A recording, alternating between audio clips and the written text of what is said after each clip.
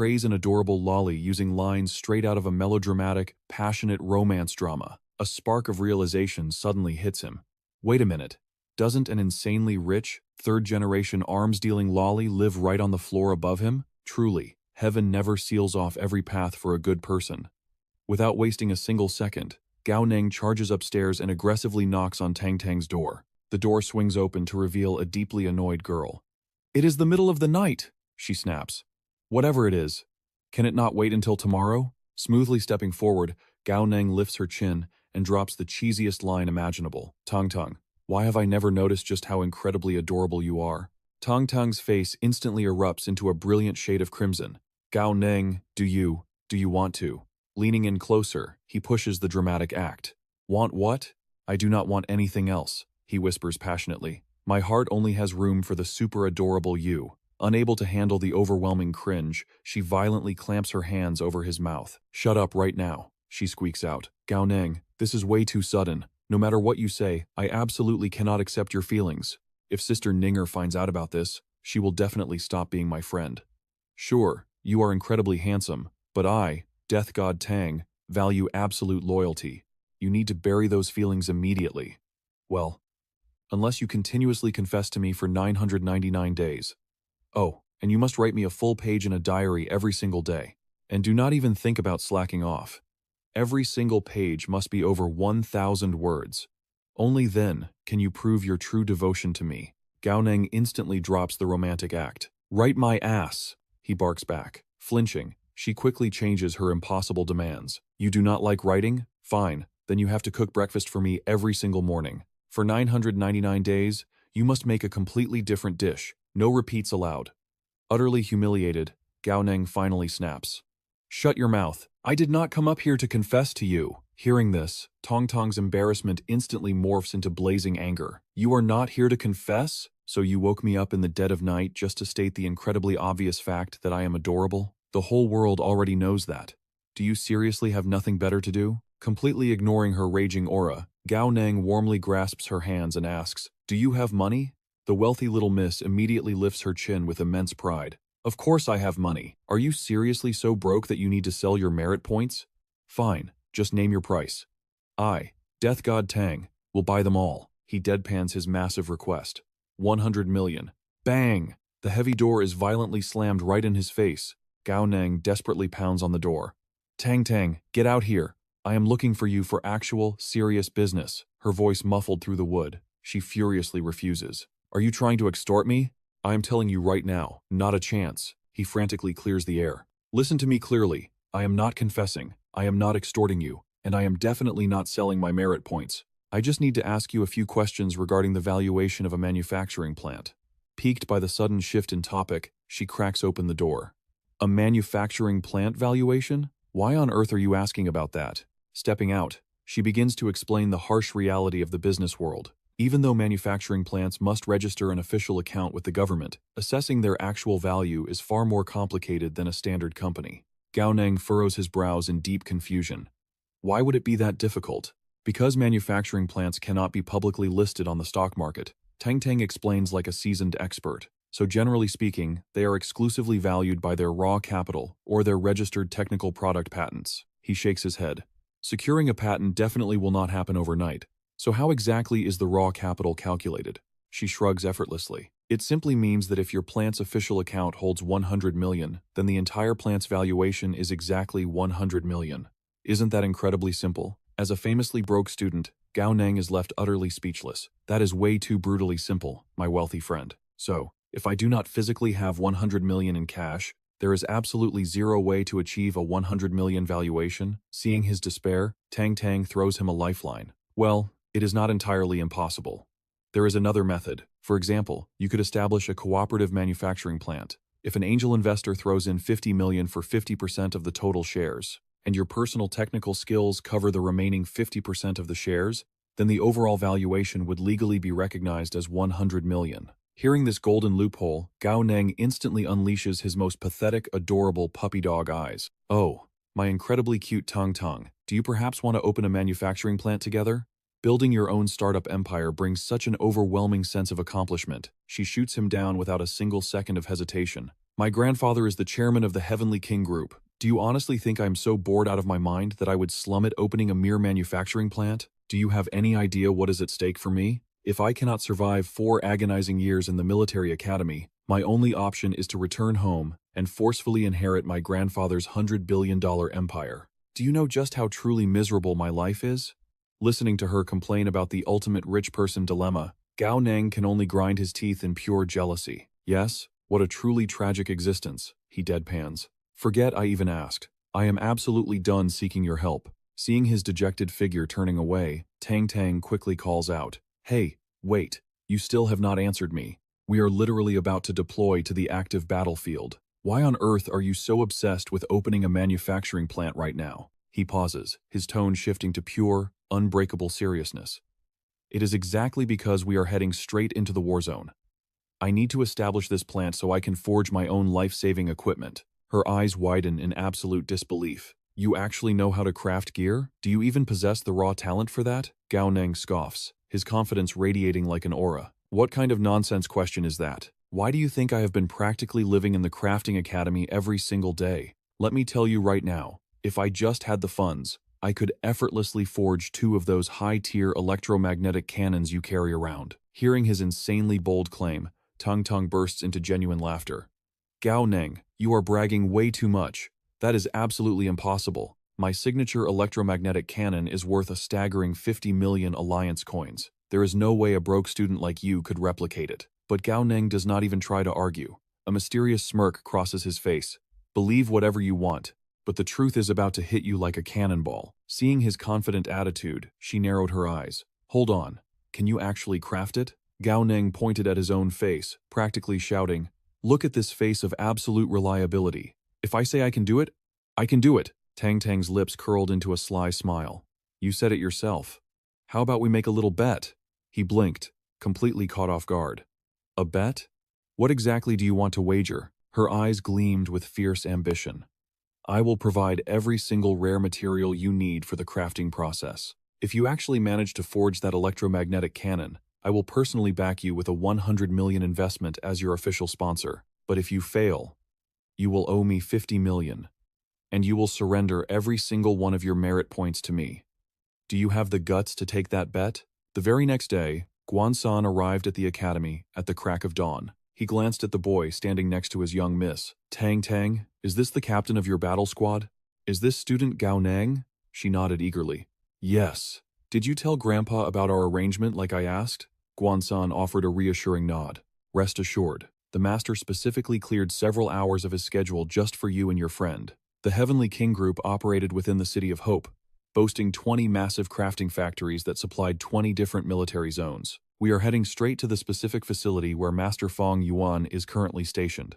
As they rode in the luxurious hover car, Tong Tong leaned in to share a secret.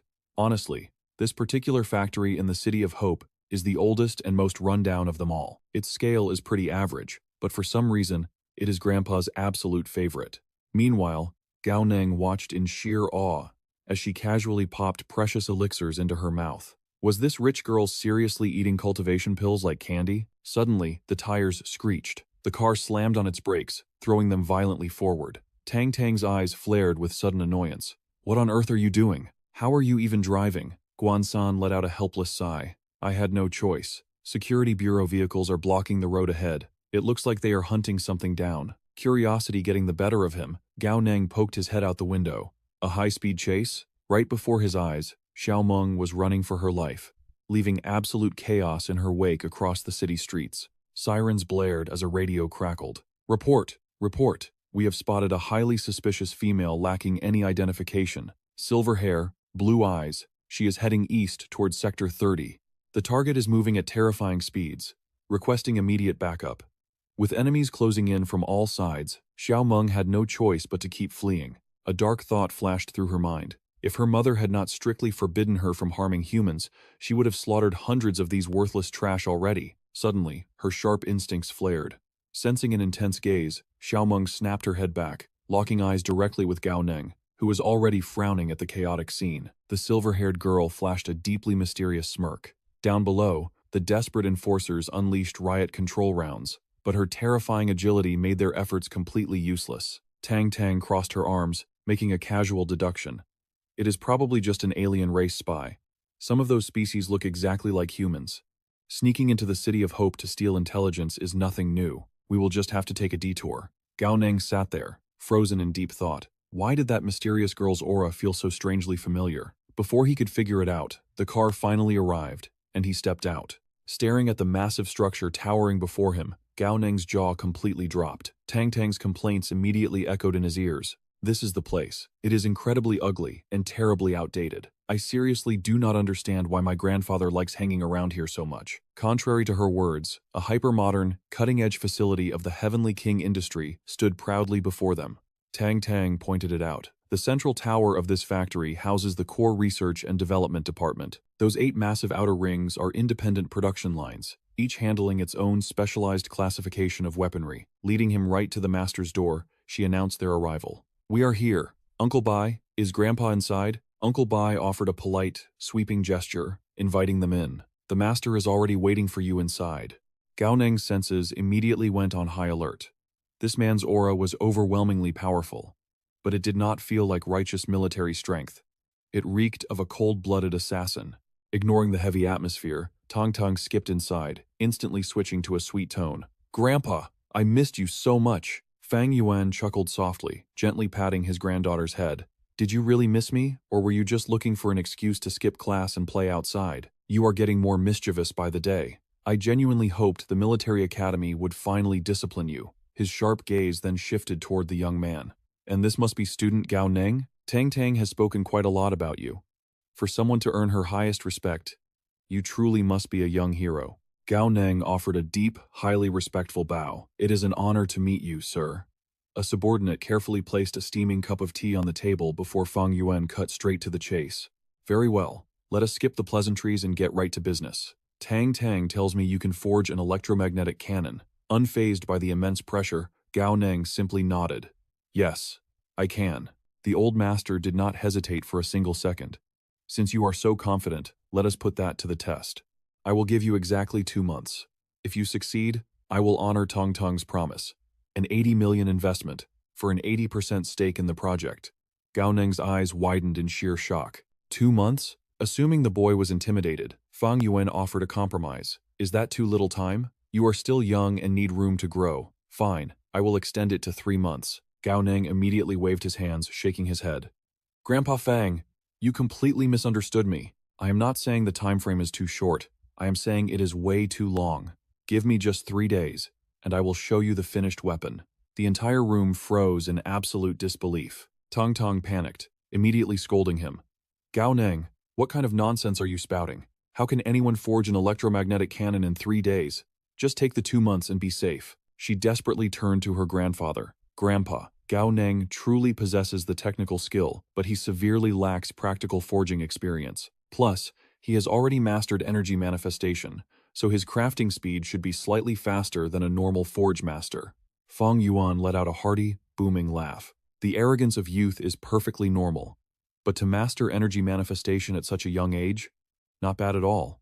It seems my vision was far too narrow. In that case, let us settle on exactly 1 month. Gao Neng stood his ground, his voice radiating absolute certainty. Grandpa Fang, you can give me as much time as you want, but within 3 days, that electromagnetic cannon will be sitting right in front of you. However, I absolutely refuse to give up an 80% stake.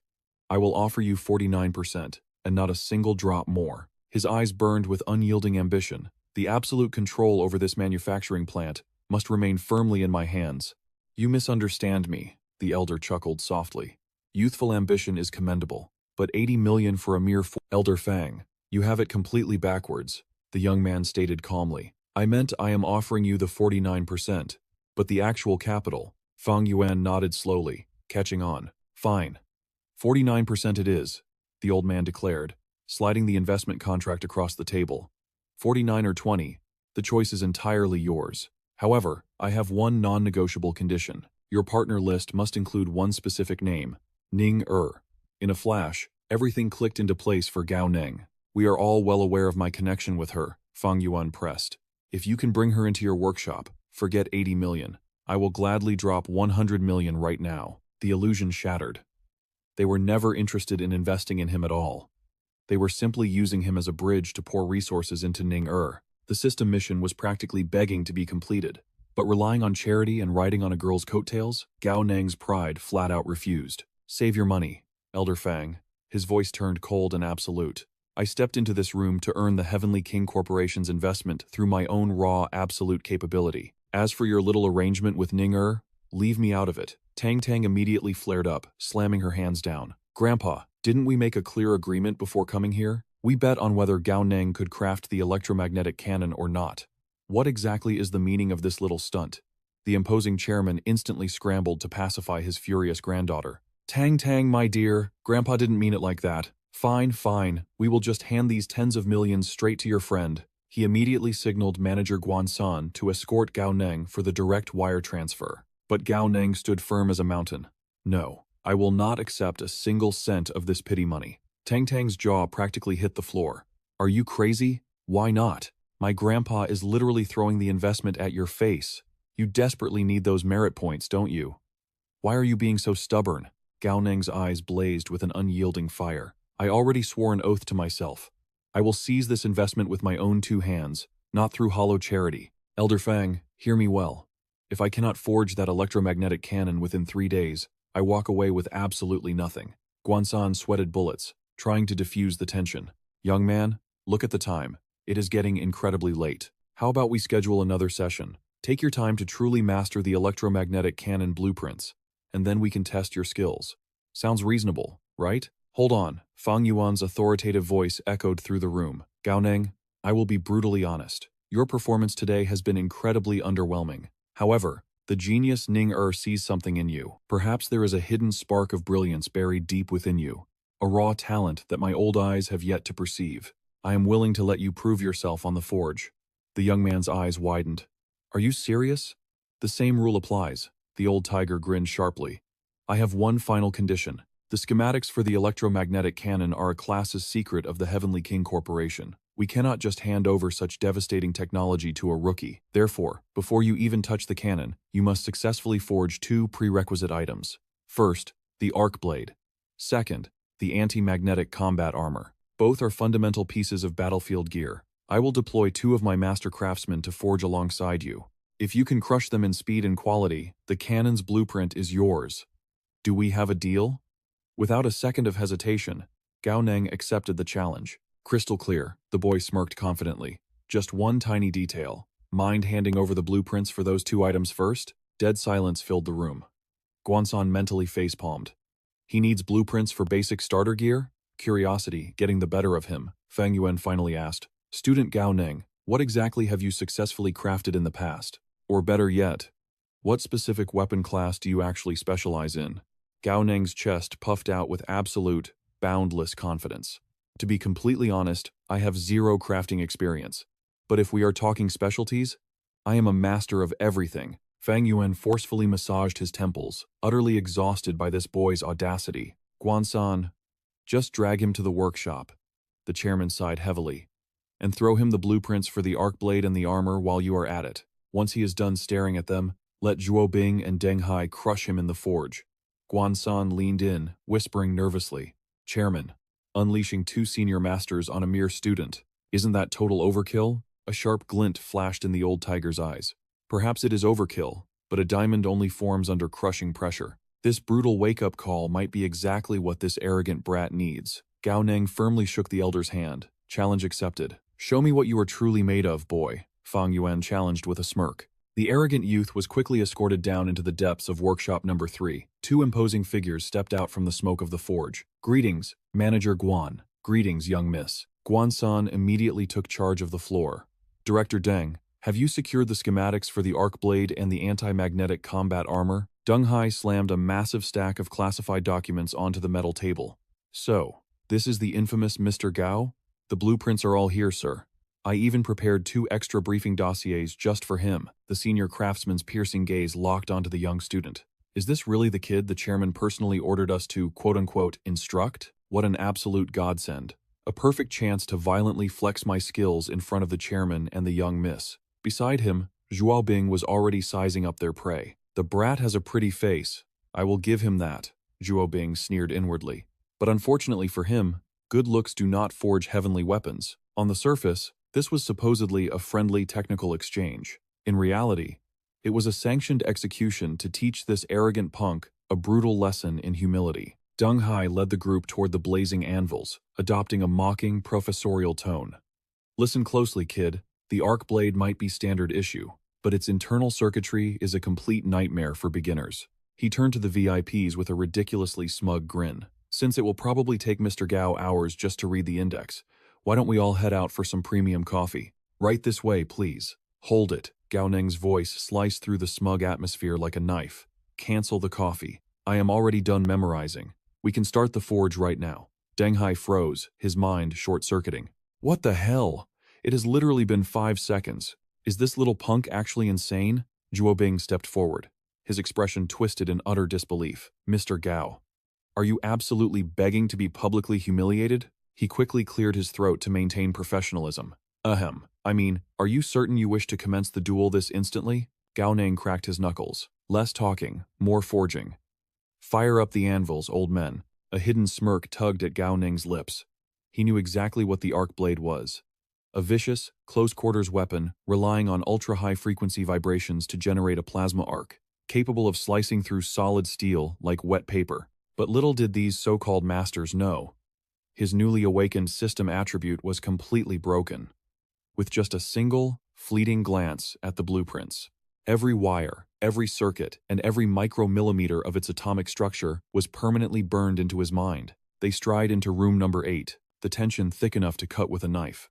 As they take their places at the workbenches, the system announcement echoes through the hall.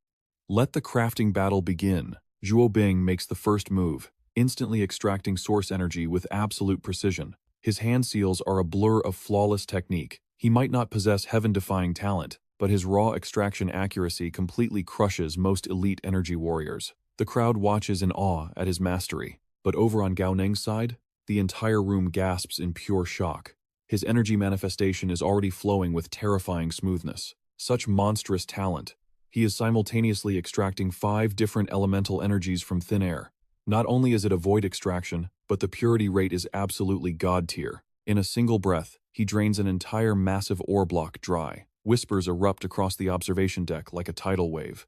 Is this the legendary genius from the Eastern capital? His extraction speed alone is enough to utterly obliterate Zhuo Bing. But the veterans in the crowd shake their heads. Raw talent will not win a crafting war. Talent dictates combat power, but a true master crafter relies on terrifying precision. They point towards Zhuo Bing's station. His components are already being meticulously sliced and polished to perfection. Now that is the foundation of a true artisan. No amount of flashy energy talent can bypass the grind of manual crafting. Meanwhile, Gao Neng is running his own rapid calculations. If he unleashes the full power of his second attribute right here, he will definitely draw unwanted targets on his back. To secure a flawless victory across 2 rounds, holding back his true trump cards is the smartest tactical move. But playing it safe was never his style. He wants absolute domination. The staff stare wide-eyed at the glowing mass in his hands. Wait, what is that? Energy manifestation? Is he out of his mind? How can anyone achieve mechanical precision using pure manifested energy? In all my years, I have never seen a crafter mold complex components out of thin air. Even Director Deng Hai leans in, his eyes narrowed. Can these ethereal parts actually fit together? If this insane method actually works, the crafting speed would defy the heavens themselves. But there is a bloody good reason this technique is considered a forbidden fantasy. First, finding a crafter with this level of monstrous talent is like finding a needle in the ocean. But more importantly, the microcontrol required is downright suicidal. Every single microscopic gear must perfectly match the blueprint's parameters. Even with high-tech tools and decades of manual polishing, normal masters can only guarantee a basic success rate. To mold flawless military-grade components using nothing but pure mental imagery, that is like asking a towering giant to thread a microscopic needle. It should be absolutely impossible. Wait, he is using telekinesis to assemble the pieces? Is he a mechanic or a damn sorcerer? Before their stunned eyes, the impossible weapon violently snaps into its final form. Gao Neng grips the crackling blade. With a casual flick of his wrist, a terrifying arc of energy erupts, cleaving the solid steel workbench clean in half. Done, he declares coldly. The room explodes into absolute pandemonium. He actually pulled it off? Are you seriously telling me this is his first time forging an arc blade? He only glanced at the blueprint once. How is this physically possible? Master crafters are practically begging on their knees. Please, you must teach us this divine technique. Meanwhile, Zhuobing stands frozen, all color draining from his face. I haven't even applied the base coat yet. Tang Tang pumps her fists in the air, her eyes sparkling. Gao Neng, I knew you were an absolute monster. Director Deng Hai steps forward, his previous arrogance entirely shattered. Mr. Gao Neng, your divine technique has opened our eyes. For the arc blade round, our factory admits total defeat. However, the upcoming magnetic nullifying battlesuit is a completely different beast. Would you like to rest and recover your stamina until this afternoon? Gao Neng waves him off without missing a beat. No need. My forging speed speaks for itself. Unless Director Deng needs a lunch break, we start round 2 right now. Inside, he is sweating bullets. I only have 48 hours before that demonic system's death penalty triggers. Who has time to eat? I need to rush this electromagnetic cannon prototype to secure my funding. If I fail, I will be left rotting in the streets. The digital bell shatters the tense silence. Round 2 begins, and this time, his opponent is the director himself, Deng Hai. Deng Hai's aura sharpens into a deadly blade. If this kid humiliates us again, Factory Number 3 might as well burn its own signboard to ashes. But building a battlesuit is a totally different realm compared to a simple blade. The sword required a mere 2 components. But this anti-magnetic armor demands 305 distinct pieces. The suffocating complexity and microscopic precision require decades of muscle memory to master. Just scanning the blueprint takes 30 grueling minutes. Memorizing the entire matrix? Even a genius would need half a month of bleeding eyes. I do not care what kind of mutant freak he is. This is my absolute domain. Yet, Gao Neng casually gestures forward. Director Deng, please. I will let you make the first move. Deng Hai freezes, utterly bewildered by the sheer disrespect. Gao Neng flashes a razor-sharp smirk. My manufacturing speed is leagues above yours. Your only saving grace is having memorized the blueprints. If I do not give you a head start, this battle will be boringly one-sided. The entire factory erupts into blazing fury. Such arrogant, suicidal garbage. Director Deng, crush this brat and show him the absolute terror of Factory Number 3's true legacy. Deng Hai's eyes lock onto his workbench, his aura exploding. Since you wish for death, do not blame me for being merciless. 15 minutes fly by. The crowd is blown away by the director's terrifying output. 50 components already perfected. Heavens as expected of our director's godlike hands. Even Zhuobing would need a full hour to match that. If I could grasp even a fraction of Director Deng's mastery, my life would be complete. But at the next table, Deng Hai is sweating bullets, desperately trying to calm his racing heart. He actually finished reading that demonic blueprint in just 15 minutes? His processing speed is inhuman, but there is no way he memorized it all. He merely skimmed it. Once the real forging begins, he will definitely have to stop and check the matrix. And the moment he pauses, his defeat is absolutely sealed. No matter what anyone says, Gao Neng is just a first-year freshman. How can he possibly compare to a master builder like me, someone with over 20 years of hardcore experience? But Cao Neng simply begins materializing his source energy. In a blinding flash of light, the scattered components start assembling themselves. 5 minutes later, the impossible happens. Cao Neng matches Deng Hai with 60 completed pieces. Director Deng, he announces with a smirk. It looks like I have caught up to you. Deng Hai freezes in absolute shock. This kid is an absolute monster. Panic grips his beating heart. Am I actually going to lose? Am I truly about to be defeated by a rookie? No, wait! He mentally scrambles. There is still the final assembly phase. Without flawless mastery, piecing it together is the deadliest hurdle of all. Let us see you survive this stage. Exactly 1 hour later, Cao Neng stands before a fully forged battlesuit. Deng Hai stares at his own scattered pieces, slowly bowing his head in crushing defeat. Mr. Cao Neng, he mutters bitterly. I admit defeat. Zhuobing desperately grasps at straws. Director Deng, we have not tested it yet. Who knows if this kid's armor can actually pass the combat trial? Deng Hai fiercely cuts him off. Shut your mouth, Zhuobing. A defeat is a defeat. This battlesuit is utterly flawless. Even at the absolute peak of my prime, I could only achieve this level of perfection, not to mention. He sighs heavily. Mr. Gao Neng forged this in a single hour. Cao Neng responds with humble grace. Director Deng's mastery is truly unquestionable. Your foundational skills are legendary. I firmly believe that under your technical guidance, manufacturing plant number 3 will reach unimaginable heights. Tong Tong beams with immense pride. Uncle Guan, do you have anything else to say now? The older man nods in absolute awe. It seems my vision is far too narrow. My judgment truly falls short of the young ladies. Meanwhile, at the Grand Archive Center lobby, Quan steps forward to welcome them. Greetings, Director Guan. Welcome, Mr. Cao Neng. Guan-san immediately issues a direct order. Retrieve a blueprint of the Type 3 electromagnetic cannon for Mr. Cao right now. He turns his sharp gaze to the young man. So, Mr. Cao, just as you promised, forge the cannon in 3 days, and then we will finalize the investment protocols. Cao Neng nods confidently. You have my word. Rest assured. Wait, Cao Neng asks curiously. Are electromagnetic cannons classified by specific model numbers? Yes, exactly, Quan replies brightly. Based on their devastating scale, they are ranked from Type 1 to Type 3. Type 3 is tailored for individual combat. It is lightweight and highly portable. She hands over a massively thick tome. Here is the master blueprint for the Type 3, sir. Cao Neng stares at the mountain of paper, cursing violently in his mind. Holy crap, this thing is massive. It has to be over 200 pages long. Wait a minute.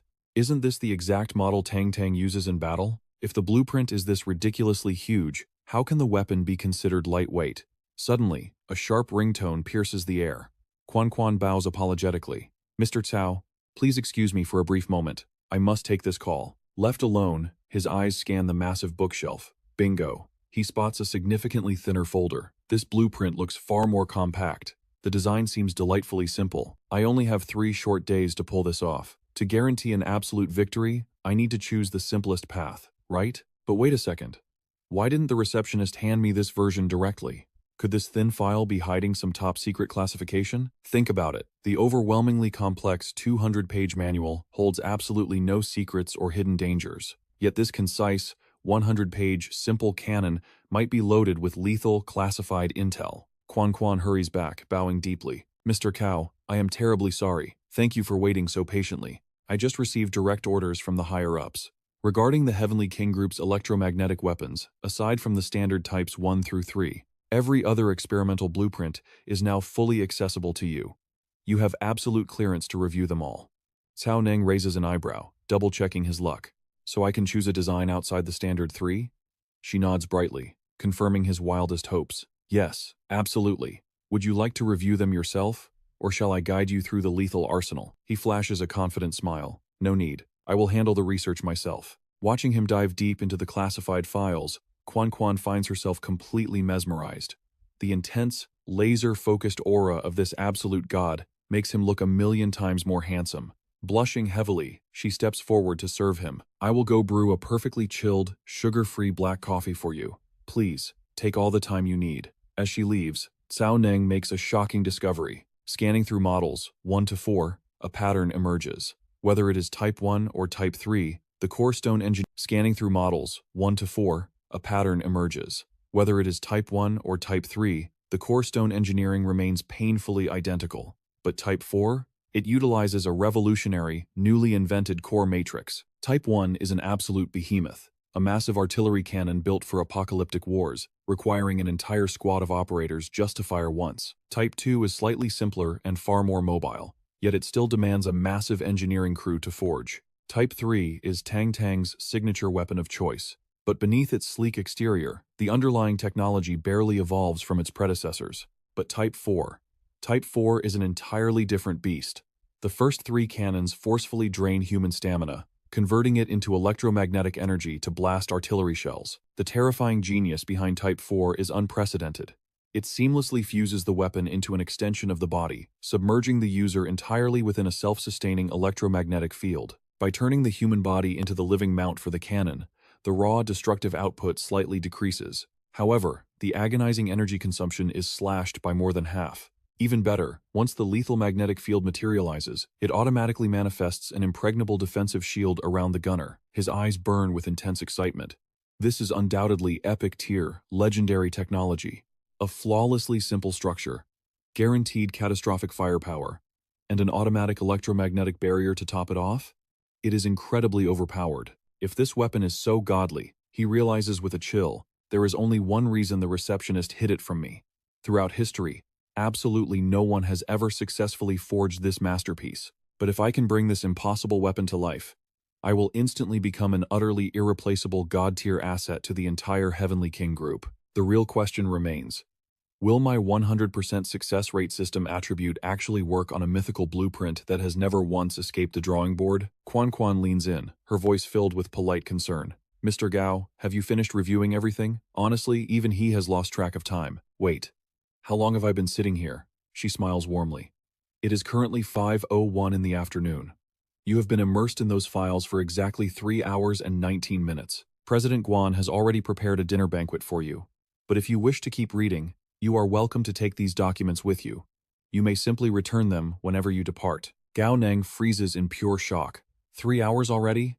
If he goes with blueprint number 3, even if he gives up eating and sleeping, it will still take him over 3 entire days. His eyes narrow with fierce determination. From what he can tell, the theoretical framework of blueprint number 4 is already absolutely flawless. He has no choice but to gamble everything on number 4. He grabs the 4th blueprint tightly. I will be taking this one with me. She bows gracefully. Understood, sir. Please take care on your way back. Bursting through the doors of the research lab, Gao Neng wastes zero time. The clock is ticking, leaving him with just over 2 days. Every single second is completely priceless. Let the crafting begin.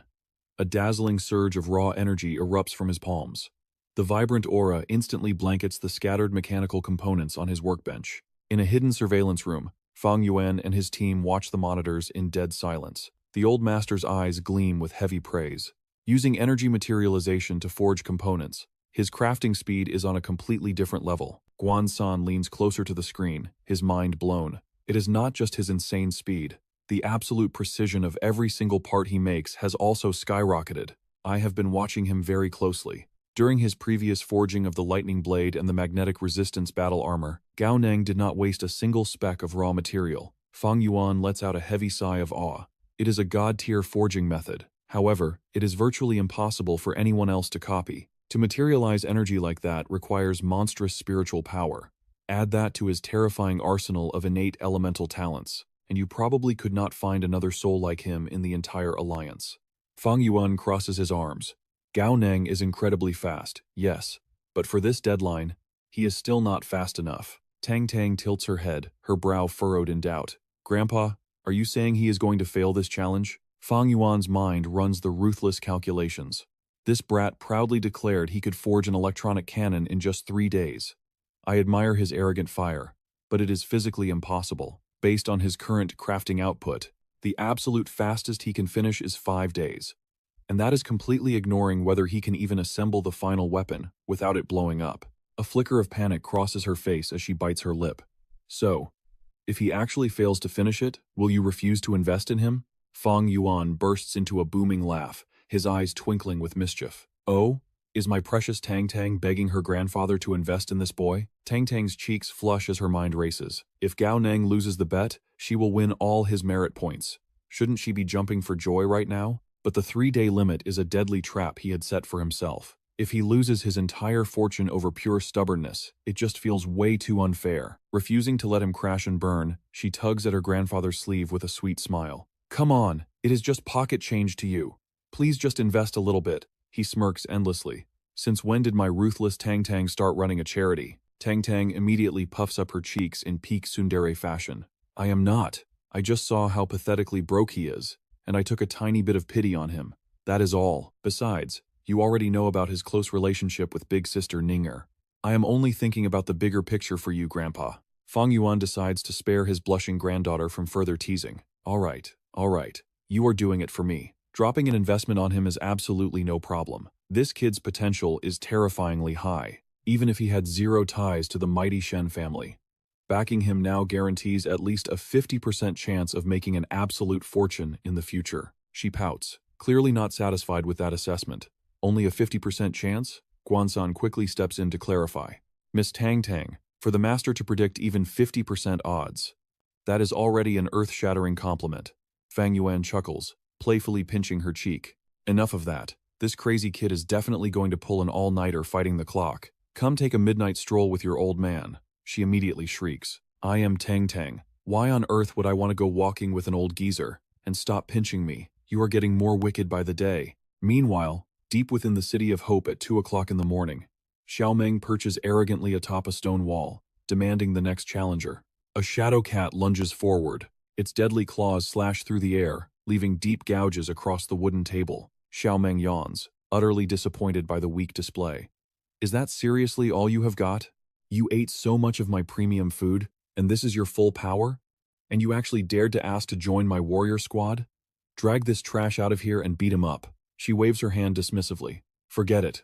We are completely done for tonight. Listen up. From this exact second, the warrior squad will begin brutal 4-on-4 deathmatch training. The logistics squad will continue scavenging for energy ores and rations. The little queen stands tall, her eyes flashing with a hidden agenda. This glorious queen will be leaving this territory for a short while in a few days. But do not even think about slacking off on your hellish training. Am I crystal clear? Relax. I will still make time to check on you, worthless lot. You must push past your absolute limits. Laziness means death. When this queen finally returns to her throne, I expect to see an army of true warriors standing before me. Cutting back to the Heavenly King Group's supreme crafting vault, Gao Neng is still locked in a trance, forging metallic components like an absolute demon without a wink of sleep. Fang Yuan watches the monitors, his heart heavy. It has already been 2 agonizing days of non-stop, sleepless grinding. Tragically, the boy is still missing nearly half of the required parts. It is an absolute certainty that he will fail this impossible deadline, the old master thinks. But to push his body this far, this kid's inner potential is straight out of a terrifying legend. Tang Tang paces around nervously, finally dropping her proud act. Grandpa, the execution timer is almost up. When exactly are you going to swoop in and offer Gao Neng that investment deal? He groans, rubbing his temples in utter exhaustion. We have to wait until he actually walks out of that room alive. You brat. You have nagged me 1,000 times over the last 48 hours. Are you even my granddaughter anymore? A wicked grin suddenly spreads across his wrinkled face. Tang Tang. Have you actually fallen head over heels for this crazy boy? She violently flinches as if struck by lightning. What kind of crazy nonsense are you spouting? She panics, desperately pointing at the surveillance screen. Look, Grandpa, look. Gao Neng is actually starting the final assembly. The old man freezes in absolute disbelief. You tricky little demon, do not even try to change the subject that fast. Did you really think a cheap trick like that could fool your mighty grandfather? Even Guansan has to step in and speak up for her. But as they look back at the screen, a mechanical miracle is truly about to unfold. Master! Gao Neng is actually starting the assembly. The observers watch in absolute shock. Just what in the world is this kid trying to pull off? The core components are not even fully forged yet. Why begin the final construction now? Could he possibly be testing the synchronization rate of the raw parts? Fang Yuan narrows his eyes sharply. Something is entirely wrong here. The very structure of the cannon this boy is building defies common logic. Is he intentionally stripping away core components to forge a miniature electromagnetic cannon? Impossible. The Mark III is already the absolute smallest limit, unless he is attempting the forbidden Mark IV. Tang Tang listens with pure confusion masking her face. Grandpa, what are you two talking about? What exactly is the Mark IV electromagnetic cannon? Does our Tianwang group actually possess a Mark IV blueprint? Why have I never heard a single whisper about this? Fang Yuan wrestles with the impossibility of this massive error. Did the boy accidentally grab the wrong classified blueprint? Manager Guansan quickly steps in to explain the dark history. Miss Tong Tong, the Mark IV was a top-secret project the Tianwang group spearheaded 2 years ago. The revolutionary concept was to shrink the massive cannon down, transforming it into a wearable, tactical, bodily weapon. Her curiosity instantly peaks at the thought. But what incredible advantage would that actually bring to the battlefield? The master nods with absolute certainty. The tactical advantages would be nothing short of legendary. If mastered, the wielder would drastically reduce their energy consumption.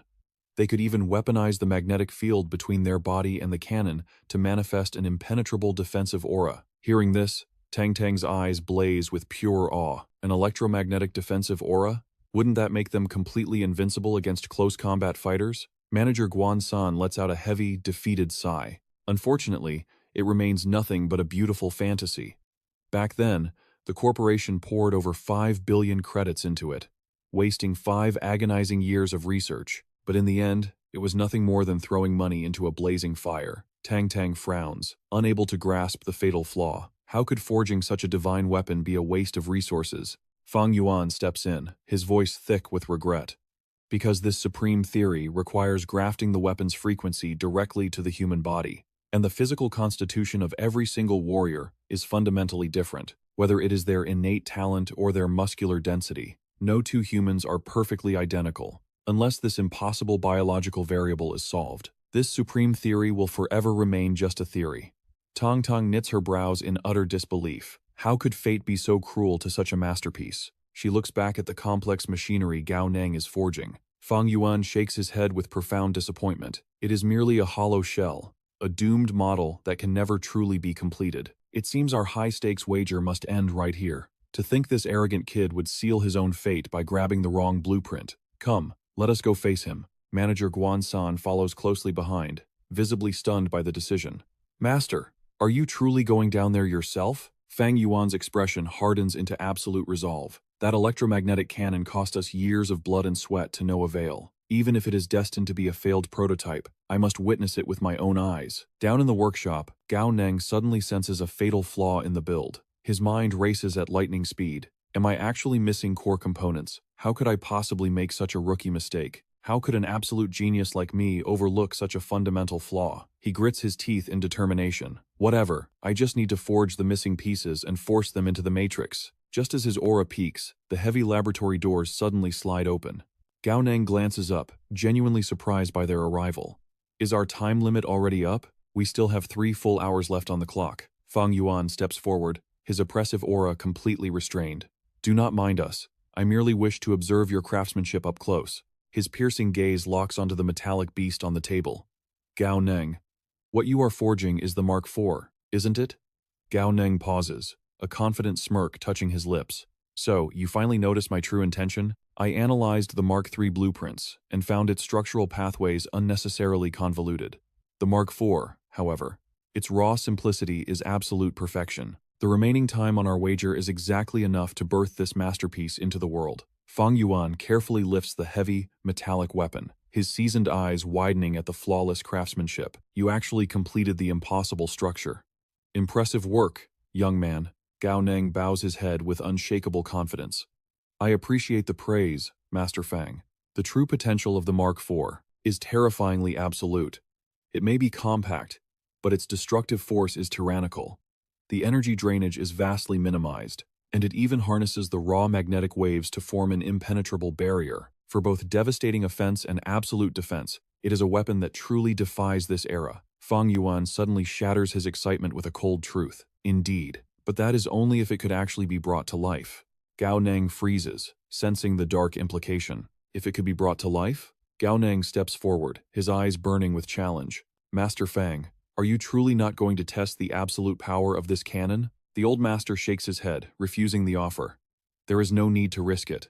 Gao Neng, listen well. The fatal flaw of the Mark IV lies entirely within its cursed blueprint, not your divine craftsmanship. The fact that you forged this forbidden prototype in such a ridiculously short time, that alone is absolute proof of your terrifying potential. But Gao Neng's next words strike the room like a bolt of thunder. Master Fang, Manager Guan, I already deduced exactly where the fatal error in your blueprint lies. The veterans gasp, their eyes practically bulging out of their skulls. You actually cracked the impossible puzzle? The young genius points directly at the weapon with absolute authority. This was nothing but a flawed, experimental prototype. In fact, your corporation likely abandoned this dead-end project ages ago, didn't you? Defeated by the boy's sharp instincts, Fang Yuan nods heavily. Correct. The Mark IV project was sealed away in the darkest vaults 2 years ago. But how could a kid like you possibly know that? A wild, untamed ambition suddenly blazes across Gao Neng's face. Because despite its cursed history, I demand a live-fire test. Fang Yuan's aura instantly turns dangerously heavy. Boy, are you truly prepared to gamble your life on a failed theory? Fine. You know damn well it is impossible, yet you still refuse to back down. What terrifying resolve from the younger generation. If you have the guts to challenge fate, then let us unleash this beast. Manager Guan, summon a vanguard tester down here immediately. Tong Tong steps forward, her eyes flashing with battle intent. Grandpa, let me be the one to wield it. But Fang Yuan instantly blocks her path. Absolutely not. Do not play games with your life. A live-fire railgun test is suicidal. If the core overloads and explodes, how could I ever live with myself? Gao Neng's voice suddenly cuts through the tension like a blade. Master Fang, I forged the Mark IV with my own 2 hands. Therefore, I am the only one worthy of becoming its master. The old master stumbles back, utterly paralyzed by the boy's insane declaration. You? You want to be the test subject? Gao Neng, we respect your blazing passion, but this is absolute madness. The backlash of the magnetic force could tear you apart. If you die down here, what then? But the young genius just smirks, his confidence radiating like a blazing sun. I breathed life into this weapon. I know every single vein of its circuitry. If I pull the trigger, I guarantee you, I will rewrite your impossible history. Besides, I have absolute faith in this weapon. The entire group immediately relocates to the Heavenly King Corporation's elite testing grounds. Gao Neng's arrival with the heavy cannon in hand leaves everyone absolutely speechless. Is that really the kid? The one who supposedly perfected electromagnetic cannon number 4? They abandoned that project 2 years ago. The specs were simply impossible. Could he really have achieved a breakthrough? Fang Yuan steps forward with a word of caution. Gao Neng, do not push your limits. If the core destabilizes, drop it and protect yourself immediately. Tang Tang pleads with Uncle Bai. You have to protect Gao Neng. Please do not let him get hurt. Meanwhile, Gao Neng prays silently. Everything rides on this. Damn system, do not play tricks on me now. Gripping the massive weapon, he decides to initiate the electromagnetic field first. The safety needle pierces Gao Neng's finger. A glowing energy shield materializes instantly. The process is flawless, and every single person in the room drops their jaw in pure shock. It activated! The weapon actually activated! Fang Yuan stares in sheer disbelief. Did he just summon the electromagnetic defense shield? How is that even possible? Suddenly, the cannon unleashes a blinding beam of destructive energy. It obliterates the target in a split second, tearing a massive hole straight through the testing tower's reinforced wall. The crowd stands paralyzed, staring at the smoking ruins in absolute awe. Then, the room erupts into deafening cheers. He did it! Electromagnetic cannon number 4 is a complete success. Am I dreaming right now? This is a literal miracle. How on earth did a mere kid pull off the impossible? This is completely unreal. Overcome with intense emotion, Fang Yuan pulls his granddaughter into a tight hug.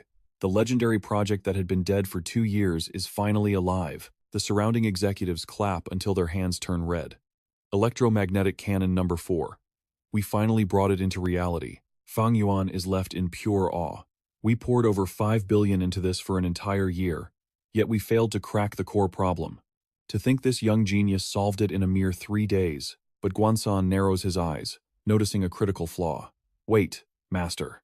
It is not a complete victory just yet. There is still one fatal issue remaining. Only if we overcome this final hurdle can electromagnetic cannon number 4 truly become the ultimate trump card of our Heavenly King Corporation. Fang Yuan nods grimly, completely aware of the lurking obstacle. You are right. Electromagnetic cannon number 4 still faces the impossible hurdle of mass production. But we have crossed the starting line. With the first step conquered, the second step is merely a matter of time. Interrupting their serious thoughts, Gao Neng casually calls out, Hey, Tang Tang, do you want to give it a shot? With your extensive experience handling electromagnetic weapons, your targeting might actually be better than mine. Tang Tang blinks in utter shock. Wait, I can use it too? Fang Yuan freezes, his eyes widening. Gao Neng, what did you just say? Are you claiming Tang Tang can fire this weapon? Gao Neng tilts his head, completely confused by their dramatic reactions. Huh? She possesses both the iron and copper elemental talents. Why would she not be able to use it? Fang Yuan urgently explains the harsh reality. The biggest flaw of electromagnetic cannon number 4 is the human compatibility factor. It rejects almost everyone. Not just any energy field can synchronize with its core. Guansan chimes in, his voice tight with stress. If we want even a second person to wield this weapon, we would have to search the world for a perfect match, let alone mass-producing it for an army. But Fang Yuan waves his hand dismissively. Forget the technicalities. Tang Tang, go ahead and test its destructive power. Tang Tang steps forward with fierce determination, accepting the heavy weapon. All right, the Grim Reaper Tang is ready to unleash hell. However, Guansan starts sweating bullets. Young lady, wait, let Uncle Bai handle this. But Fang Yuan raises a hand, stopping him. Let her try. Gao Neng points at the grip. It is simple, just pull the trigger. Oh, one more thing. The initial neural link will sting a bit, so just grit your teeth. Tang Tang boldly presses her finger against the trigger's synchronization needle. A blinding energy shield instantly forms around her. Tang Tang winces, her brows knitting together. He was right, that actually stings. But then, her eyes flare with intense battle aura. Fire! A second apocalyptic beam erupts, obliterating what remains of the tower wall and shooting off into the horizon. A pale-faced staff member quickly calculates the collateral damage. Sir, not even counting the energy rounds, the structural damage alone just crossed 2 million. But Guansan is trembling with ecstatic joy. She fired it. It is a flawless success. The entire human alliance is about to enter a new era of power. Master, we must announce this technological miracle to the world immediately. I will contact the military high command right now. Yet, Fang Yuan raises a steady hand. No, Guan-san, we have a far more critical priority right now. I need you to personally assist Gao Neng in establishing his private manufacturing workshop immediately. Guan-san stammers, realizing the gravity of the command. Understood, sir. I will personally oversee it right this second. Half an hour later, inside the luxurious chairman's office, Gao Neng sits comfortably, taking a casual sip of his water. Fang Yuan leans forward, getting straight to business. Gao Neng, have you considered officially joining our Heavenly King Corporation? If the starting compensation seems too low, we are more than willing to negotiate any number you want. Gao Neng smiles, responding with sharp confidence. Grandpa Feng, did you not just heavily invest in my manufacturing workshop? Under those terms, I am technically already a core part of the Heavenly King Corporation. Fang Yuan chuckles, smoothly shifting the topic. Fair point. We will leave it at that. However, there is one burning mystery I must ask, though I am not sure if it is appropriate. Gao Neng instantly reads the room. I know exactly what you are thinking. You want to know the secret behind perfectly synchronizing the human body with electromagnetic cannon number 4, right? Fang Yuan nods, fully respecting the unwritten rules of the trade. Exactly. But of course, you are completely entitled to register the technological patent first. Although the original blueprints belong to us, you are the genius who single-handedly brought this dead project to life. You hold absolute ownership over the final design. Gao Neng waves his hand dismissively. Grandpa Fang, the underlying technology is actually not that complicated. You must be aware of the military academy's upcoming project. The absolute talent detection system, right? A sudden flash of realization strikes Fang Yuan's mind. The talent detection system? Wait, is that the hidden secret? But how in the world did you compress a massive, ultra-precise talent detection machine into a handheld electromagnetic cannon? Gao Neng leans back, a mysterious smirk playing on his lips. Of course, I did not cram the entire system inside. To put it simply, I merely unlocked the true potential of genetic engineering. By extracting a single drop of blood, the gene scanning module identifies anyone possessing both copper and iron attributes. It instantly transmits this data to the synchronization core, bringing the entire device to life. The old man's eyes sparkle with pure admiration. This is nothing short of absolute genius. Using the blood sample to verify their innate talent, while simultaneously harvesting their genetic code, it is the perfect execution of killing two birds with one stone. Gao Neng just smiles, keeping his real thoughts buried deep. How can I possibly tell him the truth? I only slapped that extra component in because there was an empty space left over. A 100% success rate, to shatter the current technological limits this effortlessly. His blueprint is completely, undeniably overpowered. Fang Yuan suddenly grows serious, making a formal proposal. Let us do it this way, Gao Neng. Even though you freely shared this design theory with me, I must still adhere to the strict laws of technological patents. Now, the Tianwang Group registered the base patent for this long ago. But for this monumental upgrade, I want to split the total profits with you, 50-50. If you feel that is not enough, or Gao Neng instantly cuts him off, there is no need for all that, Grandpa Feng.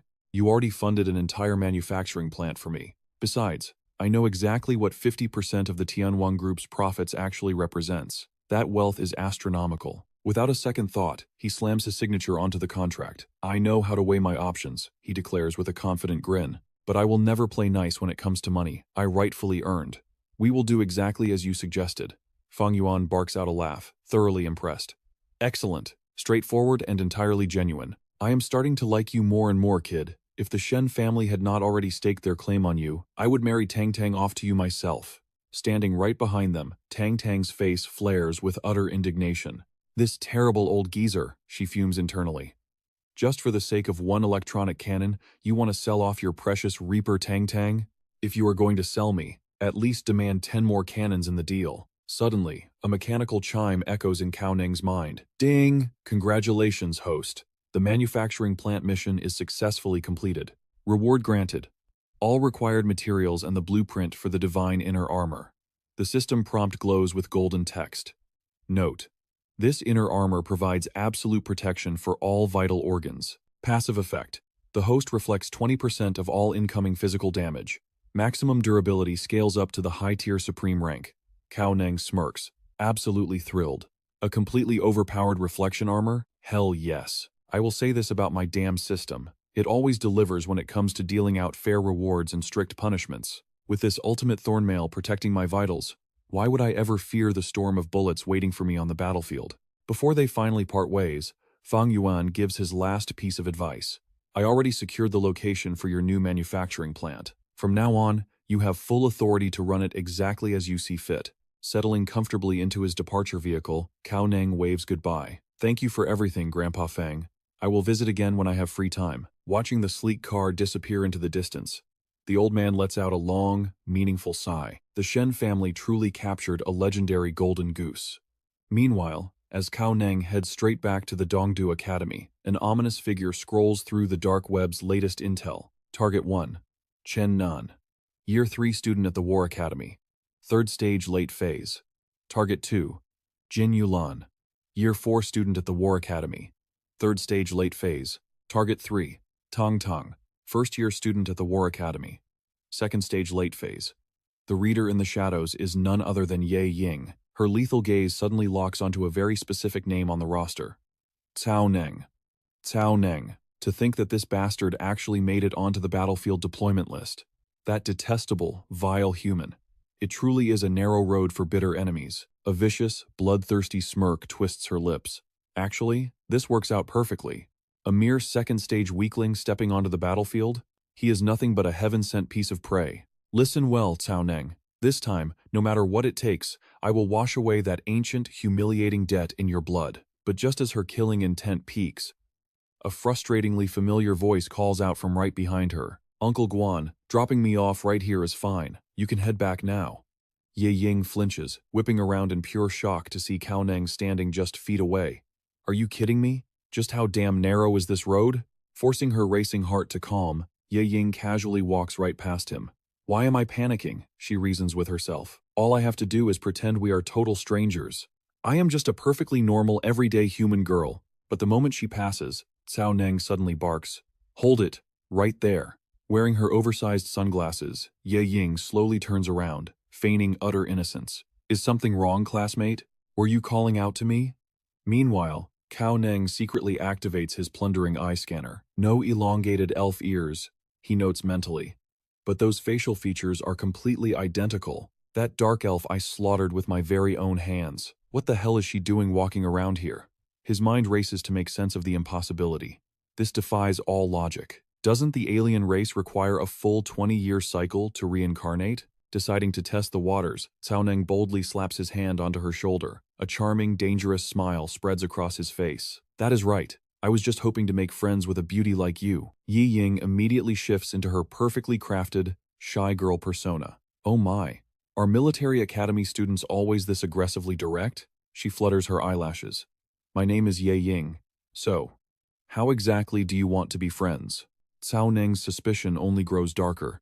I am standing practically on top of her, yet I cannot detect even a single ripple of aura or energy. Could this really just be a bizarre coincidence? A pure doppelganger? He quickly realizes there is only one foolproof method to expose her true identity. Cao Neng looks her dead in the eye and casually asks, Would you mind letting me grab your butt for a second? Yi Ying violently flinches, leaping backward to dodge the absolute absurdity of his request. What the hell kind of perverted nonsense are you saying? Unfazed, Cao Neng pulls out a crisp, high-denomination banknote and waves it. One squeeze. 100 alliance credits. Do we have a deal? Behind his ridiculous behavior lies a chillingly logical deduction. I might be unsure about her lack of elf ears or energy, but I vividly remember my iron spear completely failing to pierce her rock-hard demonic glutes. If I can just cop a quick feel, I will know for an absolute fact if this is my mortal enemy. And hey, even if I am totally wrong and she is a normal human, the worst-case scenario is getting called a creep by a bunch of random bystanders. That kind of public shaming will not even scratch my thick skin. At the absolute worst, the authorities arrest me for harassment. But with my heavyweight backing, the precinct cops will just toss me out the front door in 10 minutes anyway. Compared to my actual survival, a little hit to my reputation means absolutely nothing. Meanwhile, Ye Ying glares at him in pure, unfiltered disgust. The Dongdu Military Academy is supposedly one of the 4 great academies. Is this the kind of garbage moral standard they teach their so-called elites? With shameless audacity, Cao Neng instantly doubles his cash offer. Hey now, In the eyes of everyday citizens, we academy students are shining beacons of hope. But the reality of a true elite warrior? We act on instinct. We speak our minds. We strike with absolute, unflinching, decisive action. If I decide that I like your butt, I put cold, hard cash on the table immediately. If 100 is not enough to move you, let us make it 200. Yi Ying grits her teeth, furiously calculating her options. My current physical vessel is nothing more than a fragile human shell. I do not possess a single ounce of dark energy right now. If I cause a massive scene here, it will trigger an avalanche of lethal complications. The mysterious woman locked onto her target. If he really wanted to play this dangerous game, she had her price. 5,000, she whispered. And tonight, my body belongs entirely to you. Gao Ning's mind raced with deadly calculations. If this woman had truly resurrected, why could not the other alien infiltrators do the same? If he could uncover the Nether Demon's secret, it would be a legendary achievement. It was a massive gamble, but he was all in. Suddenly, a heavy punch slammed violently into his back. Tang Tung glared at him with furious eyes. Gao Ning, what the hell are you just standing around for? Are you sneaking around behind Sister Ning Er's back to pick up trashy girls? She scoffed loudly. Just wait until I tell her exactly what you are doing. Ye Ying seized the moment to press her advantage. So, the handsome guy already has a girlfriend? She teased, her voice dripping with poison. I did not expect you to be such a bad boy. Do you still have the guts to play with me? Gao Ning did not back down for a single second.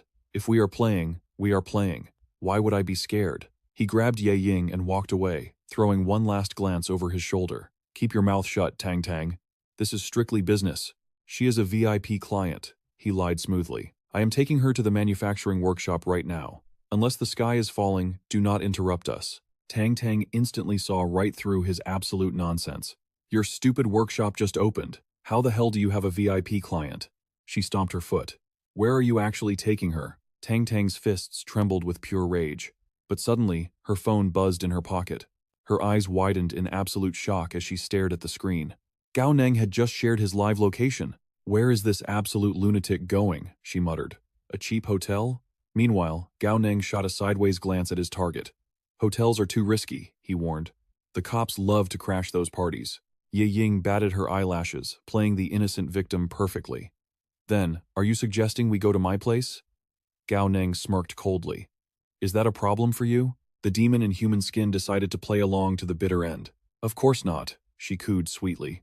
But inside, her murderous intent boiled over. If you are so eager to throw your life away, I will gladly accept your soul. A dangerous smile crept across Gao Ning's face. How can you catch the tigress without entering her den? He thought. Are you a human or a monster? Tonight, I will rip off your mask and find out the truth. Ye Ying led him deeper into the city, stopping at a run-down apartment complex. I live on the 3rd floor, she whispered seductively. And the best part? I am all alone tonight. Let us go up. As they climbed the stairs, Gao Ning analyzed the battlefield. A drop from the 3rd floor would not kill him. However, this cramped structure was the perfect trap for a deadly ambush. The danger level was off the charts, but surely Tang Tang was already bringing backup, right? Without hesitation, Gao Ning unleashed his spiritual power, sweeping the entire building to count his enemies. His aura locked onto 8 distinct life forces hidden in the shadows. 1st floor, 1 old security guard. 2nd floor, 1 man and 1 woman.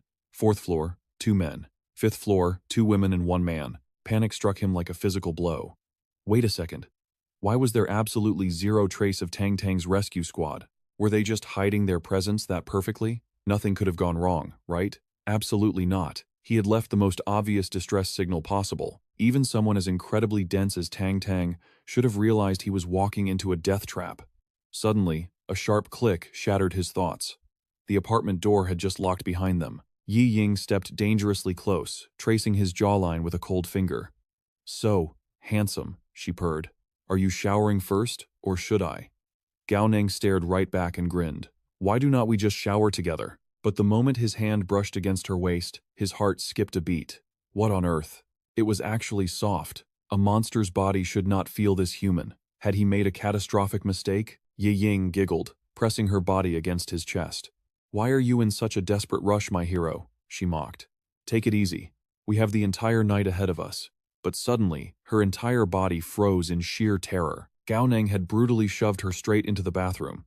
You are drenched in sweat, he said, with a fake smile. Why do not you wash up first? Ye Ying instantly agreed, eager to hide her true form. Anything for you, darling. The customer is always king, she sneered through the door. The second the water turned on, Gao Ning moved like a ghost, tearing the room apart. He found an ID card, and his eyes narrowed in confusion. Yi Ying, he muttered under his breath. Was it possible she was just a normal escort who happened to look exactly like that demonic elf? The coincidence was just too flawless. His spiritual radar confirmed that the other residents in the building were completely ordinary. No monstrous auras, no dark energy. But then, a terrifying realization struck him like lightning. Gao Neng kicked the front door open and stepped into the hallway. The old security guard from the first floor was standing right there in the shadows. "You kids today," the old man croaked with a sickening grin. "Are you always this insanely fast in bed?" Gao Neng's eyes locked onto the threat. "Just coming to say hello to the building's watchman," he replied calmly. The old man chuckled, a dry, grating sound. Well, you look like a fresh college student to me. So young, yet so quick to finish," the monster mocked. "When you mate, you are supposed to wrap around each other much tighter." Gao Neng smiled, masking his deadly intent. "Actually, I am a student at the Eastern Capital Military Academy, just exploring the neighborhood. Would you mind pointing me in the right direction?" he asked innocently. The guard took the bait without a second thought. The Eastern Capital? That is an easy path to find. But the old man never finished his sentence. A flash of cold steel cut through the darkness. Gao Neng's blade had already pierced straight through the monster's foul chest. Blood sprayed across the hallway as Gao Neng ripped his blade out. "An alien infiltrator mocking my speed?" He sneered with absolute dominance. "Tell me, was my blade fast enough for you? I will give you freaks one compliment. Your vigilance is genuinely terrifying. To bypass my spiritual radar, you bastards kept up your pathetic human act until the very last second. The atmosphere in the corridor dropped to absolute zero, but your fatal flaw is how little you truly understand humanity." Gao Neng's aura exploded with overwhelming pressure. "If not for that, your little masquerade might have actually fooled me. Did you skip biology class at your alien spy academy?"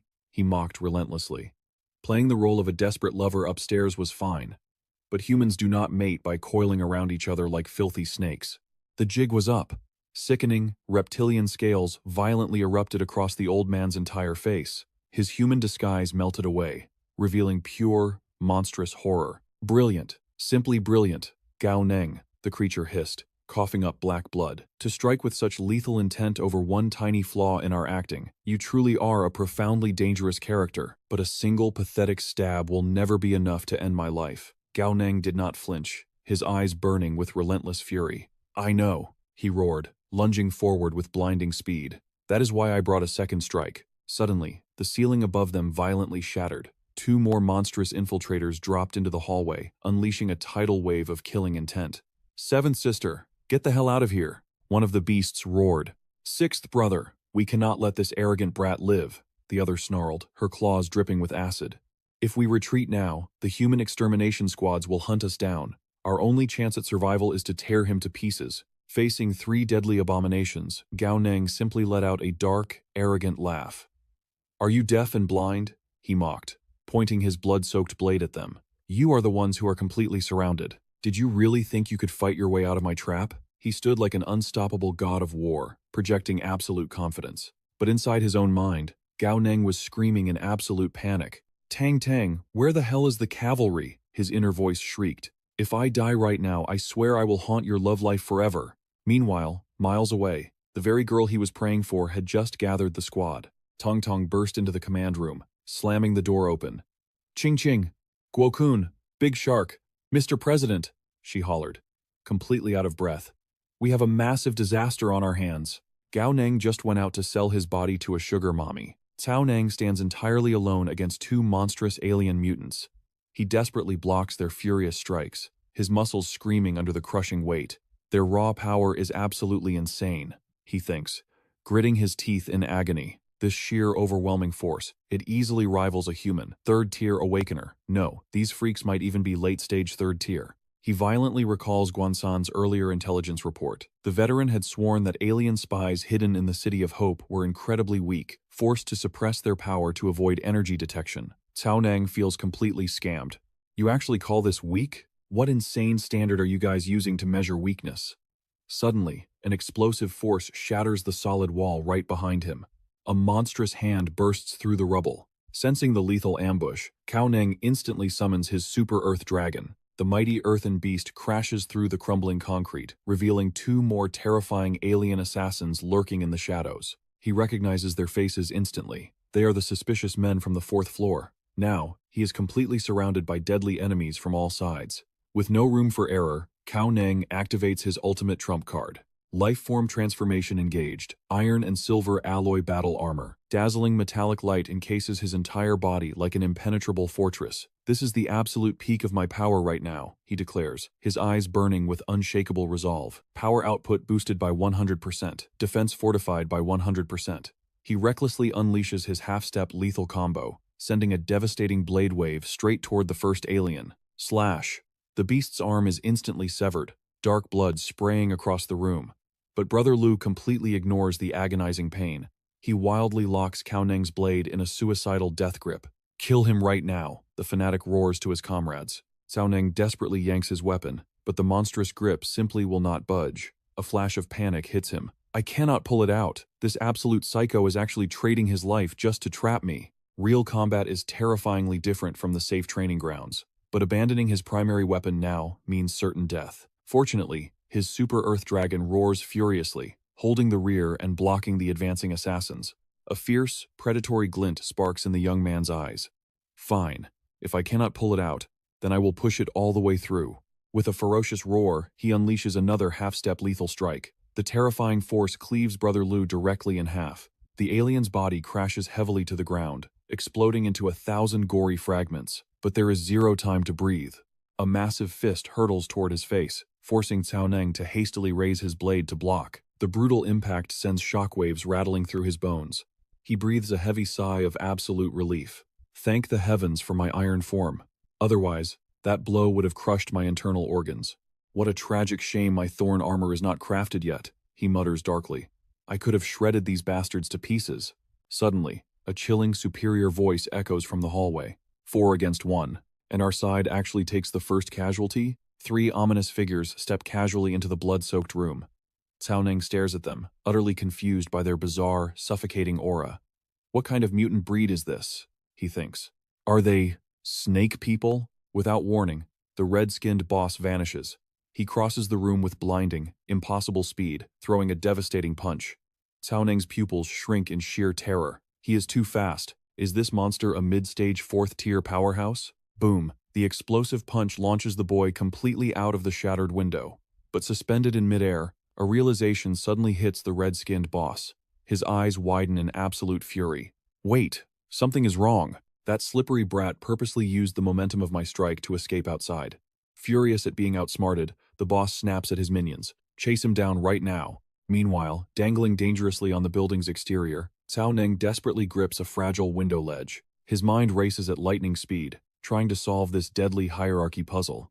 If these freaks are strictly ranked by floor levels, then that old man I killed first was just bottom-tier trash. That red-skinned boss is definitely the absolute apex predator here. But what about those 2 female assassins flanking him? Are they actually mid-stage experts as well? Or are they just his personal bedwarmers? He shakes his head, locking his instincts onto the true threat. No, the real danger is not even them.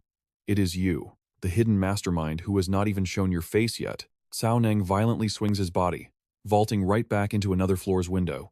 Waiting patiently for him is Ye Ying. Her lips curl into a sinister, mocking smile.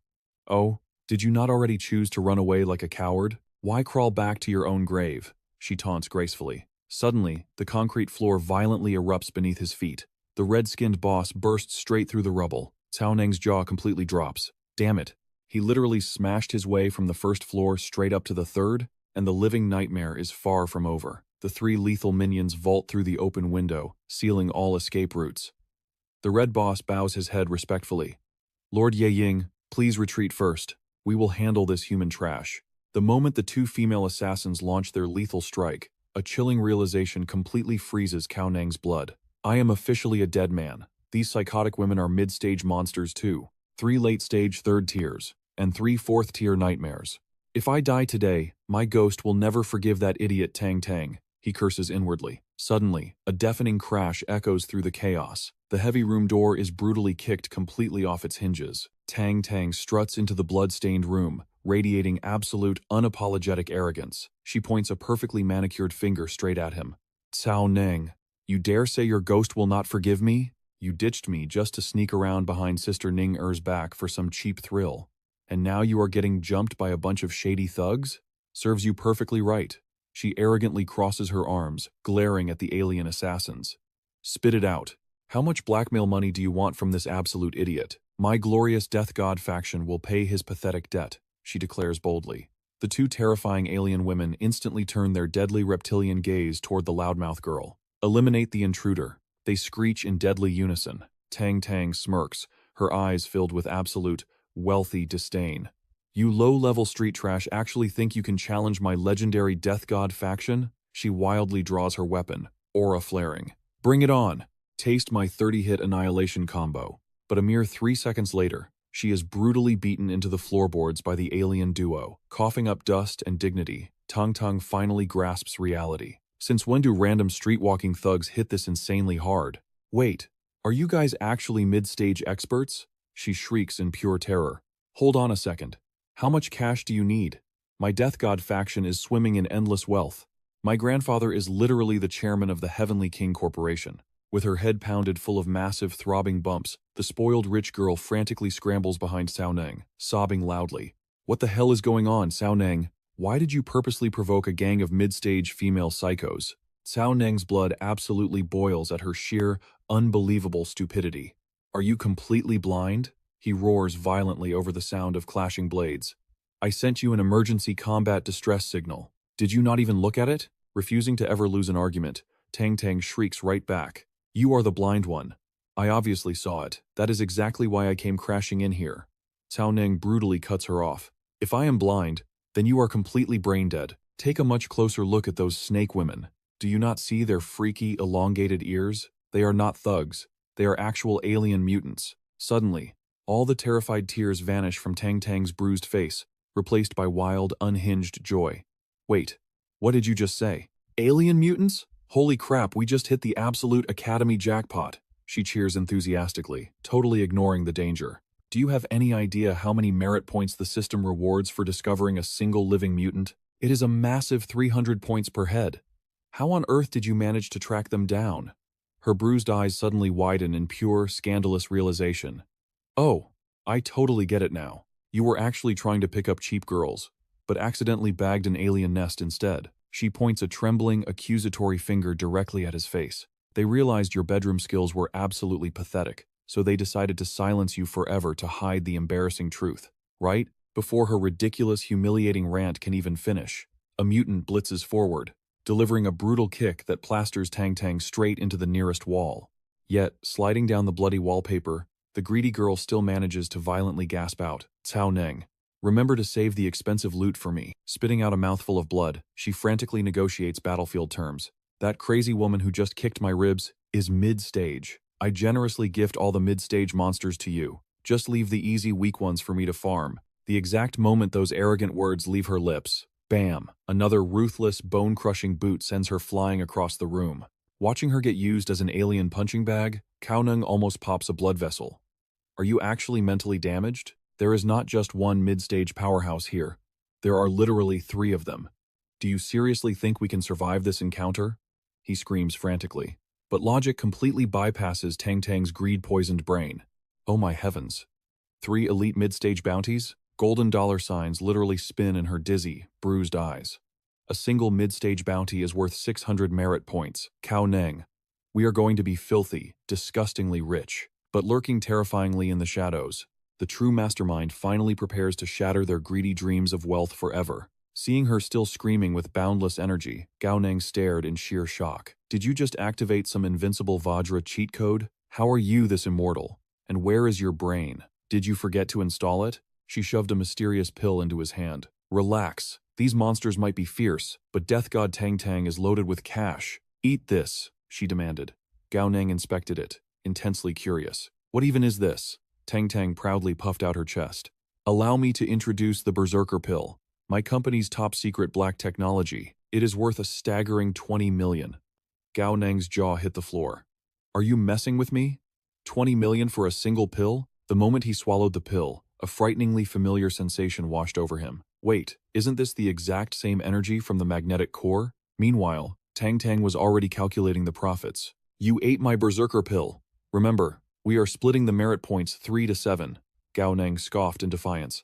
In your dreams, I am giving you 2 parts, tops, she shot back, glaring daggers at him. What are you smoking? I meant 7 parts for me, and 3 for you. Suddenly, the enemy boss roared in sheer panic. This is bad. That is the power of the Fountain of Life. A blindingly radiant green energy erupted from the palm of Gao Neng's hand. He thought to himself, in absolute awe. To project energy externally like this. I have finally broken through to the mid-tier. Gao Neng closed his eyes, drowning in the intoxicating rush of overwhelming power coursing through his veins. I have finally reached this level. I can unleash the exact same continuous attacks as the magnetic core. But right at that epic moment, Tang Tang aggressively spun her weapon. The massive blade whirled like a hurricane, transforming into an impenetrable giant shield. Her sudden battle cry completely shattered his profound moment.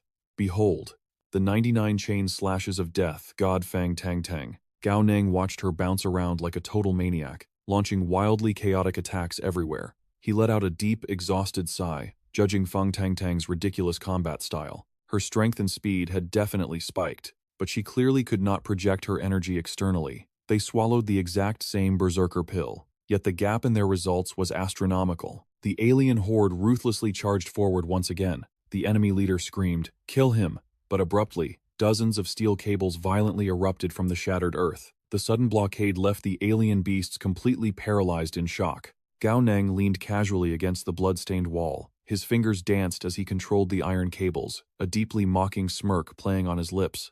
You still have the luxury to worry about them? You better worry about your own miserable lives first. With a deadly glint in his eyes, Gao Neng instantly redirected the iron cables straight toward Ye Ying. Ye Ying's eyes widened in sheer panic. What the hell is this now? A furious blush exploded across her face as she let out a high-pitched shriek. She glared fiercely at the metallic cables that were shamelessly poking her backside. You absolutely shameless bastard. Gao Neng locked onto Ye Ying with an incredibly sharp gaze. That exact scream, that ridiculously familiar, ear-piercing pitch. It really was her all along. The battlefield descended into absolute, bloody chaos. The female alien violently launched herself into the air, desperate to rip Gao Neng apart. Meanwhile, he manipulated the iron cables with godlike precision to block her relentless assault. Fang Tang Tang watched his overwhelming display of power in total disbelief. Gao Neng, how are you extracting origin energy from that far away? Did you actually unlock external energy projection? Why can't I project my aura? Just how monstrous is your iron control talent? Gao Neng smirked, playing it completely cool. Just a basic operation, my friend. But beneath that cocky facade, he was anxiously glancing at his blazing red energy sphere, which was rapidly draining away. This terrifying berserker pill was devouring way too much energy. It was not a true energy upgrade at all. It was forcefully accelerating the burn rate, unleashing an explosive output that temporarily mimicked a Tier 4 powerhouse. Just 2 massive strikes, and I have already burned through almost all the energy of the magnetic core. I have to end this right now. But lurking in the shadows, the enemy boss suddenly stepped out, raising his absolute guard to protect Ye Ying. Lord Nightingale, these bastards absorbed the energy of the Spring of Life to reach the mid-stage. You need to get out of here. Nightingale gritted her teeth in pure fury. I leave them to you. Gao Neng wasted no time. He manipulated his iron threads to snake after her, forcing her to look back in absolute terror. Trying to escape? It will not be that easy. The hulking alien suddenly materialized out of nowhere. He threw himself into the line of fire, using his broad back to absorb the devastating impact of the iron threads. The alien brute growled fiercely. Lord Nightingale, hurry up and run. Gao Neng gripped his massive sword tightly, his eyebrows pulling into a heavy, deadly frown. The physical toughness of a mid-stage alien was simply too overwhelming. Ordinary metals completely lacked the durability to slice through their rock-hard flesh. He just did not know what hidden abilities they might possess. Gao Neng launched himself into the air like a rocket. He brought his blade crashing down onto the brute's back in a devastating half-step kill. The hulking alien roared in sheer agony. The female alien screamed in pure panic, rushing toward him in a frantic frenzy. Brother! Twin deadly spikes violently erupted from the female alien's wrists. They thrust straight at Gao Neng with lethal speed. But he was even faster, swiftly raising his blade to block the fatal strike. The deadly tip stopped mere inches from his eye. sending a freezing chill straight down his spine. Mother of God. Were all mid-stage aliens this completely terrifying? If he had not consumed the berserk pill, he would undoubtedly be a dead man right now. Despite trembling from excruciating pain and coughing up thick blood, the alien brute stubbornly barked a final order. Do not be afraid. The explosive effects of his life force will not last much longer. Do not clash with him head-on. Drain his energy until he dies. Hearing this, the blazing inferno of Gao Neng's wrath exploded outward like a massive volcanic eruption. He ground his teeth together in absolute fury. His overwhelming rage materialized into massive surges of raw energy. He drove the lethal iron threads to burst from the earth and violently impale the alien group. Gao Neng growled, "Let us see exactly how you plan to drain me." Seventh Sister and her two companions hung, suspended, their bodies brutally pierced by the cold steel. Fresh blood poured from their wounds as agonizing wails escaped their lips. Suddenly, Tang Tang launched herself high into the chaotic sky. Her hands tightly gripped a colossal, soul-reaping scythe. With a vicious, sweeping swing, she completely severed an alien's head. She smirked with immense, unmatched pride. I, Tang Tang, have finally executed an alien spy. However, the mid-stage female aliens remained standing on the ground, totally unscathed. This was true even though dozens of razor-sharp iron threads had erupted all around them to form a deadly cage. Gao Neng narrowed his eyes, rapidly analyzing the bloody battlefield. It was crystal clear now. To puncture the hide of a mid-stage alien, his current level of energy intensity was simply not enough. Shen Xiang'er's manifestation ability was absolute. It possessed the terrifying power to devour and fuse everything in its path. A colossal monster, resembling a mighty dragon forged from twisted iron cables, reared its ugly head. It fused with the extracted carbon energy, burning with intense, devastating heat. The metallic beast opened its massive jaws and unleashed a deafening roar. It spewed out a storm of fire and lightning, immediately turning its wrath toward the boss. The boss stammered, his eyes wide with sheer terror at the sight of the abomination. Even Tang Tang was left utterly speechless, her jaw dropping as she stared at the main character in pure disbelief. "Gao Neng, what kind of crazy illusion is this?" she cried out. "Do you even have enough energy left for that?" Suddenly, Gao Neng blinked, looking completely lost. "Huh? Energy?" Before the words could even settle, he face-planted hard into the floor. "Damn it! Why did you not warn me earlier?" Tang Tang shrieked, panic entirely taking over her mind. "You just dropped dead the second you finished your sentence. What am I supposed to do now? I am completely out of energy too." Gao Neng lay there spread-eagle, while Tong Tong darted her eyes around in absolute dread. Their life force energy had hit rock bottom. "Now is our chance. Kill them immediately." The boss and his alien lackeys seized the moment, lunging forward for the killing blow. But out of nowhere, a sharp blade violently pierced the boss's chest, sending dark red blood spraying into the air. In the blink of an eye, another alien's head was sent flying right beside him. The last remaining alien woman screamed in absolute despair. "Boss! Third sister!"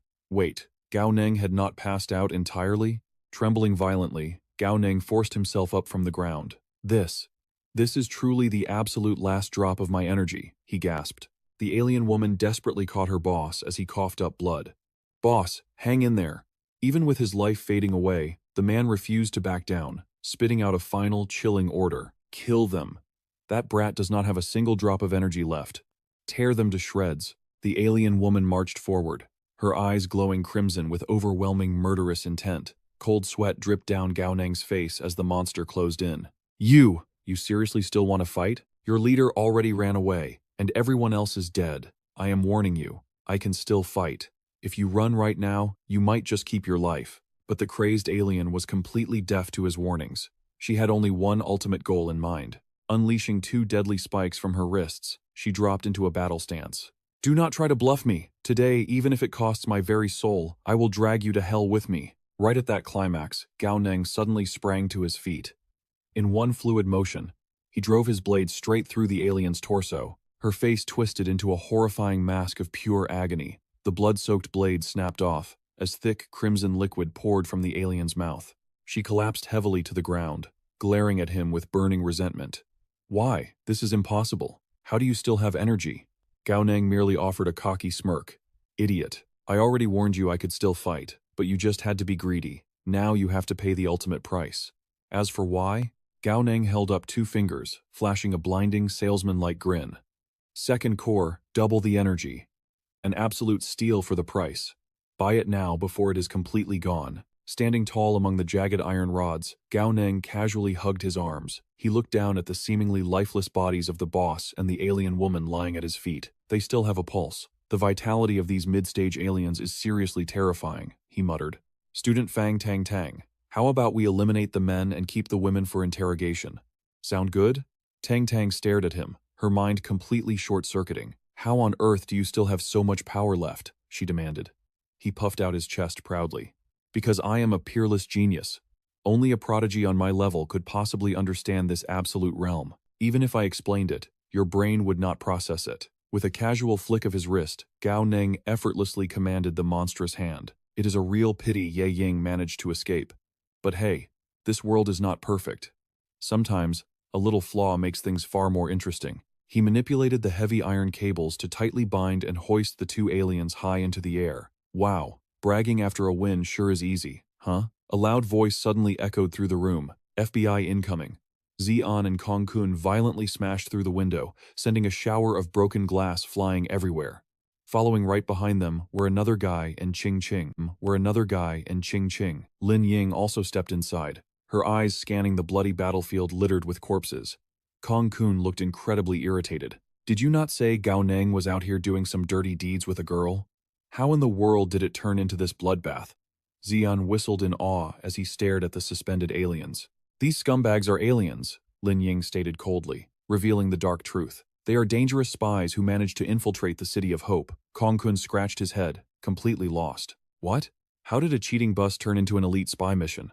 She stroked her chin, cooking up a wild theory. Gao Neng probably got lured by an alien for some action. The price negotiations failed, and it escalated into this absolute mess. The other guy crossed his arms, his face turning dead serious. What exactly is going on here, Gao Neng? Did Tang Tang not message us saying you were having a secret affair? She called us here on an emergency rescue mission so you would not murder her to hide the evidence? Gao Neng's head snapped back, glaring daggers directly at Tang Tang. Cold sweat poured down her face as she frantically scrambled for an excuse. Gao Neng, please, listen to me. I swear it was not me who sent that message. It was my evil second personality. A split second later, agonizing yelps echoed throughout the entire building. Ouch! Stop spanking my butt. Not even my own grandpa has dared to spank my butt. 10 minutes quickly passed. The local police had officially arrived, completely locking down the building while curious crowds gathered. A clear operational report rang out. We have 8 aliens in total, 3 mid-stage and 5 early-stage. Xian gripped the report tightly, his brow furrowing in deep thought. These early-stage enemies actually pushed all the way to late Tier 3. Gao Neng, Tang Tang, you two. Before the teacher could even finish, Tang Tang shamelessly jumped in. It is all thanks to my hard work, teacher. Seeing her blatantly steal all the glory, Gao Neng instantly blew his top. The two of them immediately clashed, turning the scene into an absolute brawl. Tang Tang winced and screamed, Gao Neng, you actually dare to hit me? I will fight you to the bitter end. But Gao Neng was not holding back an inch. So what if I hit you? You dragged my pure reputation through the mud, and now you want to steal the absolute highest merit? Did a dog eat your sense of shame? Ignoring him completely, Tang Tang just kept loudly listing off her fake achievements. The real nightmare was just beginning for our hero. You only survived because of my premium healing pills. 20 million a pop, pay up, right now, Tang Tang demanded. Xian could only shake his head, completely ignoring the two brats as they bickered like an old married couple. Based on your outstanding combat performance, Xian interrupted. The military has officially awarded you both a massive bounty of 3,800 merit points. But there is a catch. You need to write a highly detailed incident report for the brass. Just as Tang Tang's claws ruthlessly pinched Gao Neng's cheek, a sudden realization hit the young man like a lightning bolt. Wait. Aside from the spy ring, I have another piece of critical intel, Gao Neng declared. His deadly serious tone instantly wiped the smiles off Xian and Lin Ying's faces, leaving them completely stunned. 3 months ago, I slaughtered a Dark Knight elf back at the Temple of Oblivion, Gao Neng revealed, his eyes narrowing. And now, that exact same monster has returned from the dead. Even Tang Tang gasped in pure disbelief. Are you out of your mind? You managed to kill a terrifying Dark Knight elf before you even enrolled in the academy? Lin Ying's jaw practically hit the floor as heavy suspicion filled his voice. 3 months ago? Gao Neng, are you absolutely certain about this? He simply refused to believe a rookie could pull off such an impossible feat. How is that even logically possible? Lin Ying muttered. But Gao Neng stared right back, his aura completely unyielding. I am absolutely completely serious. Shen Ninger was there too. She knows exactly what happened. In fact, she was the one who personally secured the monster's corpse and took it back for high-level research. This bombshell revelation sent another wave of absolute shock crashing over Xian. Realizing that Shen Ninger had witnessed the entire ordeal, Xian immediately snapped into commander mode.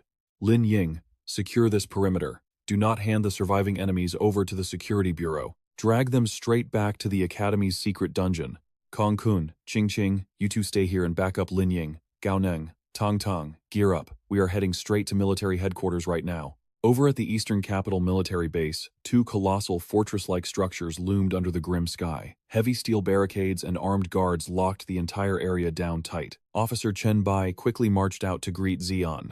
Vice Principal Gui, Vice Commander Chen, and Major Shen are already waiting inside the war room, he reported with a crisp salute. I will escort you in, Chen Bai offered. Xian nodded politely. Sorry for the trouble, Second Lieutenant Chen. But Tang Tang's eyes suddenly lit up with recognition. Wait a minute, I remember who you are. You are the guy who escorted Gao Neng to his military academy registration back in the day, right? She pointed dramatically. Chen Bai shifted awkwardly, a bead of sweat dropping. Yeah, that was me. And you must be Second Lieutenant Fang? He asked tentatively.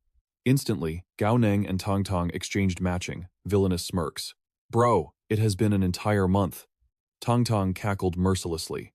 Second Lieutenant Chen is actually still a lowly second lieutenant? Meanwhile, I am already on the fast track to first lieutenant. Gao Neng dramatically sighed, shaking his head with lethal sarcasm. In just over 30 days, old Bai here hasn't leveled up at all. Honestly, man, you are not even worthy of being my sparring partner anymore. What an absolute noob. Chen Bai's face turned completely purple with speechless rage. Xian awkwardly patted the seething officer's shoulder, trying to do damage control. Second Lieutenant Chen, please do not mind these feral brats. These two menaces have absolutely zero filter when they open their mouths. Chen Bai's eye twitched violently, but he could do nothing but swallow his pride and suffer in silence. Vice Principal Gui is being too harsh. Chen Bai forced a bitter smile. I am already used to the arrogant temperament of these so-called geniuses. But Z unruthlessly twisted the knife deeper. Actually, they are not entirely wrong. Xian smirked proudly. After all, they are my personal disciples. It is only natural that you are absolute trash compared to them. Critical hit. Chen Bai felt like he had just coughed up a bucket of blood from the emotional damage. Seriously, had the legendary Eastern Capital Military Academy's morals truly decayed into this toxic mess? What kind of twisted psychological warfare was this? Suppressing his urge to cry, Chen Bai maintained strict military discipline, heavily pushing open the massive iron doors for the chaotic trio. Major General, Vice Principal Gui and his team have arrived, he announced. Inside the dimly lit tactical room, 7 top-tier military elites were gathered around a massive holographic table. Sitting at the very head of the table, radiating an overwhelming, mountain-like aura, was Chen Yichuan, the legendary Major General and Vice Commander of the mighty Third Army. Gao Neng swallowed hard, his heart racing. Holy crap, they even brought in a literal general? The absolute lowest rank in this room is Major, just like Shen Ninger. Is my intel really this world-shattering? 10 suffocating minutes passed. The heavy air in the war room was thick with tension, the steel ashtray completely overflowing with crushed cigarette butts. Breaking the dead silence, a chilling, perfectly level voice echoed through the dimly lit room, laying down the harsh reality. Chen Qing crossed his arms, staring intensely at the boy. To summarize your wild claim, this suspect exhibited absolutely zero Dark Knight elf energy signatures. Meaning, scientifically speaking, you have zero concrete proof she is the actual monster. Wrong, Gao Neng barked back, his unyielding gaze meeting the elites without a hint of fear. I am absolutely certain it was her. The high-ranking generals instantly leaned forward, completely hooked by the rookie's ironclad confidence. Gao Neng calmly recounted the exact moment his deadly metallic threads had struck Ye Ying. First of all, even though she played dumb, her micro-expressions screamed panic. She recognized my face instantly. Furthermore, during our life-and-death clash 3 months ago, I managed to fiercely stab a highly specific part of her body using an incredibly hard, piercing weapon. Yet, during this encounter, even while directly facing my lethal assault, she made zero conscious effort to protect that exact same blind spot. And to test my theory, I struck that exact same weak point with a long, unyielding object. The result? She let out the exact same agonizing, soul-piercing shriek as the day I killed her. The war room fell into a deeply awkward, stunned silence. The legendary generals exchanged bewildered glances, completely derailed by the boy's wildly unconventional, yet oddly terrifying combat logic. Vice Commander Chen Yichuan planted his heavy hands on the titanium desk, his face turning freezing cold. So, your entire grand theory boils down to raw instinct? Officer Chenzong's face instantly darkened as a heavy wave of doubt swept the room. However, if the kid's gut feeling is actually dead on, Chenzong muttered, we will need to completely tear up and rewrite our entire strategic operation. But wait, if they can magically resurrect this fast, why haven't their true supreme elites risen from the grave yet? The aura in the room grew suffocatingly dense. Chen Yichuan locked his piercing gaze directly onto Shen Ninger. Major Shen, where exactly is the corpse of the Dark Knight elf currently being secured? Cutting through the oppressive military tension, her calm, icy voice echoed with absolute clarity. It is locked down tight at base number 5, inside the land of oblivion, Shen Ninger reported flawlessly. I recently double-checked the containment logs.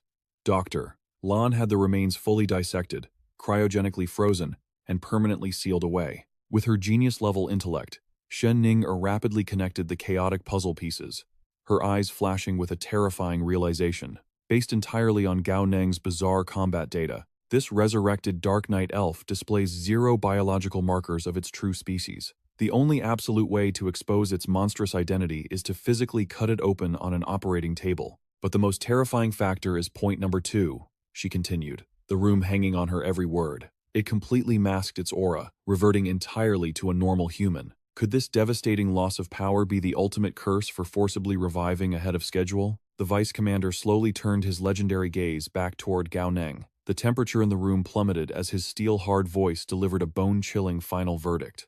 Cao Neng, you just survived a brutal life-or-death clash with the Outlanders, yet we still dragged you all the way here. The military owes you a massive debt of gratitude, but I need to confirm one final, crucial detail with you. Seeing their serious expressions, Cao Neng agreed without a second thought. Vice Commander Chen, ask away. Yixuan immediately fired off a barrage of intense questions. Are you absolutely certain her powers are gone? That she has become nothing more than an ordinary human? Did you judge this solely based on her energy fluctuations? Or did you use another method to verify it? Cao Neng's eyes gleamed with absolute certainty. He had analyzed every single detail of their brutal clash. I judged it through pure combat. Like I mentioned earlier, I managed to pierce her defenses and wound her during the fight. But in our previous encounters, using that exact same level of attack power, my blade could not even leave a scratch on her. Plus, this time, she desperately relied on the Outlanders, sacrificing themselves just to barely escape with her life. It is crystal clear. She has completely lost her terrifying strength. The commander's voice softened in realization. So that is how it is. A wave of immense relief washed over Yixuan. We cannot thank you enough, Cao Neng. You have handed us a piece of incredibly vital intelligence. With this massive revelation, the military can finally restructure our entire counter-strategy. Student Cao Neng, you are dismissed to rest outside for now. But the young warrior was not done yet. Now it was his turn to strike. Could I possibly make a small request of Vice Commander Chen? The commander raised an eyebrow. Do you still have lingering concerns? Speak freely. Instantly, every high-ranking officer in the room locked their eyes onto Cao Neng. He began recounting the terrifying truth about the Outlanders. This elite squad of Outlanders managed to infiltrate our borders entirely undetected. And their leader? It was an Outlander we had confirmed dead 3 months ago. The situation is impossibly complex. But before the heavy atmosphere could settle, the teenager smoothly switched gears to his real motive. Doesn't a revelation like this prove just how earth-shattering my intel really is? I know the military hands out special class merits and first class merits. So, for saving the day today, am I looking at a special class or a first class reward? Right on cue, Fang Tong eagerly shot her hand up into the air to join the shakedown. Uncle Chen, do not forget about me. I risked my life out there too. The entire command room plunged into a deafening, awkward silence. Xian's patience finally snapped at their shameless behavior. He stepped forward with a stern warning. Cao Neng, Fang Tong, have you two caused enough of a scene today? Gathering vital intelligence to fight the Outlanders is the sacred duty of every warrior. Have you not already been generously rewarded with merit points? Unfazed, Cao Neng proudly puffed out his chest. But Teacher Gui, we are the ones who put our lives on the line for this merit, not you. Tang instantly switched to her most pitiful, teary-eyed expression. Exactly. We suffered so much. Look at my poor wrist. It is totally sprained from swinging my death scythe too hard. Yixuan could not hold back a sudden burst of laughter. He stood up. addressing the bold youths with a polite, diplomatic tone. The military will never let our brave warriors bleed for absolutely nothing. However, assigning official merit ranks requires a highly strict evaluation across multiple dimensions. The final verdict will be decided once Vice Principal Gui submits his formal proposal. We will give you an official answer then. For now, you two should head out and get some well-deserved rest. Z, and buried his face in his hands, completely mortified by his students. Let us do exactly as Major General Chen has instructed. Having successfully secured their promise, the mischievous duo flashed brilliant, victorious smiles. They threw up crisp military salutes. Thank you, Major General Chen. Thank you, Teacher Gui. We will take our leave now. This had been Cao Neng's master plan all along. He smirked triumphantly in his mind. Teacher Gui was already 40 years old, and his monstrous strength far surpassed even the seasoned vice principals. Had he joined the military, he would have been promoted to division commander ages ago. Yet, his highest accolade was a measly third-class merit. Why? Because the stubborn man refused to fight the Alliance for the rewards he rightfully deserved. He would achieve legendary feats and simply never report them. If I did not shamelessly demand our prize right in front of the Major General, Teacher Gui would have definitely let our hard-earned merits vanish into thin air. Back in the room, Yi Xuan rhythmically tapped his finger against the table, his gaze sweeping over the high-ranking officers. All right, everyone, speak your minds. What is our next move? Chen Du instantly cut straight to the core of the terrifying issue. The absolute crux of this nightmare is their power level after resurrection. Is their strength permanently altered? Or does an early resurrection completely shatter their ability to return to their peak combat power? Chen Qing nodded in heavy agreement. Exactly. If they are forced into an early resurrection, it stands to reason their original strength remains heavily crippled. If that is the case, this phenomenon does not pose an apocalyptic threat to humanity just yet. But Z and fiercely shook his head, instantly shutting down their optimism.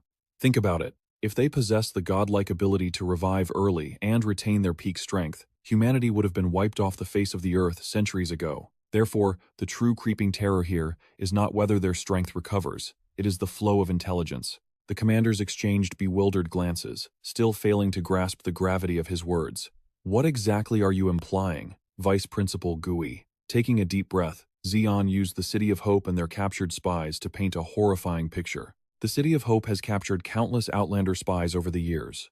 We always operated under the absolute belief that once we executed them, our secrets died with them. But, looking at this new evidence, we were dead wrong. A chilling realization swept through the room as they understood the terrifying implication. Executing the spies was no longer a solution. If these Outlanders can resurrect at their main base after we kill them, then every single classified secret of the City of Hope has been constantly leaking straight to the enemy. But that brings us to the most dreadful question of all. Just how long have they possessed this terrifying resurrection ability? A suffocating silence choked the room. No one held the answer to that nightmare scenario. Verifying that timeline will be near impossible. Seeking a lifeline, Yi Xuan suddenly turned his piercing gaze toward Shen Ning, Ning-er. Cao Neng's bold claims are heavily based on his own combat intuition and theories. But the stakes of this revelation are far too astronomical. We cannot afford a single miscalculation. In your professional opinion, just how credible is his intelligence? Without missing a beat, she patted her chest, her eyes blazing with absolute, unwavering faith in Cao Neng. I stake my entire life on his words. Her blinding level of absolute certainty completely stunned the commander. But lurking in the shadows of this terrifying revelation, do you truly trust this boy's instincts that much? Spot on, Shen Ning replies without a second thought. Hearing this, Yi Chuan's expression hardens. The atmosphere in the room instantly turns deadly serious. If that is the case, this intel is absolute, he declares. We can finally use this as the foundation for our next tactical deployment. We must flip the script and use this against them. It is time to launch a brand new operation. But in stark contrast to the heavy military tension, Gao Neng and Tang Tang are completely slacking off. Sprawled across the couch with legs crossed, Gao Neng shamelessly whines. I am exhausted, absolutely drained to the core, he groans. Does your mighty military not have any decent food to treat your honored guests? Hey old bye, he calls out. Go whip me up a bowl of gold leaf noodles. Oh, and throw in an ostrich egg, some Kobe beef, lobster, and a king crab while you are at it. And he is not the only one pushing his luck. Tang Tang chimes in with an even more outrageous demand. Make mine 2 ostrich eggs, 3 servings of Kobe beef, and 2 king crabs, she demands eagerly. Chen Bai's face darkens into a deep scowl as he glares at the two shameless freeloaders. Meanwhile, back in the war room, Yichuan is deep in strategy regarding the alien race's resurrection. Let us hash out a countermeasure, he commands. Even though we possess the intel, the exact details remain shrouded in mystery. There are still too many blind spots. For instance, what is their exact revival cooldown? And what is the actual energy source behind this resurrection? Everything is dangerously vague. Does anyone have a concrete plan? His face is grim. To gather actionable intelligence, we have no choice. We must send an infiltration unit straight into the heart of the alien territory. But humanity has failed to pierce their borders for decades, someone points out. Their domain is an impenetrable fortress loaded with deadly unknowns. Chengdu suddenly stands up, his eyes gleaming. Vice Commander, could the current military reform be the perfect cover we need? Yichuan instantly catches his drift. You mean the battlefield observation mission for the cadets of the 4 great military academies? Chengdu nods sharply. Exactly. If our goal is to give these students a taste of real combat, why not ignite an actual war? Let them witness true bloodshed. We assault an alien stronghold and rip open a pathway. Bang! Shuan slams his hand on the table, his eyes blazing with furious opposition. Absolutely not, he roars. The cadets assigned to this observation mission are practically greenhorns. Their combat levels are far too low. How can we send them into the tiger's den? If even one thing goes south, it will be a bloodbath. The entire military reform plan will be destroyed permanently. The others quickly scramble to clarify. Vice Principal Gui, you are misunderstanding. We never intended to send the students in alone to act as cannon fodder. The military will embed elite, low-rank soldiers within the student squads. They will use the cadets as a smokescreen for the real infiltration. Murmurs of agreement ripple across the room. This is a brilliant strategy. The aliens likely already know about our operation, so why not beat them at their own game? Hide the deadly blade within a harmless sheath. The only question is, where do we strike? Chen Du analyzes the map with a cold gaze. If the intel originated from the Dark Elf tribe, then we crush them first. The Dark Elves are weak. They do not possess a supreme being in their ranks to defend them. They rely entirely on the Celestial tribe's protection. As long as we do not touch their tree of life, the Celestials will not retaliate immediately. He lays out the final blueprint. My proposal is this. Embed 40 undercover soldiers into the squads. They will split up and scour the territory. But to do this, we must pull 40 students from the roster. What are your thoughts, Vice Principal Gui? Xuan's rigid posture finally relaxes as he accepts the logic. Understood. Principal Song and I will adjust the deployment immediately. Yichuan then turns his sharp gaze to Shen Ning, barking an order. Major Shen, extract every last detail from Gao Neng. Document everything. Then transmit the data to base number 5 in the Land of the Forgotten. Have them identify that specific Dark Elf and send the profile back. She snaps to her feet with a crisp salute. Sir, yes sir. But a sudden thought hits Yichuan like a freight train. Wait a minute. Vice Principal Gui, Gao Neng and Fang Tang Tang, they are not on the observation roster, are they? Shu An hesitates, swallowing hard. They are. They are actually the core of the observation team. Panic flashes in Yichuan's eyes as he immediately demands their removal. Then, when the Eastern Capital Military Academy cuts their 40 students, make absolutely sure Gao Neng and Fang Tang Tang are on that list. Pull them out instantly. Despite acknowledging their monstrous talent, Yichuan is terrified of their background. Those two have bottomless potential, but right now, they are still just brats. We must reconsider this entire deployment. If a single hair on their heads gets harmed in a real war zone, the Fang family will unleash hell upon us, not to mention the wrath of Deputy Commander-in-Chief Shen. Meanwhile, cutting through the city's neon glow, a sleek black vehicle speeds down the highway. As the engine roars, a frustrated voice echoes from inside the luxury ride. I have already spilled every tiny detail I can remember. If you want more, go interrogate Fang Tang Tang. Inside the cabin, Chen Bai grips the steering wheel, with Shen Ning in the passenger seat. In the back, absolute chaos reigns as Tang Tang mercilessly stomps her foot right into Gao Ning's face. Squishing his cheeks with her soul, she innocently looks up. Sister Ning, aren't they just a couple of low-level spies? Why is the military treating this like an apocalyptic threat? And why are they planning to give us actual military merits for this? Flipping through her classified files, Shen Ning's voice goes dead serious. No, this crisis is infinitely more terrifying than we imagined. She turns around, piercing them with a heavy gaze. According to 20 years of battlefield combat logs, The cycle of resurrection does not apply to the entire alien race. Only a microscopic fraction possesses this terrifying ability. Tang Tang gasps, her voice trembling slightly. Wait, what? Does that mean only the high-tier monsters can come back from the dead? Shen Ning shakes her head, dropping a bombshell. Not high-tier, only the supreme beings. Hearing this, Gao Neng violently shoves the foot off his face and lunges forward. What? A supreme being? But that Ye Ying we slaughtered was definitely not a supreme being. Shen Ning crosses her arms, an ominous shadow crossing her face. Exactly. And that is why this discovery changes everything. True immortality. The power to defy death and revive. It relies on a unique energy source that only exists within the core of a supreme being. That is why the Alliance is in a state of absolute panic. The horrifying truth finally hits Gao Neng and Tang Tang like a lightning strike. Realizing the deadly stakes, they simultaneously slam their hands down in shock. So that is the hidden truth. Only supreme experts possess the power of resurrection.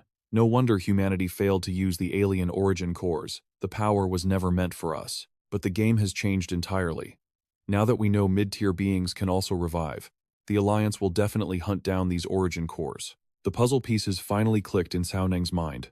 To unlock the ultimate secret of immortality, the Human Alliance has only two brutal options: steal the alien origin cores or capture a supreme expert alive. Could their next target be a full-scale invasion of the Dark Elves? Shen Ning replied with a chilling calmness. Naturally, radical factions will support this ruthless strategy, but the military will keep it buried in the shadows. After all, the Alliance is fractured from within. True unity is nothing but a fragile illusion. The military vehicle screeched to a halt in the district. Chen Bai broke the heavy silence. All right, you two head back and rest up. I have strict military orders to execute. There is no time to play bodyguard for you kids today. Shen Ning leaned against the rolled-down window. A playful smirk crossed her face.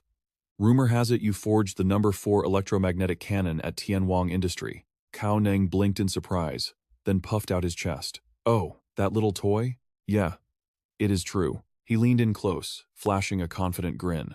It is nothing worth bragging about, really. Just another day of basic crafting for a genius like me. But he was secretly impressed by her terrifying intelligence network. Hearing his arrogant tone, Shen Ning let out a melodic laugh. Oh? Just basic crafting, you say? The engine roared as the car sped off. But her voice echoed through the rushing wind. My power just broke through another bottleneck. My old spear cannot handle my aura anymore. Forge a new weapon for me, will you? Old Bai will deliver the blueprints and materials later. Bai! Cao Neng panicked, screaming at the fading taillights. Wait a minute, are we not going to discuss the price? 10 million is the base price. I can give you a 20% discount. Fine, 50% off. Just come back. His face turned ashen with despair. She was definitely jealous of Fang Tang Tang and wanted a freebie. With her elite background, why would she ever need a poor student to forge her weapons? But Fang Tang Tang stepped up to deliver the final, crushing blow. Cao Neng, let me give you a harsh reality check. Our Tianwang Corporation owns 49% of your little workshop. If you forge an alloy spear for Sister Ning for free, based on that 10 million price tag you just screamed, you will have to pay the company out of your own pocket. Exactly 4.9 million in cold hard cash. Cao Neng instantly turned into a crumbling stone statue. Later that night, under the cover of darkness, he collapsed exhaustedly onto his soft, welcoming bed. They say greatness demands sacrifice, but this was ridiculous. Way too many chaotic events had exploded over the past few days. No more plotting. I need to sleep like the dead and recharge my aura. A look of absolute bliss washed over his face. Meanwhile, a mysterious shadow lurked silently on the windowsill outside. Morning sunlight finally pierced the room. Cao Neng stretched his sore muscles with a massive yawn. Wait, his shirt was completely gone, but he had not slept this deeply until noon in ages. A chilling breeze suddenly brought him back to reality. He blinked in pure confusion. Did I strip naked in my sleep last night? His blood ran cold as his eyes darted to the side. There was a lump under the covers. Someone was in his bed. Who is it? Judging by the flat chest, it has to be Fang Tang Tang. Cold sweat poured down his forehead like a waterfall. His mind raced through 1,000 terrifying, delusional scenarios. I cannot believe she sneaked into my bed and stripped me. What exactly is her sinister endgame? Wait, I know. She is lusting after my peerless talent and perfect six-pack abs. She wants to monopolize my greatness. No way. I cannot let her evil scheme succeed. I must protect my sacred purity at all costs. Cao Neng frantically threw his shirt back on. He whipped out his phone, ready to record, and grabbed the edge of the blanket. Fong Tong Tong, you infiltrated my room, hijacked my bed, and removed my clothes. Confess. What are your devious intentions? You have the right to remain silent and put your pants back on. Everything you say will be used against you on the internet. But as he ripped the covers away, he froze. There was no girl, just a fluffy white cat lounging lazily on his mattress. Meow. The truth hit him instantly. It was Cao Xiaomeng. Cao Neng grabbed the furball by the scruff, lifting her into the air. Cao Xiaomeng, when did you arrive in Hope City? And how did you bypass security to break into my dorm? But the beast only responded with innocent squeaks. Meow, meow, meow. His eyes narrowed as his aura flared. Drop the dumb pet act immediately. Speak the human language. Instantly, the cat crossed her tiny arms with royal arrogance. I demand breakfast. Fetch me fried dough, premium salmon fillets, a full pound of beef, and a jug of top-tier vintage wine. Having issued her royal decree, Xiaomeng leaped back onto the pillows to nap. Cao Neng immediately tried to shoo her away. Your Majesty's demands are too extravagant.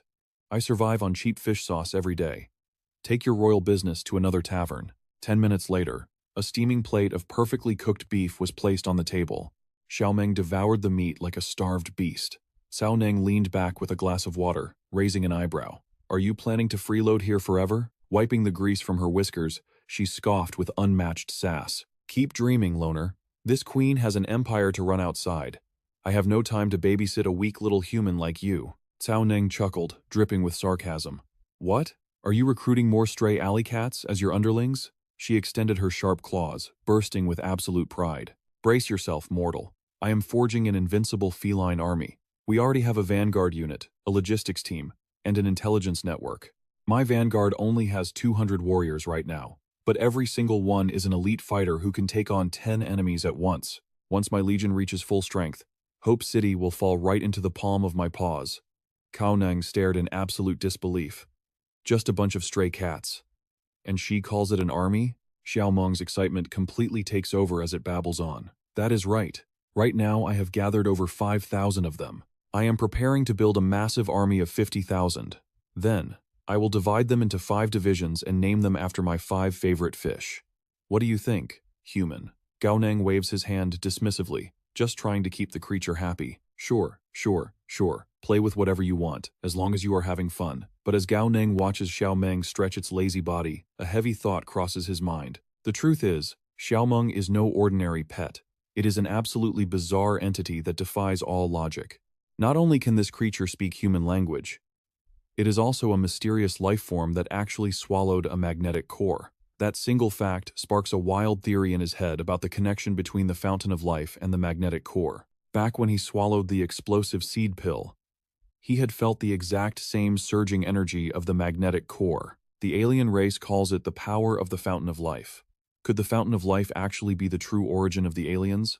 A hidden civilization locked inside the magnetic core, and the dark secret behind the aliens' resurrection. Are these two impossible things deeply connected? A wickedly evil smirk creeps onto Gao Neng's face as he reaches his hand toward the furry creature. If I butcher this cat right now, would I gain the power of infinite regeneration? Xiaomeng instantly bristles, glaring at him with heavy suspicion. What are you staring at, human? He quickly pulls his hand back, coughing to put on a righteous face. Nothing at all. Today, I am heading down to the manufacturing workshop to craft some energy gear. Are you coming or not? The creature immediately jumps at the chance to go. They finally arrive at the Eastern Capital Commercial Center. A towering skyscraper pierces the clouds right before their eyes. With Xiaomeng perched proudly on his shoulder, Gao Neng checks his navigation screen. Based on the address Uncle Guansan gave him, this massive building has to be the place. His eyes light up like floodlights as he scans the floor directory. Found it! An entire floor belongs exclusively to me. The Heavenly King group really does not mess around with their wealth. Boy and cat thrust their fists into the air, screaming with burning passion. Starting today, the Gao Neng manufacturing workshop is officially in business. But the moment he steps inside, a polite voice greets him with a deep bow. President Gao, you have arrived. Gao Neng instantly recognizes the familiar face. Hua Huan, what in the world are you doing here? Hua Huan bows respectfully. Because I leaked the company's top-secret project, management demoted me and transferred me here. Her eyes immediately lock onto the creature on his shoulder, and she reaches out to play with it. President Gao, your cat is absolutely adorable. but Gao Neng sees right through their massive corporate scheme. Demoted. My foot. This is obviously a deliberate setup by Grandpa Fang and Uncle Guan San. They definitely sent her to solidify his ties with the Heavenly King group, while secretly providing him with elite technical support. He shoots her a knowing glance. Well, since you are already here, you might as well stay. By the way, what was your salary back at the Heavenly King group? She continues to rub the purring cat, completely inseparable from it. My salary is not that high, actually. Only 50,000 alliance credits a month. That number hits Gao Neng like a physical blow. 50,000? He desperately tries to comfort his bleeding wallet. Calm down, calm down. I am a millionaire now. Gotta spend money to make money. Forcing a perfectly calm and collected expression, Gao Neng nods. 50,000 it is then. Your salary here will perfectly match your Heavenly King pay. Hua Huanjuan smiles brightly. Understood, President Gao. Please allow me to give you a grand tour of your new workshop. She leads him through the massive space, explaining every detail. This entire floor used to be a premium showroom for the Heavenly King group, now fully retrofitted with cutting-edge equipment to become a state-of-the-art workshop. Gao Neng nods, pretending to understand the complex setup. Ah, I see. Makes sense. Hua Huanhuan carefully hands him a heavy business ledger with both hands. Your workshop is operating under the mighty brand of the Heavenly King group. I am absolutely certain we will have an endless stream of clients. However, our current manpower is severely limited. You are our one and only engineer, President Gao. Please review this and decide how many jobs we should realistically take per month. The second his eyes hit the numbers in the report, his pupils literally turn into giant dollar signs. His face twists into an expression of pure, unadulterated greed. Mother of God, the absolute lowest quote is over 5 million. A normal order ranges from 10 to 20 million. Is the manufacturing industry really this insanely lucrative? He actually feels dizzy just counting the endless string of zeros. He sinks deeper into a glorious fantasy of swimming in mountains of cash. If I only take 3 orders a month, my annual profit would skyrocket past 200 million. Even taking just 51% of the cut, I am bagging 100 million easy. Deep down, he knows exactly why he holds this golden ticket. It is all thanks to the overwhelming backing of the Heavenly King brand. If he had just started a normal, no-name company on his own, there is no way in hell I could charge these astronomical prices. Snapping back to reality, he delivers his final verdict. If the profit margins are this ridiculous, taking just 3 clients a month is more than enough. Hua Huanhuan bows with perfect elegance. Understood. Please begin your work, President Gao. I will go prepare your afternoon tea. The heavy doors click shut. Gao Neng eagerly rubs his hands together and dives straight into the machinery. His top priority is crafting the Super Thorn armor. Suddenly, a glowing blue system panel materializes right in front of his face. Completed. Click to claim your ultimate reward. But instead of celebrating, Gao Neng crosses his arms. A dark frown shadows his face as a deadly serious problem looms over him. The aliens he has faced so far were either bottom-tier trash with limited talent, or injured enemies who had not fully recovered their true combat power. If he did not have the explosive seed pill, his pure strength maxes out at killing a late-stage Tier 3 enemy. Trying to kill a Tier 4 monster would be absolute suicide. Upgrading my raw power is a matter of life and death. He dives straight to work. Pure crafting energy surges from his fingertips. Besides forging support gear, he has to push his evolution to Tier 4. Once he hits Tier 4, his energy can manifest externally. He will finally form his very own magnetic energy domain. The Great War is only 2 years away.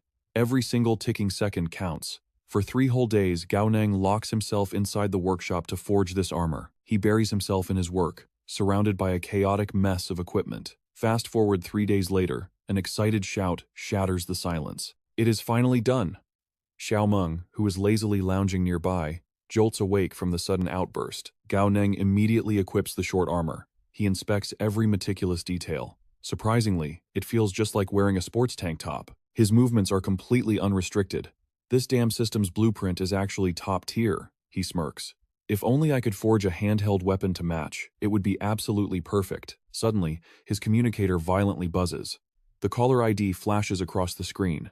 It is Fang Tang Tang. Missed me already after just 3 days? He chuckles. But the moment he answers, an ear-piercing scream blasts through the speaker, making him jump out of his skin. Gao Neng, get back to the military academy right now. Something massive just happened. Jerking the device away from his ringing ear, Gao Neng roars right back. My eardrums almost had a massive problem. You lunatic. What happened? How big are we talking? Tang Tang's voice is completely breathless with panic. Huge. Just get your butt back here immediately. Xiao Meng leaps gracefully onto his shoulder. Gao Neng glances at the cat and sighs. That crazy girl is always bouncing off the walls. Who would ever dare to marry her? He shakes his head. All right, let us head back and see. The moment he steps into the military academy, Tang Tang gasps in shock. Since when did you get a cat? Seeing her immediately scoop up Xiao Meng into a bone-crushing hug, Gao Neng rolls his eyes. Stop playing with the cat and tell me the big news. Every minute I spend standing here is costing me tens of thousands. Spit it out. Dropping the cat, she lunges forward and aggressively shakes his shoulders. Right. Our invincible squad has just been forcefully disbanded. That bald shark even wiped our names off the battlefield observation roster. Outrage instantly explodes within Gao Neng. What? I literally bled myself dry, forging inner armor just to survive the battlefield. The cruel slap of reality leaves him completely paralyzed, his jaw hitting the floor. Frantic thoughts race through his mind. He rented an entire crafting workshop just for that armor. He sacrificed 3 entire days and nights of sleep for that workshop.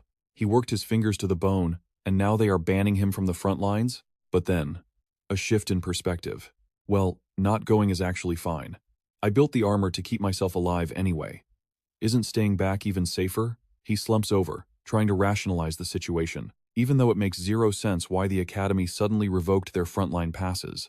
Thinking about it deeply, it really isn't a bad thing. Meanwhile, Tang Tang stands fiercely with her hands on her hips. She brutally curses out Kong Kun and Feng Qingqing for being absolute cowards, mocking them for blindly following orders. She glares at him.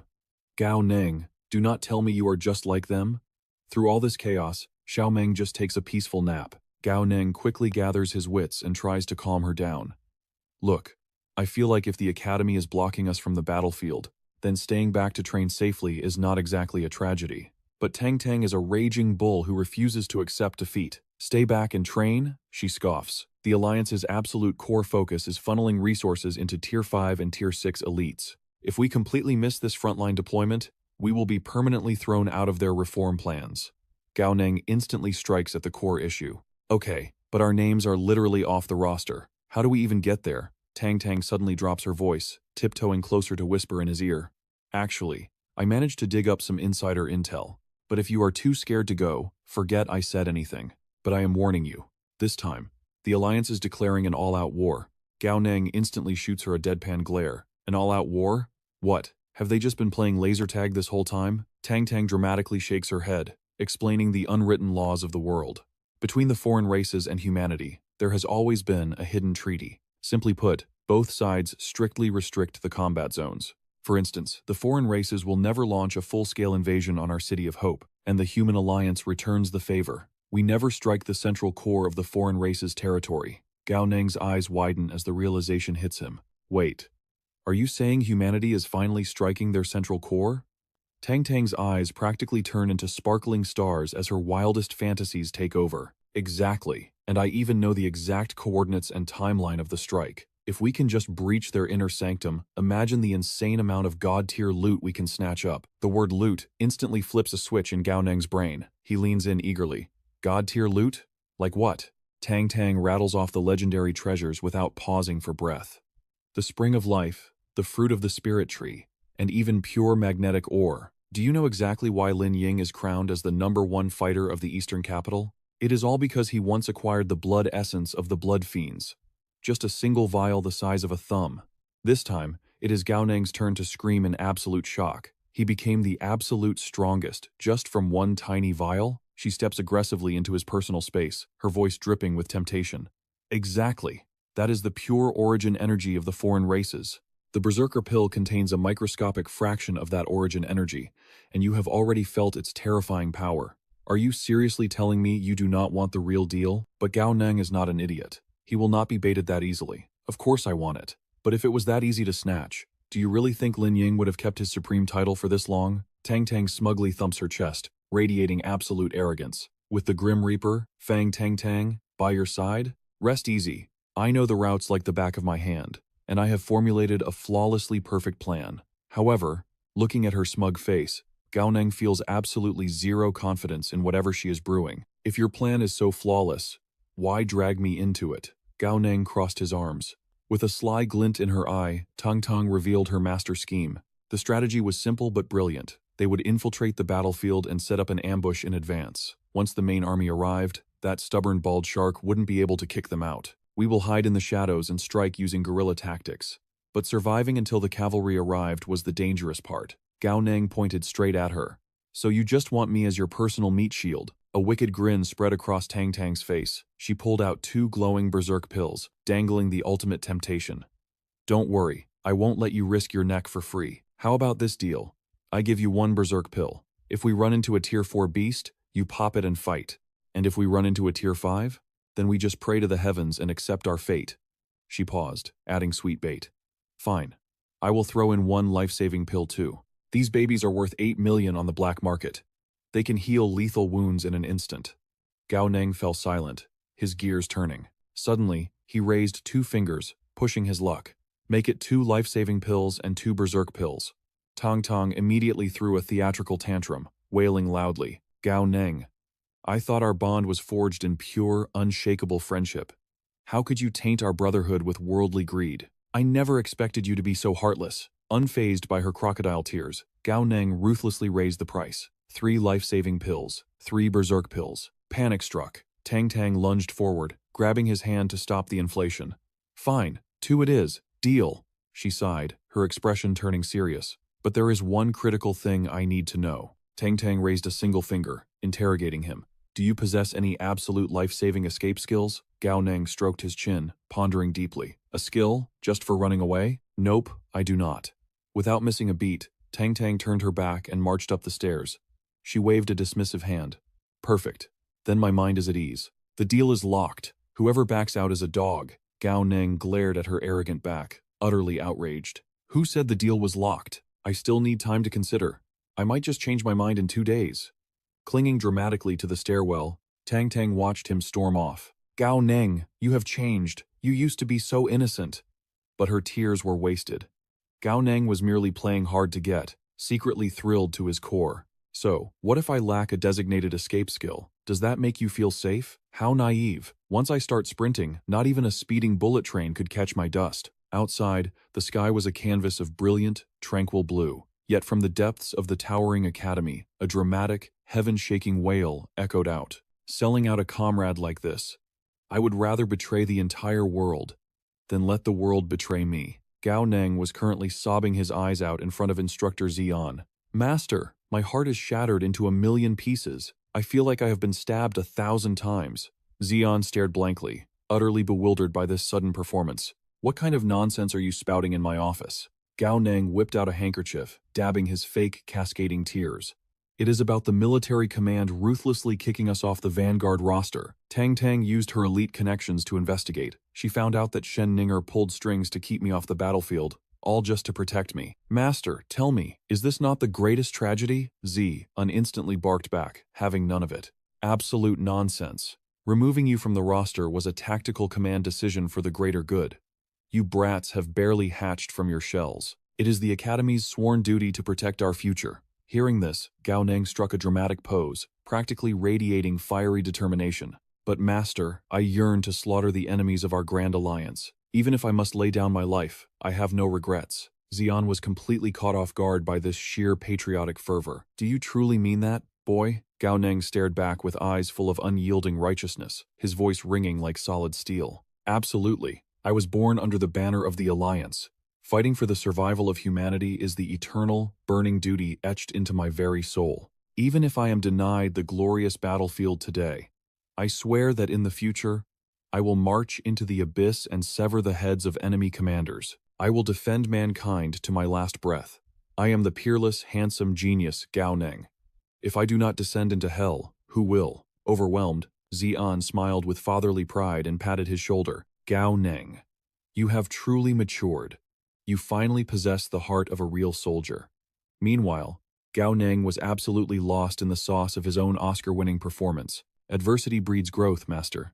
That harrowing incident at the tower forced me to confront my own fatal flaws. I finally understand that true strength requires endless learning. Masking a wicked grin, Gao Neng desperately clasped his instructor's hands. So, master, will you impart your wisdom to me? I wish to master the most devastating combat arts to slaughter our foes. I refuse to be left behind next time. I must protect the Alliance and all of mankind. Hook, line, and sinker.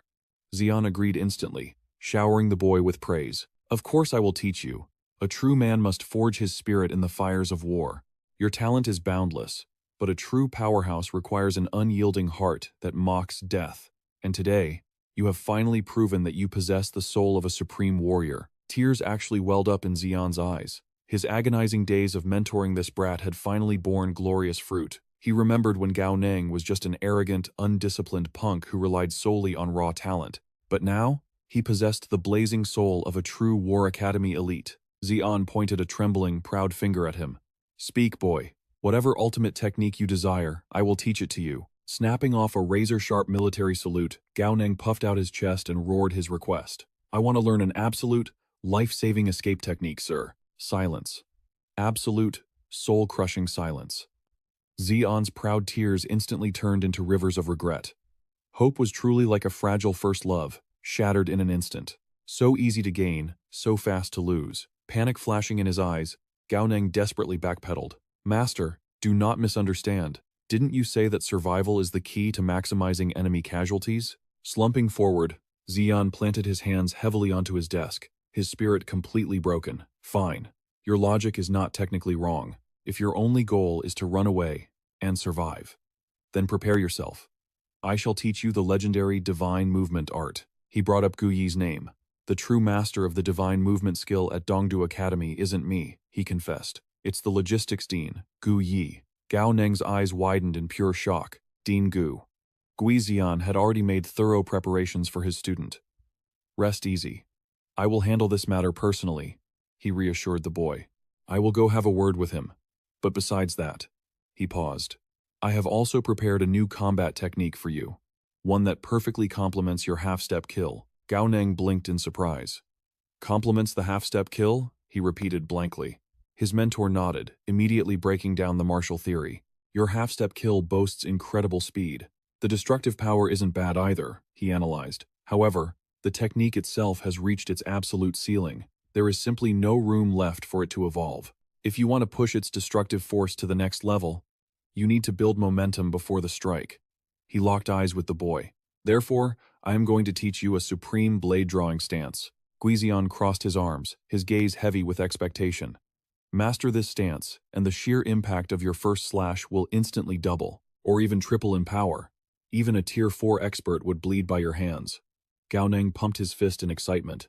Then a Tier 3 opponent would just get chopped completely in half. His mentor turned to leave. Pausing at the doorway, he gave one final instruction.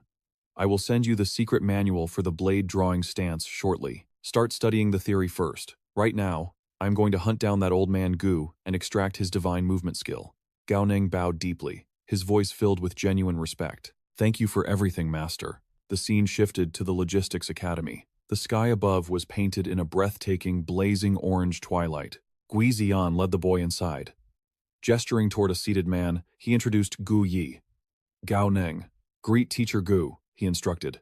Because in all of Dongdu Academy, when it came to the art of escaping, if Dean Gu claimed second place, absolutely no one dared to claim first. Feeling slightly mocked by the introduction, the dean raised an eyebrow. Old Gui, are you messing with me right now? Ignoring the banter, Gu Yi pinched a sleek memory card between his fingers and held it up for Gao Neng to see.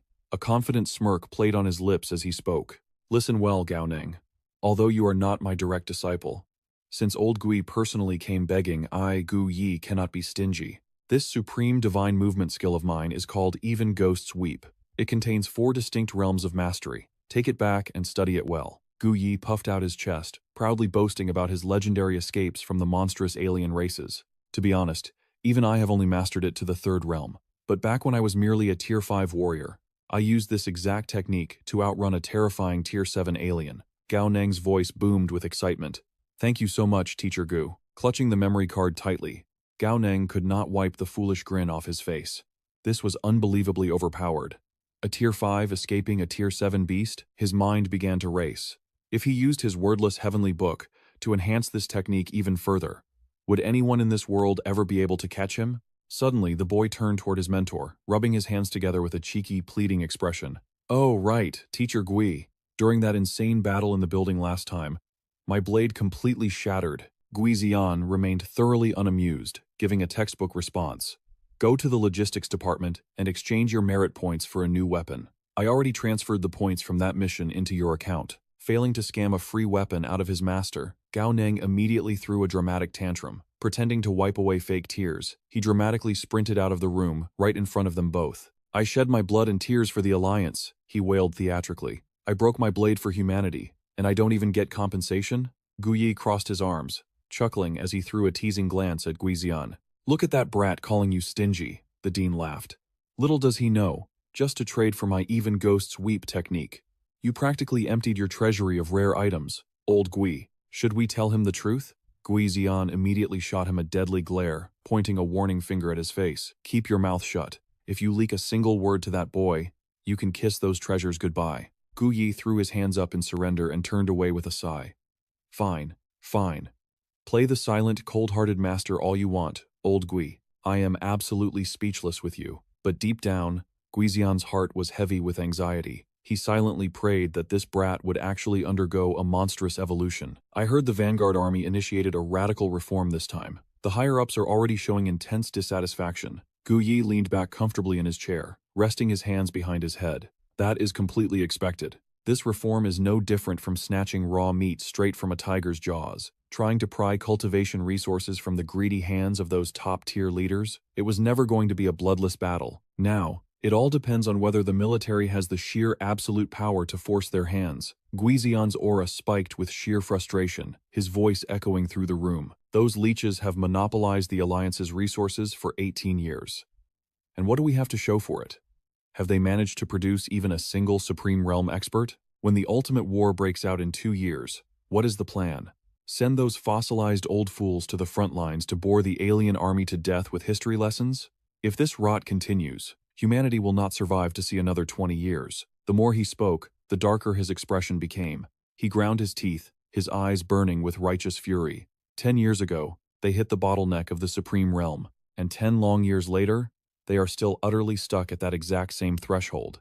Do they honestly believe that hoarding resources for 2 more years will magically grant them a breakthrough? For the very survival of the Alliance, this reform is absolute. Suddenly, Guizian stopped venting. He slowly turned his head, locking onto Gu Yi with a terrifyingly greedy gleam in his eyes. Speaking of which, old Gu. A predatory smile crept onto his face. I seem to remember that you used to wield a legendary blade, right? Smelling the immense danger in the air, Gu Yi instantly went on the defensive. Damn it, Guizian. Don't you even dream about it, he barked nervously. I already gave that kid my Even Ghosts Weep manual just to give you face. Now you want to snatch my personal weapon too? Completely ignoring the dean's panic, Guizian flashed a villainous, ear-to-ear grin. He casually waved his hand, his voice smooth like honey. Come now, it was just a fleeting thought. There is no need to be so defensive. But logically speaking, you are the dean of logistics now. What use does a paper pusher like you have for such an ancient, bloodthirsty blade anyway? Gu Yi groaned in absolute defeat, burying his profusely sweating face in his hands. This man, old Gui, had completely changed. The Guizian of the past was a beacon of honor and righteousness, a man who lived peacefully, never scheming or fighting for worldly possessions. He used to despise political warfare, yet here he was, ruthlessly scheming to scam a man out of his treasured blade. As the evening shadows lengthened across the room, a single haunting question echoed in Gu Yi's mind. Just who on earth corrupted this once noble man? Meanwhile, back in his dorm room, Gao Neng sat cross-legged on his bed, his eyes glued to the glowing blue system panel floating before him. He eagerly scanned the data for Even Ghosts Weep and the blade drawing stance. A massive, greedy smirk spread across his face. I wonder, he muttered to himself, just how much system currency will it cost to forcefully evolve both of these god-tier techniques? The system screen flashes to life. A holographic figure drawing a blade appears alongside a golden prompt. Evolving the sword draw technique requires 1 million alliance coins. Do you wish to proceed? Gao Neng gasps at the astronomical price tag. 1 million. Back when he upgraded the 7-step kill, it barely cost 200,000. Is the tier of this skill really that terrifying? He strokes his chin in deep thought. He only has a little over 1 million in cold hard cash on him right now. If he blows it all on this evolution, how will he fund his lifeform transformation later? Still, power comes first. He has to upgrade it. Modern warfare really is just burning money. The system interface immediately chimes with another notification. Evolution successful. The charging time for the sword draw has been drastically reduced. A whole minute of gathering aura is compressed into a single blink. A satisfied smirk spreads across Gao Nang's face. The skill is absolutely worth the steep price. To think a continuous rapid draw technique like this is actually possible. That 1 million is perfectly spent. His eyes shift to his next target. It is time to see what the Ghost Despair can evolve into, but the number that pops up nearly makes his heart stop. Evolving Ghost Despair requires 8 million alliance coins. Do you wish to proceed? Gao Nang erupts in blazing fury. 8 million? Why don't you just rob a bank? But his rage quickly cools into an eerie calm, followed by a foolish grin. With a price tag like that, this has to be an ultra-high-tier skill. Why would Principal Gu generously gift him something so precious? Could there be a secret connection between him and Bald Shark? Are they engaged in some sort of unspeakable, shady transaction behind closed doors? Miles away, the two men in question suddenly sneeze in unison. A devilish, utterly shameless smile creeps onto Gao Nang's face. If he lacks funds, he just needs to squeeze that little cash cow. Problem solved. With a sharp snap of his fingers, Gao Nang leans coolly against the doorframe, tilting his chin up as he addresses Tong Tong. I have decided to accept your request from this morning. I will go to bed. I mean, go to the battlefield with you. Her eyes widen. Really? He leans in, flashing a bright, calculating smile to bait his prey. However, to prove you are not tricking me, I need those 2 burst seed pills and the 2 life-saving pills you promised. I feel like a deposit is necessary to show your sincerity. Tang Tang narrows her eyes, rubbing her chin thoughtfully. A deposit works for me. Then I will give you 1 life-saving pill up front. Gao Nang instantly reveals his true goal. Can we convert that into pure cash? She does not hesitate for a single second. Sure. Let us go with the market price of 8 million. Yet, he shamelessly pushes for more. Since we are talking about sincerity, why don't we round that number up? Tang Tang generously agrees once again. Fine. But you better not go back on your word. The device on his wrist instantly chimes with a golden notification. 10 million alliance coins have successfully been transferred into his account. Without wasting a breath, he clicks on the 8 million upgrade option. Time to evolve the Ghost's Despair. The glorious sound of success echoes in his mind. Evolution successful. Beyond the 4th realm, a brand new boundary has been unlocked. The entire technique officially upgrades to the Ghost Void tier. Gao Nang looks up with a thrilled laugh. To master the Ghost Step realm, one must first magnetize their legs. Coincidentally, his second phase of magnetization is exactly that. Perfect timing. An illustration appears in his mind of legs moving with blinding speed. The Ghost Step realm channels explosive energy directly into the lower body. Once in motion, the user becomes a phantom, drifting unpredictably, like a specter in the wind.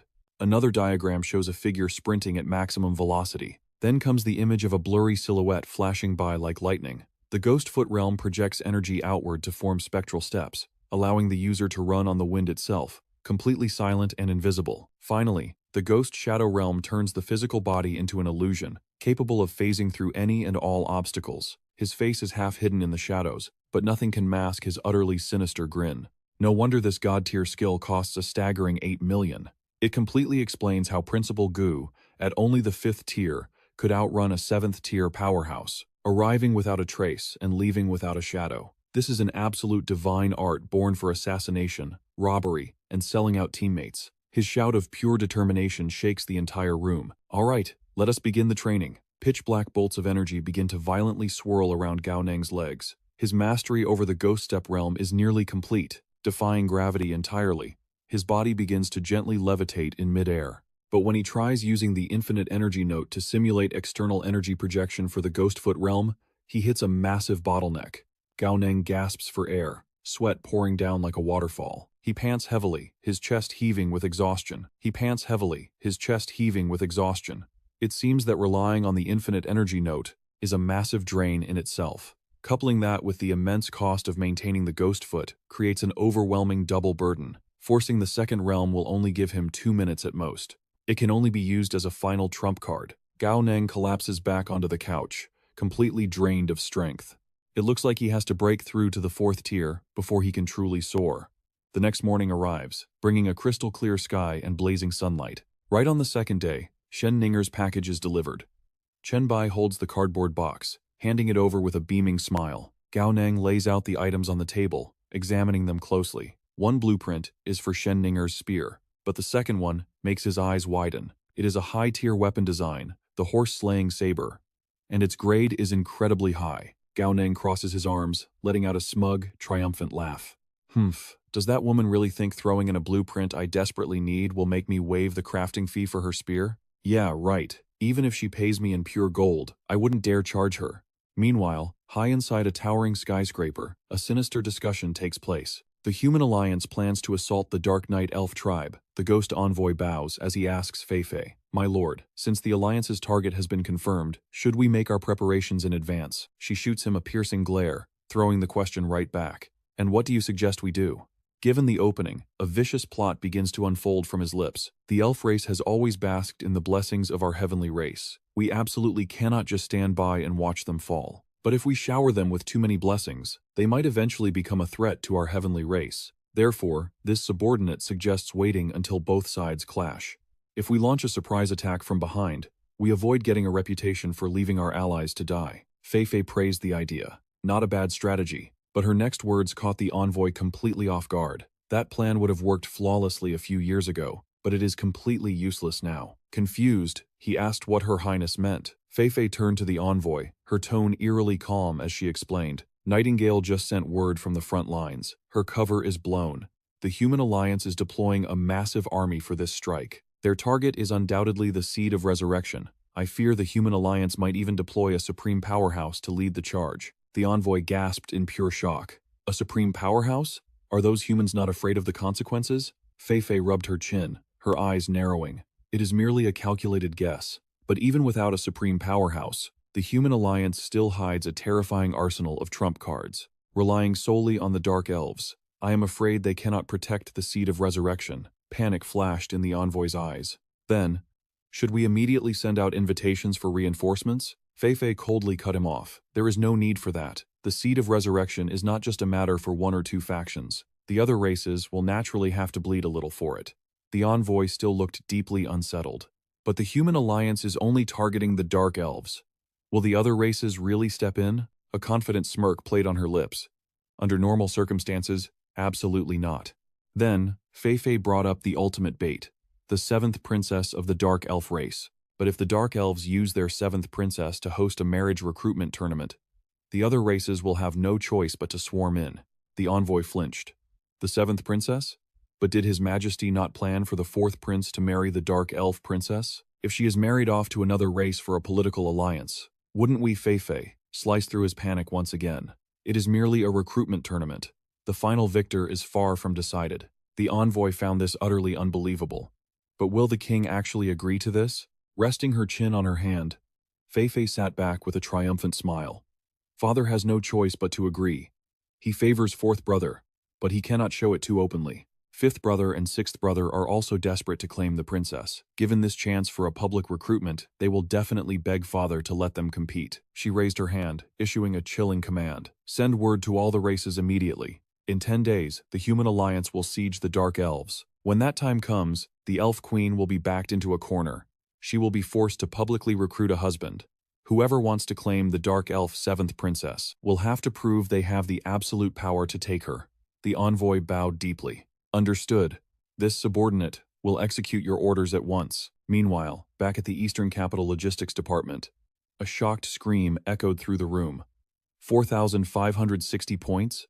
Granny Zhuo stared in disbelief. Did you strike gold after just 3 days of not seeing me? Little Gao, did you go mining for crypto or something? Gao Neng scratched his head, looking foolishly innocent as the other customers stared in pure shock. Oh, it is nothing major, really. I just casually wiped out an alien snake spy nest. Just a tiny little thing. I told them I was just doing a good deed. But the military insisted on shoving all these merit points into my hands. Still reeling, she asked, "So, what are you planning to exchange all that for today?" Gao Neng proudly slapped a weapon blueprint onto the counter. I am forging an ultimate saber right now, but sadly, I am missing a high-tier scabbard. Does Granny Zhuo happen to sell any legendary scabbards here? The old woman stroked her chin, her sharp eyes scanning the intricate blueprint. The quality of this blade is genuinely top tier. A truly magnificent weapon. But unfortunately, the Eastern Capital Logistics Department does not have a matching scabbard in stock. Granny Zhuo suddenly leaned in, lowering her voice to a whisper. However, I do have a premium scabbard in my personal collection.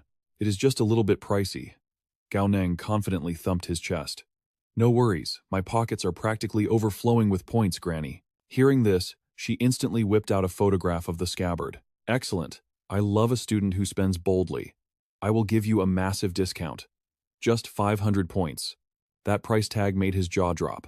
500? Normally something like this only costs 2 million alliance credits. Does a single scabbard really need to be this ridiculously expensive? Granny Juo immediately deployed her master-level sales tactics. It is a supreme blade, boy. Only a supreme scabbard is worthy of it. Are you buying it or not? His arrogant tough guy act vanished in a flash. He forced a painfully fake smile. Say, do you have any decent scabbards for around 100 points? She shook her head ruthlessly. Nope. This is the only one. Take it or leave it. Gao Neng gritted his teeth, feeling totally scammed. Is this a glorious monopoly trying to squeeze me dry? Puffing out his chest, he made a painful decision. Fine, I will take this scabbard. Throw in 100 mid-grade energy pills while you are at it. Oh, and give me top-tier healing potions and a full set of ultimate tactical stealth armor. Granny Zhuo's eyes lit up with joy. Okay, darling, that will be 4,500 points in total. Paying in full or installments? Her tone then shifted to genuine concern. But, are you planning to head outside the city walls? I thought your name was already. Gao Neng frantically waved his hands, cutting her off.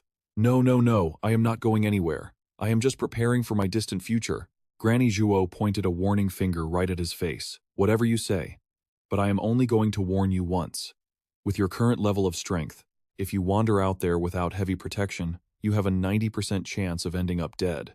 Gao Neng let out a goofy laugh, scratching his head. Got it. Thanks, Granny Zhuo. I will be super careful. Despite his smile, he took her warning straight to heart. Granny Zhuo was no ordinary shopkeeper. She was a top-tier hidden powerhouse in the eastern capital. Otherwise, there was no way the military academy would trust her to manage hundreds of billions in supreme assets. Since she gave him that chilling warning, he must prepare flawlessly. There is absolutely no room for mistakes. Gao Neng returns to the high-energy manufacturing workshop. Gao Neng spreads 2 intricate blueprints across the table. He lays out his premium crafting materials with intense focus. Time is running out fast. He needs to forge the spear and saber first, then dive straight into bone-crushing cultivation. High risk equals massive rewards. He has to rely on pure, unyielding strength. Absolute determination blazes in his eyes. Before stepping onto the brutal battlefield, he must break through to the late stage of the second tier. Ideally, he needs to smash straight into the third tier. The sword draw technique and ghost step require relentless practice. At the very least, he has to outrun Tang Tang. 10 days later, he is still locked inside the manufacturing workshop. Gao Neng looks like a walking corpse. With dark, heavy bags under his eyes, he sluggishly hands a long, sleek box to Chen Bai. Ninger's custom order is finally complete, along with his very own horse-cleaving saber. He straps on the heavy dual arm guards and secures the devastating blade at his waist. His explosive power has officially reached the late second tier. He is now just one tiny step away from the legendary third tier. In a blinding flash, Gao Neng draws his blade. The lightning draw technique strikes. The training dummy is cleanly sliced into 3 pieces, flying high into the air. His brutal training is finally paying off. His feet blur into the phantom-like ghost step. Gao Neng leaps into the sky, spinning with explosive force. He shreds the dummy into countless pieces, water-severing blade. With a sharp click, he sheathes his weapon. He exhales a deep breath, landing smoothly amidst a shower of shattered debris. A confident smirk crosses his face. This is the terrifying advantage of his second magnetic core. Its brilliant power is finally unleashing its true potential. His combat focus skyrockets to 400%. His learning capacity becomes monstrously terrifying. Time flashes forward to midnight. The massive commercial building falls dead silent. Only a few stray shadows wander the halls. His preparations are so insanely extreme, he might as well carry his entire house into battle. Now, he just waits for the starting signal. Gao Neng sits on the edge of his bed beside Xiao Meng. The time has come. He cracks the door open, eyeing Tang Tang with heavy suspicion. You weren't followed, right? Wrapped in a pitch-black cloak, she smirks with absolute confidence. Did you forget exactly who I am? The darkness is my personal stage. I am the Grim Reaper of the night. Tang Tang tosses a matching black cloak straight at Gao Neng. 0 hour is approaching. The military academy elites will march out at 5 a.m. tomorrow morning. We need to move right now and gain a massive head start. Hurry up and put this on. It is a custom battlesuit forged by the Heavenly King Corporation. He slips into the sleek, form-fitting black armor. He flexes his muscles, absolutely amazed. This gear is insanely overpowered. It is incredibly lightweight and breathable, allowing for explosive movement without holding me back. Yet, the defense is rock solid. He layers his own spiked armor underneath for double the absolute protection. Teaming up with a wealthy backer really changes the game. The perks are on a whole different level. Little Xiaomeng silently slithers into Gao Neng's camouflage backpack. They quickly map out the treacherous terrain of the Dark Night Elf City. The hellish journey from the front lines to the inner city spans 800 deadly kilometers. 3 brutal defensive lines stand in their way. The first is the bloody front line, the absolute barrier separating the human alliance from the alien coalition. The second is the chaotic border defense, dividing the various alien tribes. And the ultimate challenge? The impenetrable inner defense line of the Dark Night Elves. Tang Tang slams 2 glowing vials of medicine onto the table. Navigating the first line alone is a 600-kilometer death trap. What horrors lurk inside? Nobody actually knows. I am handing you the Berserker pill and the life-saving pill. Guard them with your life. We have to tread with absolute caution. Tang Tang radiates confidence, but she isn't foolish enough to rush to her death. Honestly, if we just breach the second line, we will be swimming in top-tier loot. We can snatch the legendary elf fruit right there. But the final defensive line is guarded by high-tier elves. Monsters just as terrifying as Instructor Bald Shark. We definitely do not stand a chance against them. He sharply zips up his suit and ties his combat boots tight. Gao Neng's aura instantly shifts to dead serious. Did you bring the handkerchiefs? She nods sharply, packed and ready. He narrows his eyes. Did you wash your face? Tang Tang rolls her eyes. I even slapped on a few facial masks for good measure. They bump fists with explosive hype. Time to rush the danger zone. Let's raid the battlefield and loot everything in sight. But moments later, outside the building, an intense argument explodes. What the hell? Gao Neng glares at her. This was completely absent from our original plan. Leaning against her luxury ride, Tang Tang scoffs in defense. What is the big deal? Nothing has changed. It is just a tiny tactical adjustment. We are simply delaying our grand entrance. We will let the vanguard army shatter the first defensive line before we make our move. Tang Tang's eyes gleam with cunning calculation. Think about it. If we expose ourselves before the front line is breached, Instructor Bald Shark might drag our asses right back to the academy. Gao Neng narrows his eyes, his suspicion mounting. But stalling like this, won't it skyrocket the danger to a lethal level? Tang Tang vehemently shakes her head. Absolutely not. In fact, I think it is the exact opposite. Use your brain. If the vanguard is bleeding on the front lines, and we are right beside them, we will be forced into the meat grinder too, right? A wicked, greedy smirk creeps onto her face. But if we lurk in the shadows miles behind them, hiding like ghosts in the dark, who in their right mind would retreat all the way back to bother us? It is foolproof. Gao Neng crosses his arms, shooting her a deadly glare. Classmate Tang, are you plotting to sell my organs on the black market? No deal. For this level of scam, you have to up the pay. She desperately chases after him, clinging to his arm. Gao Neng brutally scolds her. We already sealed the deal. You cannot just change the rules on a whim like a cheap scammer. I even let you borrow this insanely expensive battlesuit. Tong Tong dramatically fakes a heartbreak. I poured my soul into this partnership. How could you brutally betray my trust? Gao Neng completely ignores her theatrical performance and spins on his heel. You broke our contract first. As far as I am concerned, our pinky promise is dead in the water. I am heading back to the academy for a good night's sleep. Tang Tang screams in sheer panic. Wait, what do you want? Just name your price. Gao Neng stops, slowly raising 2 fingers with a triumphant smirk. Condition 1. This divine battlesuit is no longer a loan. It officially belongs to me as a permanent gift.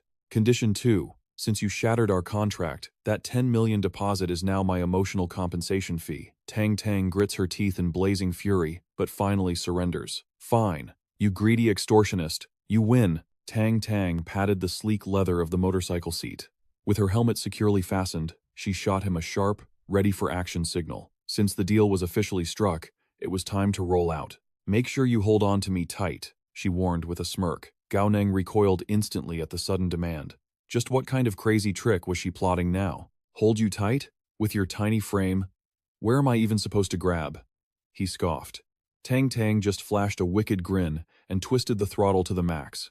The engine roared, leaving only a lightning-fast streak of light, and Gao Neng's terrified screams echoing through the dead of night. Thrown off balance by the sheer force, Gao Neng instinctively wrapped his arms around her waist, but his frantic hands accidentally grabbed onto a rather sensitive spot, causing a furious blush to explode across Tang Tang's face. The brilliant moonlight bathed the empty roads, but the romantic atmosphere was completely shattered by their echoing curses and endless bickering. "Ah, Gao Ning, you absolute pervert!" she shrieked.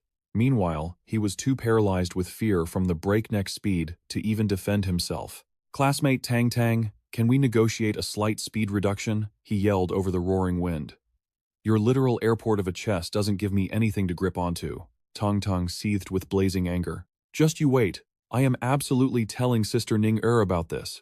Amidst the chaos, their heavy bike screeched to a halt before the massive gates of the eastern fortress. They were nearing the very edge of the eastern borders. The legendary City of Hope was guarded by 4 colossal fortresses at every corner, and standing before them was the impenetrable Eastern District Fortress. Beyond these walls lay the absolute meat grinder of the active battlefield. Gao Neng looked around in utter confusion. Doesn't this fortress have any security checkpoints? Steering with one hand, she glanced back with a confident smirk. Of course they do, but I am always fully prepared. Tang Tang dramatically held up 2 sleek black access cards lined with gleaming silver. The automated system chimed, granting them immediate clearance. Without missing a beat, the heavy motorcycle roared straight into the heart of the fortified base. Gao Nang scanned his surroundings, taking in the bustling streets with sheer disbelief. Was this really a frontline military fortress? It looked more like a thriving, heavily armed frontier town. Keeping her eyes locked on the road, Tang Tang began to explain.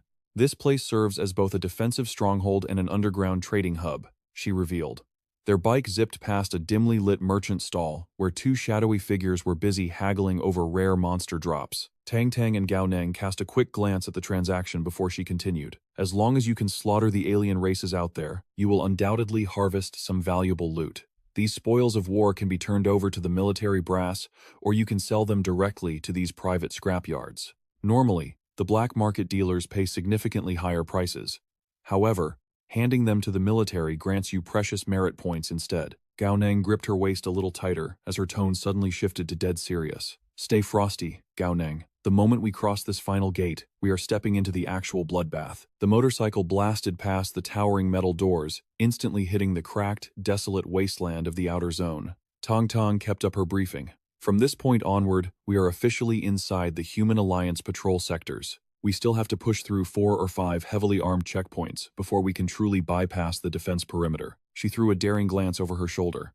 "Keep heading straight, and we will hit the lawless 3 no-care zone. No rules, no backup, no mercy." Gao Neng stared at the ruined landscape sprawling beneath an ominous, blood-red sky. So this was the true battlefield. The very air reeked of iron and stale blood. With tense silence between them, the agonizing minutes slowly ticked by. They finally killed the engine inside a narrow, jagged canyon.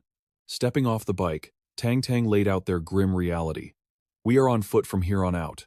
The engine noise would turn us into instant target practice." She pulled out a tactical compass, her eyes locking onto the magnetic signatures of the Beast Tribe and the Elf Tribe. The Dark Knight Elf Tribe's territory lies to the northeast. Meanwhile, the Beast Tribe controls the eastern front. In reality, the absolute greatest threat crushing our eastern district's defenses comes from those savage beasts. Gao Neng nervously scanned the shadows to his right. "Then we need to go into full stealth mode right now." But Tong Tong simply wagged her finger with a confident smirk. "No need. We are still hugging the Eastern District patrol routes, so alien sightings here are incredibly rare. We will not hit the real danger zone for another 10 kilometers." Gao Neng narrowed his eyes in deep suspicion. "Are you absolutely sure about that?" he pressed. But her overflowing confidence never wavered. "Of course I am. If any stray aliens get spotted creeping around here, we are not the unlucky ones.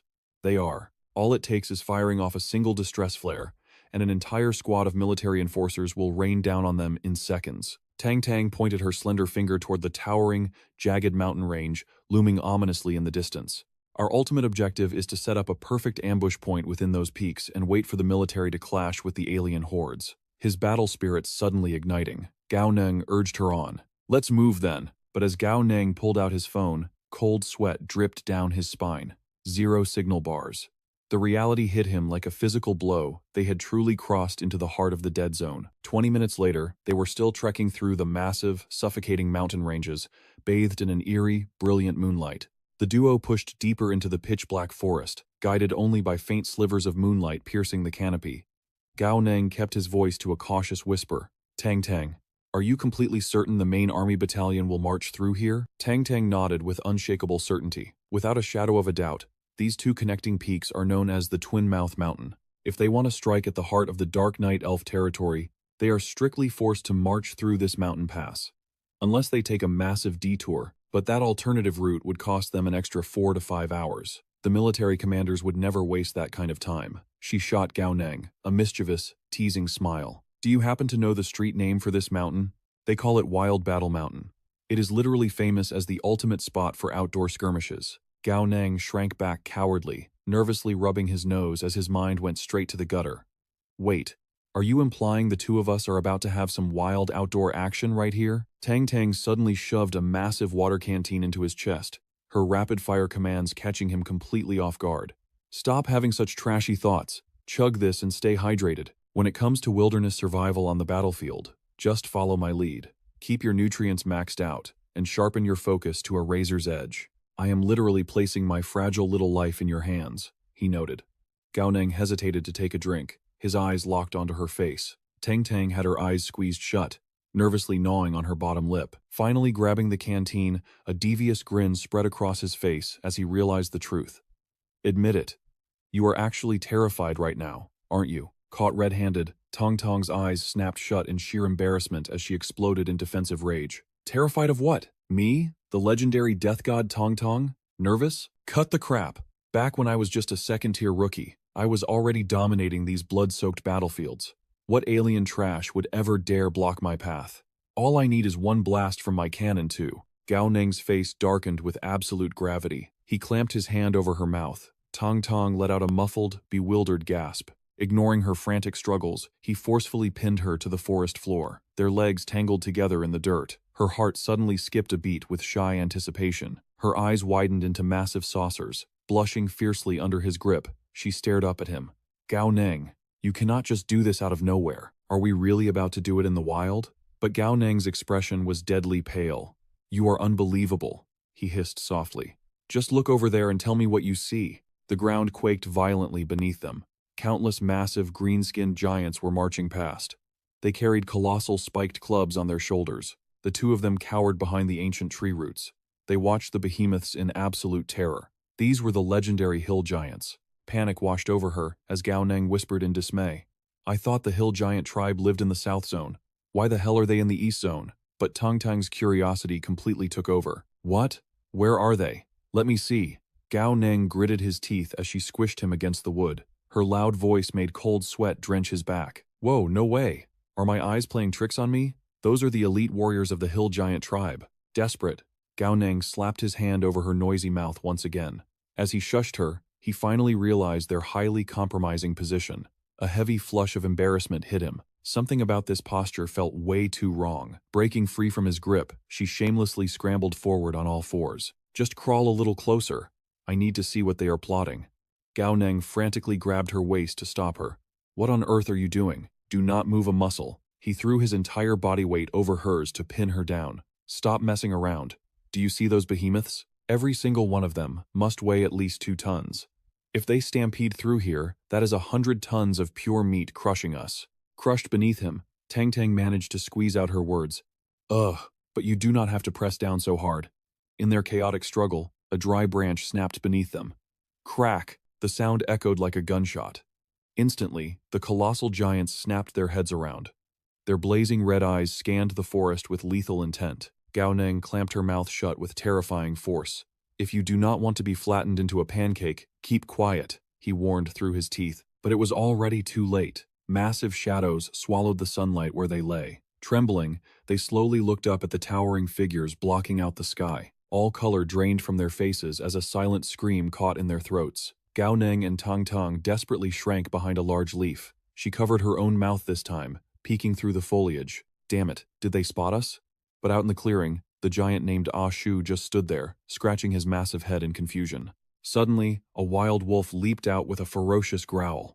Boom! A colossal fist slammed down with ruthless power. The beast was instantly reduced to a bloody pulp of shattered bones. The two humans turned pale as ghosts at the gruesome bloodbath right before their eyes. Crimson drops dripped from the giant's terrifying hand.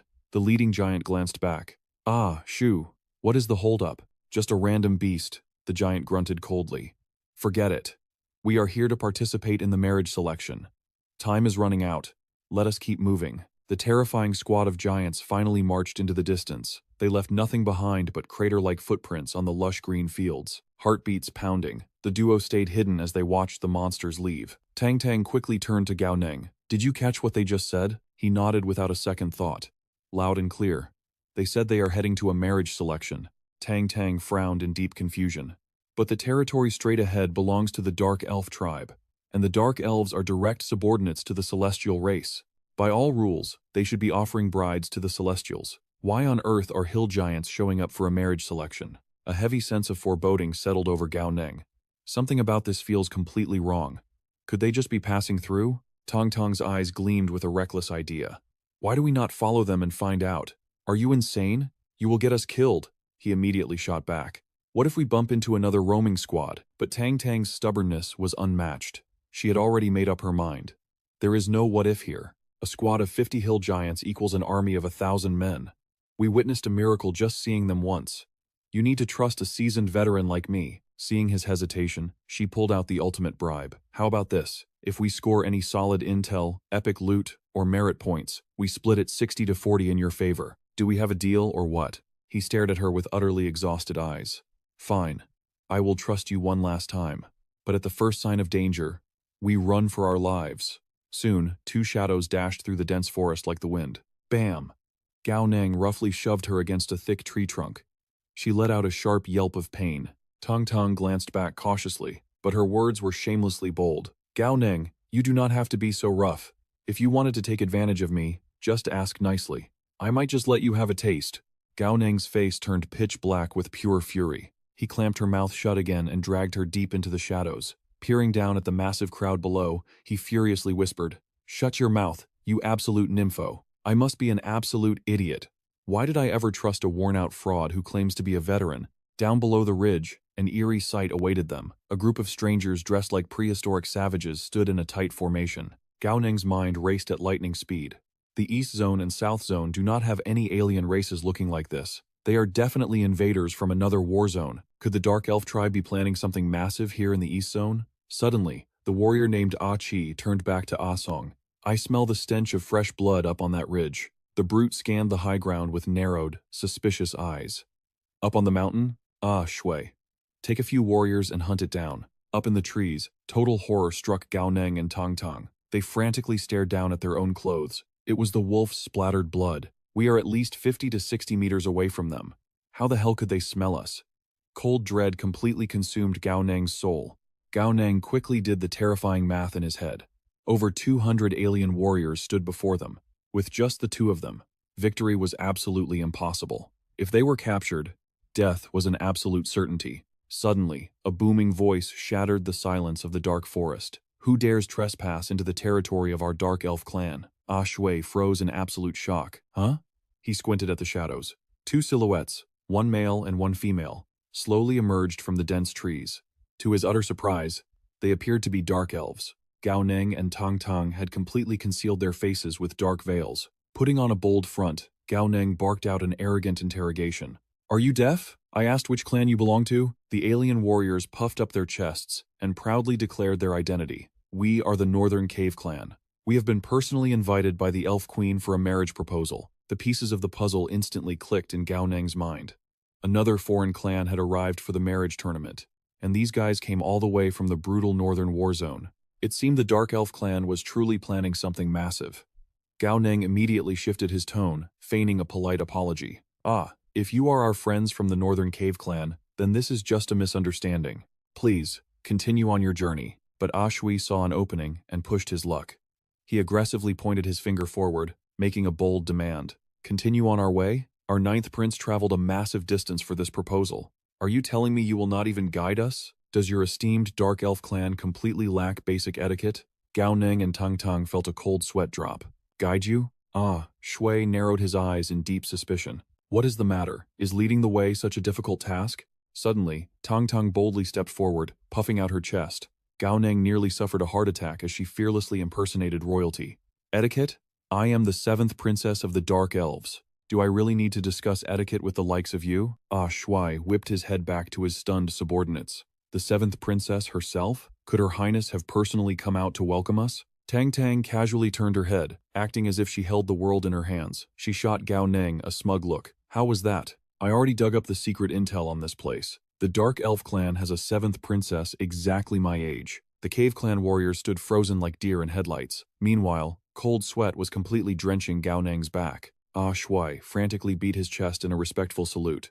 Greetings, Your Highness the 7th princess. I am Ah Shui, a humble subordinate of the 9th prince. Please forgive this lowly one for any brutal disrespect. However, I must ask, why is Her Highness wandering this dangerous wilderness instead of staying safely inside the Dark Elf city? Tang Tang instantly snapped back with flawless royal arrogance. Where this princess chooses to go is none of your business. Do you think you have the right to question my movements?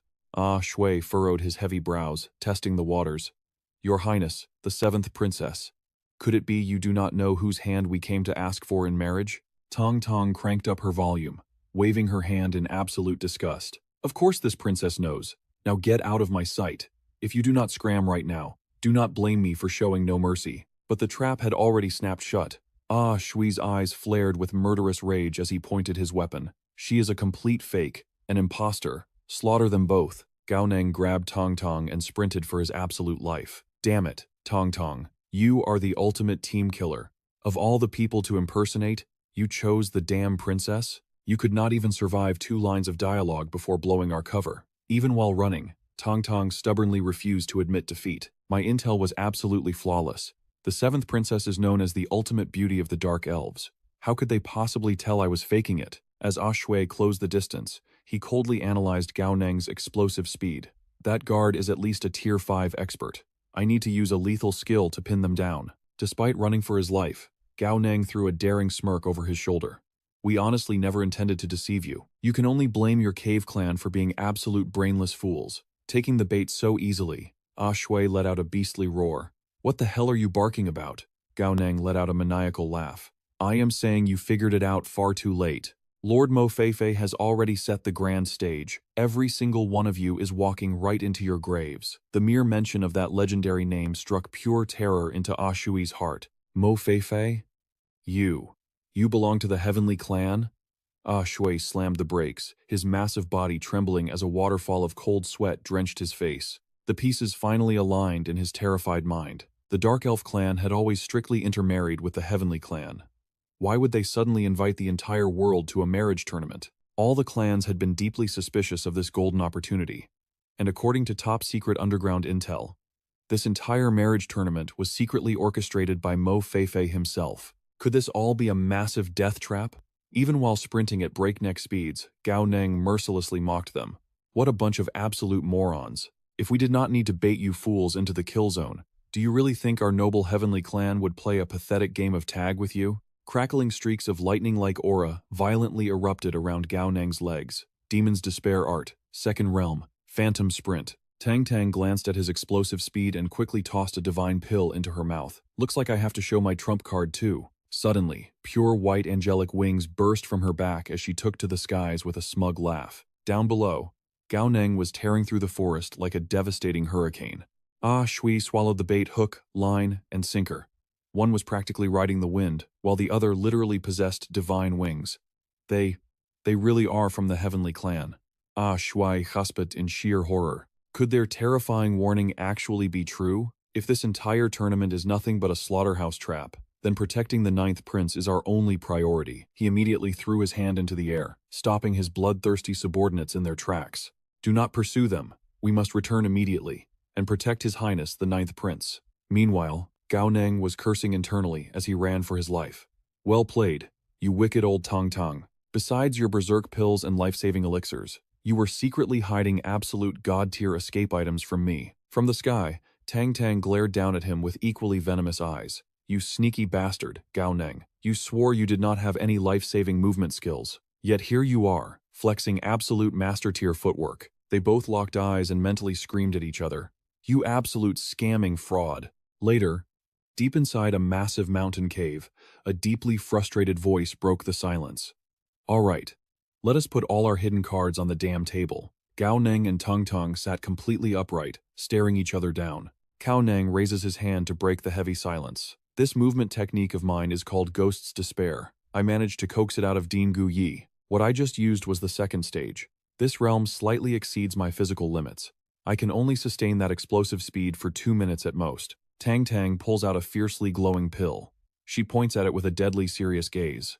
All right, then I will be completely honest with you too. This is called Angel's Wings. It is dark technology forged from the spring of life, operating just like the Berserk pill. It condenses pure energy into physical wings of light for flight. The power consumption is absolutely terrifying. Just like you, I can only maintain it for exactly 2 minutes. Cao Neng leans forward with a sly, predatory grin. So, how many of those do you have left? Tung Tung turns pale and frantically hides the pill. This is my absolute last one. This is nothing like a common Berserk pill. You could not buy this masterpiece even with a mountain of gold. I swear. When have I ever lied to you? Cao Neng mercilessly shoots her down. Your credibility was fed to the dogs a long time ago. Do you really have the nerve to say that? Tang Tang shrieks out of pure, unadulterated frustration. Then what do you want me to do? Are you going to strip search me? Is my flawless purity going to be ruined by your filthy hands? I will haunt you until the day you die. If Big Sister Ninger asks, I will tell her you defiled me right here on Savage Battle Mountain. Cao Neng sits back down, his lips curling into a scoff. He shakes his head in absolute disdain. Do you really think a petty threat like that works on me? Whatever, forget it. As the ancients say, when absolute disaster strikes, it is every man for himself. I will not press the issue. Suddenly, a heavy, ominous sound echoes from outside the cave. Both of them freeze in sheer terror, peering into the distance. Their blood runs completely cold. A massive, swarming group is marching directly toward their hideout. Cao Neng mutters under his breath. Damn it. It is another squad of the alien races. Panic completely takes over Tung Tung's pale face. Cao Neng, we need to run right now. They are heading straight for us. He glares at her, his mind racing at light speed. And go where? Back the exact way we came? Tang Tang violently shakes her head. No way. This is the main road leading straight to the Dark Night Elves. Every other alien squad is definitely marching in this exact direction. If we turn back now, we are just serving ourselves up on a silver platter. Cao Neng furrows his brows, the crushing weight of their desperate situation bearing down. But even if we flee deeper into the mountains, there is zero guarantee we will not run into more aliens with terrifyingly sharp senses like before. We barely escaped by the skin of our teeth once. Do you really think our luck will hold out a second time against those monsters? Tang Tang desperately racks her brain for a viable solution. What if we just push forward to the first line of defense? If we can just reunite with the main army, we can hand over this critical intel. We are practically right next to the main army's marching route. A massive military force like that definitely will not take a detour. But Cao Neng's eyes snap wide open. The horrifying truth hits his brain like a lightning bolt. No, you are completely wrong. The main army is absolutely going to take a detour. They will not march anywhere near this place. Tang Tang stammers, her voice trembling in absolute fear. Why did your face just lose all its color? Because this operation is not an all-out, frontal war. It is a highly classified stealth mission. The entire objective is a lightning-fast ambush. The military is deploying lightly armed elites who specialize in complete concealment. They will strike the weakest link in the defense line and vanish immediately. They will never step foot near Savage Battle Mountain. The devastating reality completely shatters Tung Tung's hope. She drops to the dirt, clutching her head as agonizing tears well up. What? Are you saying my brilliant plan just trapped us right in the middle of the enemy's marching path? Cao Neng slumps against the damp, cold cave wall. He shoots her an utterly exhausted, lifeless glare. This little sugar cube might possess a terrifyingly sharp mind. But her genius only applies to manipulating people and battlefield politics. When it comes to actual life-and-death combat, she is dangerously clueless. To put it bluntly, she is an incredibly elite investor. But she has absolutely zero talent for surviving on the bloody front lines. He swiftly unrolls a massive, detailed map across the stony ground. When surrounded by inescapable danger on all sides, forging a bloody path to survival is his absolute specialty. Tang Tang sits frozen in sheer despair by his side. Meanwhile, Cao Neng intensely rubs his chin, ruthlessly calculating their exact odds of survival. Based on the surrounding terrain, the military will definitely strike here. Cao Neng's finger stabs fiercely at the parchment, highlighting 2 out of 3 strategic markers. These 2 locations have the highest probability. The first option is this incredibly dense forest. It is absolute perfection for guerrilla warfare. The heavy canopy makes an invisible retreat almost guaranteed. The second option is this elevated plateau. It is devastatingly easy to attack, but an absolute nightmare to defend. Leaving just a fraction of their forces there would perfectly secure their escape route. He turns his piercing gaze to his partner. Tang Tang, look closely at this. Which of these two paths seems more likely to you? Without a single second of hesitation, her finger slams onto the map. The second one, without a doubt. Uncle Bai drilled this into my head. On the battlefield, you never march an army into an unscouted, dense forest, especially when that specific forest is the absolute territory of the elves. Cao Nung firmly taps the tip of his pen onto the plateau. Perfect. Then this elevated high ground is our final destination. Dread instantly washes over Tong Tong's face as she studies the treacherous terrain. But how in the world are we supposed to get there? There is literally only one single path from here to that plateau, and it forces us to march dangerously close to the enemy's main defense line. The sheer number of alien troops out there is overwhelming. Plus, the sun is about to rise. The longer we stay above ground, the higher our chances of getting slaughtered. Cao Nang strokes his chin, a wicked, triumphant smirk spreading across his face. Who said anything about taking the surface route? His finger slowly points straight down into the solid dirt.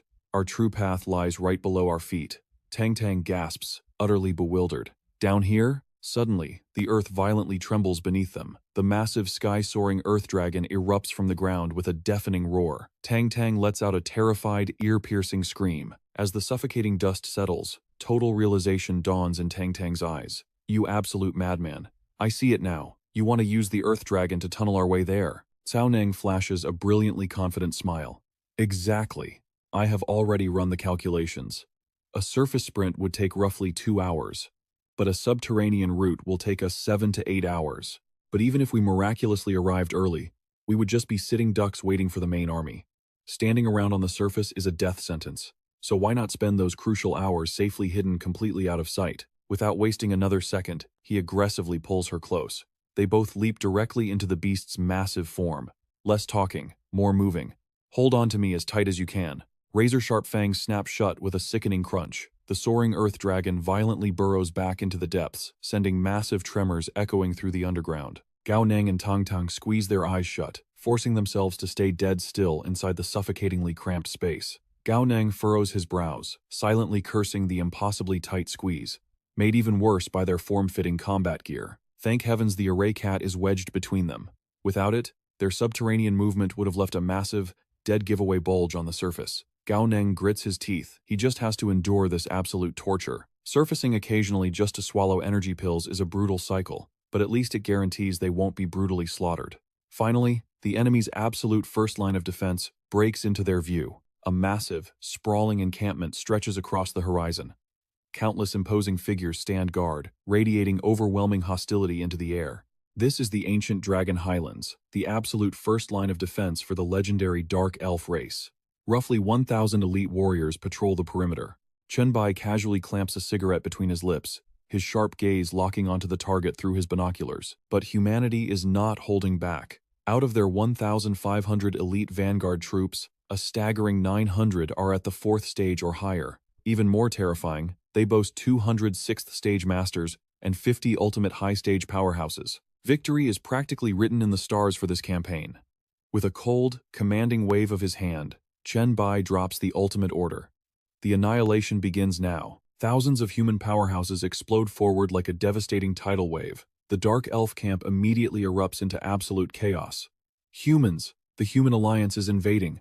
Warn the Queen instantly. Exactly 1 hour later, the dust settles over a wasteland of destruction.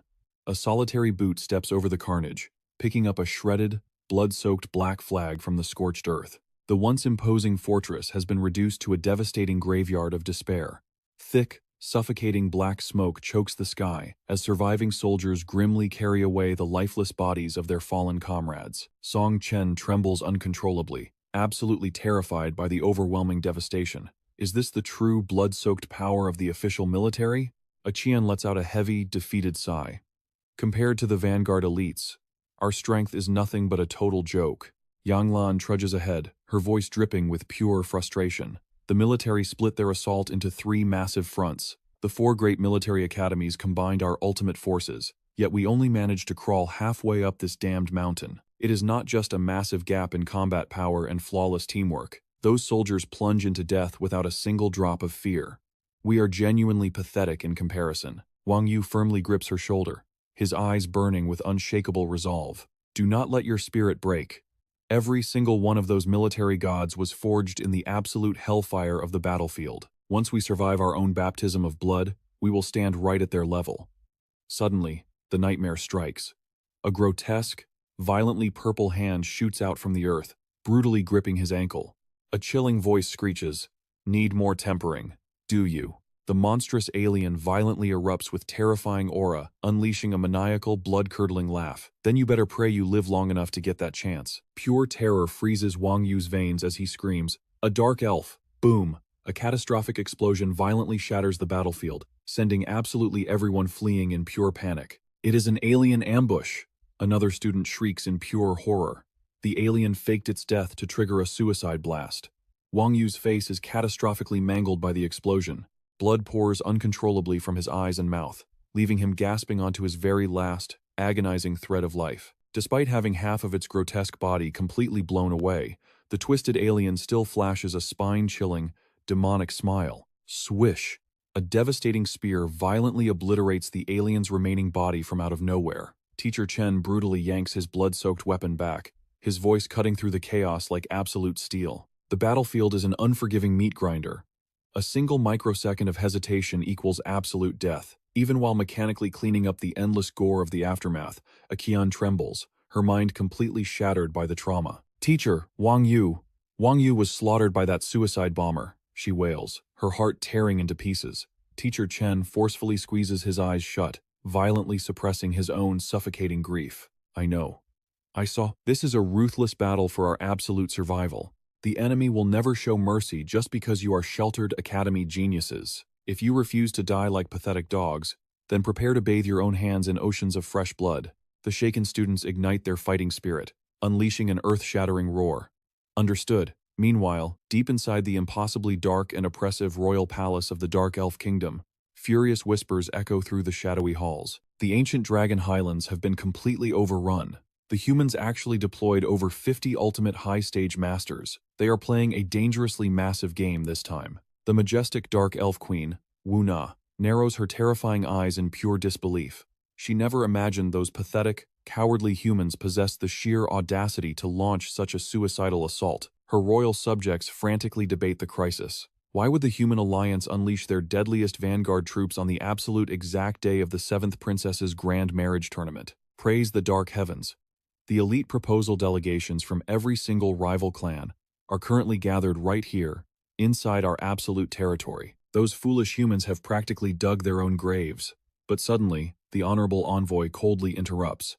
"Do not be so blindly arrogant. We are talking about over 1,000 fourth-stage elites and 50 absolute high-stage executioners. Faced with such a devastating vanguard, absolutely no clan will willingly throw away their forces to strike first, unless we possess an ultimate supreme expert to anchor the battlefield. Otherwise, even if our royal capital is brutally burned to the ground, those rival clans will simply watch us burn." Hearing this nightmare scenario, the third prince of the royal elf bloodline respectfully lowers his head to the envoy. "This entire marriage tournament was orchestrated by your almighty Sky Clan. Since the Sky Clan personally sent you here, honorable envoy, surely you have already formulated a master plan to crush them?" The envoy flashes a dangerously cunning smile. "A countermeasure? Naturally. However, my strategies are violently split into the supreme path and the desperate path. The supreme path is brutally simple. If this vast gathering of rival suitors is truly desperate to win the 7th Princess's hand, then Her Highness simply needs to march directly onto the bloody front lines. The rival clans will have absolutely no choice but to throw their lives away to protect her." The third prince's eyes widen in absolute horror. "What did you just say? You want my royal sister to act as absolute monster bait? Honorable envoy, are you seriously commanding us to march her straight into the jaws of absolute death?" The envoy's gaze turns ice cold. "Precisely. And she absolutely cannot bring our main army. She must walk into hell with only a pathetic handful of guards. Otherwise, those cunning rival clans will never take the bait and spill their own blood for us." The prince violently erupts in rage. "This is absolute madness. My sister is barely a teenager. Her cultivation has barely scraped the intermediate stage. How is she supposed to survive a legendary massacre? Honorable envoy, tell me the desperate path immediately." The envoy mercilessly breaks it down. "The desperate path? Your Dark Elf clan launches a suicidal head-on collision against the human vanguard. If you can violently slaughter at least half of their overwhelming forces, then those cowardly rival clans, smelling absolute victory, will finally unleash their own armies to steal the glory. Only then will your precious royal capital survive this apocalypse. The third prince trembles with absolute betrayal. Is the mighty Sky Clan seriously going to stand back and watch us bleed to death? The honorable envoy lets out a spine-chilling, demonic chuckle. If your proud clan refuses to choose either the supreme path or the desperate path, then I am completely out of options, and your entire kingdom will fall. The third prince grasps at straws in desperation. Envoy Su, is there truly no safer alternative? The envoy lowers his voice, revealing the emperor's master plan. The seventh princess marching to war? It is nothing but a grand theatrical illusion. She only needs to accidentally discover the news of an enemy invasion. While the elf tribe guards remain completely in the dark, she will lead a mere handful of escorts outside the gates, swearing a blood oath to defend the royal city. And just like that, the trap is set. Yet, the third prince still hesitates. Will this theatrical display actually bait the other tribes into striking? He points out the glaring flaw in the strategy. The princess is placing herself in mortal danger with pathetic defenses. Anyone with eyes can see it is a trap. Envoy Su smirks knowingly. You underestimate those fools. They cherish delicate flowers and precious jade. They will panic at the thought of the fragile princess facing certain death. Those lovesick princes will dive headfirst into our stage. Suddenly, a heavy thud echoes through the hall. Wu Na slams her staff against the stone floor. Everyone, leave me. I need silence to think. The subordinates bow deeply in unison. As you command. Meanwhile, miles away, in a vast and desolate wasteland, Gao Neng and his earth dragon burrow deep beneath the surface. Frustration gnaws at him. I cannot believe I am actually lost right now. They have been drilling through the dark for 80 to 90 minutes, complete pitch black. Not a single landmark in sight to guide them. His hearing and vision are practically useless down here. Relying solely on spiritual energy to scan the area is draining him fast. He will not last another 30 minutes at this rate. This is bad. I need to recover my stamina, and maybe check our coordinates. Bursting from the soil, Tang Tang blinks in absolute confusion. Where in the world are we? Did we finally make it? Gao Neng shakes his head with a sigh. Not even close. Dragonbone Plateau does not have dense forests like this. He pulls up the holographic map, his eyes narrowing. Wait, I found it. There is a deep forest right here. His jaw drops. What? We only covered half the distance. This completely ruins my calculation. He scratches his head awkwardly. Okay, maybe my flawless navigation was slightly off the mark. Tang Tang crosses her arms in protest. By the time we arrive, the military will have already conquered Dragonbone Plateau. We are going to miss the entire assault on the second defensive line. Gao Neng waves her off dismissively. Who cares about fighting anymore? Handing over this intel to the military completes our mission. Once they hear this, they might just order a full retreat anyway. He tosses her a ration pack. Eat up and recover your strength. We are moving out soon. Tang Tang stares at the food with absolute disgust. Dry rations? Again? I thought we would be at Dragonbone Plateau by now. Eating hot pot with bald shark. Gao Neng sighs in defeat. Forget the hot pot. Just eat your dry biscuit so we can leave. 2 hours later. Deep underground, the earth dragon violently slams the brakes. Gao Neng's eyes snap open. He senses something extraordinary hidden in the dark. He turns to his companion with a sly grin. Tang Tang. What if I told you I just found a twin ore vein? Would you believe me? She gasps in shock. Huh? What did you just say? A mechanical chime rings in his head. System prompt, perfect ore identification skill activated. Gao Neng smirks with absolute satisfaction. This secondary attribute is insanely overpowered. Tang Tang leans in, her eyes sparkling with curiosity. Wait, seriously? You found a crystal mine? Gao Neng nods firmly. Dead center. A massive deposit, right in our path. So, do we loot it? She slams her fist into her palm without hesitation. Is that even a question? Obviously, we strip it clean. But Gao Neng's mind is already racing. Just digging it up would be a total waste of his system's mechanics. I need to trigger a custom quest before we mine. Since I spotted the target first, I can issue the quest right before we strike the motherlode. The system cannot penalize me for this loophole. This is what we call a flawless system exploit. He glares at his status window.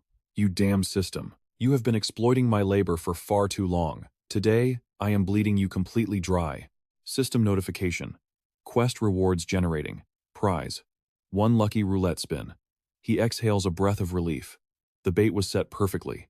The holographic panel glows brightly with the quest details. Description: every step of a supreme powerhouse requires immense energy, and hoarding resources always starts with a single mine. With enough crystals in your vault, any impossible obstacle turns to dust. Quest conditions: locate the largest ore vein within the Dark Elf tribe territory. Successfully extract 100 pure ore crystals. Quest reward: 1 spin on the lucky wheel. Quest penalty: eradication of 1 skill. The system will randomly delete one of the host's abilities. Gao Neng chuckles darkly. Nice try. Did you think adding the word largest would corner me? Do I even need a reminder? Your grandfather here was always going to rob the biggest vault anyway. Aura flares around him as he unleashes his power. Perfect ore identification. Maximum output. His eyes lock onto the subterranean radar. Bingo. These glowing clusters are the regular veins. But that blindingly bright core, that is the mother lode. That is our ultimate target. Let us go. The distant ore pulses with a faint, hypnotic glow. 10 minutes pass, their excitement peaking. 30 minutes in, the anticipation turns into agonizing impatience. 1 full hour later, the Earth Dragon is still grinding away like a tireless machine. Tang Tang's eyelids grow heavy, sleep claiming her entirely. Wake me up when we hit the jackpot, she mumbles. Gao Neng curses under his breath. What the hell is this distance? Are we Kuafu chasing the sun? The system is messing with me. This vein stretches like the Milky Way. How do I even find the biggest one? I refuse to lose to a pile of rocks. He pumps pure aura into the Earth Dragon, charge at full power, but his reckless speed backfires instantly. The Earth Dragon bursts through the rock face, launching into thin air. The 3 of them plummet downward, crashing onto solid ground. Tang Tang snaps awake, wildly looking around. Where are we now? Both of their jaws drop, completely paralyzed by the terrifying sight. They have fallen into a colossal underground cavern. Before Gao Neng and Tong Tong lies an ocean of blinding crystals, stretching infinitely into the dark. Her eyes widen into massive saucers as the sheer wealth takes her breath away. Where in the world are we? Pure, unadulterated energy washes over him like a tidal wave. He raises both hands, completely intoxicated by the raw power surging through his veins. Who could have imagined? The crystallized aura inside this mine is so terrifyingly dense, it literally spills out with every single step they take. Just ahead, little Xiao Meng is practically hugging a massive crystal, happily licking it like a treat. Meow, meow. Tang Tang's eyes turn into stars as he screams in pure ecstasy. Look at all these magnetic source crystals. If we can drag this entire mountain of treasure outside, our families will live like kings for 3 whole generations. But Gao Neng isn't wasting a single second. Shovel in hand, he charges forward with a massive grin. Stop daydreaming and start digging. The duo immediately turns into mining machines, furiously hacking away at the crystal walls. Wiping the sweat from his brow, Gao Neng smirks to himself. Just 100 crystals to clear the system quest? This is way too easy. Forget 100, we could easily dig up 1,000 in this massive cave. Starting today, the word poverty is permanently erased from his dictionary. Deep within the magnetic source crystal mine, Tong Tong's cheerful voice echoes endlessly through the cavern. We are the happiest miners in the world. The 2 of them swing their pickaxes like madmen, completely losing track of time. Outside, the sky fades to pitch black as a full moon climbs to its peak. The entire world slowly swallows itself in absolute darkness. Hidden deep beneath the castle, Gao Neng and Tong Tong are still violently tearing into the crystal veins. But miles away, a completely different scene is unfolding beneath a colossal ancient tree, rooted in a crystal-clear lake. Standing majestically beneath the sacred branches is the Elf Queen, Wu Na. Her voice commands absolute authority. I am the Elf Queen, the divine representative of the god of nature. I thank you all for traveling across the realms to be here. The auspicious hour has finally arrived. Under the divine witness of the god of nature, my daughter will select her future husband. Bring out the 7th princess. The very moment those majestic words drop, the breathtakingly gorgeous Ding Xiang steps into the moonlight. A crown of crimson roses rests on her head. Her flawless, otherworldly face carries the gentle, heart-fluttering shyness of an innocent maiden. The crowd of elite suitors instantly erupts into an absolute frenzy. Ding Xiang, my beautiful Ding Xiang. Among these powerful figures are the Beastmen, Duoman and Dada, alongside the merfolk prince, Jingman. Pinching the edges of her elegant dress, Ding Xiang offers a graceful, sweeping bow. The suitors are completely paralyzed by her devastating beauty. Desperate to win her favor, they start shouting over each other. I am the Lord of the Sky, the 4th prince of the Southern Winged Tribe. I beg for the absolute honor of making the beautiful 7th princess my wife. Another massive voice booms. I am the Lord of the Mountain Pass, the fifth prince of the giant tribe, and she will be my bride. I am the lord of the caverns, the second prince of the cave tribe. Before they can clash, the princess smiles softly. And I am Ding Xiang, the seventh princess of the dark elf tribe, rulers of the forest. I am deeply honored by all of your affections. However, my fate is bound by the ultimate approval of my royal mother. Hearing this, Dada and the merfolk Prince Jingman practically fall over themselves trying to flatter the queen. Your Majesty, the elf queen, please, name your absolute conditions. We have brought our utmost sincerity, and for the sake of true love, we will gladly march through boiling oil and blazing infernos. That is right. Queen Wu Na flashes a chillingly satisfied smile. My daughter, Ding Xiang, answers only to true strength. Only an undisputed champion is worthy of claiming my precious daughter's heart. That is all the spark they need. Completely throwing away their royal honor, the four princes erupt into a brutal, earth-shattering brawl right then and there. The merfolk prince puffs out his chest with zero shame. Step aside, weaklings. I am the only true champion here, Dada snarls, his beastly aura exploding. You overgrown catfish, calling yourself a champion? In front of the mighty Beastman tribe, you are nothing but a pathetic joke. But the giant prince furiously blasts into the sky, his aura blazing. A filthy beastman dares to compare strength with our legendary giant tribe? Where did you even buy that misplaced confidence? Queen Wu Na just watches this chaotic bloodbath with a thoroughly satisfied smirk. The princes continue tearing each other apart, roaring challenges for a one-on-one mid-lane deathmatch. I am going to turn you into deep-fried KFC today. Oh yeah? Well, I am making raw seafood sushi out of you tonight. Suddenly, the massive throne room doors burst open. A bloodied scout crashes onto the floor, his voice cracking with sheer terror. Your Majesty! Urgent disaster report from the front lines. Dropping heavily to one knee, the soldier gasps for air. The Human Alliance army has completely overrun our second defense line. The Heavenly Eagle outpost has fallen, with over 2,000 of our bravest warriors slaughtered. Ding Xiang's face turns deathly pale as horror grips her heart. Her dazzling eyes instantly brim with devastating, heartbroken tears. Queen Wu Na's eyes widen before flashing with absolute murderous fury. Those despicable humans dare to butcher my people on this sacred day? She whips around, her gaze softening slightly for her daughter. Ding Xiang, today was supposed to be your glorious engagement. Your mother has failed you, allowing this human trash to march right up to our gates. But do not panic, my child. This queen will personally lead our grand army and crush them into dust. But Ding Xiang violently clenches her fists, her aura erupting with righteous rage. No, mother. If we do not completely annihilate those vile humans, I swear upon my life, I will never marry. Hearing their goddess make such a vow, the four powerful princes completely lose their minds in fury. Out of all the days and times to launch an invasion, these suicidal humans chose this exact moment to ruin their ultimate chance at romance. Curse those lowly humans, they are practically begging for death. Once I claim the princess, I will gather my entire army and wipe the City of Hope off the map. But Ding Xiang regains her icy, majestic composure, making a blood vow. The human race dares to trample over our noble elf tribe. They have slaughtered our kin and stolen the Heavenly Eagle outpost, burning, pillaging, and leaving rivers of blood in their wake. I absolutely refuse to wait any longer. I will personally march to the front lines and rip those humans apart. The third prince steps forward, his voice trembling with panic. Seventh, royal sister, please, you must not act on impulse. But the blazing inferno of vengeance in her eyes is completely unstoppable.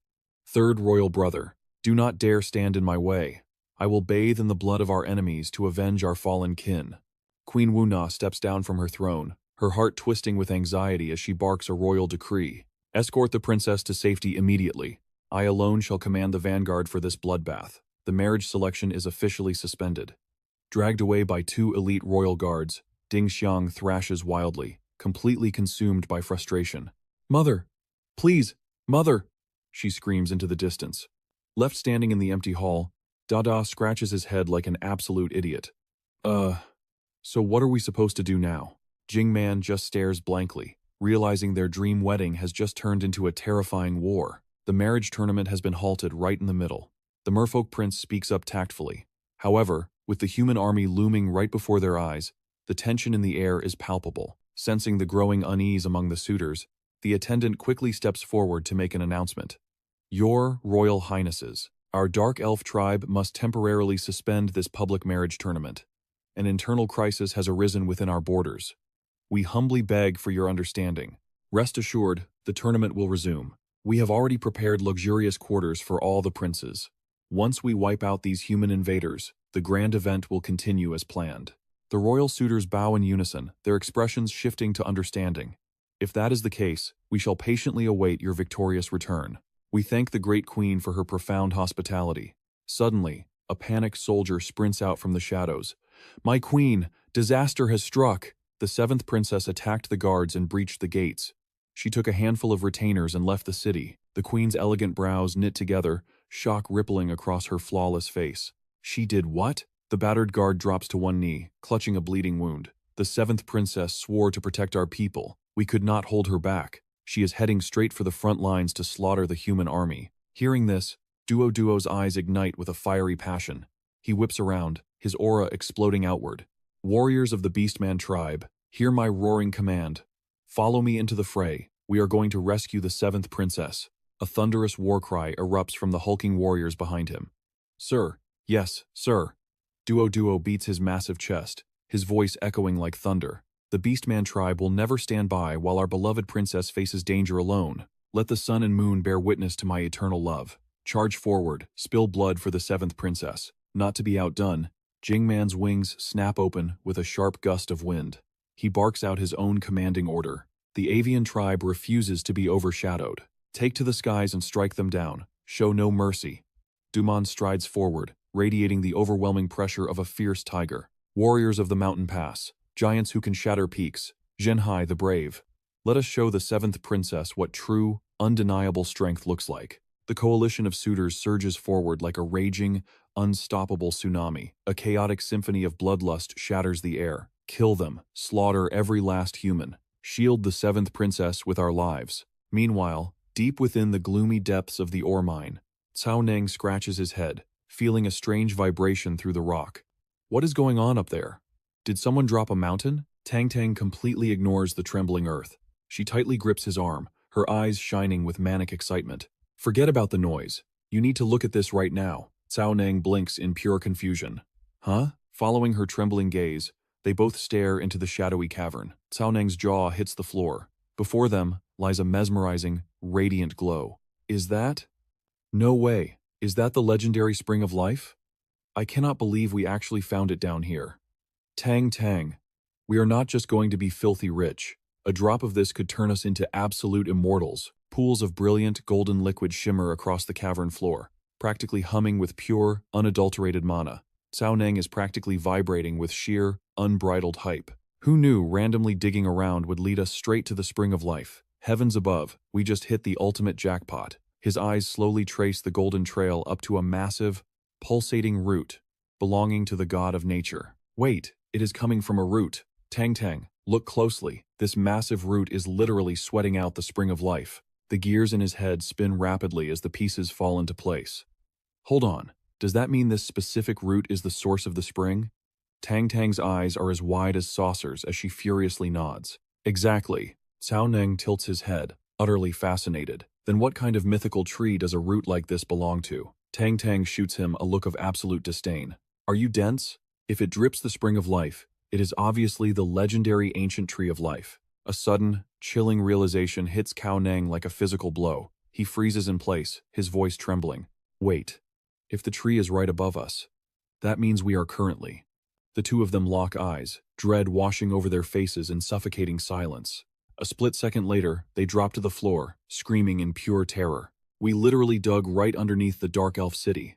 But before panic can truly set in, a sinister whip cracks through the air.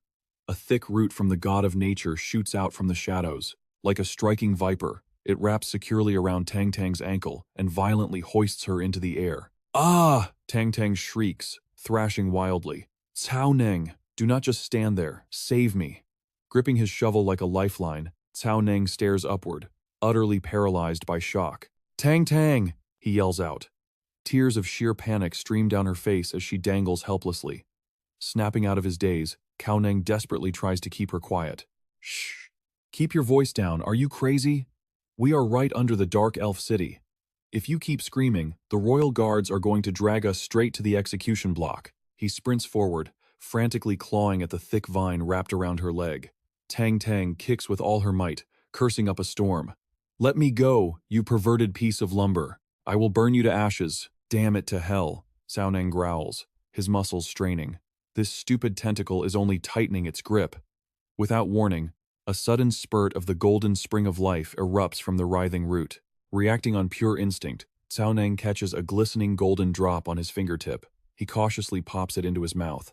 His eyes instantly widen in disbelief. The texture is weirdly slimy, slightly sticky. It actually tastes kind of sweet, but it is super hard to swallow. But as the strange liquid slides down his throat, a miraculous sensation washes over him. Every ounce of exhaustion evaporates into thin air. Cao Neng's eyes practically bulge out of his skull. This is incredible. The crushing fatigue from commanding the Earth Dragon all day, his depleted mental energy, his empty mana reserves. Everything is instantly restored to absolute perfection. Meanwhile, the situation above has escalated to a critical, extremely compromising level. The god of nature's roots have snared both of Tang Tang's legs, viciously spreading them apart in midair. "Cao Neng, help me, you idiot!" she shrieks in pure mortification, staring up at the highly sensitive, totally unholy angle. Cao Neng's face darkens with sheer exasperation. What the hell? Has this magical tree been binge-watching adult content in its spare time? Deciding the show has gone on long enough, Cao Neng finally gets serious. His aura flares as he draws his blade. With a terrifying flash of steel, he unleashes his water-severing slash. The blade cuts cleanly through the air, yet, as golden fluid aggressively spurts from the supposedly severed root, a deeply confused expression crosses his face. I hit it with a perfectly executed, armor-breaking slash. Why the hell is it not sliced in half? This logic is completely broken. Above him, a violently blushing Tang Tang continues to scream her lungs out. "Get me down. My hips cannot take this stretch anymore." Just as despair sets in, a small shadow blitzes through the cavern. Xiao Meng bares his razor-sharp fangs and launches into the air. Cao Neng's eyes lock onto the beast. "Xiao Meng!" Like a rabid wolf, the little companion latches its jaws straight into the divine root. Cao Neng watches in sheer amazement as the little guy puts in the work of a lifetime. Wait. Xiao Meng is literally sucking the spring of life dry. The monstrous root violently twitches, loosening its grip. Holy crap, this degenerate tactic actually works. Without a second of hesitation, Cao Neng leaps forward, wrapping his entire body around a thick root with a devilish grin. Suck it dry, drain it. Drain every last drop of that sweet, sweet spring of life. On the other side, despite having her arms bound by the god of nature's giant roots, Tong Tong was bursting with wild energy. "You think you can kill the great Reaper, Tong?" she roared. "I will drain you dry." The massive roots of the ancient deity thrashed violently in the air. Meanwhile, after gulping down a mouthful of the spring of life, Gao Neng's body erupted with a terrifying aura. He could not help but marvel at the sensation. "There is way too much energy," he gasped. "It feels like I am being roasted alive in a blazing furnace." Falling into an absolute frenzy, he desperately absorbed the ancient power. "Energy? My core is about to explode from all this energy," he thought. Even his heart was pumping with raw, unfiltered power. Overflowing with boundless vitality, his mind raced at lightning speed. He desperately tried to calculate his next move. If I keep absorbing it like this, I might just break through to the highest stage. But reality struck him hard.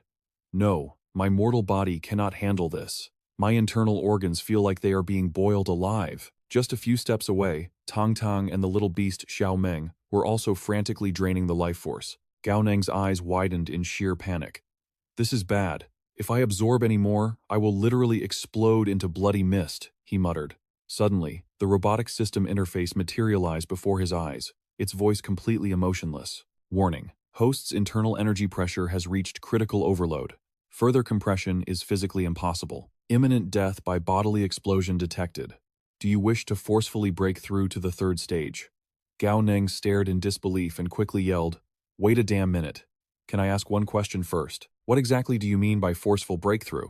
The system completely ignored his plea. Instead, it coldly announced, "Initiating forced breakthrough sequence." He gritted his teeth and hugged his body as crackling currents of lightning swirled around him. Agony tore through his veins, making him scream internally. "You stupid piece of scrap metal. I just wanted to ask a simple question." The forced magnetic reconstruction was tearing his flesh apart. The pain was absolutely unimaginable. Suppressing the excruciating pain, he forced the words out. "Hold on. Both Tang Tang and I are at the late phase of the second stage. I can survive this, using the system's forced breakthrough. But what about Tang Tang? Will she not just explode and die? At that exact moment, Tang Tang casually pulled out a giant flask to store the spring of life. Gao Neng, keep drinking. Absorb as much as you can. She cheered. I am already full. Gao Neng nearly choked on his own blood. He never expected her to be this insanely clever. He wanted to vomit blood and curse at the heavens. Going completely mad, he leaped up and hugged a massive root of the god of nature. Screw it. I can forcefully break through anyway, so I am going all in, he roared. But right then, the system flashed a glaring red warning. Alert. Host's compressed energy is violently unstable. You have not yet reached the late phase of the third stage. Forced breakthrough protocol is temporarily disabled. Host's foundation is dangerously unstable. The system cannot execute another forceful hack. Foundation critical. The system cannot hack a forced breakthrough again. Danger. Extreme danger. Gao Neng's blood ran cold as the blaring alarms echoed in his mind. What kind of sick joke is this? He panicked. Meanwhile, outside the mining cave, the god of nature erupted in absolute fury. Its monstrous roar sent tidal waves crashing across the lake's surface. The crowd standing on the surface trembled in sheer terror. The god of nature is enraged. But how is this possible? They gasped. Could something have gone horribly wrong? Did another race invade the underground forbidden zone? They were absolutely right. Deep beneath the earth, 2 humans and 1 beast were causing utter chaos. Gao Neng, Tang Tang, and Xiao Meng were still frantically stealing the precious spring of life. Enraged, the god of nature raised a colossal root into the air.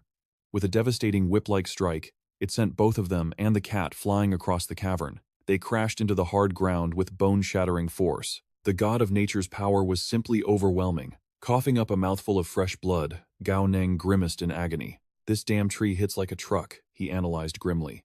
If I did not have my damage-reflecting armor, my bones would be powdered dust right now. Beside him, Tang Tang clutched her stomach, sitting up before coughing out a strange liquid. Panic seized him instantly. Tang Tang, he screamed out her name. But miraculously, both of their bodies suddenly glowed with a rebirth-like radiance. Boundless energy surged through their veins. Staring at her own glowing hands in shock, she gasped, Wait, I suddenly feel amazing. Gao Neng's worried expression instantly morphed into pure ecstasy.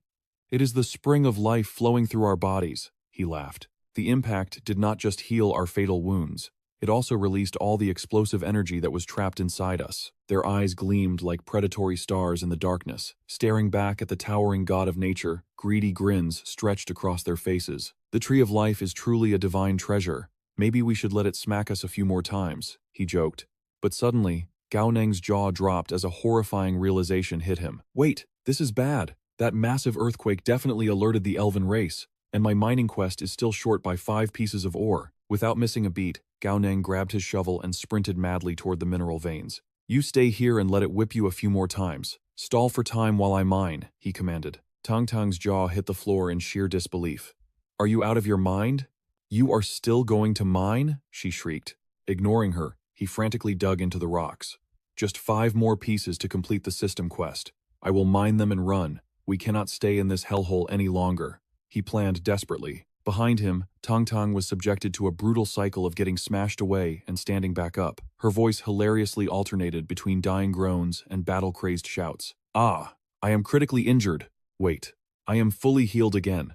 She stared in absolute awe as her arms pulsated with an unstoppable, terrifying aura. I think I am breaking through. Gao Neng, I am advancing to the 3rd stage, she cheered. But suddenly, a terrifying squad of elite guards stormed into the cavern from the distance. Who dares to trespass into the forbidden grounds? A booming voice roared. Do not move, they commanded. But Gao Neng instantly grabbed Tang Tang by her collar. Time to fly. Run for your life, he shouted, bolting like lightning. The elven soldiers froze, staring at the absolute chaos unfolding before them. The captain's eyes widened in fury as he pointed forward. What in the world is that thing? I do not care what it is. Intercept them immediately, he ordered. But before they could even draw their weapons, the enraged god of nature unleashed its fury upon them. A single sweep of its massive roots flattened the entire squad into the dirt. Trembling in sheer terror, the crushed soldiers cried out, We are dead. The god of nature has gone completely berserk. Spitting up mouthfuls of blood, a heavily battered soldier cursed into the darkness. Damn it all. Just what kind of mad dog are we dealing with? Even if we have to tear up the very earth itself, find them. Pushed to the absolute brink, Gao Neng and Tang Tang sprinted desperately for their lives. Suddenly, a glowing system interface materialized before them. Mining mission perfectly accomplished. Reward: 1 lucky roulette spin.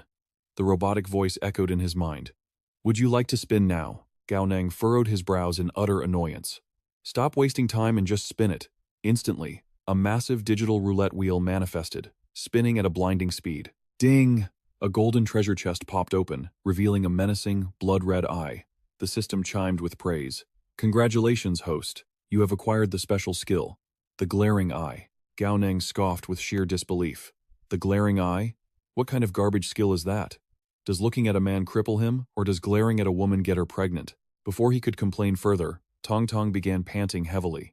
Her beautiful face flushed crimson as she gasped, Gao Neng, I am burning up. It feels like my entire body is going to explode. Shocked, Gao Neng frantically tried to calm her down. Is your excess energy still trapped inside? Just hold on a little longer. We are almost out of the city. But the moment the words left his mouth, Gao Neng's own body violently reacted. Sweat poured down his face like rain. He gritted his teeth, suppressing the agonizing heat. Damn it, I'm going to spontaneously combust too.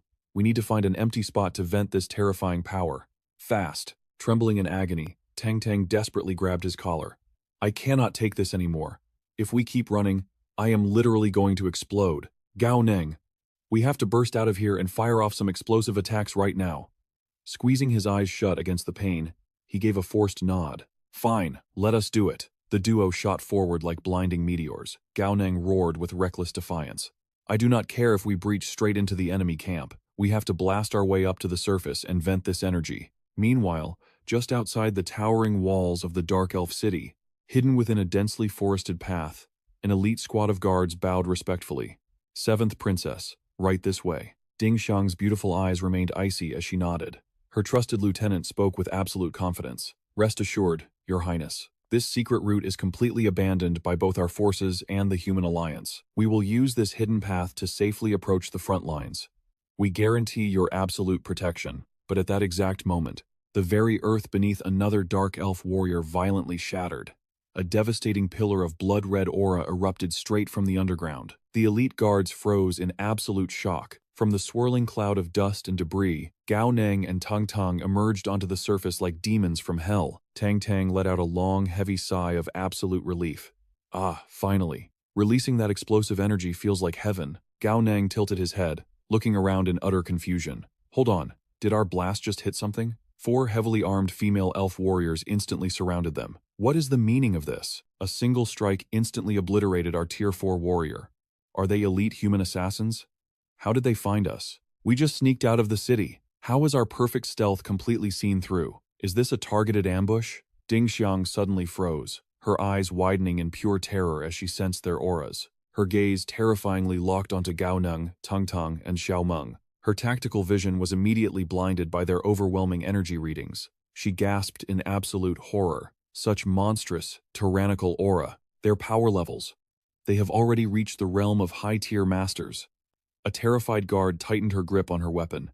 Princess, our secret mission is compromised. Another dark elf bit her lip in bitter frustration.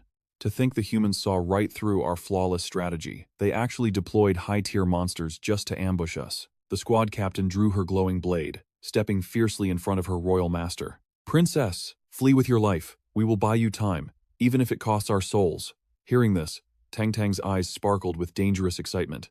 Gao Neng, did you hear that? It sounds like we just stumbled right into royal prey. A literal princess. Gao Neng stood tall, a confident smirk playing on his lips. Loud and clear. And ironically, it is the exact same princess we impersonated. Suddenly, the system's voice interrupted his train of thought. Would you like to activate the glaring eye on your enemies? Gao Neng hesitated for a split second. Wait, I have not even read the instruction manual for this thing.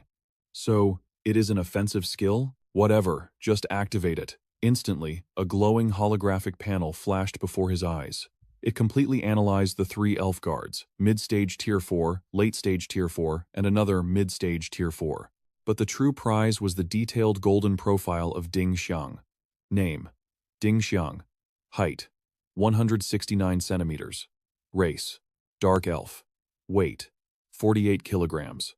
Status: 7th Princess of the Royal Bloodline. Language capabilities: fluent in Universal and Elven tongues. Age, 20. Level, Early Stage Tier 4. Skills, Beginner Agility Arts, Minor Mastery in Frost Archery. Acting Skill, 85 points.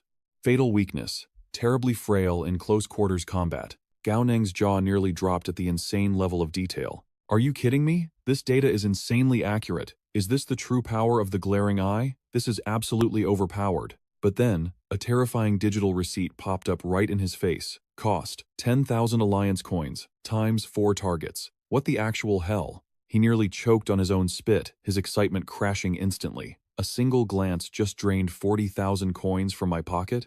And what in the world is an 85-point acting skill? Gripping his blade, his aura flared violently as absolute madness overtook him. Fine, let us play it your way. 4 Tier 4 elites. I will slaughter every last one of you to recoup my massive losses. A purely sinister grin stretched across his face as he barked an order. Tang tang. Swallow the berserker pill and push your energy to the absolute limit. We are dealing with 4 Tier 4 warriors. We end this fast. Standing right behind him, Tang Tang blinked in utter confusion. Wait, what? 4 Tier 4 warriors? How could you possibly know their exact strength? But there was no time for explanations. Tang Tang recklessly raised her heavy weapon, unleashing a devastating, fiery blast straight at the royal guards. Whatever. I will just blow them up first and ask questions later. Sensing the approaching danger, the elven warrior dashes forward. She violently shoves Ding Xiang out of harm's way. 7th Princess, look out. Ding Xiang crashes to the dirt. Her eyes widen in pure terror as an overwhelming surge of power blasts right past her. Furious, 2 female elven warriors charge at him with blades drawn. Despicable human, we will take you down with us. Gao Neng just laughs, his eyes gleaming with an absolute thrill. Perfect timing. Let's test out my brand new combo on you. He lunges forward, gripping his hilt tight. Half-step draw. Hurricane slash. In a mere fraction of a second, the elf is left covered in brutal gashes. She slumps to the ground, desperately gasping for breath. Gao Neng stands tall, a smirk playing on his lips. Nice, he thinks to himself. Sure, I had the spring of life and a berserk pill backing me up, but this combo skill is absolutely insane. It actually critically wounded a 4th tier expert in the blink of an eye. A wicked smile crosses his face. He slowly walks forward, his hand still resting on his hilt. And the best part? My attack isn't over. I can draw my blade again.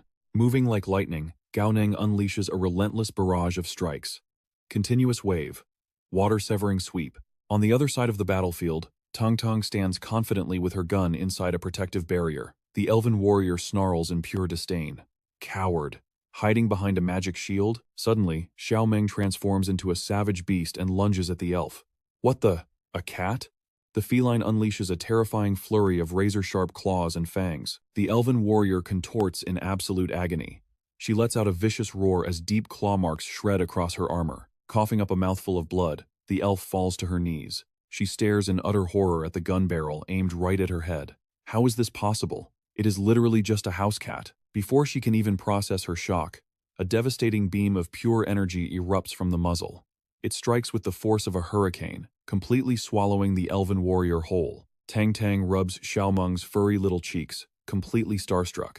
Seriously, what kind of monster cat is Gao Neng raising? It actually managed to injure a mid-tier dark elf. Gao Neng replies with a cool, deadpan tone. It drinks from the spring of life like tap water.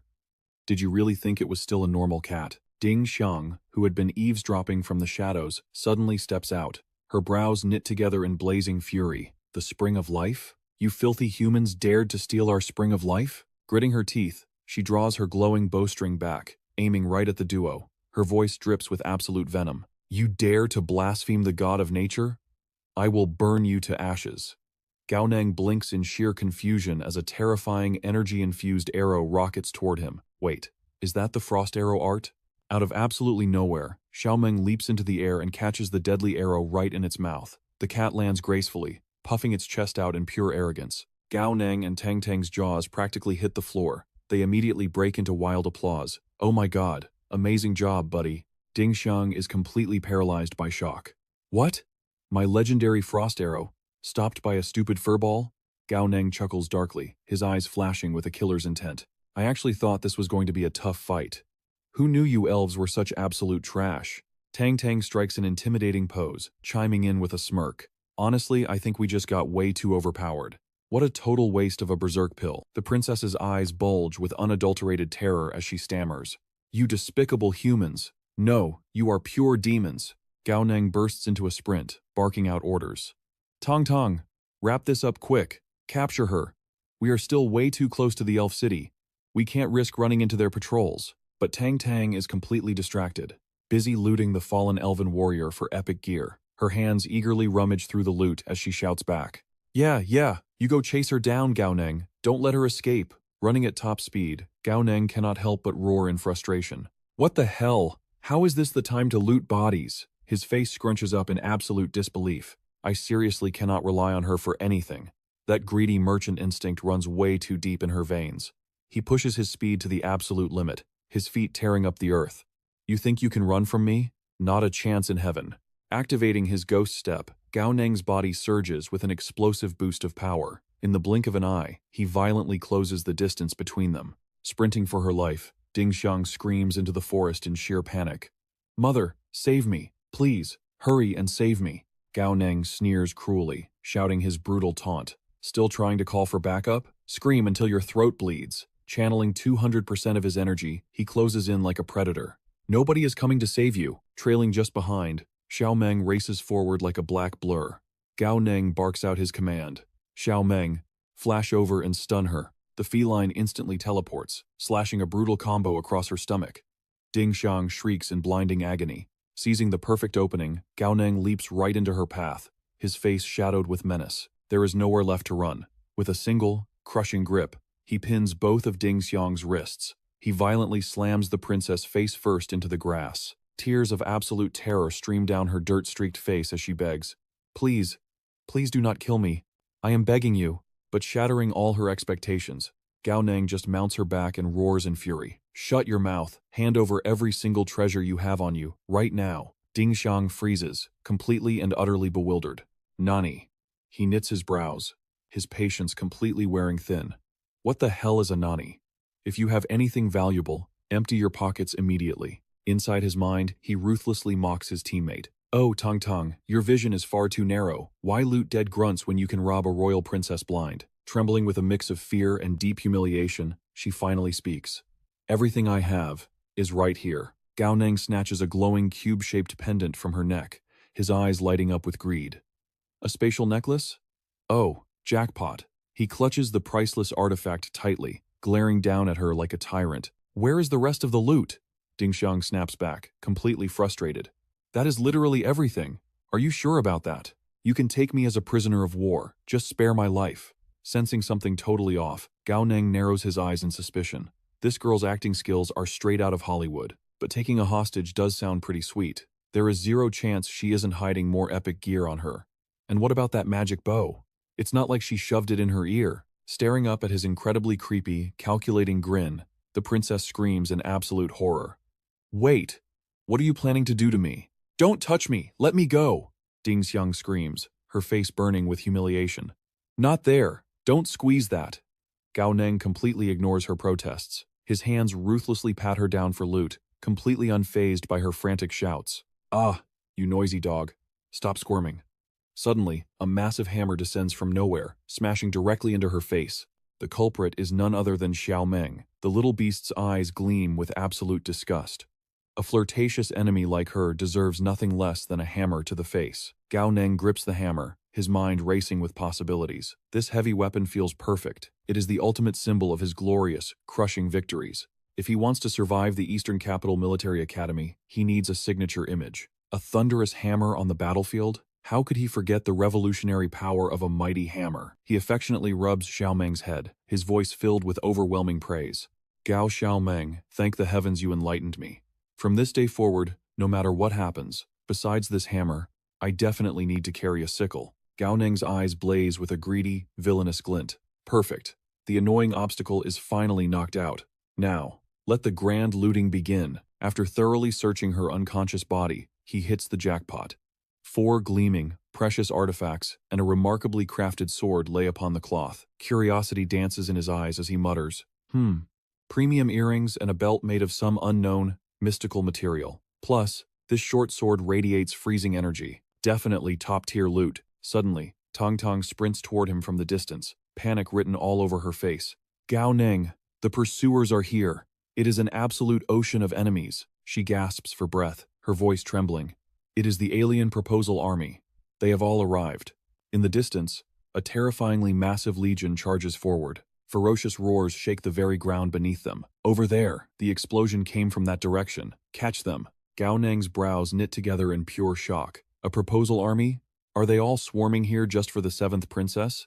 This situation is escalating way too fast. Without a second thought, Gao Nang hoists Ding Xiang over his shoulder and screams at Tang Tang to run. Tang Tang instantly summons her radiant wings, taking to the sky. Ahead of them, Duomon narrows his eyes at the fleeing figures. On the opposing side, the Beastman soldiers point their weapons forward, barking furious orders. Someone kidnapped the 7th princess. Block their escape route. The proposal army erupts in blistering rage. I recognize those two. They are from the Heavenly Clan. Why would they abduct the princess? Are they trying to snatch the bride mid-tournament? This is absolute madness. Jingmon's face twists into a vicious scowl. Rumor has it several Heavenly Clan princes coveted the 7th princess. Was this entire marriage tournament just a pathetic smokescreen? Did those bastards plan to steal the bride from the very beginning? Hanhu steps forward, his voice dripping with venom. It makes perfect sense. They deliberately lured the princess out of the safety of the city alone. They staged this kidnapping to frame humanity. They want to use our blades to slaughter the humans? Duomon roars, his killing intent exploding. Those Heavenly Clan scumbags are shamelessly vile.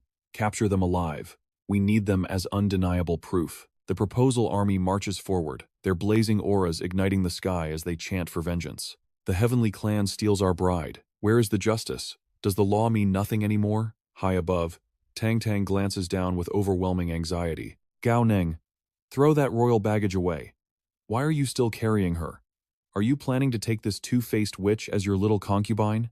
Gao Ning snaps back, his voice cutting through the wind. Concubine, my foot! Are you blind? The entire reason these alien freaks are here is for the 7th princess. Adjusting Ding Xiang's weight on his shoulder, his tone turns deadly, serious. Does this whole setup not feel completely wrong to you? Why would the 7th princess leave the fortified city right now, guarded by utter trash? And why did this alien horde just happen to chase her all the way out here? Tang Tang freezes midair, a horrifying realization striking her like lightning. You mean, she purposely left the city to use herself as living bait? To lure this bloodthirsty proposal army into clashing with our military? Gao Nang's eyes turn ice cold. There is an 80% chance that is her exact twisted game. If we just dump her here, she will scream that humanity ambushed her. Those brainless brutes will blindly march forward and massacre our troops. Tang Tang clicks her tongue, her patience wearing dangerously thin. Then what are you waiting for? Slit her throat. If the bitch dies, does this entire problem not disappear? Gao Ning shakes his head, his mind calculating every deadly angle. We absolutely cannot kill her right now. Those idiots think we belong to the Heavenly Clan. The Heavenly Clan might boldly snatch a bride, but they would never assassinate the 7th princess. One fatal strike, and our human disguise is completely blown. Suddenly, a wicked, brilliant smirk spreads across his face. There is still one desperate play we can make. Tang Tang glares at him, adrenaline pumping. What play? Spit it out before we die. The two plunge deeper into the suffocating shadows of the forest. He does not miss a beat. See the thick woods ahead? Once we hit the tree line, we find a blind spot. Then, we immediately split up. I will command the Earth Dragon to drag you safely underground. Tang Tang's heart skips a beat. Wait, what about you? Gao Ning tightens his grip on the unconscious princess. A devilish, fearless grin flashes on his face. I need to drag these fools a little deeper into the trap. As long as I am carrying their precious 7th princess, this entire army will relentlessly hunt me down. Once you are safe, I will order the Earth Dragon to circle back and pull me out. Tang Tang hesitates, biting her lip. Then, she squints at him, her trust issues glaringly obvious. Then hand the Emperor Cat over to me. If I do not have him, I do not feel safe at all. Gao Ning practically chokes on his outrage. Student Tang, I am literally throwing my life on the line for the greater good, and you are using this crisis to steal my cat? Do you have no shame? Fine, take Xiao Meng and get out of here. With a frustrated sigh, he tosses the majestic little beast into her arms. Xiao Meng and I share a unique telepathic bond. With him guarding you, it will be infinitely easier to track you down later. Reaching into her gear, Tang Tang pulls out a glowing vial. All right, take this angel's wing pill. It is yours. Gao Neng glares at her, his anger flaring up all over again. Wait a damn minute. Did you not swear you only had one left? Did you actually lie to my face? Tang Tang frantically waves her hands. Ah, no. This one is technically called the Demon's Wing. I really did only have one Angel's Wing. But they are two completely different pills. He furrows his brows. Disbelief flashes in his eyes. Cut the absolute crap. Tang Tang growls with blazing fury. I am dead serious. Gao Neng crashes onto the dirt. He roars his command. It is time. Come forth, Super Earth Dragon. His gaze locks forward. The real mission begins now. See you on the other side. She pulls Xiao Meng into a tight hug, her voice trembling with urgency. Gao Neng, please watch your back. He munches on his snack, muttering under his breath. All right then. Time to lose these annoying stalkers. Suddenly, twin wings erupt from his back. He tilts his head in absolute shock. Demonic wings? What a joke. These are clearly angelic wings. That ultimate scammer lied to me. High up in the distance, Jingman spots his target. He barks a furious order. He is right there. Hunt him down. Gao Neng glances back, his eyes wide with shock. He unleashes a disdainful sneer. You ignorant fools. The seventh princess is already destined for the celestial clan. You filthy low-tier toads. You actually think you can taste swan meat? Stop drowning in your own pathetic delusions. The massive army of suitors surges forward. They flood the battlefield like a raging tide, screaming absolute murder. Those bastards from the celestial clan, they actually dared to scheme against us. Wait, where did the other guy go? Forget him. Just get the seventh princess back. Gao Neng blasts through the sky. He shoots an anxious glance over his shoulder. Damn it, these mutant freaks are seriously high-leveled. Even with my angelic wings and the phantom step realm, they are still breathing down my neck. Good thing I chugged so much Spring of Life earlier. Time to burn it all down. With a fierce burst of aura, he shoots forward like a meteor. Gao Neng stares at his back. His legendary wings are dissolving into light. Are you kidding me? The angelic wings are already fading? I barely pushed it to 10 minutes. Tang Tang. You absolute demon. You said this would only last 2 minutes? I was an idiot to trust her words. He drops to the ground in a daze. His mind races with sheer panic. Without those wings, how am I supposed to lose this army? The answer hits him like lightning. There is only one way out.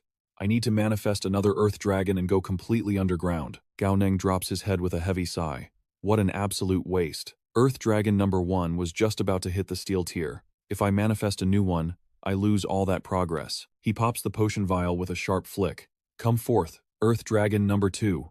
A blinding crimson magic circle explodes right before his eyes. Gao Neng steps closer, completely bewildered. What in the world is this? He walks right into the circle. Beneath him, a massive egg breaches the water's surface. He stares at the levitating object with absolute disbelief.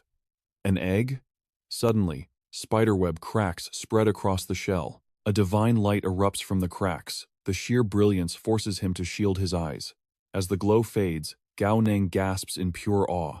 A legendary beast emerges from the shattered shell. Massive, majestic wings unfurl into the air. An earth-shattering dragon materializes right before him. The system interface flashes wildly. Gestation complete. Successful evolution. He gasps in disbelief. A sky-soaring Earth Dragon? The glowing status board locks into place. Sky-soaring Earth Dragon. The ultimate evolution. Speed, strength, defense, and attack have all been boosted by 200%. Special ability unlocked, unrestricted flight. He shivers at the sheer absurdity of his luck. The third hidden trait of the embryo was actually forced evolution. This system is utterly broken. With no time to waste, Gao Neng barks his next command. Perfect! Sky-soaring Earth Dragon, take me underground, right now. The beast scoops him up and dives straight into the earth. But a sudden system ping shatters his joy. Evolution fee deducted. 1 million alliance coins. He spits out a mouthful of dirt, cursing into the darkness. Are you kidding me? Meanwhile, the terrifying warrior of the reptile clan stomps toward the crash site. He and the massive army of suitors stare down at the gigantic crater. Confusion ripples through the crowd. Where the hell did that pest go? Not a single trace of him. Did he vanish into thin air? Jingman hovers above them, his face twisting with pure rage. Are you blind? Look at the crater. That rat dug his way underground. Ba Dao snorts with arrogant disdain. A pathetic celestial trying to dig? How fast could he possibly be? Leave this to my reptile clan. He dives straight into the pitch-black tunnel. His monstrous growl echoes from below. You naive little bird, trying to outdig the reptile clan in the dirt? Keep dreaming. Back on the surface, the army listens closely. Ba Dao's arrogant voice echoes from the depths. I see him. Does this brat really think he can beat me underground? But suddenly, his confident tone shatters into pure panic. What the heck? How are you moving that fast? Damn it. Since when can Celestials dig like this? I cannot even catch his shadow. Humiliated and covered in dirt, Ba Dao bursts back onto the surface. Listen up, that little rat is doubling back. The horde of suitors erupts into absolute chaos. He is turning back? What a cunning snake. He is heading straight for the elf city. I knew it. The Celestials and the elves are working together. Ba Dao grinds his teeth, his pride shattered into a million pieces. I chased him for 2 whole minutes. I could not even catch a glimpse of his shadow. His tunnel just kept dropping deeper and deeper.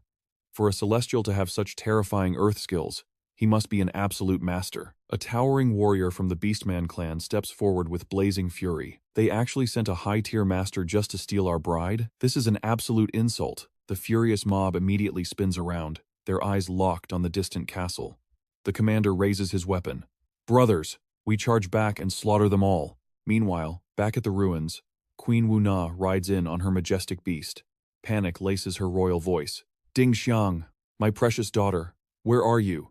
The crowd murmurs in shock. It is the queen! She furrows her brow, her regal composure completely shattering. Where is the 7th princess? Her entire royal guard. They have all been slaughtered. The remaining warriors exchange ice-cold glares. A heavy, terrifying silence falls over the group. Finally, one of them steps forward with pure venom in his voice. My queen, are you seriously playing dumb about your own dirty schemes? We traveled across continents for this marriage proposal. We didn't come here to be your court jesters. Queen Una's eyes widen in sheer disbelief. What? Just what are you accusing us of? A suitor from the coalition army steps forward, his aura blazing with fury. Stop playing dumb. It is obvious your tribe colluded with the Celestials. You orchestrated the kidnapping of the 7th princess. Duman aggressively chimes in. We saw it with our own eyes. 2 Celestial warriors slaughtered her entire guard detail. They faked an escape route, only to sneak right back into the elf city. Dada thrusts an accusing finger right at the throne.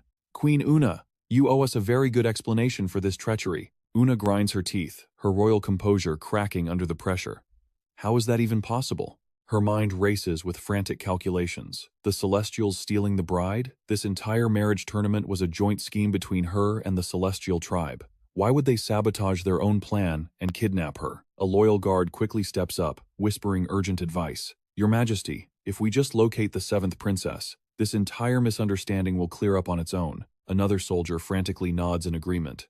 Rescuing the 7th princess is our highest priority right now, Your Majesty. She forces a stiff, diplomatic smile to ease the boiling tension. Honored princes, please calm down. Did the kidnapper truly retreat into the elf city? Duman scoffs, his patience completely depleted.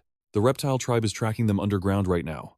Do you think we are making this up? Wasting no time, Una leaps onto her massive riding beast. She projects her voice with absolute authority. Turn the vanguard around. We march back to the elf city, capture the invaders, and rescue the 7th princess. Instantly, a monstrous coalition army surges forward, roaring as they follow her path back to the fortress. Meanwhile, deep within the treacherous forest, the tracking squad, still navigating the dark underground tunnels, shouts an urgent update. The target just changed directions. He is bypassing the elf city completely. He is not going inside. Jia Yu, the prince of the merfolk tribe, blinks in utter shock. He is not heading into the elf city. Jingman exchanges a deeply confused glance with the others.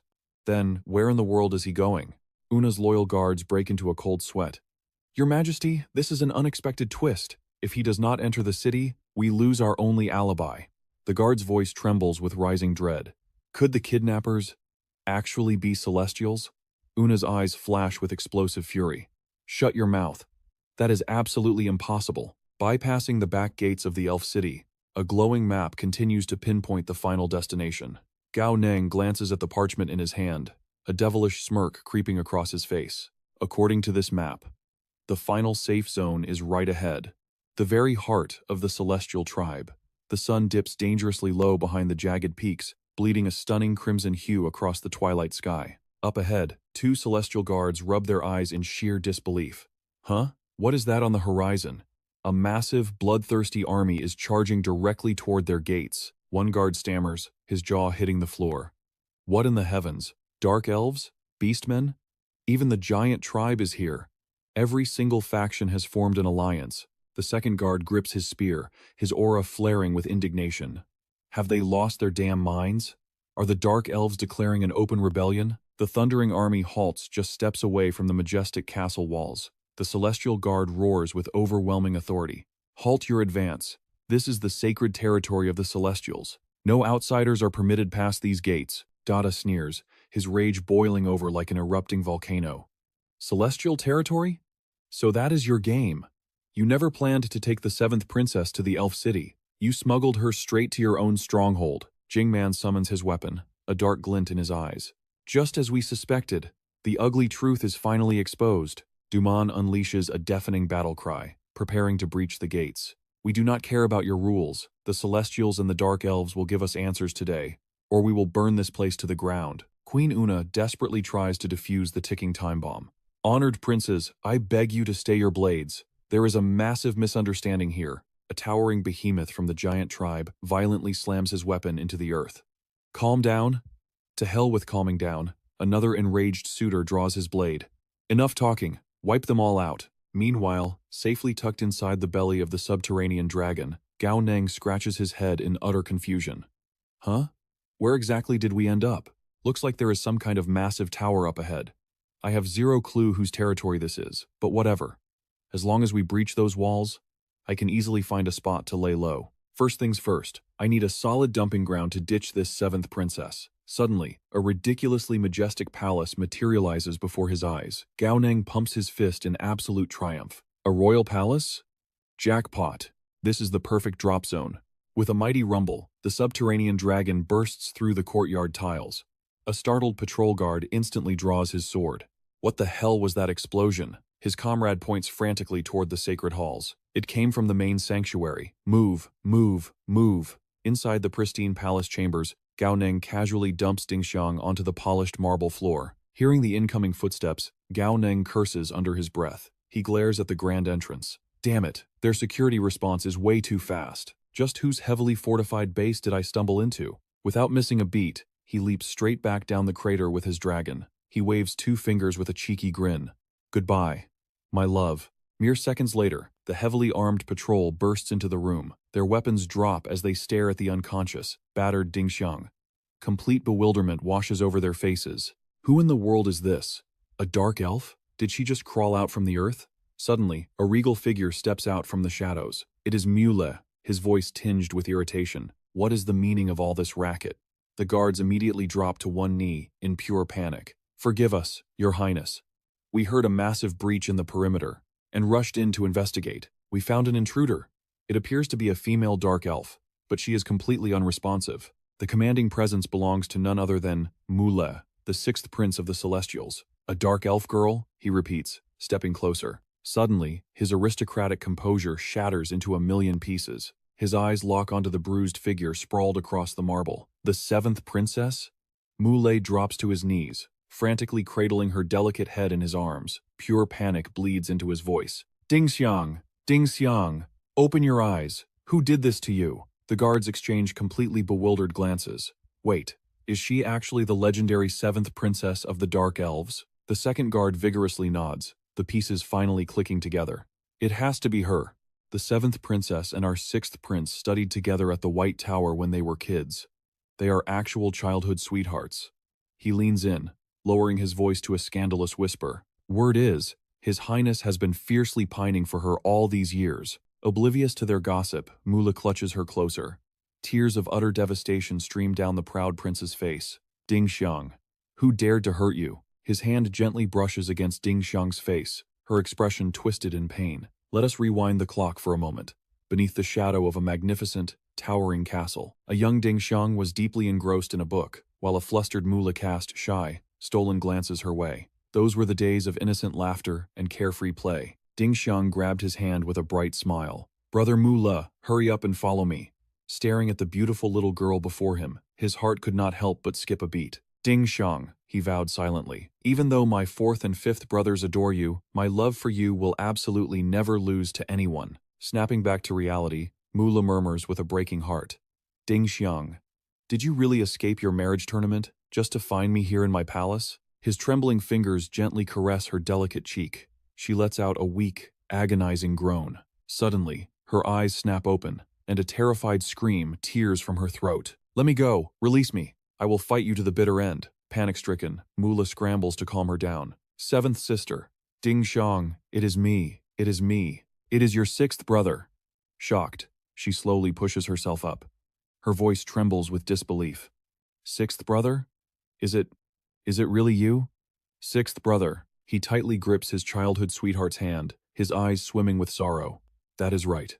It is me." Caught in a deeply emotional reunion, the two pull each other into a desperate embrace. Ding Xiang buries her face into his chest, sobbing uncontrollably. "Sixth brother." Heartbroken, he hurriedly rubs her back.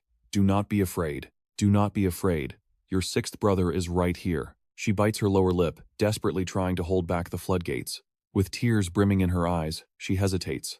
"Sixth brother, was it you who saved me?" Helping her to her feet, Moulet repeats the word in total confusion. "Saved you?" Then, flashing a shamelessly bright smile, he claims the credit. "That is right. It was I who saved you. Seventh princess, put your heart at ease. This is my absolute domain. No one can harm you here." But in that exact moment, a booming voice erupts from the crater as a figure launches into the air. Well, I knew it. It is you treacherous heavenly clan dogs pulling the strings." Ba Dao has violently tracked them down. Two royal guards instantly raise their weapons, bracing for impact. "Sixth prince, fall back. How absolutely brazen. Who dares trespass into his highness's palace?"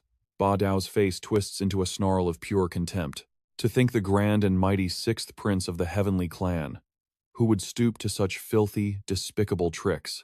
We all heard it loud and clear. He just confessed from his own rotten mouth that he kidnapped the seventh princess. Mula's aura flares as he growls in bewilderment. "What absolute garbage are you spewing? You dare barge into my sacred grounds? Capture this intruder at once." Ba Dao roars back, his fury igniting like a volcano, trying to silence the witness. "Are we? Then, you better brace yourself to face the apocalyptic wrath of my fiend clan." Grinding his teeth, he issues a blood-curdling declaration. "Since your heavenly clan had the nerve to steal a bride, I do not care if you are just some discarded, out-of-favor sixth prince. Today, your entire heavenly clan will give our allied forces a bloody explanation." "Steal a bride?"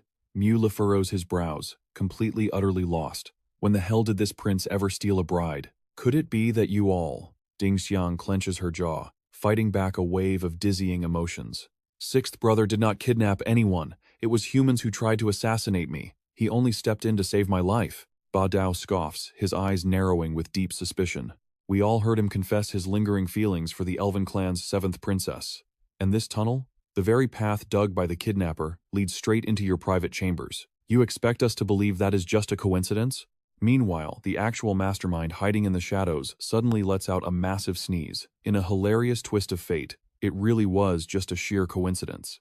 Ba Dao relentlessly pushes the truth. "Seventh princess, you have been thoroughly brainwashed. It was 3 heavenly clan assassins who slaughtered your royal guards. They abducted you and dragged you right here. We witnessed the entire massacre with our own eyes. If human hunters were the ones after you, how on earth are you still breathing inside this heavenly palace?" A seed of heavy doubt takes root in Ding Xiang's mind. "That," she stammers helplessly, tilting her head. A dark cloud of suspicion washes over her. "Sixth brother, where exactly did you rescue me from?" Caught completely off guard, Mula stammers awkwardly. I rescued you right here, inside this very palace." A devastating realization hits Ding Xiang. Inside the palace? But I was viciously ambushed by humans miles away, outside the elven city walls. If you truly saved me, it should have been on the outskirts of my city. Her voice shatters with betrayal. "Sixth brother, did you order the slaughter of my guards just to drag me back here?" Panic grips his heart as he waves his hands frantically. "I did no such thing. Seventh sister, you have to believe me." But Ba Dao strikes while the iron is hot. "Princess, you clearly suffered a severe blow to the head. Your memories are fractured. You might not trust our words, but the reigning princes of all the major clans saw it happen. We watched 2 heavenly clan elites drag your unconscious body away. Seventh princess, listen to me," Mula begs, his desperation peaking. Clenching her teeth, Ding Xiang clutches her throbbing forehead in sheer agony. "My head. It really does feel like I took a massive blow." Pushed beyond his absolute breaking point, Mula roars to the heavens. "Kidnapping a bride? Slaughtering royal guards? I know absolutely nothing about any of this madness. How could a prince of my caliber ignore the grand scheme of things? The Heavenly Clan's true master plan was to instigate a bloody, all-out war between the allied clans and the humans. He unloads all his pent-up rage in one breath, only to instantly slap his hands over his mouth. A chilling realization hits him. He just leaked the clan's top-secret conspiracy. A dark, mocking smirk stretches across Ba Dao's face. To think you would confess it yourself. Sixth Prince, your heavenly clan is nothing but a den of venomous vipers. Every single word dropped here today will be broadcasted to the entire realm. The allied clans will finally see the true, demonic ambitions festering within the heavenly clan. Biting his lip until it bleeds, Mulei's fury at being endlessly framed finally boils over. His eyes turn absolute freezing cold. Kill him. Leave no trace. By the decree of His Highness, the Sixth Prince, the royal guards bellow. Execute the intruders. Ba Dao erupts into a maniacal, bloodthirsty laugh. Since the ugly truth is finally out, brothers, hold absolutely nothing back. Let us paint this palace red. As the Grand Hall instantly devolves into an explosive battlefield, Mula shields his love, his voice laced with pure panic. Seventh sister, the crossfire is too dangerous. We need to fall back immediately. Suddenly, a warrior from the lizard clan lets out an earth-shattering roar. Is this the grand performance of the so-called heavenly clan? If this is how you want to play it, then do not blame the lizard clan for throwing away all mercy. Raising his weapon to the sky, he bellows the ultimate command for a bloodbath. The royal guards gasp in sheer horror as the enemies swarm them like a tidal wave. Meanwhile, far outside the colossal palace walls, the towering warriors of the Hill Giant clan point fiercely at the fortress, screaming out a grim warning. On the other side, the Treant tribe leader barked an immediate order. Sensing the sudden movement, they charged straight toward the commotion. Meanwhile, Queen Una's forces were advancing through the forest, only to be blocked by two heavily armored guards. A bewildered soldier pointed a shaking finger. "Look over there, aren't those warriors from the Lizardman tribe?" He immediately shouted for everyone's attention. A panicked Lizardman pointed frantically behind him. It was the Celestial tribe's sixth prince. He kidnapped the seventh princess. We saw it with our own eyes. The seventh princess is locked inside his palace right now. And that's not all. The Celestial prince tried to slaughter us to keep us quiet. He thumped his chest, declaring that the prince himself admitted to the entire sinister scheme. They faked this whole marriage proposal. It was just bait to lure us into attacking the human alliance. And they used that chaos to snatch the seventh princess. Hearing this, a hill giant roared in absolute fury. Are you kidding me? We marched across the continent just to fight the humans. Do they think we are just their disposable pawns? The Treant tribe leader glared daggers at Una. Well, Queen Una, do you have anything to say for yourself? The sixth prince already confessed. You all conspired to humiliate us, and yet here you are, playing completely dumb. Una immediately snapped back. The Dark Elf tribe knows absolutely nothing about this. But inside, she was cursing furiously. What on earth is Mu Luo thinking? How could he let a secret like this slip out? Una ground her teeth, her face darkening with mounting dread. Over 20 powerful tribes were boiling with rage. If she could not pacify them now, not only would the elves be completely wiped out, but the Celestial tribe would fall with them. Suddenly, a massive warrior from the Hill Giant tribe surged to the front line, roaring a deafening command. Breach the city. Capture the sixth prince. Moving with terrifying speed, his colossal body smashed right into the wall, sending Celestial guards flying like ragdolls. The surviving guards scrambled back, drawing their bows in blind panic. You disgusting beasts! Fire at will! Out of nowhere, Jingman's elite guards materialized from the shadows, executing a guard in a spray of blood. What the hell? Below the walls, chaos erupted as a row of buildings burst into flames. Consumed by rage, Duo commanded the absolute slaughter. Burn it all down. Until the Celestial tribe gives us a proper explanation, we leave no survivors. Una's eyes went wide with sheer terror as she tried to stop them. Halt the siege. Do not attack the city. You must think of the bigger picture.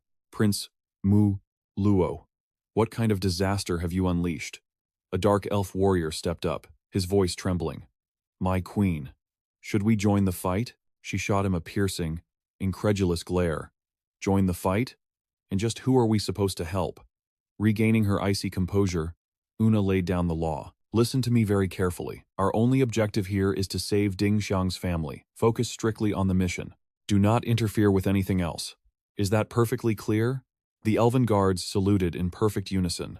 Meanwhile, deep inside the castle, an enraged voice echoed from beneath the rubble. You filthy low-born lizard men!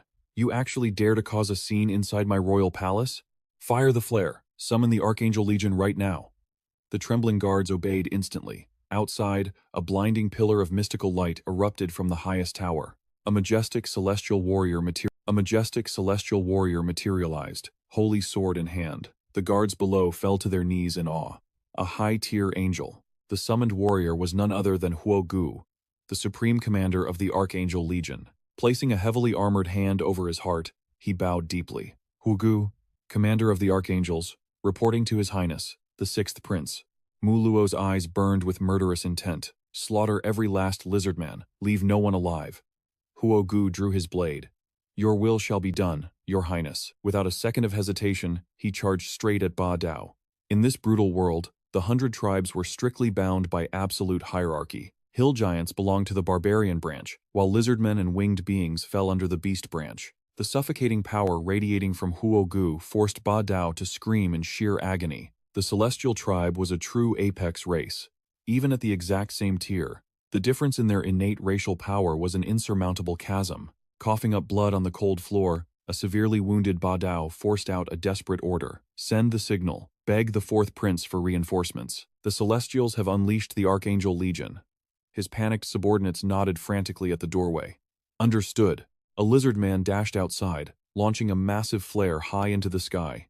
A gigantic reptilian crest illuminated the dark clouds. The reptile army roared in absolute defiance. Damn it all. These arrogant Celestials really think our lizardman tribe has no true masters? Just then, a lizardman commander stared at the glowing artifact in his hand, screaming for everyone to halt.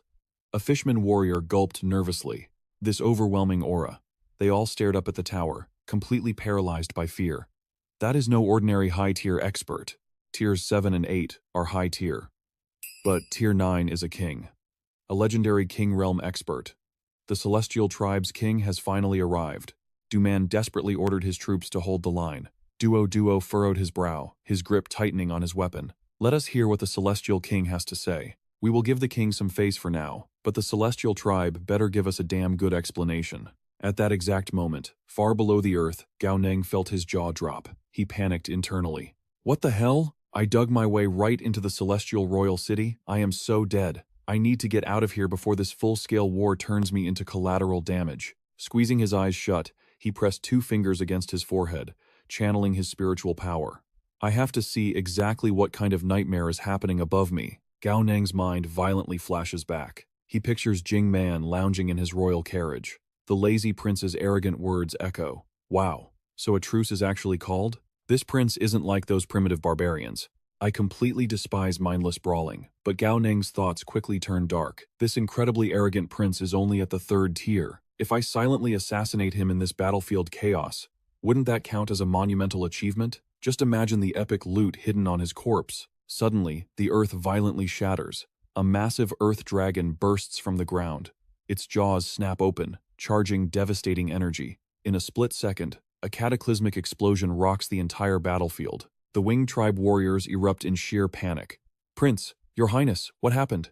Jingman's loyal guard collapses heavily to his knees. He cradles the prince's scorched, lifeless body, howling in absolute despair. Your Highness, you died way too tragically. Duo's eyes widen in absolute shock.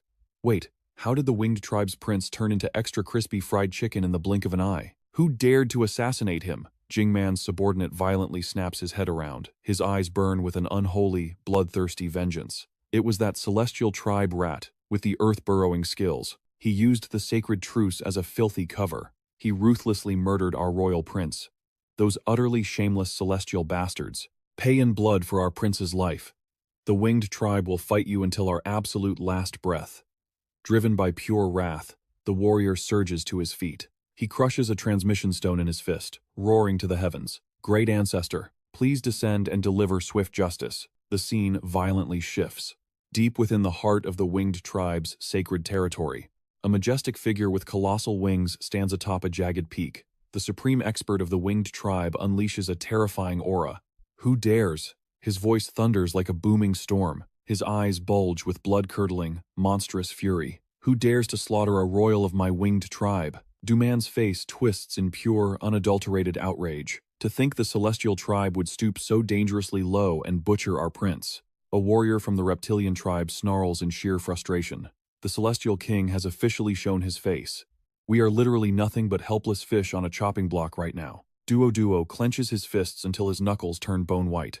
His voice trembles with an intensely simmering rage. If they really want war, there is absolutely no room for hesitation. The three leaders crush their transmission stones simultaneously. We fight to the bitter end. They roar in perfect unison. Every allied warrior raises their fists, united by burning vengeance. We too summon our great ancestors. The shockwaves ripple dangerously across the continent. Over in the treacherous lizard tribe's domain, a colossal volcano violently bubbles, threatening total eruption. A monstrous, scaly foot violently stomps the scorching earth. Bedrock shatters into dust with every single step. The summoned lizard supreme expert throws his head back. A deafening, prehistoric roar tears through the burning sky. The absolute madness doesn't stop there. Deep within the towering peaks of the mountain giant tribe, the very mountains violently quake as if the world is ending. The mountain giant supreme expert crushes boulders underfoot, marching out in a blind rage. Finally, the terrifying aura shifts to the beast tribe's wasteland. A rusted greatsword rests atop a mountain of bleached skulls. It suddenly pulses with an overwhelmingly sinister energy. A massive, fur-covered hand violently grips the sword's hilt. Meanwhile, tensions skyrocket at the Heavenly Eagle outpost.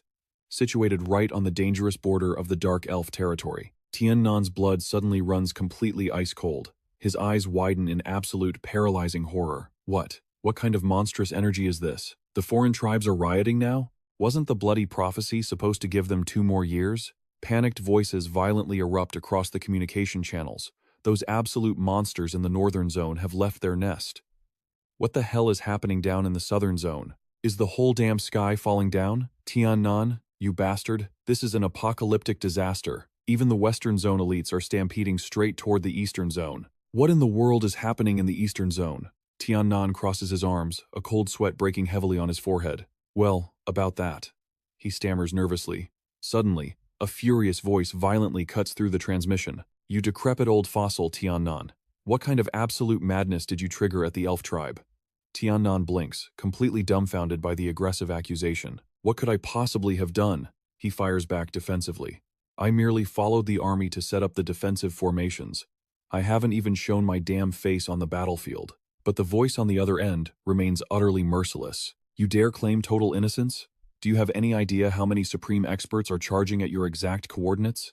The caller's voice cracks with raw, unfiltered terror. There are over a dozen of those legendary monsters heading your way. Tiannan violently grinds his teeth, true panic finally setting in. At their current horrifying speed, they'll breach our lines in less than 10 minutes. This isn't just a battle, it's an absolute slaughter in the making. The scene cuts back to the military's temporary forward operating base. Yichuan's eyes practically bulge right out of their sockets. Tiannan crashes down from the sky like a fallen meteor. Yichuan stumbles back in absolute shock. Elder Li, what on earth are you doing on the front lines?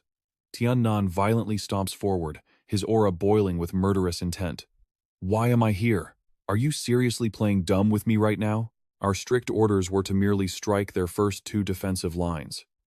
Yichuan, what kind of suicidal madness did you pull? Yichuan blinks, completely bewildered by the sudden hostility. Elder Li, I swear I have no idea what you're talking about. I only deployed a handful of elite scouting squads to gather intel. Don't tell me. Did one of my squads somehow trigger a disaster? Tiannan's face turns dangerously purple with volcanic rage. You think a measly scout squad could provoke this? You think mere scouts could drag the supreme experts straight into elf territory? Listen to me very carefully. You fool. Over a dozen of those ancient, overpowered monsters are marching right here. Yichuan violently frowns, his brain refusing to process the nightmare. But how is that even mathematically possible? The only way they'd snap like this is if we forcefully uprooted their sacred tree of life.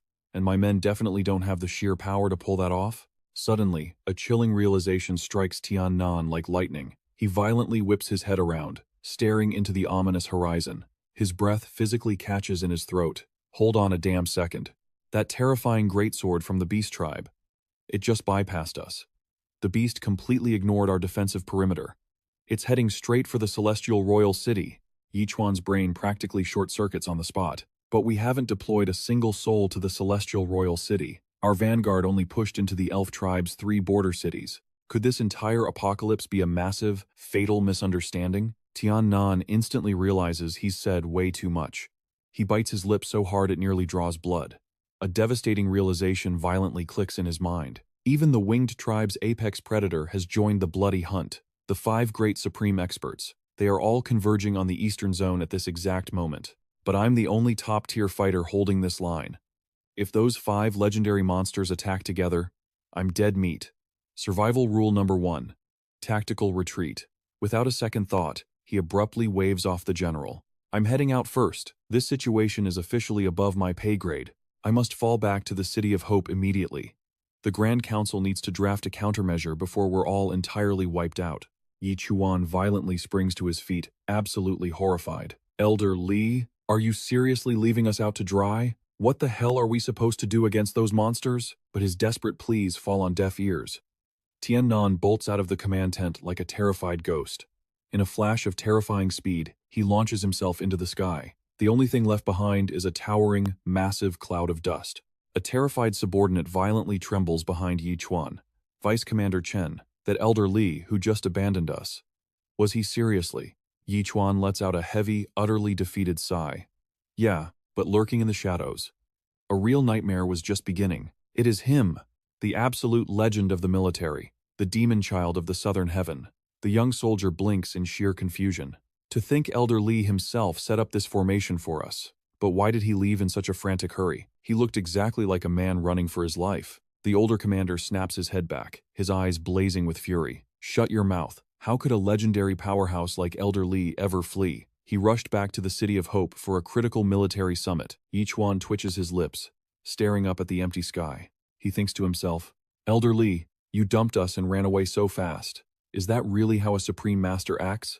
Meanwhile, deep inside the Celestial Clan's territory, the Celestial Clan King stands at the pinnacle of his tower. He and his 2 royal guards are utterly bewildered by the ancient, overwhelming auras crushing down on them. Supreme powerhouses? Over a dozen of them just barged into my domain, but I only just arrived here myself.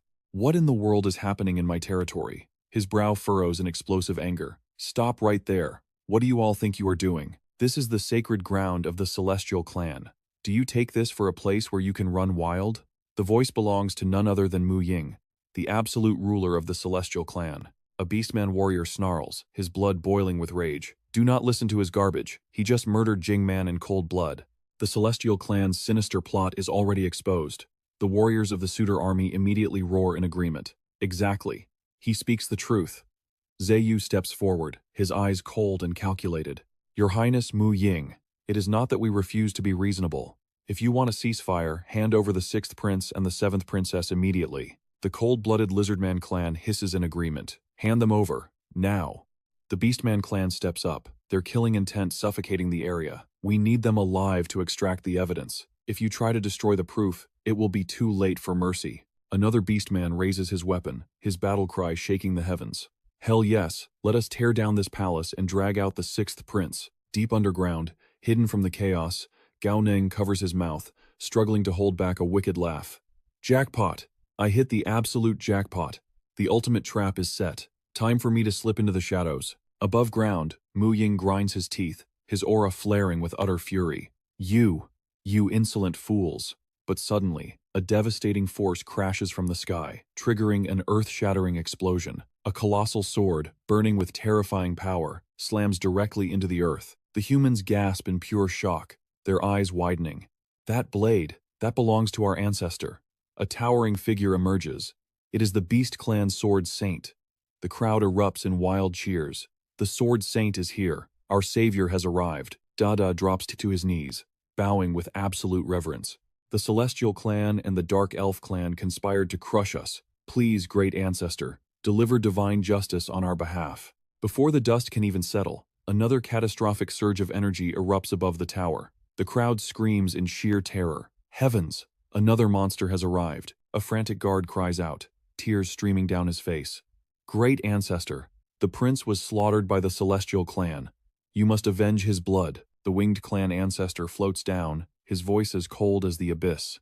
You failed to protect your prince. As his royal guards, your only punishment is death. He then turns his piercing gaze upward, dripping with arrogance. You, 6-winged geezer, I am already here. Are you going to keep hiding like a coward? Suddenly, ancient magic pulses from the roots of the god of nature. The guards scream, clutching their bleeding ears in absolute agony. The Beastman Supreme Powerhouse steps out from the rising smoke, his arrogant sneer mocking the heavens. I only showed up to give face to the Beast Clan Sword Saint. Did you really think an old chicken wing like you was worthy of my presence? The Beastman warriors howl in absolute triumph, but the Winged Clan Supreme Powerhouse glares in blazing fury. Six-winged geezer, you murdered the prince of my clan. How exactly are you going to pay for this? From within the swirling smoke, an ancient voice echoes out. There are still a few old friends on the way. It is a rare day we all gather. Old chicken wing, just wait a little longer. At that very second, a massive shadow blots out the sky, diving at a terrifying speed. The Lizardman Supreme Powerhouse touches down on the tower. Hiding below, Gao Neng's eyes go wide. No way. Even the Lizardman Supreme is here. Boom! A gigantic foot crushes the courtyard stone. Wherever he steps, the royal guards collapse from sheer terror. A mountainous figure blocks out the sun. The terrified crowd shrieks in total despair. It is the Hill Giant Supreme Powerhouse. He is here too. The elite elf warriors shake uncontrollably, their weapons rattling in their hands. Just how many Supreme Powerhouses are coming? This situation is spiraling completely out of control. The royal guards clutch each other in absolute horror, their faces drained of all color. Heavens above, 13. 13 Supreme Powerhouses. The Hill Giant Clan, the Beastman Clan, the Winged Clan, and endless human masters. The warriors gasp, their minds completely shattered. Even in a full-scale world war, you would never see this many supreme beings in one place. Suddenly, a phantom-like silhouette materializes at the peak of the tower. Mu Ying throws his head back and laughs wildly. I never expected so many old friends to visit at once. This is the absolute highest honor for my celestial clan. He spreads his arms wide, exuding supreme confidence. Visitors are always guests. Please, enter the White Tower to serve a prison sentence. Ah, my mistake. I mean, to share a few cups of premium wine. Leave this petty squabbling to the juniors. With a sharp snap of his fingers, Mu Ying unleashes a mysterious blinding light. The radiant glow instantly turns him into a god among mortals. The Winged Clan Supreme Powerhouse steps forward, his killing intent exploding. Six-winged geezer. Do you think the life of my Winged Clan prince is only worth a single cup of wine? The Beast Clan Sword Saint crosses his arms, his aura sharp enough to cut the sky. Drinking wine? Mu Luo? It is incredibly rare for us old bones to gather like this. If you truly want to play the host, you had better show us some real sincerity. Mu Ying strokes his chin, his eyes flashing with a dangerous glint. Sincerity?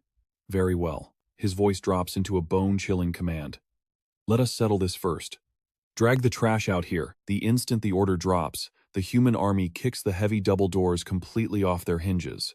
They storm into the room, only to find a mysterious figure, bound tightly and thrown onto the cold stone floor. Mu Ying catches the weapon out of thin air, planting one foot firmly onto Mu Le's chest.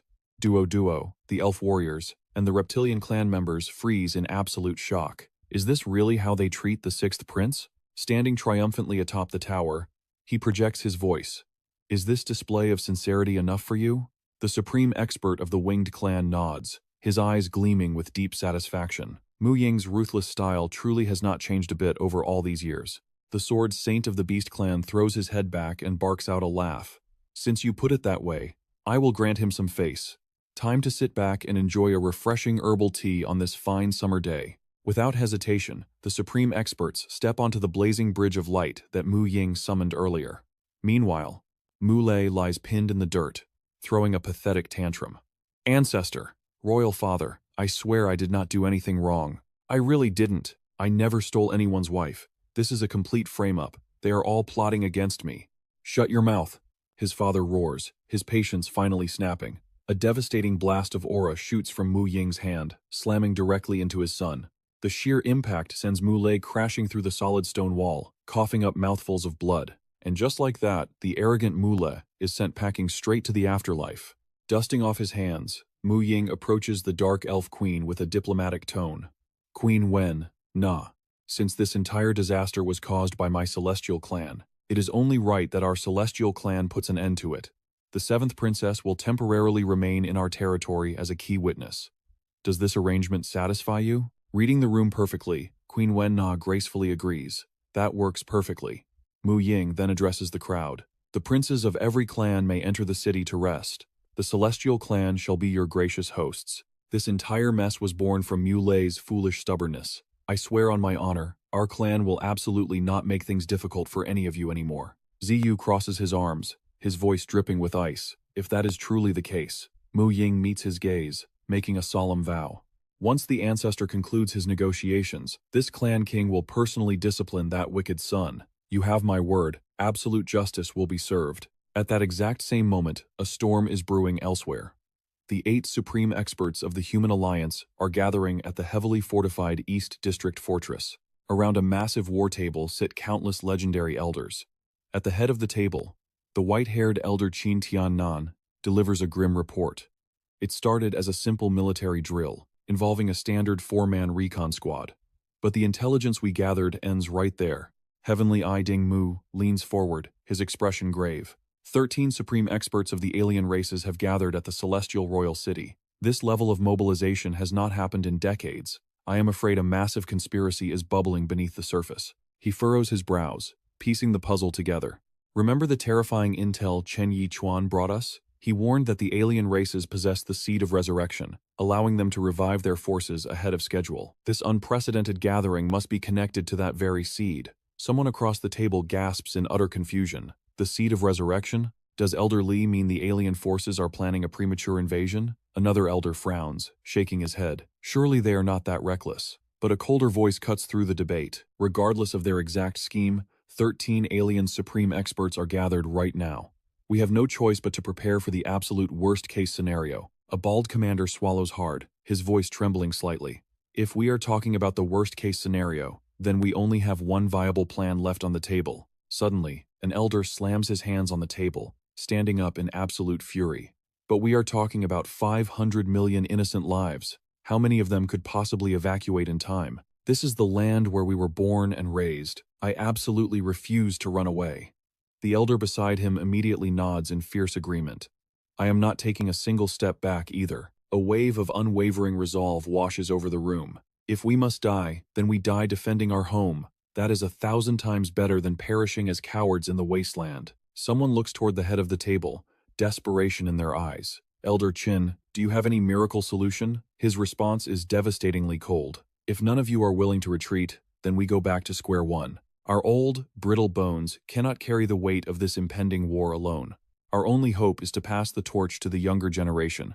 Chuanjun's eyes widen in absolute shock. Does Elder Qin mean the radical reform? Sun Jin tilts his head, utterly confused. Has not the reform already been set in motion? The elder immediately clarifies the grim reality. Only the military has taken that drastic step. Executing it across the board requires a mountain of resources. It is far easier said than done. Elder Qin squeezes his eyes shut, the weight of the world on his shoulders. Gentlemen, our time has passed. The alien races have already made their move. What exactly are we ancient relics waiting for? Do we wait until they are slaughtering us at our very doorsteps? The room falls silent, lips pursed in heavy thought. CK takes a deep breath, stepping up to the plate. If that is our only path to survival, you have my full support. Mo Jun immediately follows suit. Count me in as well. Tiannan growls, his voice laced with righteous fury. This is not a matter of having opinions anymore. It is a matter of mandatory execution. The very survival of humanity is hanging by a thread right in front of us. Does it really matter who hoards the most resources right now? Elder Qin pushes himself up from his chair, a fire igniting in his eyes. It is settled then. Leave the candidate roster to the younger generation. What point is there for us old fools to squabble over scraps? The military and the martial sects will select exactly 200 elites. How they choose them is entirely in their hands. The elders bow deeply to one another, sealing humanity's final desperate gamble. Tiannan looks around the room, speaking from the heart. Thank you all for standing with the military. Elder Qin shoots him a sharp glance. Do not celebrate just yet. We old bones have one more perilous journey to make. The world is descending into absolute chaos. We cannot afford to leave our people stranded in the dark elf territory for another second. Chuanjun nods firmly. Elder Li is being too modest. If those 50 high-tier experts actually perish in the elf clan, let alone the military, the entire human alliance would collapse from the sheer loss. Elder Qin marches forward, his aura flaring as he issues his final command. Gear up, everyone. We are going into enemy territory to bring our 1,000 elites back home. Time slips away, and the sky bleeds into an ominous twilight. Meanwhile, Gao Neng bursts forth from beneath the earth, taking a deep, liberating breath. Finally, I can actually see the sky again. He sits up, staring at his own hands in sheer disbelief. The chaotic energy exploding inside me has finally settled, but I can feel it. The divine power of the spring of life is actively reforging my very flesh and bones, burning with an unimaginable new strength. A fierce smile spreads across his face as he mutters. That bastard Lin Ying became the Eastern capital's absolute strongest just by relying on a single, pathetic vial of blood essence. Meanwhile, I've chugged down at least an entire barrel of the spring of life. Who the hell does Lin Ying think he is? I'm about to become the undisputed #1 of the entire alliance. Suddenly, Gao Neng whipped his head around, scanning the surroundings. Didn't they say the military was waiting at the elven camp for 3 days? It's already pitch black anyway. Finding the main squad can wait until tomorrow. Right now, I should find a quiet spot to truly enjoy this epic physical transformation. His eyes locked onto the glowing necklace in his hand, a wicked grin spreading across his face. Oh, right. I still haven't checked the spatial ring I looted from the 7th princess. It's time to see what kind of heavenly treasures royal blood carries. With a flash of light from the necklace, a frilly, delicate maiden's dress materialized in thin air. Gao Neng's face instantly scrunched up in utter speechless disbelief. He flushed bright red, completely terrified to even glance at the massive pile of sketchy cosplay outfits dumping out behind it. His eyes nearly popped out of his skull as he stared at the fabric in his hands. Heavens above, what the actual hell is this? I looted a literal royal princess, for crying out loud. I didn't rob an online store for scandalous barely there lingerie. And why does she have this hardcore dungeon gear? How the hell am I supposed to wear any of this? But suddenly, his eyes lit up with a brilliant idea. His hands moved like lightning, furiously stuffing the scandalous garments into his backpack. Gao Neng chuckled like an absolute degenerate, muttering under his breath, I'll just keep these safely tucked away for now. When I get back, Tang Tang and Ning absolutely have to try these on. Makes perfect sense. Suddenly, a blinding light erupted from the bottom of the pile, making him gasp. Wait, what's this? Gao Neng scooped up a handful of bizarre, glowing medicine vials, his voice trembling with sheer astonishment. This pulsating energy wave. This is definitely more spring of life. But what in the world are these other 2 vials? Leaning back against a massive tree trunk, Gao Neng weighed his options. I'll stash the spring of life as my ultimate backup trump card. But what about these 2 glowing fruits? Could they actually be from the legendary tree of life? Swallowing them right now feels incredibly risky. What if these aren't even meant for human consumption? He then lifted a magnificent bow into the air, barking a command. That's right. System, appraise this 7th princess's bow for a recycle trade-in. The system's mechanical voice instantly chimed in. Mid-tier compound longbow of the Dark Elf clan. Appraised by Xiongba at 2,560,000 alliance credits. Proceed with the recycle trade-in? Gao Neng crossed his arms, closing his eyes in deep tactical thought. Just a mid-tier longbow, huh? Well, that 7th princess was only at the mid-stage anyway. Even if she had a top-tier legendary bow, she wouldn't have the aura to draw it. Makes total sense. Without a second thought, he commanded, recycle it, right now. Gao Neng then rolled the mesmerizing red fruit in his palm. Now, system, give me a price check on this crimson beauty. The robotic voice echoed in his mind.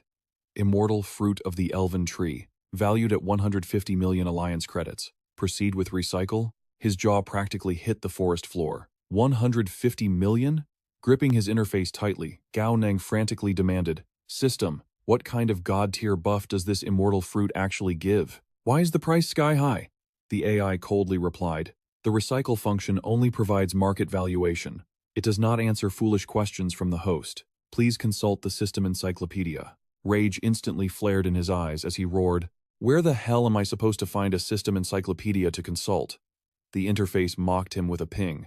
For a mere 500 million alliance credits, you may unlock the encyclopedia feature. Gao Neng's blood boiled as he screamed into the night. Get lost, you scammer. Snatching up the glowing white fruit, he snapped. I'd have to be completely brain-dead to burn 500 million on a glorified dictionary. Zhongba, just appraise this last fruit. The data panel instantly flashed before him. Celestial soul fruit, appraised at 230 million. Deal? Gao Neng erupted into a maniacal, overjoyed laugh, feeling like he was swimming in an ocean of gold. I just stepped out to kidnap one arrogant princess, he thought wildly. And in the blink of an eye, I'm sitting on 300 million credits. This operation was an absolute jackpot. His eyes burned with greedy ambition as he stared at the legendary fruits. Since the system verified their celestial origins, there's zero chance these divine items are poisoned. My core energy is already undergoing a complete rebirth right now. I might as well devour them both and ride this wave of evolution. Who knows, I might just shatter my limits and ascend straight into a super energy warrior. I'll be practically a god. Shoving the priceless fruits into his mouth, Gao Neng chewed with ultimate smugness. The whole world called my talent defective. But look at me now. I just casually swallowed 380 million credits, without even blinking. Does that look like a defective loser to you? He stretched his arms wide, groaning in absolute bliss, as overwhelming power surged through his veins. Since the day I was born, I've never felt this incredibly godlike. His flesh, bones, and very soul were wrapped in a radiant, scorching cocoon of pure life essence. These two legendary fruits, worth absolutely every single penny, premium tier loot, collapsing onto a massive, glowing flower petal, extreme drowsiness washed over him. So tired. Is my body actually forming an evolution cocoon? As the mystical cocoon sealed him in darkness, Gao Neng's fading mind drifted. Tang Tang is probably hiding in some dark corner right now too, absorbing her share of the spring of life and undergoing her own chrysalis phase, right? And as for the military, to hell with the military. I need to sleep. The vast, silent night sky swallowed the forest whole, while the massive, pulsating cocoon bled a dazzling aura of raw life essence. Dawn broke over the Heavenly Eagle military camp. Commander Yi Chuan paced anxiously, sweat beading on his forehead. Over a dozen supreme-tier experts from the alien races have gathered at the Celestial Royal City. Their endgame is completely unknown, but if they strike now, they could swallow our entire Vanguard detachment whole. If they make a move, if they... He gritted his teeth, a cold terror gripping his heart. No. We absolutely cannot wait here as sitting ducks. We have to order a full tactical retreat instantly. But before he could issue the command, a terrifying, suffocating pressure crashed directly into his command office. Yi Chuan gasped, his soul trembling. What on earth is that? This killing intent is monstrous. Yi Chuan practically kicked the door down, rushing outside, only to see his adjutant paralyzed with fear, pointing a shaking finger at the sky. Floating high above the clouds were 8 imposing, godlike silhouettes. The sheer aura they radiated was enough to crush mountains. Yi Chuan's blood ran ice cold as he choked out, "Supreme tier legends. It's over. We're entirely wiped out. They really came to slaughter us." However, as the legendary figure of Tiannan soared through the clouds to meet them, the terrified adjutant suddenly gasped in pure relief. Wait. That's not the enemy. That's Elder Li, and the patriarchs of the Grand Marshal Sex. Those aren't aliens. Those are the supreme legends of our human alliance. Fear grips his heart as he looks up. The supreme powerhouses of the human alliance are gathering. Is the final battle finally here? Standing high above the clouds, Tiannan delivers a shocking order. Yi Chuan, prepare to retreat. The commander is totally stunned. Retreat? Aren't we about to go to war? Tiannan's brow furrows with heavy anxiety. 15 supreme powerhouses have just appeared in the Celestial Clan's territory. Just the 2 from the Celestial Clan and that terrifying sword from the Beast Clan are already a nightmare to deal with. Before they make a move, cancel this entire campaign. Fall back to Hope City immediately. Once we retreat, we have an even more critical mission waiting for us. Yi Chuan's eyes widen in absolute shock. Could it be? All of you came here for the grand reform? Tiannan's voice turns ice cold. It will be public knowledge soon enough. It is a secret no longer. This massive reform will not just shake the military. The great martial sects and noble families are joining the fray. Yi Chuan snaps to a crisp salute, his mind reeling. Understood, sir. Accepting the command, a thrilling realization hits him. If the supreme powerhouses are perfectly united, even the stubborn fools in the federal government cannot stand in their way. Yi Chuan immediately barks the order for a full army retreat, a spark of pure joy igniting in his chest. Who would have thought? Their long-standing master plan is taking a massive leap forward, all thanks to the alien race's sudden move. A subordinate steps up, his voice trembling with hesitation. Vice Commander Chen, the 10 scout squads we deployed still have not returned. If we pull out now, they might be completely wiped out. Chen's eyes remain totally cold. Send them a transmission. If they manage to survive and make it back, tell them to regroup at Hope City. That is our only option right now. As the morning sun slowly breaks over the horizon, Yi Chuan clenches his fists in deep worry. Even if just one more soldier makes it back, I pray they survive this nightmare. Meanwhile, deep within the mystic forest, another massive cocoon pulses with life. Tang Tang lies inside, her face flushed red, blinking in utter confusion. She sits up, gasping in pure shock. I feel insanely powerful. Her energy core and meridians have expanded by at least 3 times their original size. Gripping her massive scythe, Tang Tang casually swings it, shattering a giant boulder into absolute dust. She stares at her own hands in awe. My full-body magnetization is totally complete. A smug, confident smirk spreads across her face. Peak of the 3rd stage. Breaking through to the 4th stage is merely a day or 2 away. I, the great death god Tang, am truly blessed with heaven-defying talent.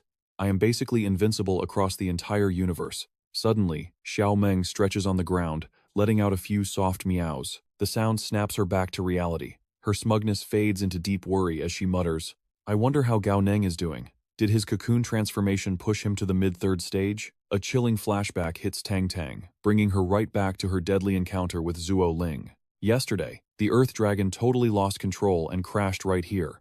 Then that creepy dark Zuo Ling ambushed us out of nowhere. Thank heavens Gao Neng's cat teamed up with me to crush them. She scoops Xiao Meng into her arms, her eyes shining with absolute gratitude. When I was vulnerable inside the cocoon, you stood guard and protected me. But something is super weird. I literally saw you chug the spring of life. Why didn't you form a cocoon like the rest of us? Just what kind of mythical cat are you anyway? Tang Tang squeezes the fluffy creature against her chest. Whatever. Who cares what breed you are? Any cat that slaughters the alien race is a top-tier cat in my book.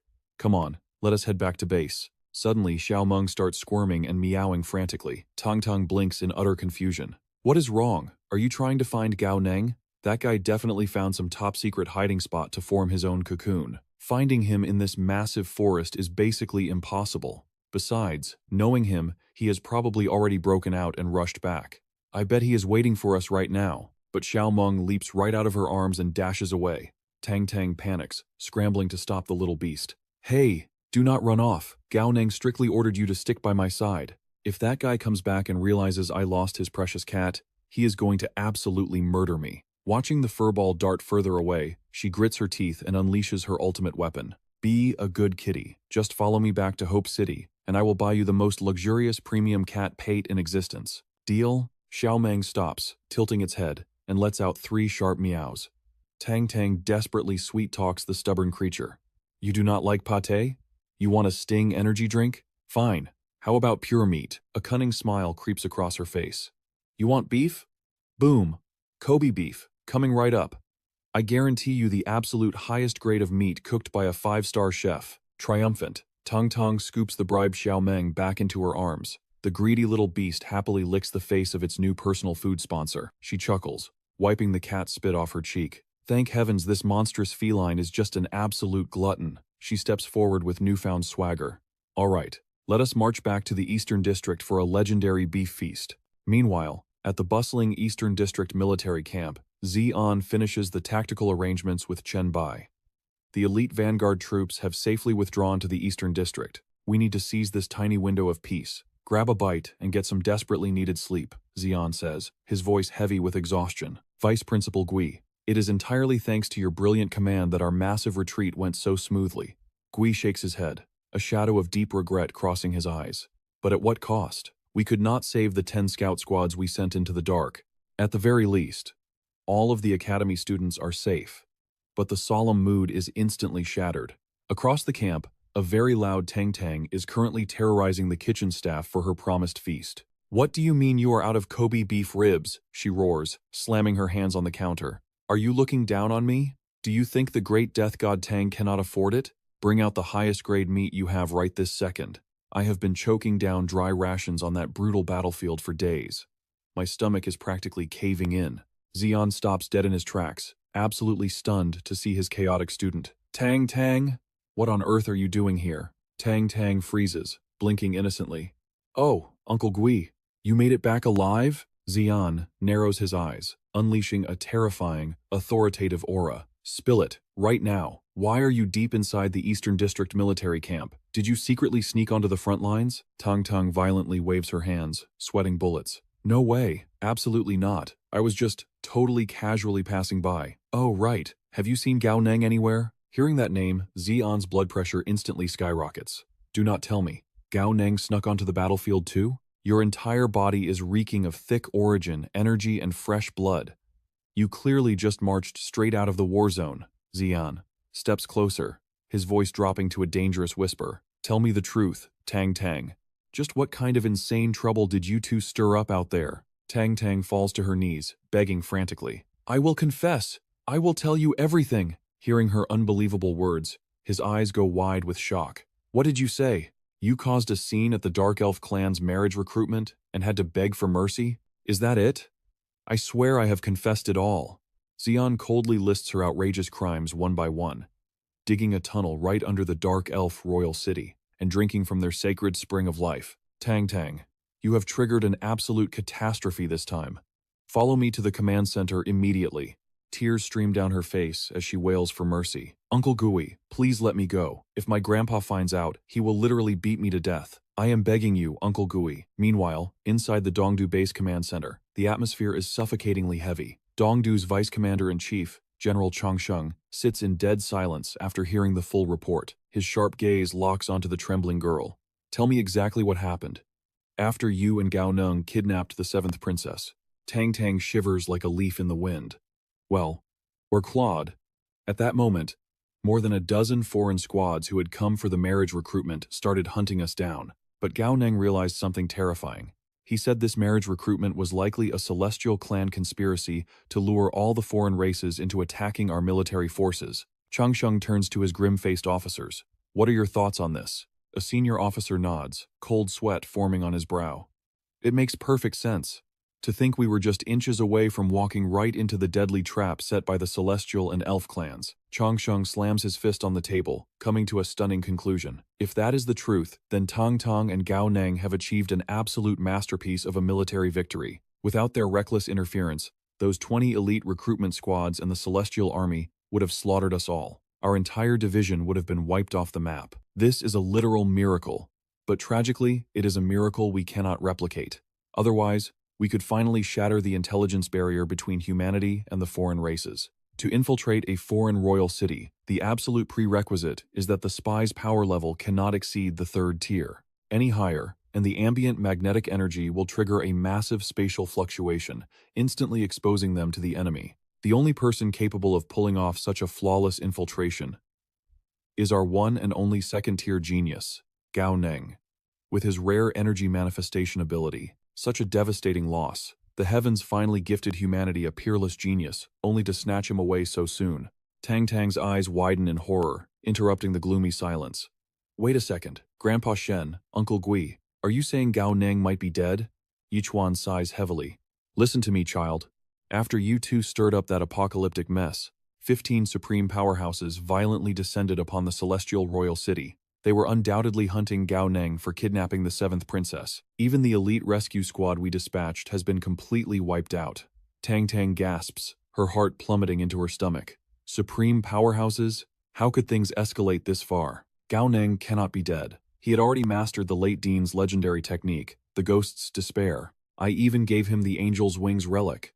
And he has an earth dragon that can tunnel through the abyss. How could someone like him just die? Yichuan shakes his head, issuing a grim order. Vice Dean Gui, please escort Tang Tang back to her quarters. A fellow officer whispers in sorrow. What a tragic waste. A 2nd tier, who possessed such monstrous spiritual power and energy manifestation, gone just like that. But Tang Tang refuses to accept this grim reality.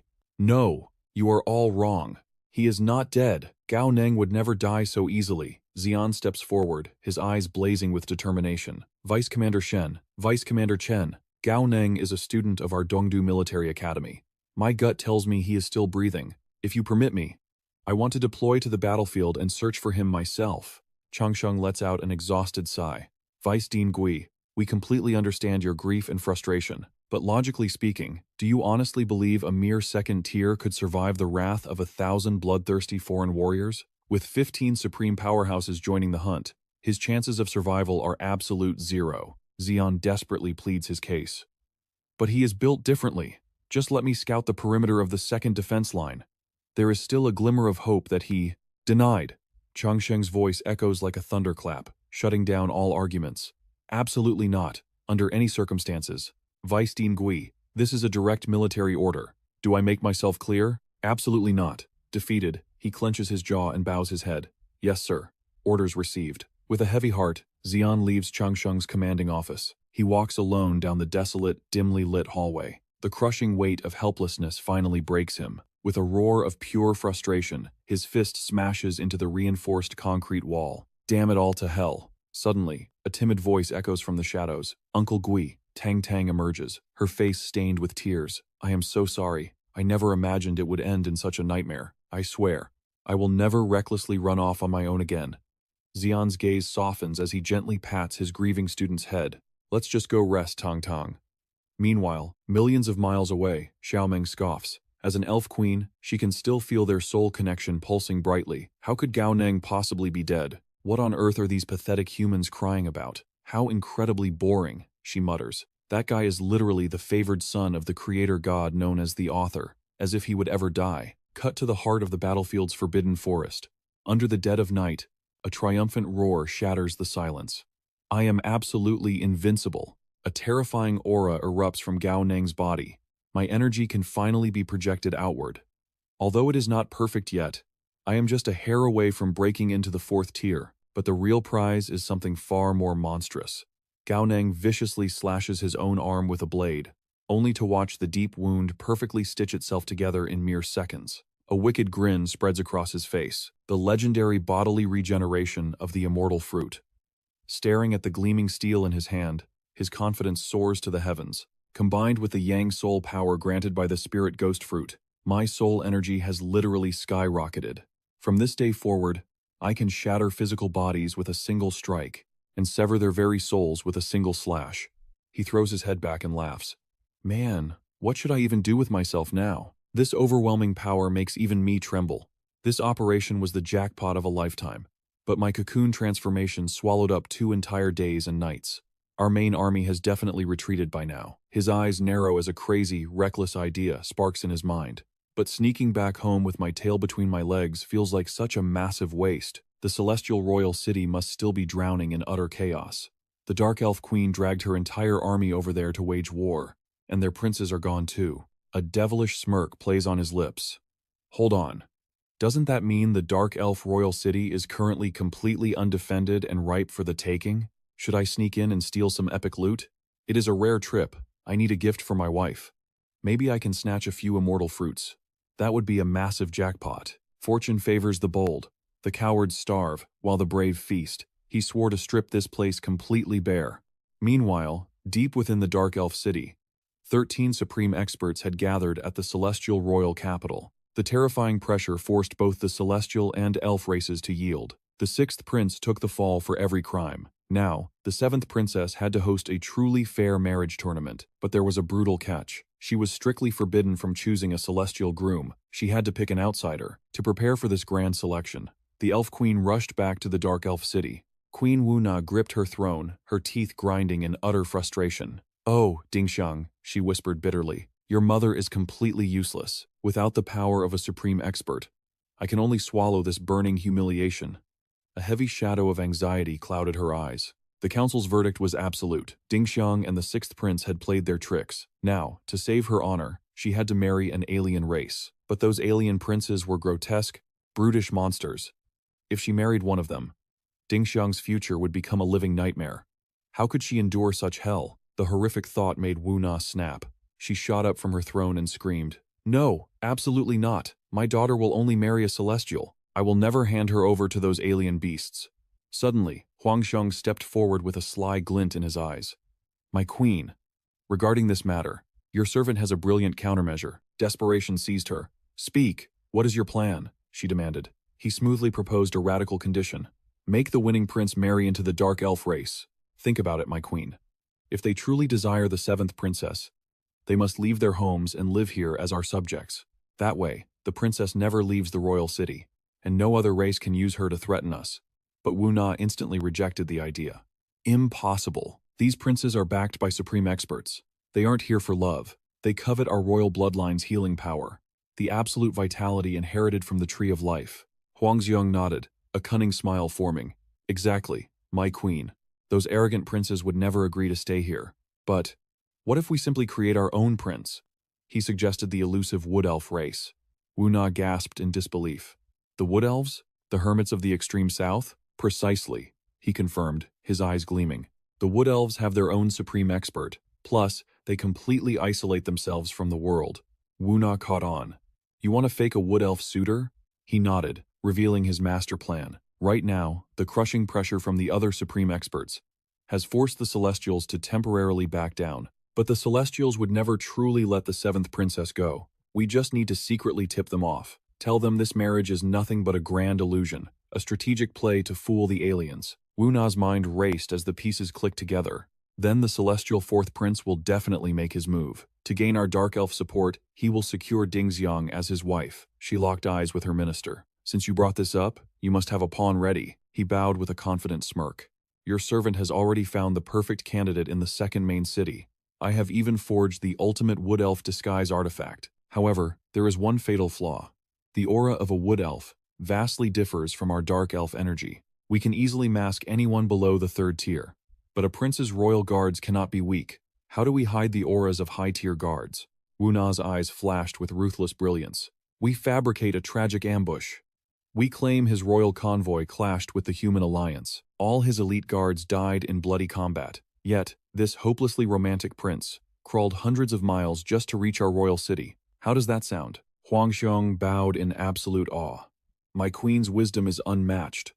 To sell the lie, our fake prince must look completely battered and devoted. This perfectly covers up his lack of guards and gives a flawless excuse for his late arrival.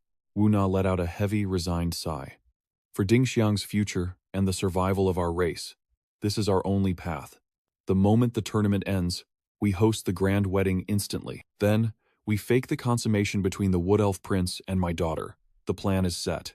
Meanwhile, under the pale moonlight, Gao Neng crouched behind an ancient tree, observing his prey like a seasoned hunter.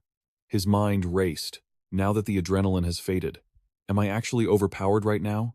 Or am I just completely delusional? I just checked my stats. Surviving that cocoon transformation doubled my vitality and energy. I literally feel like Saitama right now. My strength is absolutely insane, but the ancients said greed leads to destruction. Is the heavens trying to make me go crazy? He stared at the figure ahead, his jaw dropping in shock. I literally just kidnapped a stray princess, and now a stray prince walks right into my hands? What is this luck? Better safe than sorry. Time to scan this guy and see what he is hiding. Activating appraisal eye. A holographic status window instantly materialized. True name, Ji Li. Fake name, Jia Mi. True identity, City Lord's Guard of the Second Dark Elf City. Fake identity, the 13th Prince of the Wood Elves. Combat power, late 3rd tier. Specialty skills, agility movement. Beginner void-piercing archery. Acting skill, a solid 70 out of 100. Strengths, long-range sniping. Weaknesses, terrible at close-quarter combat. Equipment, currently wearing a defensive artifact. System note, the armor can block one attack from a 6th-tier powerhouse. Gao Neng's eyes lit up with savage delight. Oh, you brave little boy. Playing dress-up as a prince, are we? To think my eyes can completely shatter a fake identity, he smirked, cracking his knuckles. This system is an absolute cheat code. He recalls the wise words of a certain businessman from his past life. If you want to be spoon-fed, go find your mother. In this world, no pain means no gain, and hard work makes up for a lack of talent. A pathetic scrub pretending to be a royal prince deserves nothing but dirt. Just as his stomach rumbles, heaven tosses him a golden opportunity. Gao Neng steps out of the shadows, decisively blocking the imposter's path. I carved this path, and I planted these trees, Gao Neng declares with a smirk. If you want to pass, hand over the toll money. Ji Li glares at him with absolute disgust. Where did this filthy human crawl out from? You are nothing but a 3rd-tier mosquito. Are you just a lost sheep from the human alliance? Without hesitation, the imposter lunges forward to teach this peasant a brutal lesson. I carry a sacred mission on my shoulders. How dare human trash stand in my way? Drop dead. But his arrogant barking does not last long. In the blink of an eye, he is face down, completely crushed beneath Gao Neng's boot. Panic sets in as he desperately begs for mercy. The young man casually leans down with a mocking grin. So what if I am a mosquito? You should know that even Saitama cannot kill a mosquito. You are dressed entirely in luxury brands, so your status cannot be low. I bet you have quite a few shiny treasures hidden on you, right? Trembling, the imposter reveals his supposed identity. I am the 13th prince of the Wood Elf tribe. We are a peace-loving people. We despise war, we hate lies, and we absolutely love the color pink. We have never once fought against humanity. If you kill me today, the entire Wood Elf tribe will hunt you down to the ends of the earth. Gao Neng does not show even a single ounce of fear as he replies. Oh, so you are a prince, you are the best, you are number one, you are Superman himself. Top tier, 10 out of 10, pure luxury. Oh my goodness, I am just so terrified of you. But if I silence you right here, who is going to know I was the one who did it? Geely furiously shakes his head. No, of course my people will know. The imposter whips out an intricate identity badge and begins his desperate explanation. Every wood elf carries a soul mark on their identity badge, synchronized directly to my life force. The moment I die, you will absolutely never escape their wrath. Gao Neng instantly projects his spiritual power to inspect the item. To his absolute surprise, this total fake is actually carrying the real deal. It seems they poured a massive amount of effort into forging this wood elf disguise. A chilling smile creeps across Gao Neng's face. Perfect timing. Let me test out this new trick. Demonic aura erupts from the blade in Gao Neng's hand. With a single, devastating slash, he severs the badge's spiritual connection. Jay Li stares in pure horror. The soul link. It is broken. How? What did you just do? He screams. Gao Neng pats the pathetic scrub on the shoulder. You have worked hard enough. Rest in peace. I will take over this marriage interview for you. With his very last breath, the fake prince gasps. How did you know? I was here for the princess? Gao Neng smiles in sheer satisfaction as the fatal sword wound on his opponent's chest perfectly heals over, leaving zero trace. This technique is absolutely terrifying. Against a weaker soul, it is a bloodless execution, the perfect invisible assassination. Channeling his spiritual power, he successfully hijacks the soul link. And now, it is time for the glorious looting segment that every reader has been eagerly waiting for. The system immediately appraises the weapon in Gao Neng's hand. High-tier oak bow. Value, 67 million alliance credits. Would you like to recycle? Joy surges through his veins. 67 million is not bad at all. This bow might just be the betrothal gift, so I will hold on to it for now. Staring at the disguise mask in his hands, he realizes his luck is completely off the charts. Slipping into the Elf King city using a royal identity is definitely the safest route. I truly am a peerless genius, loved by the heavens. Admiring his brand new reflection, Gao Neng is genuinely impressed. The transformation is absolutely flawless. Even his own parents would never recognize him now. Approaching the towering castle gates, he makes a quiet promise to himself. I am just going to take one quick look inside. Absolutely not a second glance. The moment things go south, I am out of here. Meanwhile, at the main gate of the Elf King city, Guard Captain Ling, he stares down the road in sheer anxiety. Why has he not arrived yet? According to their master plan, the fake prince should have arrived ages ago. The 7th princess's marriage selection is set for 9 o'clock tomorrow morning. Has a catastrophic accident occurred? Impossible, the captain mutters. The human forces have already retreated entirely. What could possibly go wrong? At that exact moment, Gao Neng activates his spatial shift. His body instantly vanishes into thin air, rematerializing flawlessly past the city walls. He smirks, bursting with pride at his own god-tier skills. Only an absolute maniac would walk right through the front door. This royal face is merely a perfect disguise. In my heart, I am still an overpowered hidden leaf ninja. Beneath the towering roots of the nature god tree, a small group gathers in the shadows. It turns out to be Dada, casually chatting away with his loyal subordinates. Today's brilliant operation reminds me of an ancient human proverb, Dada declares. His subordinate leans in curiously. Which proverb are you referring to, Your Highness? The arrogant royal chuckles softly.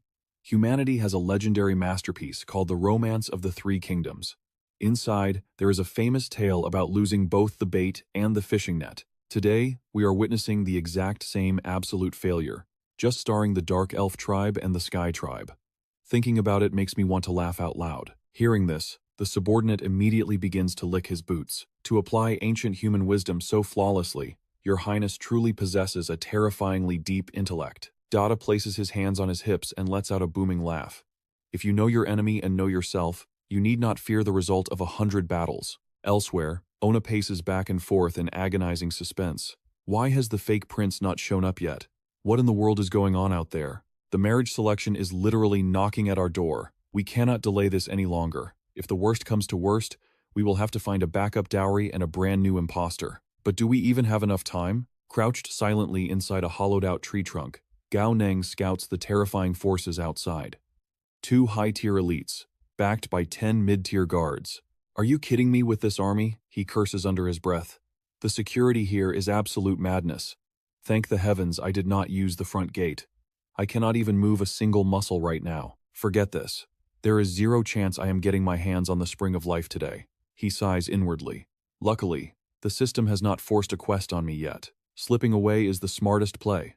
Earth Dragon, let's fall back, he whispers. But in that split second, their stealth is completely shattered. A guard's furious roar echoes through the forest. Intruder, you actually dare to show your face here? The enemy's blade smashes into the ground with terrifying force. Come out and face me, he roars. Hiding beneath the massive body of the Earth Dragon, Gao Neng barely dodges the devastating strike. He curses under his breath. Damn it, I completely forgot that I am only a hair's breadth away from the 4th tier. My energy waves are almost impossible to hide right now. The Earth Dragon quickly burrows away, making a desperate escape through the dirt. The pursuers stare down the massive tunnel and scoff. You cannot escape us, just give up. We knew you would come crawling back. All 4 gates are now heavily guarded by the Lizardman clan. Surrender now, and we might spare your pathetic life. But Cao Neng remains perfectly calm, refusing to show himself. Trying to bait me? Do I look like an idiot to you? With a single thought, he quietly activates his spiritual power. Sweeping the area, Gao Neng is genuinely shocked by the heavy alien guard presence. Holy crap, they were not bluffing. His spiritual energy blankets the perimeter, instantly exposing every single hidden outpost. A wicked plan forms in his mind. He will beat them at their own game. Since they are locking the place down, he just needs to use his perfect disguise to slip through. He orders the Earth Dragon to surface. His goal is to lure them far outside the city walls. The farther, the better. Once he safely slips out of the city limits, Cao Neng smirks with absolute triumph. That is what we call luring the tiger off the mountain. Now, it is time to cross the sea under the cover of the heavens. Standing boldly before the massive fortress gates, he declares his fake identity. I am the 13th prince of the Wood Elf clan. Open these gates immediately. Ling He, who has been anxiously waiting, suddenly screams with joy. 13th prince, you finally arrived! Seeing the man rush down from the high walls so desperately, Gao Neng stands frozen in absolute disbelief. As the guy sprints right up to his face, Cao Neng immediately backs away. Whoa. What exactly are you trying to do? I am the 13th prince of the Wood Elf clan, remember? But Ling He simply grabs Gao Neng's arm. There is absolutely no time to explain. Time is running out. You need to follow me right now. When Queen Wu Na sees the new arrival, her eyes light up with wild excitement. I cannot believe the 13th prince of the Wood Elves actually came to our marriage interview. She tightly grasps his hands, putting on an incredibly affectionate display. Prince Jiami, please give my warmest regards to the Wood Elf King on behalf of the Dark Elf clan. Cao Neng is utterly bewildered. Is this woman really the revered elf queen? What is the hidden meaning behind this overly passionate welcome? As the old saying goes, women in their 30s are like fierce wolves, and in their 40s like ravenous tigers. Even though he has no clue what her actual age is, the look in her eyes clearly says she wants to devour this fresh young meat alive. Meanwhile, the other alien suitors begin whispering furiously. Wait, what? He is the 13th prince of the Wood Elves? That is impossible. The Wood Elf clan never forms alliances with outsiders, let alone agree to an inter-clan marriage. Why on earth would he show up to a marriage interview? And without a single royal guard by his side, both Wu Na and Ling He shoot bizarre, desperate glances at Cao Neng. Ling He furiously signals him with his eyes. Say the line. Tell them your guards were slaughtered on the way, and you barely escaped alone. I forced you to memorize this script for days. Ling He's eyes scream. But Cao Neng just blinks, firing back his own confused gaze. Why the hell are you looking at me? Staring will not magically give me the answers. I have absolutely zero clue what kind of twisted relationship the Wood Elves and Dark Elves have. With the silence dragging out, Wu Na has no choice but to step in. The truth is this. Prince Jiami is still suffering from immense trauma after a terrible incident. Allow me to explain on his behalf. While traveling here, Prince Jiami was mercilessly hunted down by the Human Alliance. I have already received the full intelligence report. Every single one of Prince Jiami's royal guards was brutally slaughtered by those vile humans. He barely escaped with his life, yet he still braved the journey to our Dark Elf city for this marriage interview. His devotion is truly precious. But Tyrant Blade narrows his eyes in heavy suspicion. Wiped out by humans, you say? Dada also scoffs, clearly not buying a single word of it. Is there really such a convenient coincidence? Suddenly, everyone's attention is stolen by the arrival of the stunning Ding Xiang. The alien suitors gasp in absolute infatuation. The seventh princess has finally arrived. But to their shock, Ding Xiang steps forward with beautiful eyes brimming with tears. She chokes back a heartbreaking sob, trembling with emotion. The suitors immediately rush forward in pure panic. Seventh princess, why are you crying? We already know that the bride-snatching incident was entirely Mumo's doing. Please, you must not blame yourself anymore. Ding Xiang, please dry your tears. Seeing you weep shatters our hearts into pieces. Meanwhile, Cao Neng just stands there awkwardly. I am just a fake prince here. Surely I do not need to play a starring role in this soap opera, right? I will just nod along with whatever they say, and look for the first chance to bolt. Queen Wu Na tenderly pulls her weeping daughter into a warm embrace. Ding Xiang has grown up right by my side since she was a baby. She is my precious little girl, who has never stepped a single foot outside our dark elf clan. The crowd collectively sighs in realization. So, that is the reason.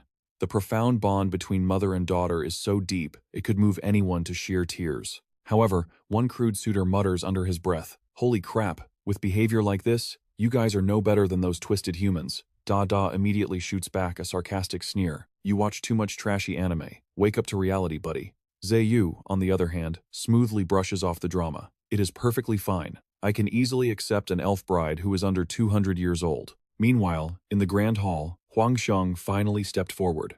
Your Royal Highnesses, the princes, have witnessed the truth with your own eyes. Her Majesty the Queen truly cannot bear to be parted from the seventh princess. However, the royal marriage selection is an event of monumental importance. Therefore, our Dark Knight Elf Elder Council has reached a definitive resolution. If any noble prince among you is willing to marry into our clan and live permanently within our borders, then the seventh princess will no longer need to agonize over her choice.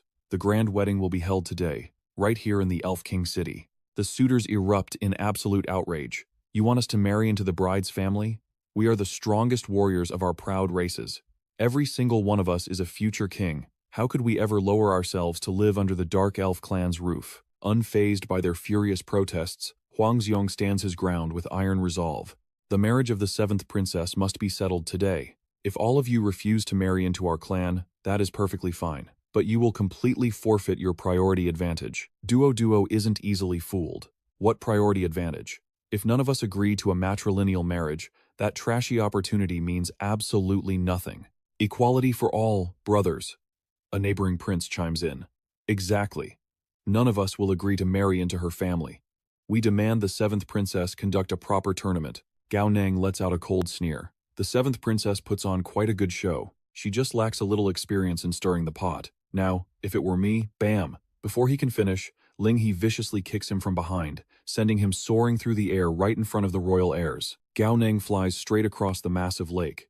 With a heavy thud, he crash lands onto the opposite shore. Throwing his head up, he sees Ding Xiang shyly covering her face. Suddenly, a voice roars across the water. His Highness, the 13th Prince of the Wood Elves, willingly volunteers to marry into the Dark Elf clan. The sheer absurdity of the situation short-circuits Gao Neng's brain. Meanwhile, Huang Xiong's eyes light up with ecstatic joy. Prince Jiamei volunteers for the matrilineal marriage. This is fantastic news.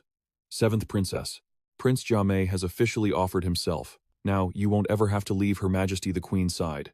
The remaining princes explode with indignation. This Jiamei is completely blinded by lust. Giving up his right to the throne for a pretty face? Has he abandoned all his clan's pride? What right does a useless piece of trash like him have to compete with us? However, Huang Xiong politely addresses the furious crowd. Princes, please quell your anger. Whoever volunteers for a matrilineal marriage gains absolute priority. This rule was clearly announced beforehand. Prince Jiamei's profound devotion to the seventh princess has moved heaven and earth. He didn't even hesitate to abandon his royal inheritance. Overcome with emotion, Ding Xiang asks softly, Prince Jiamei, are you truly willing to marry into our dark elf city? Without missing a beat, Gao Neng ruthlessly swats her extended hand away and leaps to his feet. Hell no, I absolutely refuse. The sheer audacity of his rejection leaves both Queen Wu Na and Huang Xiong completely paralyzed with shock. What? The collective roar of the princes echoes from the opposite shore. Gao Neng's mind races as the chilling truth finally dawns on him. His entire identity as a prince is nothing but a hollow shell, and the mastermind who orchestrated this fake wood elf prince disguise.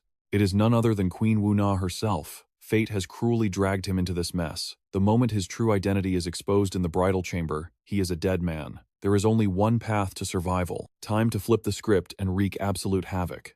Gao Ning puffs out his chest and speaks with supreme arrogance. If this is a public tournament, it should be decided by true strength, not cheap shortcuts. Priority advantage? How is that remotely fair to the noble princes of the other clans? As the 13th prince of the Wood Elves, I absolutely refuse to allow this mockery. Zhe immediately backs him up.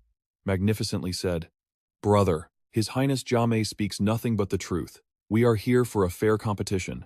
Anyone who accepts this matrilineal marriage is an enemy to us all. We stand completely with His Highness, Prince Jame." Even Ling, he finds himself dragged along by Gao Neng's insane tempo. Heavens above. What kind of chaotic nightmare is this? Did this brat secretly collude with those princes beforehand?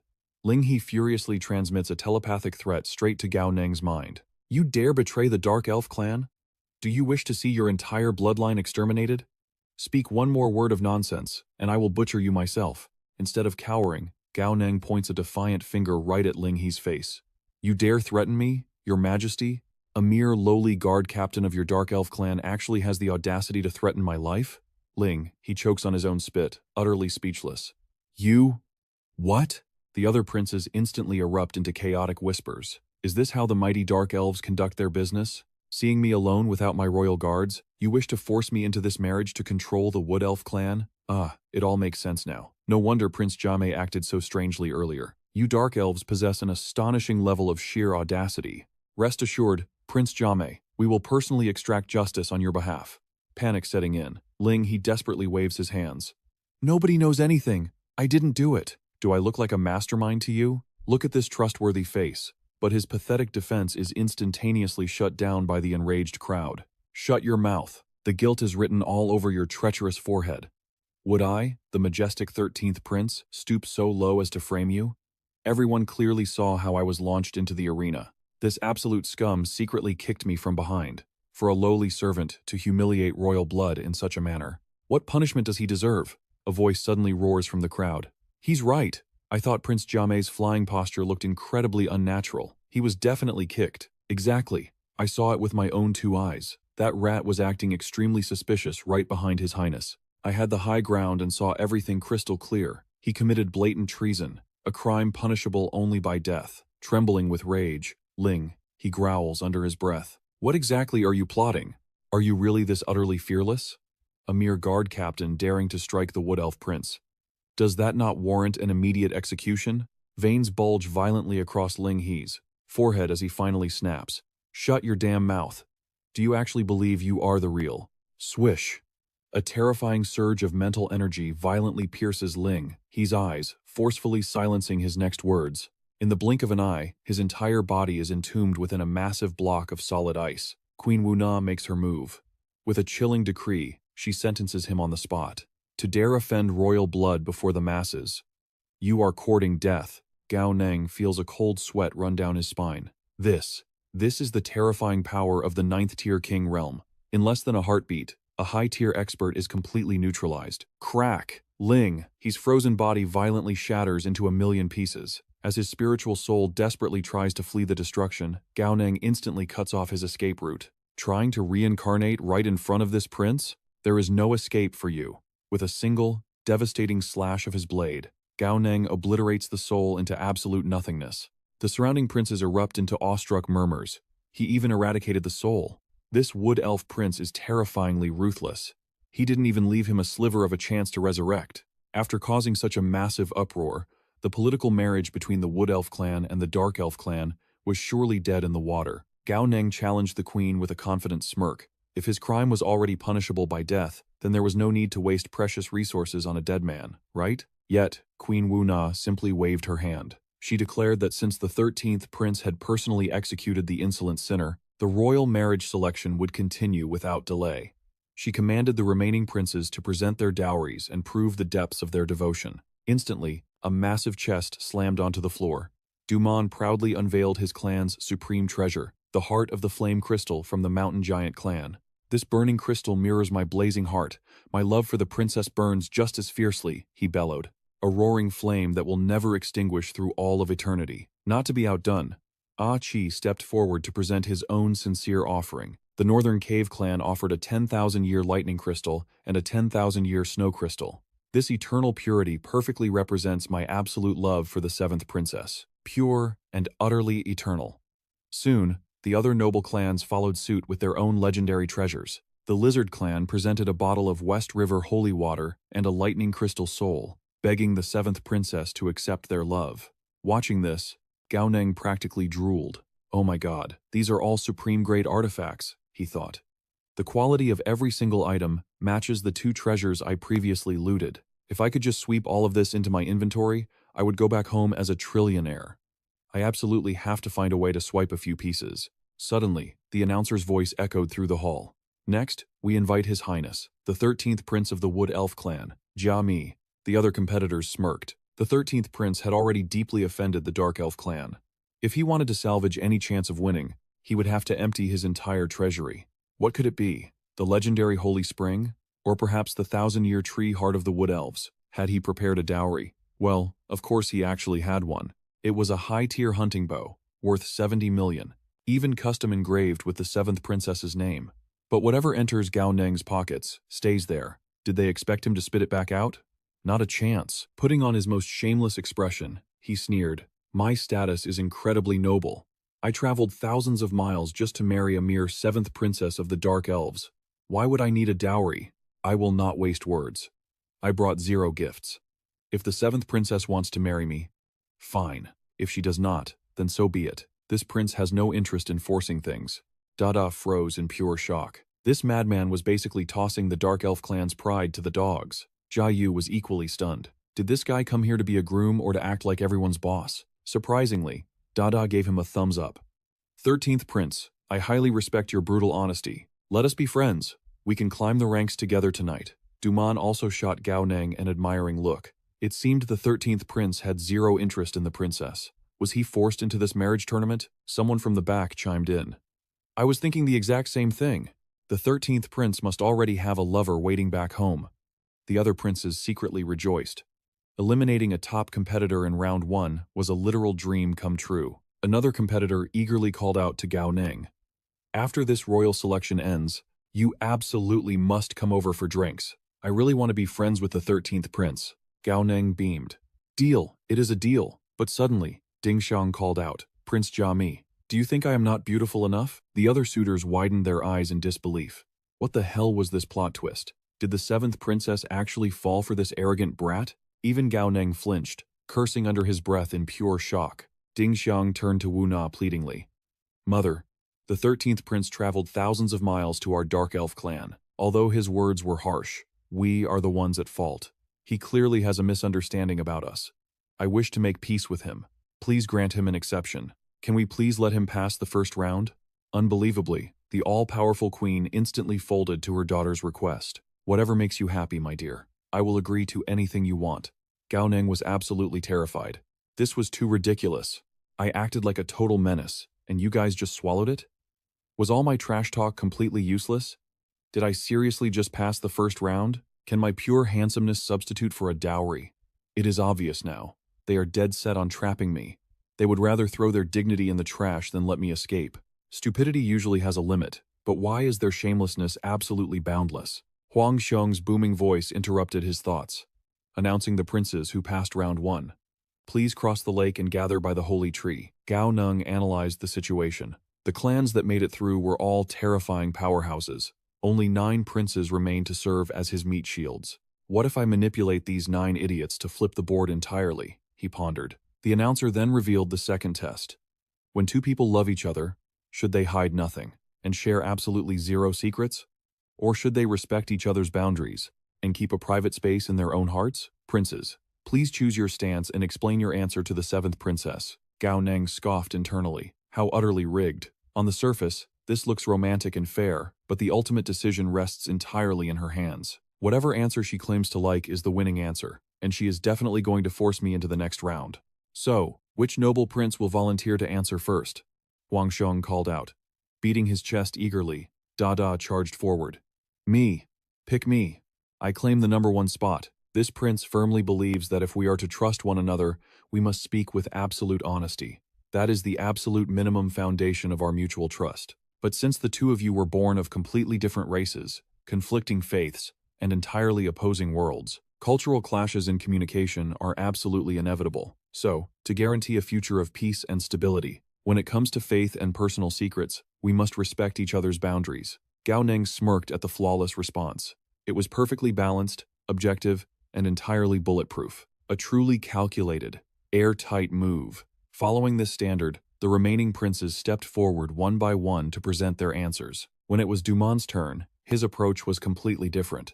This prince believes that once two souls unite, there should be zero secrets between them. I fiercely respect the princess. And naturally, I will bow to her beliefs as well. Hearing enough, Huangxiong gestured to the final candidate. 13th, Prince, you are the final challenger. Tell us, how will you answer Her Highness's ultimate question? The older man sneered inwardly. Whatever you choose, you are dead meat, kid. But Gao Neng, radiating absolute cold-blooded energy, stood with arrogant defiance. I choose absolutely nothing. Huangxiong's jaw practically hit the floor. He never saw this wild move coming. You choose nothing? Gao Neng crossed his arms, unapologetically owning his words. Exactly. This prince is the absolute heavens. If the 7th princess wishes to marry me, she must worship me as her god. She is forbidden from hiding a single damn thing. My word is absolute law, and having 3 wives and 4 concubines is just a normal everyday occurrence for a man of my stature. If every single woman who marries me demands her own private space, then my harem would turn into a freaking multiverse. Therefore, my words are the ultimate truth, and she must submit unconditionally. Hearing this blatant disrespect, Wu Nong erupted into a blazing fury. Meanwhile, Gao Neng practically patted himself on the back for his super genius strategy. I totally won this. How do you like that, sweetheart? He thought smugly. There is no way the prideful Dark Elf clan has completely thrown their dignity out the window. After getting trashed this badly, I dare you to still pick me. Right on cue, Huangxiong exploded with earth-shattering rage. Absolute insolence. In all my 30 years of walking this earth, I have never witnessed such breathtaking arrogance. Guards, throw this trash out immediately. We absolutely cannot let the 7th princess marry a wretched excuse for a prince like him. His rivals stared in sheer awe at the absolute madman. Amazing job, bro. Even if you wanted to reject her, did you really need to go that hard? They were certain that even if the princess was completely obsessed, this level of toxicity would make her grab a chainsaw and cut those feelings dead. But Ding Xiang stood her ground, stubborn as an ox and completely unwavering. I have made my choice. I choose the 13th prince. I, Ding Xiang, will accept every single one of his demands. The entire courtyard of royal suitors instantly shattered into stone statues. They looked up to the heavens, crying out to the gods about how love could make a genius so utterly blind. Wu Nong frantically grabbed her daughter. Ding Xiang, you do not have to suffer this humiliation. Let your mother handle the rest. Huangxiong violently protested as well. 7th princess, you absolutely cannot do this. But her eyes burned with unshakable resolve. For her, there was only ever one choice. Mother, my heart is set. Do not try to sway me anymore. Just then, Dumont shattered the tense silence, exploding with pure jealousy. I object. I refuse to accept this outcome. After such profound humiliation, why still choose the 13th prince? 7th princess, we demand a reasonable explanation. Ding Xiang speaks with the unwavering conviction of a martyr. The reason is shockingly simple. The Dark Elves and the Wood Elves are originally one absolute entity. Though we are now divided into the East and South, the exact same elven blood flows entirely through our veins. His Highness, the 13th Prince, may be reckless with his words, but I am perfectly willing to marry him. I do this not for myself, but for the ultimate survival of our race. I am fully willing to make this sacrifice. I truly believe that through my intimate devotions in the bedchamber, I can miraculously change his heart, and if I fail to completely transform him, then I will gladly be a moth drawn directly to the flame, fully aware of my own tragic doom. Even if his fiery passion reduces my body to ashes, I have absolutely zero regrets. A blinding, holy aura radiates from her figure, making Gao Neng narrow his eyes in deep thought. This pure, saintly glow, it almost makes me feel genuinely bad for being so harsh earlier. He quickly slaps away his own fatal weakness for pretty girls. Wait, no, this is a brutal battlefield. Don't forget, this woman is an absolute drama queen with an acting score of 85. Ding Xiang completely flips the script, taking the fierce initiative to confess. Prince Jia Mi, the noble 13th Prince of the Wood Elves, I, Ding Xiang, am completely willing to become your wife. I will revere you as my absolute heavens for the rest of my life. Will you take me as yours? Gao Neng rejects her without missing a single beat. Nope, I am not willing at all. Ding Xiang desperately tries to persuade him. But you came here specifically for the marriage selection, didn't you? Even if your tribe viciously forced your hand, your physical presence here proves everything. Since you are here, and I have officially chosen you, you cannot possibly refuse me, right? Gao Neng opens his mouth, instantly spitting out a soap opera script more melodramatic than a Douyin short film. My heart already belongs to someone else. Furthermore, I am deeply, tragically in love with my biological sister and my own mother. Knowing this dark, twisted truth, do you still have the guts to marry me? Ding Xiang doesn't even flinch at the absolute absurdity. Heavens above, I do not care at all. The slick-talking trickster continues to spin his outrageous web of lies. But I don't want to marry you. My heart and my physical body, they both belong entirely to my sister and my mother. Even if you forcefully marry me against my will, you will only earn a lifetime of my bitterest coldness. This seventh princess must have picked up the script of a tragically obsessive female lead. She passionately bears her naked soul. I do not care. Today, I strictly refuse to marry anyone but you, even if you truly commit ultimate incest with your own family. As long as I can breathe the same air by your side, my life is completely satisfied. Duo's perfect goddess-like image of Ding Xiang instantly shatters into a million pieces. Oh my god. This toxic dog food mixed with the seventh princess's vile scheming? Even with two stomachs, I could never digest this absolute garbage. Just how are we supposed to survive this? Is there absolutely no justice left in this world? Did the heavenly Tao fall asleep on the job? Why won't lightning just strike this crazy woman down? Gao Neng sighs in utter defeat. If this is what you truly want. He pauses, his face aging 10 years in a single second. Wait. No. His instincts scream. This is a complete death trap. This witch's real goal is forcing him to spit out vicious insults. If he continues publicly humiliating the princess, the allied tribes will legally execute him on the spot. Plus, his current position is extremely freaking disadvantageous. Ding Xiang backs him into an absolute corner, her voice dripping with venom. Your Highness, the 13th Prince, are you truly unwilling to take me as your wife? A cold glint catches his eye. He flinches. When the hell did she pull out a glowing dagger? Her borrowed knife assassination scheme is flawless. If a murder weapon appears on this stage, and it ends up in his hands, he would never be able to clear his name. Was every single provocation leading up to this exact, deadly moment? What an absolute, venomous snake of a woman. Since she wants to play dirty, Gao Neng decides to drag her to hell with him. He lunges, sending them both crashing into the freezing lake below. Panic instantly erupts from the crowd. Seventh Princess Ding Xiang, the two of them plunge deeper into the murky depths. Gao Neng holds his breath until his cheeks puff out, his heart racing with sheer anxiety. Curse it all. He is a decent swimmer, but this crazy woman is practically a mermaid. No way. He absolutely cannot let her dive any further. He has to snatch that short sword and bury it at the bottom of the lake. If he fails, her twisted tribe will use it as the ultimate blood evidence against him. Ding Xiang thrashes violently, trying to rip her hand free. Let go of me! She viciously kicks the landlubber Gao Neng right in the gut and swims toward the surface, leaving him sinking into the abyss with only his curses. Damn it, there is no way he will let this scheming witch get away with framing him. Since she pushed him this far, Gao Neng's hand shoots out like a vice, clamping tightly around Ding Xiang's ankle. Instantly, he activates his life-form iron transformation. Basic physics, solid iron sinks way faster than a flimsy elf. Ding Xiang gasps in absolute horror, barely snapping her mouth shut before the murky water floods her lungs. You absolute beast, release me this instant. He squeezes her thigh with iron-crushing force. Not a chance, you crazy witch. Taste my ultimate dragon claw technique. His shameless hand slowly creeps up toward Ding Xiang's chest. Her face turns crimson with explosive fury as she stammers bubbles of rage. I will absolutely murder you. Suddenly, a massive geyser of water erupts from the lake's surface. The entire audience gasps in utter disbelief. Seventh Princess, 13th Prince. What in the heavens happened down there? The crowd freezes, their eyes widening in pure terror as they spot a deadly arrow piercing straight through Gao Neng's shoulder. 13th Prince, are you all right? Showtime.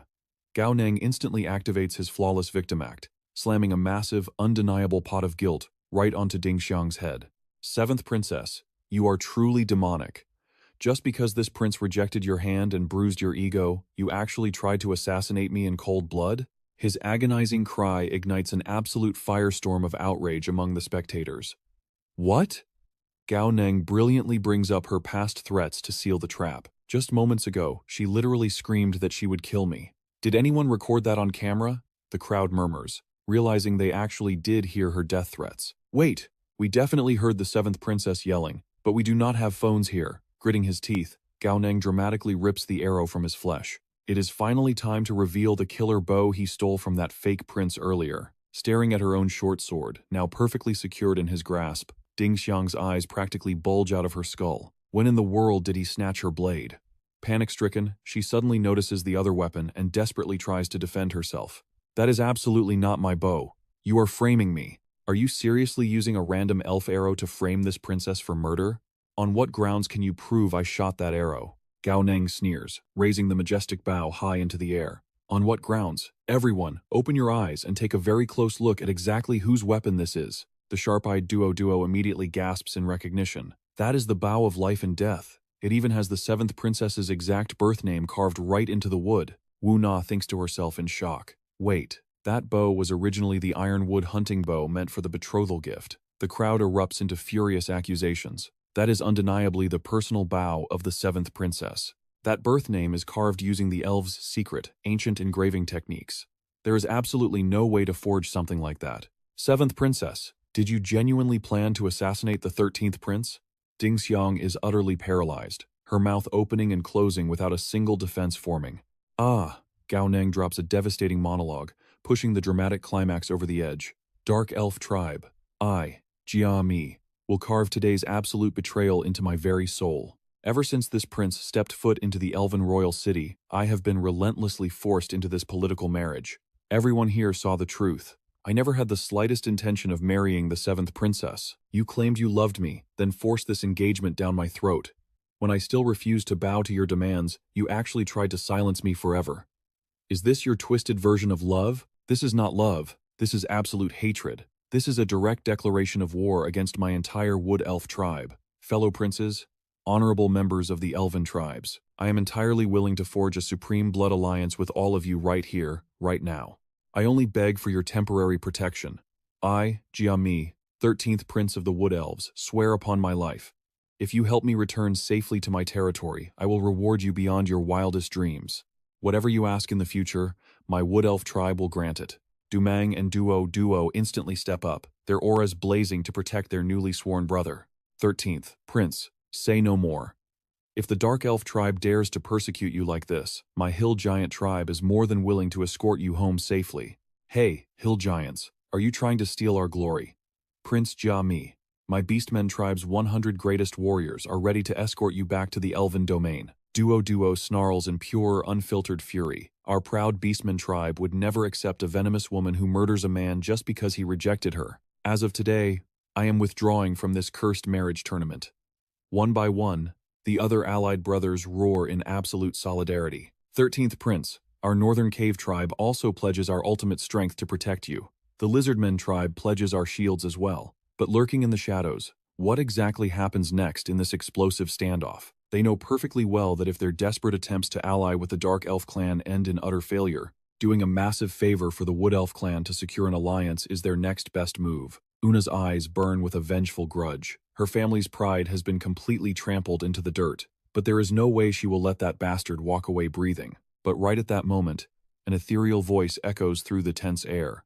13th Prince, why are you in such a terrible hurry? Pure white feathers drift down from the sky as the next supreme heavyweight makes her grand entrance. It is none other than Her Highness, the 9th Princess. Gao Neng's eyes widen as he instantly recognizes a familiar face. Fei Fei, what in the world is she doing here? Her gaze turns absolute zero as she snaps. Out of my way. The gathered princes scatter like frightened mice. Yes, make way, make way.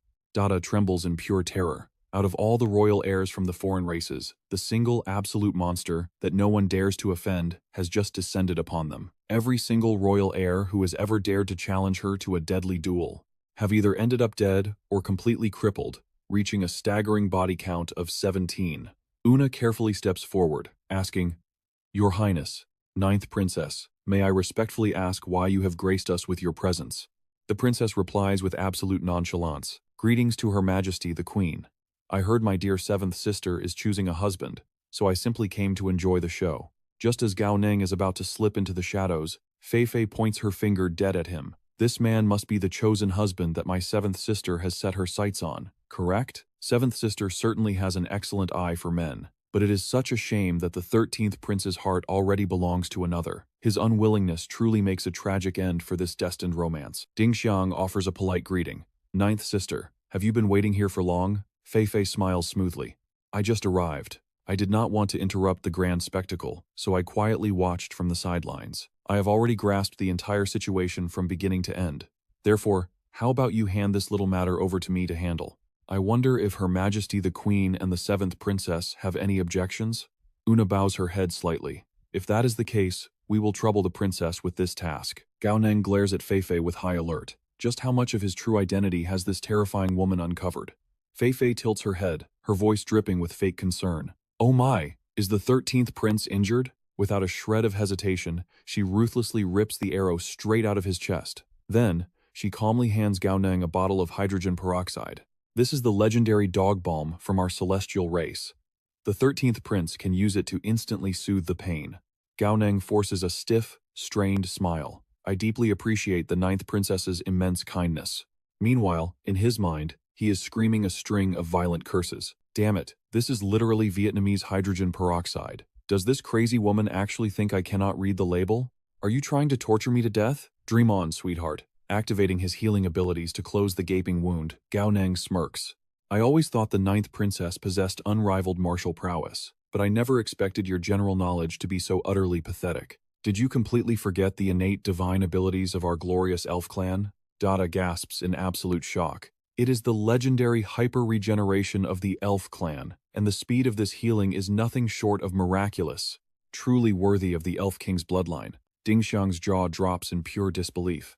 What the hell is going on? He is supposed to be a lowly guard. How does he possess the supreme self-healing power exclusive to the royal bloodline? The only conceivable way to gain this absolute power is by consuming the legendary immortal fruit of the elf clan. Could it really be him? Gao Neng chuckles smugly in his head. I cannot believe she used such a cheap trick to test my limits. This completely proves she has not fully seen through my disguise yet. If that is the case, then the time for a glorious revolution has officially arrived. Fei Fei lets out a dramatic sigh. Ah, so that is how it is. It seems I was worrying over nothing. The 13th prince has suffered a terrible injustice here today. It is only natural that you would feel uncomfortable and wish to leave. However, it would be a grave insult to our hospitality if we simply let you walk away like this. To make peace and atone for our terribly inadequate hospitality, why do you not stay and rest for 2 days before you depart? In exactly 2 days, I will personally escort the 13th prince on his journey. Gao Neng glares right back, challenging her directly. And what if this prince is absolutely unwilling to stay? Fei Fei coldly snaps her fingers. Dada. The terrified prince practically trips over himself. Yes, your highness. What are your absolute commands? She sweeps her freezing gaze over the crowd. You will all rest here for 2 days before leaving. Does anyone dare to object? Dada instantly falls into desperate flattery. We would never dare to object. We follow the 9th princess's every word. It is so incredibly rare for us to travel out here, so why would we ever want to rush back? That is exactly right. We have absolutely zero objections. The crowd echoes in sheer panic. Gao Neng narrows his eyes, intensely evaluating the terrifying woman before him. This vicious woman is truly a master of boundless manipulation. Fei Fei turns back to him, her smile hiding a lethal blade. Your Highness, the 13th prince. As you can see, none of them are leaving. If you still stubbornly insist on departing, you will have to travel the treacherous road completely alone. And frankly, we would be deeply terrified for your life. Gao Neng suddenly flips the script, dragging an ancient secret into the light. 9th princess of the celestial race, Fei Fei. You are going to such extreme lengths to trap this prince here for 2 days. Could it possibly be because of our intimate little promise from a few months ago? Her perfect composure cracks for a microsecond. A promise from a few months ago? Gao Neng lets out a devastatingly mocking laugh. It seems the 9th princess's memory is even more pathetic than her general knowledge. Was our fateful encounter so incredibly profound that you forced yourself to forget it? After all, you were the one who passionately proposed that very promise. The surrounding princes instantly activate their ultimate gossip mode, their ears perking up in shock. The monstrous Fei Fei and the 13th prince actually have a secret promise, and the icy princess was the one who initiated it? Dada's brain nearly short-circuits. Wait a second, could the mysterious beloved living inside the 13th prince's heart actually be Fei? But earlier, this crazy bastard claimed he was hopelessly in love with his own biological sister and mother. What kind of sick, twisted family tree is this? It is giving Dada a massive headache. Fei instantly recovers her freezing aura, speaking with deadly calm. Is the esteemed 13th prince trying to play some kind of foolish joke on me? Do you honestly believe that the pathetic status of a wood elf prince makes you even remotely worthy of standing by my side? Gao Nang steps right into her personal space, completely fearless of the incoming clash. It truly seems the 9th princess has the memory of a goldfish. Then allow me to violently jog your memory. He leans in, his voice dropping to a dangerous whisper. Does the 9th princess recall visiting a certain magical ore mine a few months ago? Or, to be devastatingly precise, a highly classified underground mining tunnel. Fei's elegant eyebrows instantly scrunched together so furiously they could crush a fly. The realization hits her like a massive shockwave. I cannot believe it. It was actually you. Gao Nang grins like a victorious demon. Bingo. It was me all along. It looks like the glorious 9th princess has finally remembered. Then I am absolutely certain you also remember our passionate little promise. Do you not? Her aura erupts with suffocating bloodlust as she growls. You truly possess a suicidal level of audacity. Do you have any idea exactly whose territory you are standing in? Gao Nang does not even flinch, his confidence skyrocketing. I naturally know exactly where I am standing. This is the sacred sanctuary closest to the almighty god of nature. In a flash of memory, Fei suddenly visualizes the terrifying silhouette of this man, effortlessly lifting an entire colossal magnetic boulder with his bare hands. With his terrifying destructive power, he could actually shatter the tree of life into dust. Don't tell me you plan to. Cao Nang shot back. Now, can we finally talk about our little agreement? He thought to himself with a smirk. It was all a massive bluff, he couldn't actually pull it off. But since he had already set the stage, he had to play his part until the bitter end. Fei's eyes narrowed with heavy caution. Just what exactly do you want? She never imagined that she would be backed into a corner by a mere human. How could such a nameless brat be so incredibly vicious? Over the past few months, she had gathered every scrap of intel on him. Every single report confirmed that he had awakened as an energy source warrior just a few months ago. He was obviously spouting nonsense. Yet, how could someone who hadn't even broken through to become a true warrior back then possess such world-shaking power? Could he actually be the ultimate secret weapon cultivated by the human alliance? Wu Na watched in pure disbelief. What in the world is going on here? Her Highness, the 9th princess, is actually backing down to him. How is this even possible? Could it be that this impostor isn't just a guard of our clan, but a true member of the Wood Elf royal family? Fei finally forced the words out. Since the 13th prince wishes to return, and his injuries are fine, forcing him to stay would just be utterly unreasonable on my part. Wu Na froze in her tracks. What? Ding Xiang's jaw dropped in absolute shock. 9th, sister, are you truly letting him leave? Fei gave a firm nod. That is right. Let the 13th prince go. Her Majesty the Queen and 7th sister, please do not worry. I will personally explain everything to you both later, she agreed, though her teeth were grinding in quiet fury. Giving the order, she commanded her subordinates to immediately open the city gates and escort the 13th prince back to the Wood Elves. But Cao Nang wasn't about to let them off that easily. If he just walked away now, it would be a massive waste. Standing this incredibly close to the god of nature was a once-in-a-lifetime miracle. Leaving empty-handed would be a total loss. Fei's patience snapped completely. Then what exactly will it take for you to get lost? Seizing the perfect opportunity, he smirked. He had already come this far, he definitely wasn't leaving without a prize. Where was his peace offering? Utterly speechless, Fei forced herself to play along. Your words do make sense. Then take this dog-beating staff as a parting gift. Duo gasped in sheer horror. Huh? That is my white jade bone-forging staff. That was my betrothal gift. Fei shot him a deadly glare. Did Duo not just say he wanted to build a good relationship with the 13th prince? Are you really going to be stingy over a simple dog bone? He was absolutely furious. But that belongs to me. What gives you the right to just give it away? Her gaze turned as cold as absolute zero. It seems you are not convinced. Then let us settle this with an alien spirit duel. Terrified by her aura, he gritted his teeth and swallowed his pride. I surrender. I surrender. Cao Nang happily snatched the staff and offered a cheeky word of thanks. Many thanks to the 9th princess and the 3rd prince. Once I return to the Wood Elf territory, I will definitely beg my royal father to sign a lasting alliance with the Beast clan. Fei was burning with impatience, desperate for him to vanish from her sight. If there are no further issues, then please leave. 13th Prince, I will not see you out. Murderous intent violently churned within her heart. The second he stepped foot outside the elven royal city, she was going to strike him down without mercy. But Cao Neng wasn't done playing with fire. How can you not see me out? We have a special pact. If you do not escort me, how can we possibly fulfill our promise? The sun is almost setting. I still want to take you out to admire the romantic sunset scenery together. Fei Fei forced a breathtakingly fake smile. The 13th Prince is absolutely right. Then I shall graciously accept your kind offer and escort you for a short distance. In a flash of light, her heavy battle armor vanished entirely. It was replaced by a magnificent, dazzling princess gown. Cao Neng bowed with perfect elegance and extended his hand. 9th Princess, after you. Fei Fei gently placed her hand into his palm. Duo's eyes nearly bulged out of his skull. They were holding hands. They were actually holding hands. The entire crowd erupted into chaotic whispers. Have you ever seen Fei Fei this intimate with any man before? Never in my life. Fei Fei leaned in with a chilling warning.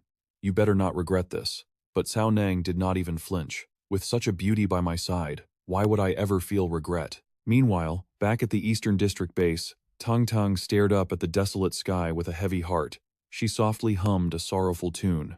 Cao Neng, you have gone too far. You are too far away from me. Do you know that? I am still standing right here, waiting for a dream. Suddenly, Xian cut her off from behind. Stop. Do not wait for him, and please stop singing. Your singing is terrible. You have already been waiting for an entire day. If that kid could actually make it back alive, he would have returned by now. That crazy brat has been risking his life since the moment he joined the academy. He always charges headfirst into the abyss. I warned him a long time ago to stop making enemies, or not even the heavens could save him. Now look what happened. His number was finally punched. Tong Tong turned around, her voice trembling with intense worry. Uncle Gui, did you tell Sister Ning yet? He let out a heavy sigh. Not yet. But the entire military already knows the truth. Even Deputy Commander-in-Chief Shen knows. Ning will undoubtedly find out very soon. Tong Tong clung to a shred of hope. She probably still does not know. Xian frowned in deep confusion. How can you be so sure? Tang Tang's eyes burned with unwavering certainty. Because if she knew, she would definitely go searching for him. She would charge straight into the heart of the battlefield. Uncle Gui, can we truly not go out and search for him just one more time? Xian immediately shot the idea down. Tong Tong, this is a direct military order. We absolutely cannot disobey. Honestly, even if Ning finds out, she will not go looking for him, because just like me, she is a soldier bound by absolute duty. Tong Tong, do not overthink it anymore. However, Xian's logical prediction was completely shattered. Down below, frantic subordinates were desperately trying to hold Ning back. Major Shen, what are you doing? You cannot charge through. You cannot cross the barricade. Hearing the chaos, both of them froze in absolute shock. Xian leaned over the massive city wall and roared at the top of his lungs. Ning Tong Tong quickly echoed his cry. Sister Ning Down in the courtyard, Ning was already revving the engine of her heavy combat motorcycle, ready to tear into the wasteland. Without a second thought, Tang Tang leaped right off the towering wall. Sister Ning wait for me. Shu An watches from behind, panic etched across his face. Wait, Tang Tang. Down below, they blast off, leaving nothing but a trail of smoke. Shu An can only facepalm in absolute defeat. Did Ning seriously just rush in? She is literally riding a motorcycle straight into a war zone just to find a guy. Are good looks seriously worth dying for? Is she going to be boy crazy until her next life? Meanwhile, the alien portal rips open. Gao Neng and Fei Fei march forward side by side. Wu Na glares with pure venom. I do not care what his real identity is. If this 13th prince survives today, my pride will be crushed before all the clans forever. Listen to me, Fei Fei. I do not care if you are the 9th princess of the Heaven clan. If the 13th prince escapes, I will drag everyone down with me. Suddenly, Gao Neng halts his steps. Fei Fei furrows her brows in confusion. Why are we stopping? A sly smirk crosses his face. We have put enough distance between us. Now, it is time for a little extra insurance. In a flash, heavy shackles lock around her wrists. She lets out a cold, mocking laugh. You really do not take chances, do you? Are you satisfied now? Gao Neng shrugs effortlessly. To ensure the safety of your alien brethren, this little inconvenience is nothing. From behind, Zhe gasps in total shock. What on earth is happening? Duo's jaw hits the floor. They call this a peaceful send-off? She is literally tying herself up as a hostage. This is straight up wild. Ah, Chi stammers in pure panic. Is the 13th prince into some seriously kinky stuff? Fei Fei flushes bright red with humiliation. Shut your mouths and step back. Duo grinds his teeth in bitter jealousy. This world is so unfair. Does having a handsome face mean top-tier girls just throw themselves at you? Inside, Gao Nang is sweating bullets. I have set up every possible trap. There cannot be any loopholes left, right? Whatever. To survive this, I have to bet it all on one crazy play. Like the ancient masters always said, of the 36 absolute stratagems, staying behind is for absolute losers. It is time to fly. Without warning, he grabs Fei Fei tightly from behind. His voice drops to a chilling whisper right by her ear. Make one wrong move, and I will snap your neck without a second thought. Fei Fei scoffs with absolute disdain. Do not celebrate too early, tough guy. How far can you really run on just 2 legs? A confident smirk spreads across Gao Nang's face. Your intelligence network missed one crucial detail, princess. I have wings too. He instantly unleashes his ultimate summon. A massive earth dragon materializes behind them. Its giant claws scoop them both up, launching straight into the sky. Down below, Duo loses his mind. What the actual hell is that monstrosity? It looks like a glowing bug from the spirit insect clan on steroids. Forget how ridiculous it looks. Something is terribly wrong. After them, now. The royal guards immediately draw their bows, aiming for the sky. But Wu Na throws his hand up. Chase them down. Nobody fires a single arrow.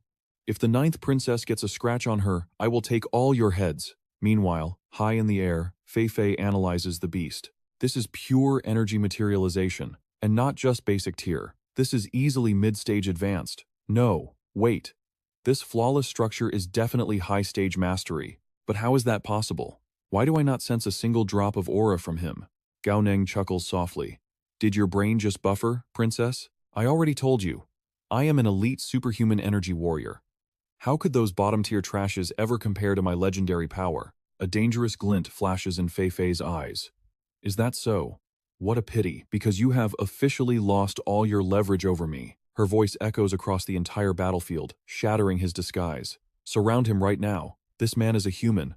Down below, the alien princes freeze in absolute horror. The 13th prince is a filthy human? How is that even possible? Tensions instantly skyrocket as killing intent fills the air. Chi's eyes widen as the realization hits him. It all makes sense now. That thing in the sky is not a glowing bug from the spirit insect clan. That is the signature energy materialization of the human race. Duo roars, his aura exploding with blind fury. We have been played for fools. Slaughter him. Up above, Gao Neng tightens his grip on her throat. You switch sides faster than a cheap plot twist. Princess, do you really have a death wish? Fei Fei's aura erupts, violently snapping the heavy shackles. Let us see which one of us is truly ready to die today. Gao Neng's heart drops to his stomach. Oh, you have got to be kidding me.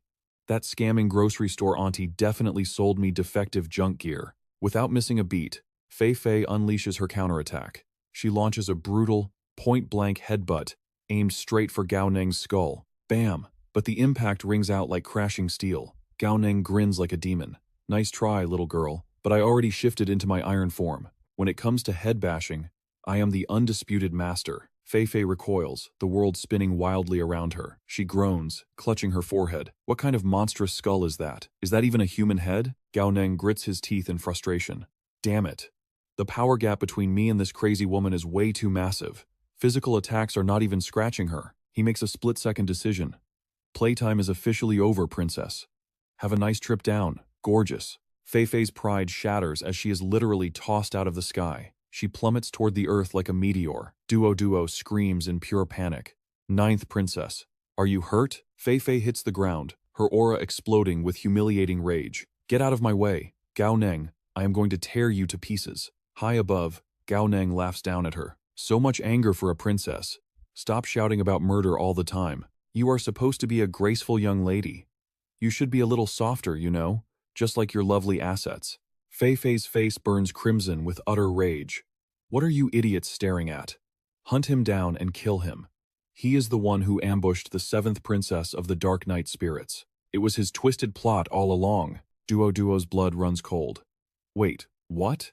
That mysterious Heaven Clan warrior was actually him in disguise too? A devastating wave of fury sweeps through the alien army. Are you telling us that manipulating us into attacking the Heaven Clan was his master plan from the very start? He is just a lowly human. Yet he dared to play hundreds of elite alien warriors like absolute fools. I do not care what it costs. Even if we have to sacrifice everything, we will obliterate him. Kill him now. High in the clouds, cold sweat drips down Gao Neng's face like a waterfall. Oh, this is bad.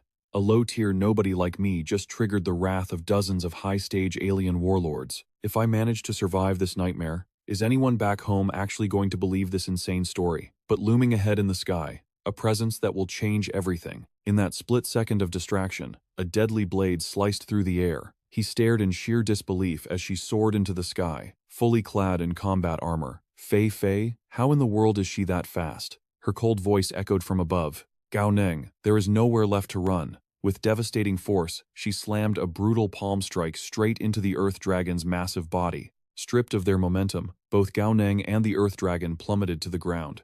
But hell was already waiting. A colossal giant's fist smashed down like a falling meteor. Dumon's devastating blow forced a desperate groan from Gao Neng's lungs. The crushing weight was absolute. The impact blasted Gao Neng straight into the unforgiving earth. Seeing their prey grounded, the bloodthirsty mob below seized their chance. He is down, kill him. But as the suffocating dust finally settled, only a massive crater remained. The enemies gasped in frustration. He had burrowed underground again. Just as expected of this slippery bastard. Lizardman, tribe, after him. Now, buried in the darkness, Gao Neng coughed violently. A high-tier giant's raw power wasn't completely invincible, but just grazing that monster's fist was enough to rattle his bones. Why was the impact force so overwhelmingly heavy? His mind raced frantically. Surrounded by thousands of elite troops, was there even a sliver of hope to escape this death trap? Suddenly, a mechanical chime echoed in his mind. The system had awakened. Warning. Fatal danger detected. Emergency survival quest generated. Do you wish to accept? Gao Neng did not hesitate for a second. Get lost. I have already fallen for your scam survival quests 3 times. I am not some gullible rookie anymore. I absolutely refuse. The system instantly calculated his defiance. Notice. Because the host has rejected an emergency survival quest, the difficulty of all future quests will now be permanently upgraded to Hell tier. Gao Neng froze in pure horror. Since when did these scam quests have difficulty tiers? Why was this never mentioned before? He gritted his teeth. Whatever. As long as he kept rejecting the system's shady deals, the impossible difficulty would not drag him down to hell. But right at that moment, a chilling sensation paralyzed his entire body. Multiple murderous auras surged toward him through the dirt. He cursed bitterly under his breath. Damn it, the Lizardman tribe had already tracked him down. He was completely surrounded in the dark. The cavern roof above began violently quaking. Gao Neng's heart pounded against his ribs. Were those high-tier monsters launching a subterranean bombardment? He could not stay hidden down here. If this dragged on, he would become a permanent fossil in a dirt grave. Up on the surface, the monstrous alien warlord roared with terrifying bloodlust. Filthy human, you can never escape your inevitable doom. The Earth Dragon exploded upward through the soil. In that chaotic breach, Gao Neng finally locked eyes with his attacker, a high-tier beastman. The dragon's massive tail clashed violently against the beastman's battle axe. The monster merely sneered at the sickening crack, echoing from the beast's fractured scales. This pathetic overgrown mole just broke its claws, the beastman mocked. Let us see you dig your way out of this one. Embrace your death. The beastman watched with chilling calmness as the Earth Dragon vaulted into the air. You still dream of running? You better look up, human. Hovering right above Gao Neng was none other than Fei Fei. Her beautiful face was twisted into a mask of pure, murderous intent. An overwhelming pressure crashed down on his shoulders. This terrifying sensation. She had locked her killing intent directly onto his soul. Since hiding was no longer an option, it was time for an all-out bloodbath. Fei Fei raised her gleaming blade and unleashed a devastating downward strike. Die, you miserable rat. Pushed to the brink, Gao Neng instantly activated his ultimate martial art, water-severing blade draw. The two overwhelming forces collided in a blinding shockwave, but the power gap was absolute. Gao Neng was mercilessly blasted away like a broken rag doll. Fei Fei froze in momentary surprise before an arrogant smirk painted her lips. She pointed her cursed blade straight at his trembling form. I honestly never expected you to be this incredibly weak. It turns out everything about you was nothing but a pathetic bluff. Gao Neng spat out a mouthful of blood and chuckled darkly. Weak? You just have not survived long enough to witness my true power. Feigning mercy, Fei Fei lowered her stance. Go ahead. I will graciously allow you to speak your final pathetic words, because today, your miserable life ends here. Gao Neng's mind raced through the grim reality. Fei Fei commanded the skies, while the relentless lizardman tribe controlled the earth below, surrounded by over a dozen high-tier monsters and an army of thousands. This was an inescapable, absolute checkmate. A bitter smile crossed his face. His only lingering regret was facing death before breaking through to the fourth tier. He would never get to fully abuse the glorious cheat codes of his hidden talent. What an absolute tragedy. If he was going down, he was going all in. High risk, absolute massive reward. Once the clock struck 5 today, this entire world would witness a legend being born. Just then, Duo stepped forward with a sickeningly sweet smile. Ninth Princess. Why dirty your royal hands with this pathetic trash? There is absolutely no need for you to personally strike him down. Allow me the honor. Fei Fei's eyes blazed with furious obsession. Shut up and back off.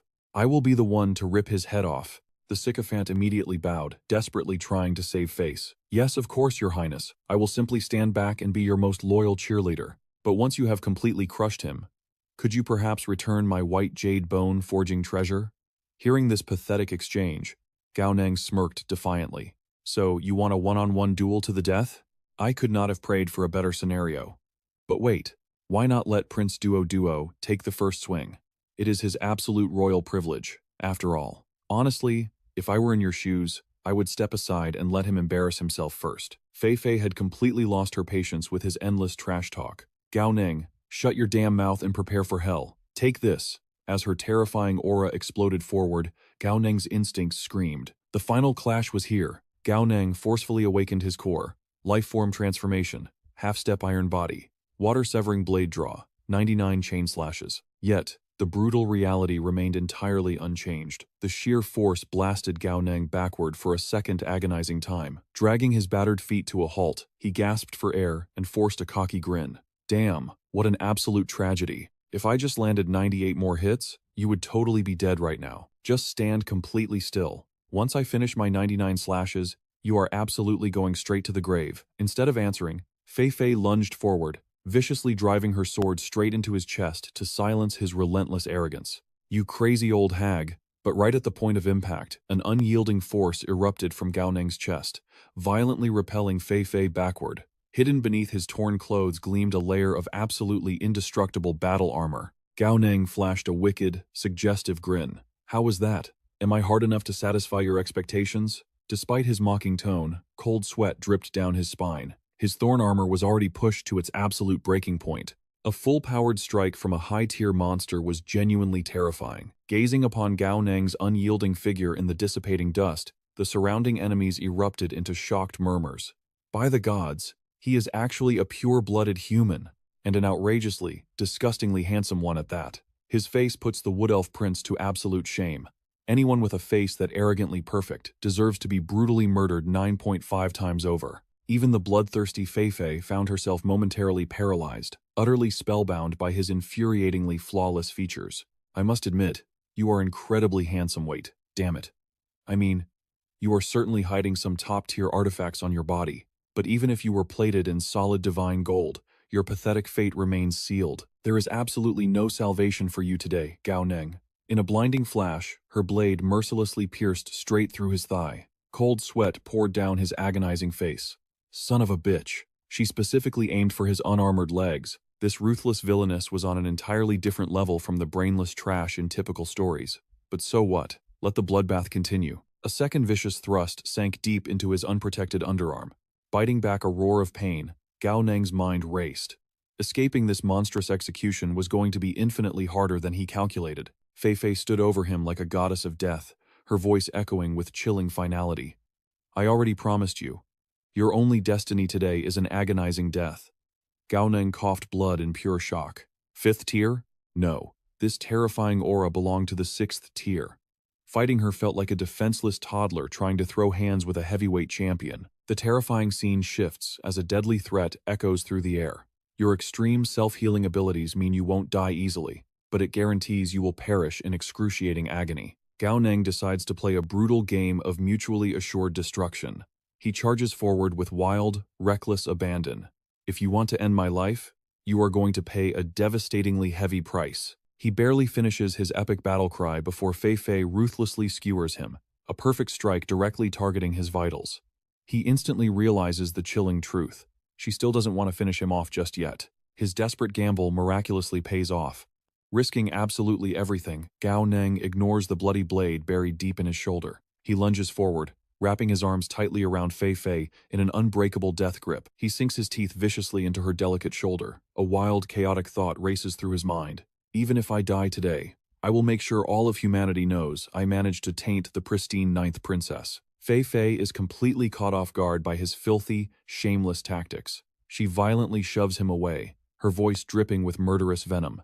You are actively courting death. Powerless to resist, Gao Neng is sent flying violently backward through the air. He crashes heavily to the cracked ground, lying utterly motionless and unconscious. The surrounding princes cautiously gather around, buzzing with dark curiosity. The ninth princess is truly enraged this time. Indeed, that was a catastrophic palm strike carrying 90% of her ultimate power. Even a high-tier expert would be instantly annihilated, let alone this trash. Why didn't she just blast him right in the face? Because even in the face of death, he is still infuriatingly handsome.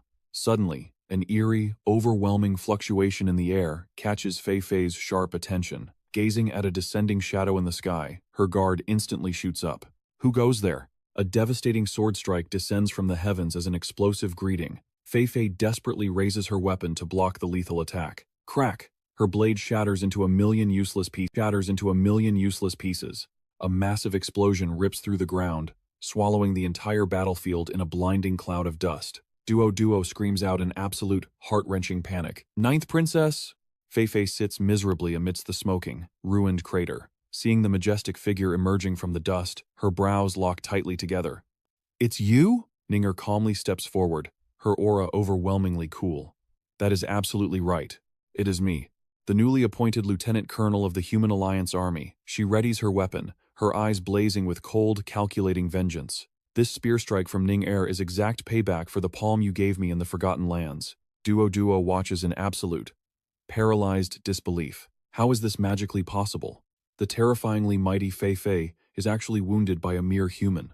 Her surrounding companions gnash their teeth in savage outrage. And to top it all off, it is just a wet-behind-the-ears little brat. Tang Tang suddenly roars across the chaotic, blood-stained battlefield. Gao Neng, you stubborn god of death, I have officially arrived to save your miserable life. Are you still breathing down there in the dirt? Did you manage to loot any top-tier gear? Fei Fei wipes the fresh blood from her lip, sneering mockingly.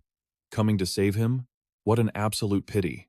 You are one fatal step too late. He has already been extinguished by my... Suddenly, Gao Neng miraculously resurrects from his fake death state, screaming at the top of his lungs. What the absolute hell? I was executing a flawlessly perfect fake death strategy. Why did you girls have to show up? I held my breath so hard I nearly suffocated for real. Fei Fei stares at him in absolute, mind-numbing shock, her jaw dropping to the floor. You didn't die your handsome, dramatic death? How is this phenomenally possible? My palm strike just now contained my lifelong ultimate technique.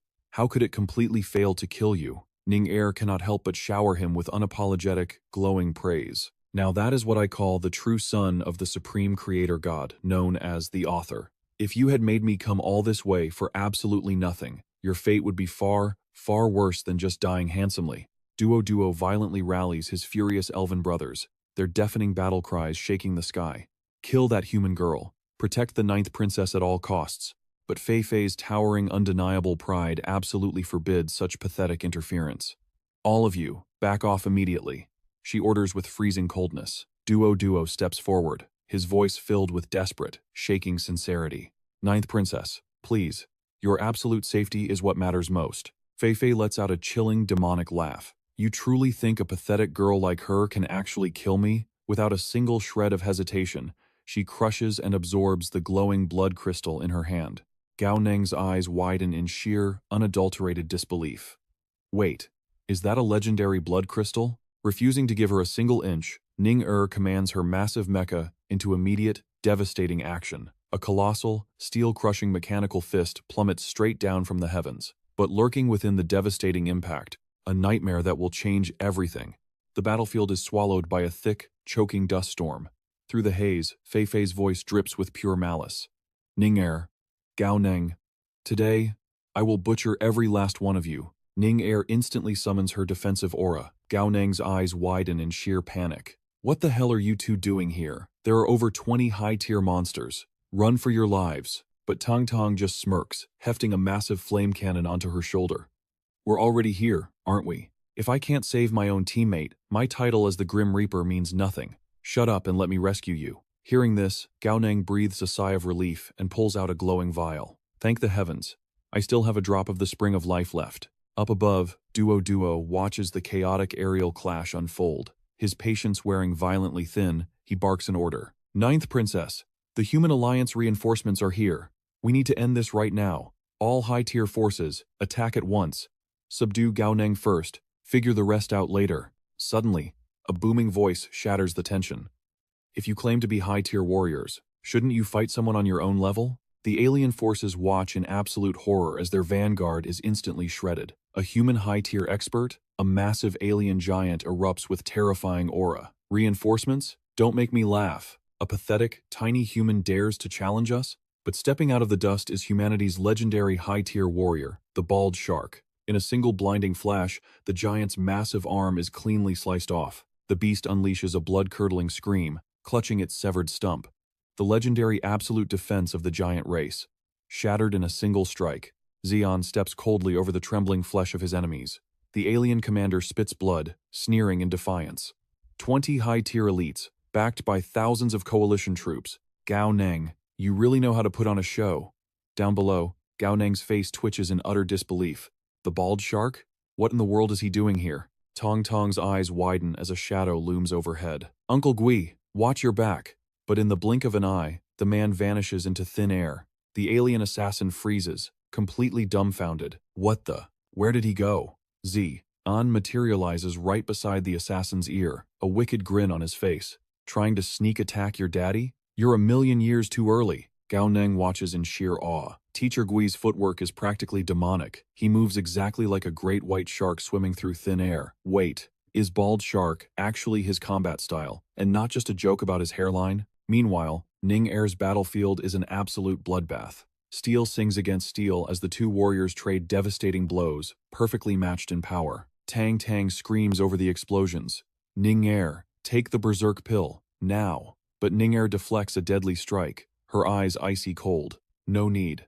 I can crush her without it. Fei Fei's face twists in furious humiliation. Beneath the high-tier realm, I have never faced a single rival. Yet Ninger stands perfectly unfazed, her posture radiating absolute dominance. That is simply because you had not met me yet. As the two female warriors clash with earth-shattering force, Tang Tang cheers in triumph. Big sister Ning Er is insanely overpowered. That battle angel literally consumed a blood crystal fruit, yet Ninger is still pushing her back. Gao Neng nods, his eyes tracking the blinding speed of their clash. Exactly. And she even has energy to spare to protect us.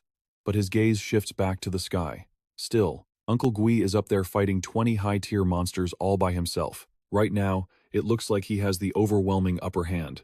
But the moment his stamina runs dry, what happens when that endless swarm rushes us? Gao Neng demands urgently. If the bald shark made it here, shouldn't the other military high-tiers be right behind him? Tang Tang shakes his head grimly. No. No one else is coming. The military brass already wrote you off as dead. The realization hits him like a physical blow. Fine, I get it. The military cannot jeopardize the grand scheme for one lowly grunt. It looks like we are entirely on our own to carve a path out of this hell. Across the battlefield, the alien named Duo issues a chilling warning. They cannot afford to drag this battle out any longer. We have strayed way too far from the Elven City. This massive uproar is bound to draw the Human Alliance army straight to our location. Dumont sneers in agreement. The Ninth Princess demands to execute Gao Neng with her own hands. We just need to cripple and restrain him. The others chime in, confident that the princess will not fault their methods. Exactly. Ignore that high-tier human. Tier 6 and above, reinforce the Ninth Princess. Tier 5 elites, capture Gao Neng. Leave the remaining trash and focus entirely on hunting the boy. Watching their murderous killing intent spike, Gao Neng roars at the top of his lungs. Why the hell are these beasts suddenly swarming in my direction? Beside him, Ning Er's mecha continues its relentless slaughter, while even Xiao Meng joins the fray, ripping into an enemy's throat with lethal claws. An alien warrior stumbles back in absolute terror. What is wrong with this demonic cat? Meanwhile, Tang Tang's aura begins to violently flicker and fade. Damn it. At this rate, My energy reserves will be completely drained. To think that I, the great Grim Reaper, would actually meet my end in a forsaken wasteland like this. But my legacy as the Grim Reaper is already cemented in blood. Even in death, I shall be honored as a national martyr. Gao Ning freezes, his eyes frantically scanning the crumbling battlefield. Fury blazes in his eyes as he smashes his fist into the blood-stained earth. Staring death in the face brings absolute terror.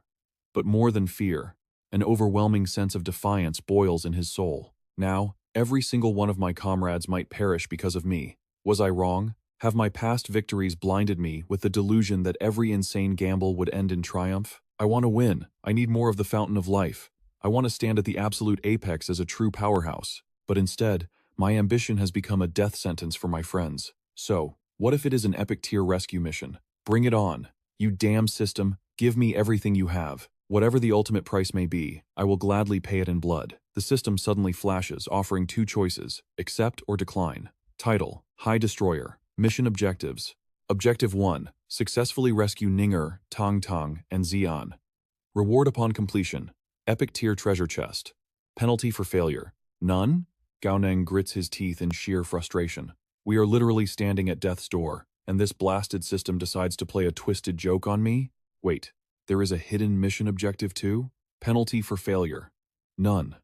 Does that imply that if I fail this quest, I will just be dead anyway? Despite the system offering absolutely zero hints, the hidden clues are actually scattered right in front of me. First, this is a high-level rescue mission. That signifies the difficulty level is exactly on par with that deadly high-tier quest during the subterranean mine battle. The absolute key to surviving that trial was finding the crucial intermediary variable. This life-or-death scenario should be no exception. Second point, the system demands the rescue of Ninger, Tong Tong, and Xian, yet completely omits Xiao Meng. That second hidden objective absolutely revolves around Xiao Meng. The truth hits him like lightning as he gasps. So that is how it is. Xiao Meng had already saved his life once, throwing herself in the path of that fatal sneak attack. Gao Ning's mind races to the ghost step technique. Tong Tong shouts out in pure panic, "Hey Gao Ning, where the hell do you think you are going? You are the enemy's primary target. Do not do anything reckless." Ignoring the warning, Gao Ning unleashes his ultimate combination. Combo skill: Ghost Step Slaughter, Severing Water Sword. The entire battlefield freezes in absolute disbelief. Why would this suicidal fool deliberately charge straight into the heart of the enemy's encirclement? Has he completely lost his mind? The alien warriors frantically warn each other, "Do not deliver the killing blow. The ninth princess claims his life. We just need to shatter his limbs and offer him up as a bloody tribute." A fearless smirk cuts across Gao Ning's face. This is what you call high risk, high reward. If you do not gamble your life, how can you grasp the stars? Xiao Meng, are you ready to fuse with me one more time? The mystic cat narrows her eyes in sharp suspicion. Meow. Are you craving this queen's divine flesh again, you savage? In your dreams. Gao Ning's voice goes dead serious. There is no other way out of this. It is either we fuse or we die. Make your choice. But Xiao Meng is far from a fool. Even if I let you die, I will survive just fine. This queen still has a grand cosmic empire to conquer. Why would I risk entering a cursed status effect in a dump like this? My cursed status effect could literally erase my existence. The absolute peril is off the charts. However, Mother commanded me to protect your life. I cannot just stand by and watch you turn to dust. Besides, you are still technically my nominal big brother. Gao Ning's brain short-circuits. What do you mean, Mother? Big brother? Wait, my mother knows about your existence? Xiao Meng immediately cuts him off with a stern hiss. Do not even bother guessing. This Queen Xiao Meng will not utter a single syllable regarding your mother. If you are so desperate for the truth, go interrogate her yourself. Listen closely. I will agree to this fusion, but you must swear an ironclad oath.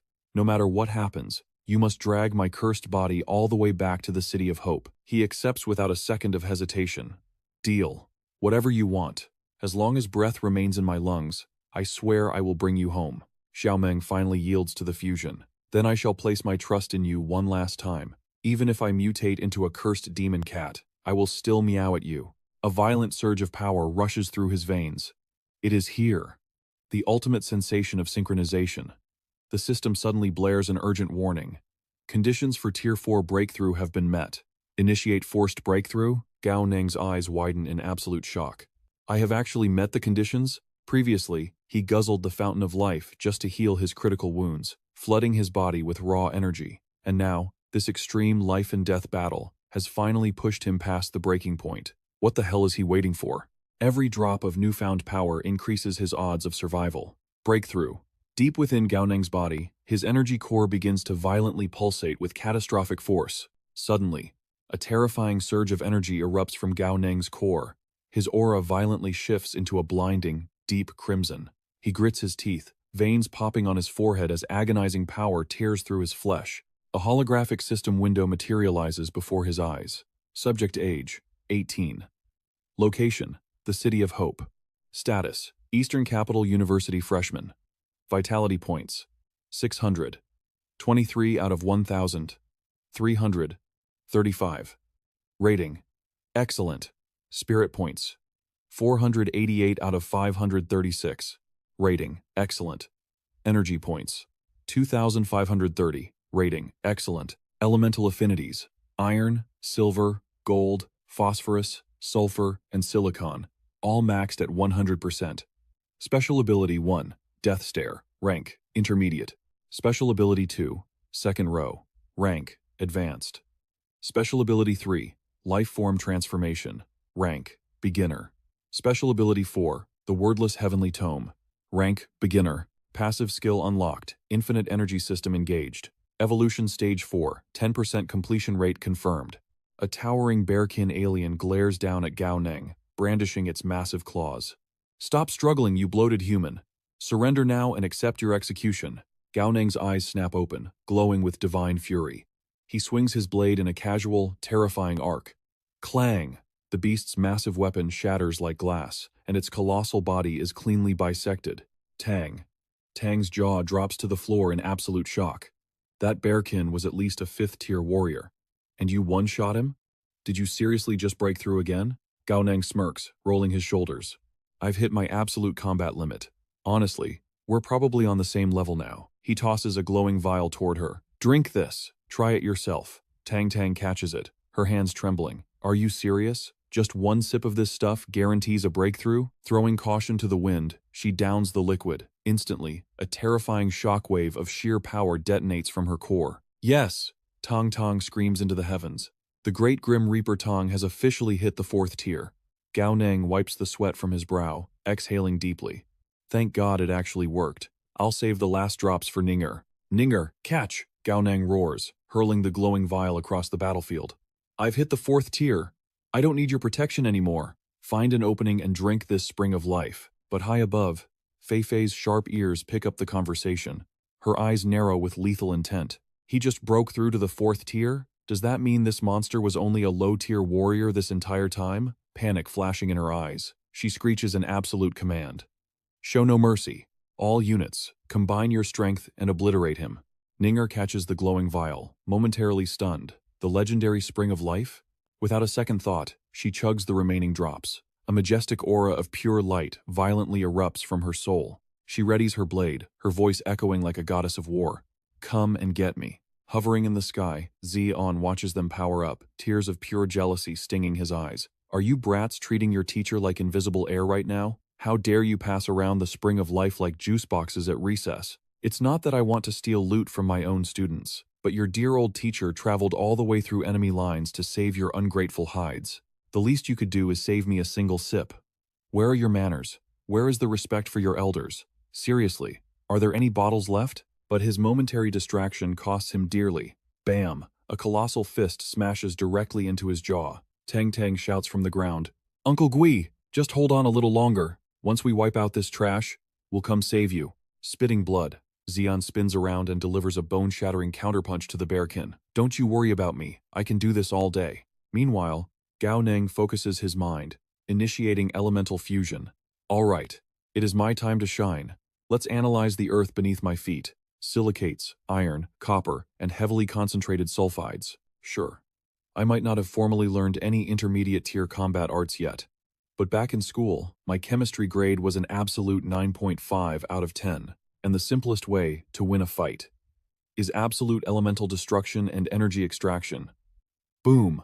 A cataclysmic explosion engulfs the entire battlefield. The true nightmare of this war has only just begun. Long after the smoke clears, the ground below has been reduced to a massive, gaping crater. The alien race trembles in sheer terror.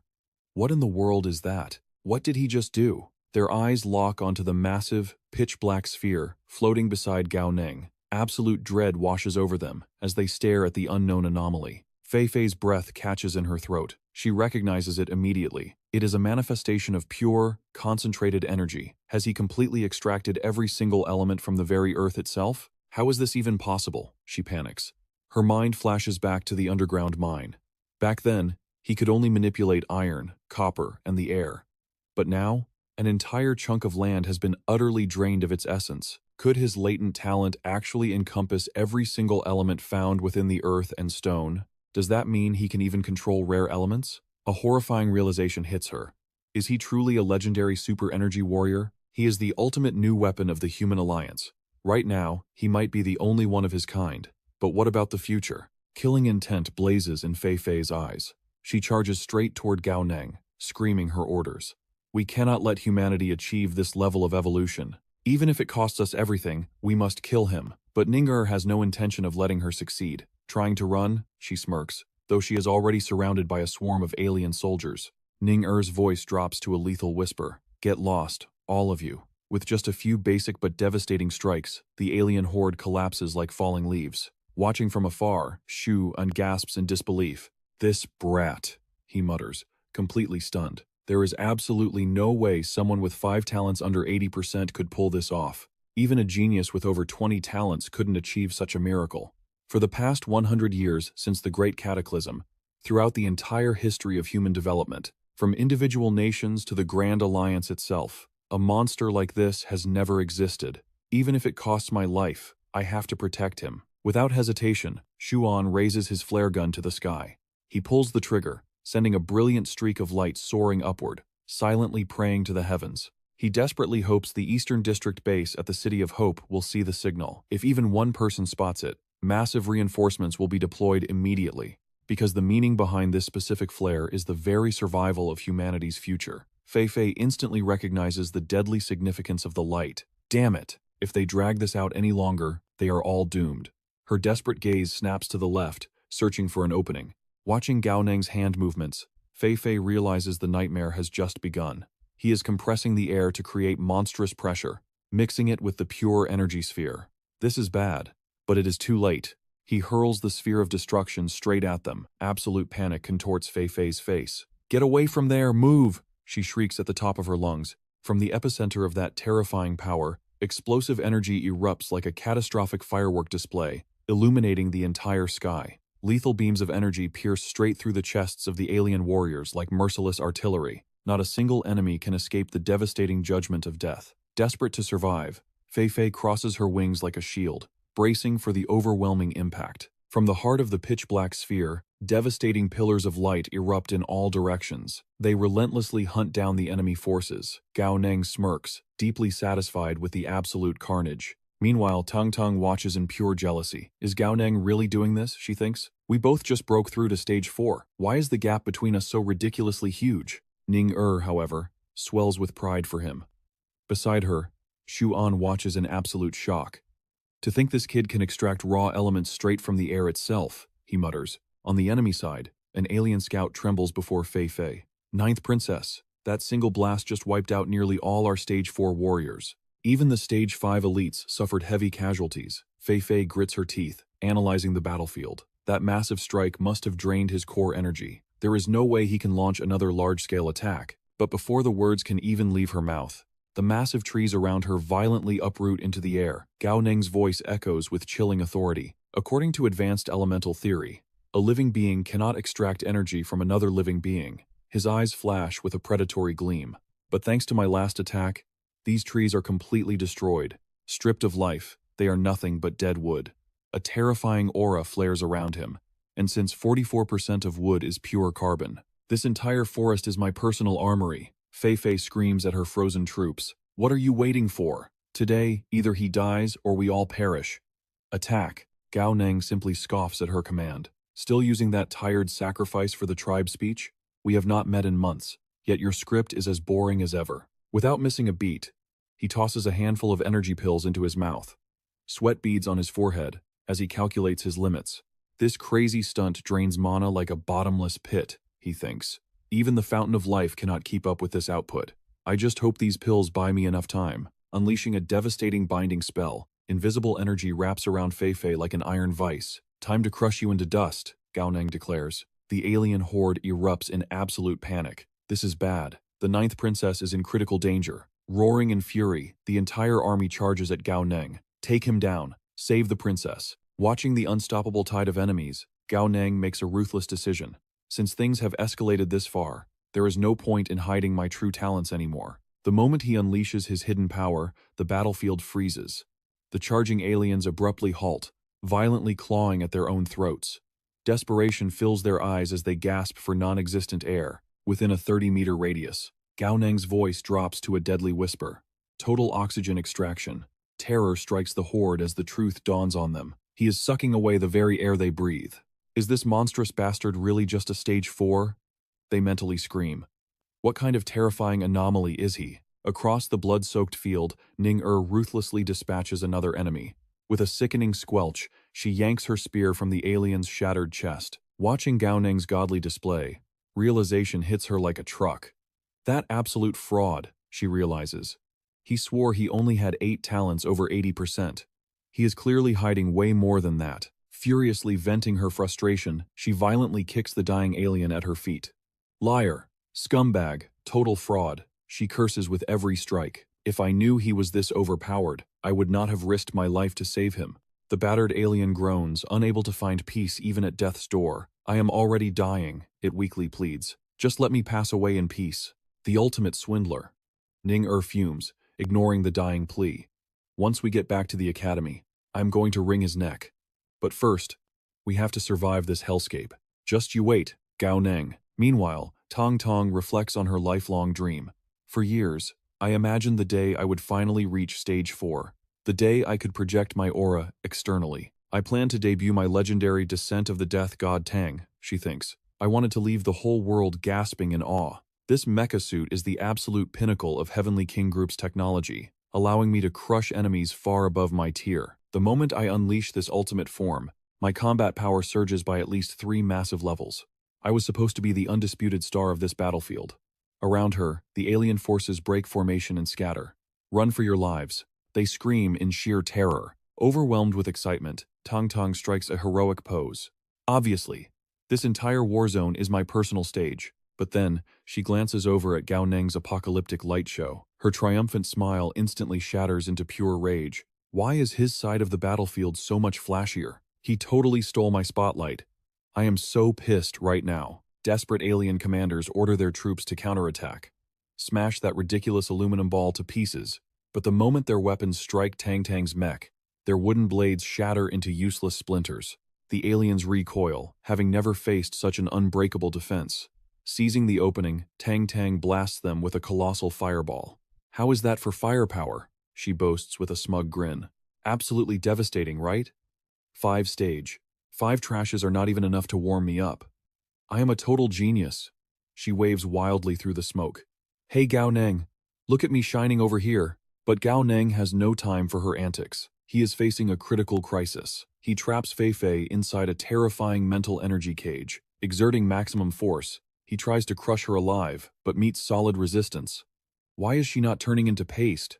He thinks, teeth gritted. To his absolute horror, Fei's bare hands literally tear apart his mental barrier. How can her raw physical strength be this monstrous? Gao Neng gasps. Her terrifying power level has almost reached its absolute peak. Even our ultimate twin-link combo failed to kill her last time, he remembers with dread. And this time, she has consumed a blood crystal fruit. She is a walking fortress. Bursting free, Fei glares at him with a bloodthirsty sneer. Your little parlor tricks cannot hold me. Cold sweat drips down Gao Neng's face as the tension skyrockets. I cannot let a beast like her close the distance. His brilliant mind races at lightning speed. Think. I need a countermeasure. Her attack power is completely off the charts. My mixed energy shields cannot withstand these hits. They are already cracking. Unless I trap her in a maze of my own making. Suddenly, a brilliant spark of inspiration hits him. That is it. Screaming in fury, Fei lunges with a devastating sword thrust. Die. Boom. Tung Tung's mech violently intercepts the lethal strike. Do not dare ignore the death god Tang, she roars. Perfect timing, student Tang, Gao Ning praises, his eyes glowing with newfound power. Now, emerge from the void. Super hypercube. The space around them warps as a massive, glowing geometric shape materializes. The alien forces stare at the floating anomaly in utter confusion. What the hell kind of sorcery is this? Suddenly, blood-curdling screams echo across the battlefield. Pure panic erupts as reality fractures into smaller pieces. Countless miniature cubes manifest out of thin air, swallowing the alien warriors whole. Trapped inside inescapable transparent boxes, the aliens violently bash against the walls. Save us, they howl in pure terror. What on earth are these tiny cubes? Someone break us out of here. Watching the enemy army helplessly trapped in his spatial prison, Gao Neng throws his head back and laughs wildly. Behold my infinite creativity, he announces, his voice ringing with absolute dominance. I will crush every single one of you with the power of geometry. I will name this ultimate technique the sealed space of death. Every single Outlander prison is a completely airtight chamber, stripped of all oxygen. What is even more terrifying, these deadly cubes are constantly shifting and changing positions. The moment one is shattered, another instantly drops down to replace it. The inside has become an infinite, moving labyrinth of doom. It looks like this move has an immediate effect on Tier 5 enemies. The real problem is that, besides Feifei, there are other opponents above Tier 6. How do I drag them into this maze? Feifei scoffs with utter disdain. What a cheap parlor trick. This pathetic toy will never work on me. She cleanly slashes through Tang Tang's gear. Do not get in my way. Tang Tang screams in pure terror. Why is this battle angel so insanely strong? Even she herself gets trapped inside a shifting cube. Tang Tang furiously pounds her fists against the transparent walls, begging for mercy. You high-energy maniac, I am Tong Tong the Grim Reaper. Do not drag me into this mess too. Big boss, spare my life. But Gao Neng has his own brilliant reasons for doing this. What a foolish girl. I do not have a way to pull Feifei in yet. The absolute best way to save Tong Tong is obviously to pull her inside and keep her alive. He shouts to the figure fighting in the distance. Ninger, hurry over to my side. Let us enter the cubic space together. Inside the vacuum of death, Tang Tang is wailing at the top of her lungs. Gao Neng, you heartless bastard. I, Tang Tang, the Grim Reaper, risked my absolute life to come save you, and you treat me like this? Suddenly, a voice echoes right next to her ear. Who are you cursing at? She freezes in utter shock. Gao Neng? Sister Ninger? You two came inside as well? What in the world is this place? Gao Neng confidently assures her, I am not trying to murder you, so just relax. Simply put, only we can breathe and move freely in here, but the enemies have it completely different. They are all trapped in these sealed death spaces, totally drained of their oxygen. The Tier 4 and Tier 5 enemies will die soon enough. But as for the Tier 6 monsters, I have no idea how long they can survive in a pure vacuum. Ning Er coldly reminds him, I am afraid Tier 6 beings will not die even after 15 minutes. Hearing this, the color completely drains from Gao Neng's face. Is she serious? My first origin core is already completely dry. My energy pills and spring of life are fully used up too. Ninger asks him straight up. Exactly how long can you maintain this sealed space of death? He quickly estimates. At most 12 minutes. Absolutely no more than 15 minutes. Ninger immediately formulates her own master plan. Understood. Leave the rest to me. She crushes a high-level compression pill. Instantly, a massive dragon materializes into reality, its earth-shattering roar echoing in all four directions. Tang Tang gasps in awe. Origin energy manifestation again? Can she actually control two of them at the exact same time? Ninger issues her absolute command. Now, I will find a way to drag those Tier 6 Outlanders in. Your only mission is to create a one-on-one arena for me. Got it? Her massive mech blocks the path of 3 Outlanders. With giant metal fists crashing down, the enemies have no choice but to desperately flee. They suddenly realize, this is bad. Is its target the path right beneath us? A colossal tail erupts from the ground right behind them. With one devastating sweep, the entire group is sent flying through the air. They curse violently as they realize they are being pushed straight toward the cubes. Damn it, we absolutely cannot go inside that thing. Yet, they are forcefully sealed inside the trap. Gao Neng mocks them with a cold smirk. Trying to run? Did you really think you could escape? His ultimate plan is to forcefully separate those 3 Tier 6 monsters into distant, isolated spaces. He then turns to Ninger. I am going to teleport you into the cage of one of those Tier 6 enemies right now. Is 1 minute enough? she confidently replies. Just give me 59 seconds. Gao Neng is left completely speechless. What is even the difference between 1 minute and 59 seconds? She really just loves asserting dominance over people. Now, the absolute next target is Feifei. He decides to ruthlessly provoke her. Mu Fei spits in rage. Get over here and fight me. Feifei is boiling with furious anger, but she forces herself to hold back. She refuses to fall for his obvious taunts. Her killer instincts scream that the moment she gets close to that cube, she will fall right into his trap. Working together, Tang Tang and Gao Neng unleash a flawless dual assault of mockery. What is wrong? Too scared to come over? Tang Tang, my dear classmate, punch a few holes in her for me. You got it. I have been waiting for you to say that. She turns and asks, wait, we are not actually shooting that angel? He replies, shoot her? Do you even think you could land a single hit on her? Blasting those spoiled little princes over there is a much better deal. They are walking treasure chests just waiting to drop epic loot. Following Gao Neng's absolute command, the energy cannons unleash a relentless barrage. The entire horde of Outlanders breaks into a panicked retreat. This is bad. Electronic cannons. Scatter, right now. My leg. Desperate screams echo through the roaring flames. The leg of this great prince. My incredibly handsome, flower-like bull face. My beautifully soft, silky, and bouncy mane. The enemies clashing with Xian instantly panic. His Highness the Prince, this is a complete disaster. His Highness is in terrible danger. Protect the prince first. My beloved prince, I am coming for you.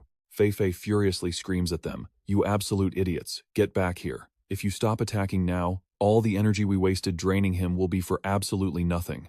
This is clearly Gao Neng's brilliant scheme to lure the tigers from the mountain, and the enemy lines are already crumbling. If His Highness dies, we will have to offer our own heads as an apology. Even with a few men gone, the rest of you are still more than enough to slaughter this human. Hang in there, brothers. I am pulling back first. Every noble house has a prince to protect. I am also retreating to save my beloved prince. I am leaving too. Seeing this chaotic retreat, Tang Tang bursts into triumphant laughter. When it comes to the clutch moments, it is still me, Tang Tang the Grim Reaper, saving the entire battlefield. Gao Neng wildly cheers her on. Tang Tang, quickly aim for the head of that mountain giant prince over there. He has so much top-tier loot on him. Next is that giant fish monster. Seeing this, another enemy immediately turns tail and runs for his life. The remaining warrior barks in panic. Idiots! He wants to divide us. But Shu An is already making his move. He lunges forward, grabbing one of the grunts and locking his fingers around his throat in a deadly grip. He squeezes with such terrifying force that the enemy's eyes practically bulge out of his skull. Shu An flashes a wicked smirk. Why so quiet now? I thought you dogs loved to bark. Now, this granddaddy is going to snap your necks, one by one. Panic spreads like wildfire. The winged clan warriors scatter, cursing as they flee. Damn it all! Why is everyone running away? I am bailing too. Only a fool would stay to solo this monster. I need to go back and protect His Highness's woman. Shu An's battle lust is boiling over. Hey, where do you think you are going? My fists are just getting warmed up. I can crush dozens more of you. Watching her once mighty army scatter like frightened birds, Feifei grits her teeth in absolute fury. Despicable cowards, this is the fatal flaw of the alien alliance. They are lone wolves on the battlefield. Without absolute dominance, their internal unity crumbles in seconds. If they actually fought as one, the human alliance would have been wiped from the map ages ago. Suddenly, the glowing cube releases its captives, but only 3 ice-cold corpses fall to the ground. 3 more Stage 6 experts, completely wiped out. Ninger beams with absolute pride. 3 early Stage 6 warriors completely annihilated in 49 seconds. And we still had 10 seconds to spare. From the back, Tang Tang shamelessly flatters her. Sister Ninger, you are absolutely legendary. Meanwhile, a terrified subordinate begs his master. Your Highness the Prince, we literally only came here to pick a bride. Exactly. Your Highness should not risk your life in such a meaningless bloodbath. This is the eastern battlefield, not our western region. Bleeding our elite forces dry here brings us absolutely zero benefits. The Alliance has already lost over a fifth of its total strength. 2 high-stage generals are dead. If this slaughter continues, how will we ever face the clan king? The prince chokes on his own fury. Damn it all, I refuse to accept this. Thousands of elite alien alliance troops, beaten into a pathetic mess by a handful of mere humans. The Duman clan officially requests a full retreat. 9th Princess. Whatever happens on the eastern battlefield is the eastern region's problem now. This prince is heading home. Feifei's mind races with frustration. The alien alliance has always struggled with unity, But to break apart so completely in mere minutes? This is completely unheard of. And it is all because of that damn Gao Neng. That monster who just broke through to stage 4. She glares at him with pure murder in her eyes. He absolutely cannot be allowed to live. She desperately tries to rally the mountain giant clan.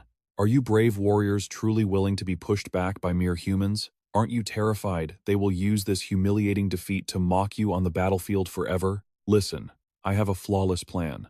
This wasteland is not far from the Elven Royal City, and it is quite close to my Sky Clan's Royal City. We just need to defend. That glowing cube is terrifyingly dangerous, and we cannot break it. But you just need to help me hold the line so they cannot escape. Just hold them down until reinforcements arrive from the Elven Royal City. Do this. And I, Fei Fei, vow to gift you the ultimate treasure of my Sky Clan. Deep down, her heart burns with bitter humiliation. How utterly pathetic. Thousands of alien alliance troops, 2 high-stage generals, and over 100 stage 6 experts.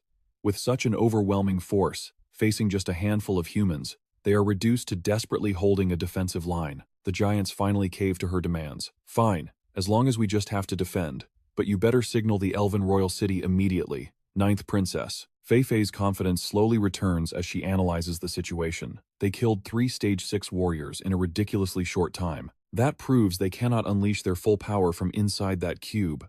But no matter how sharp the sword, endless swinging will eventually dull the blade. Furthermore, that defensive construct is just a nail hammered into the ground. I refuse to believe you can keep that cube powered up all day. Gao Neng can read Fei Fei's mind like an open book. I could guess her pathetic plan with my knees. You want to play defense?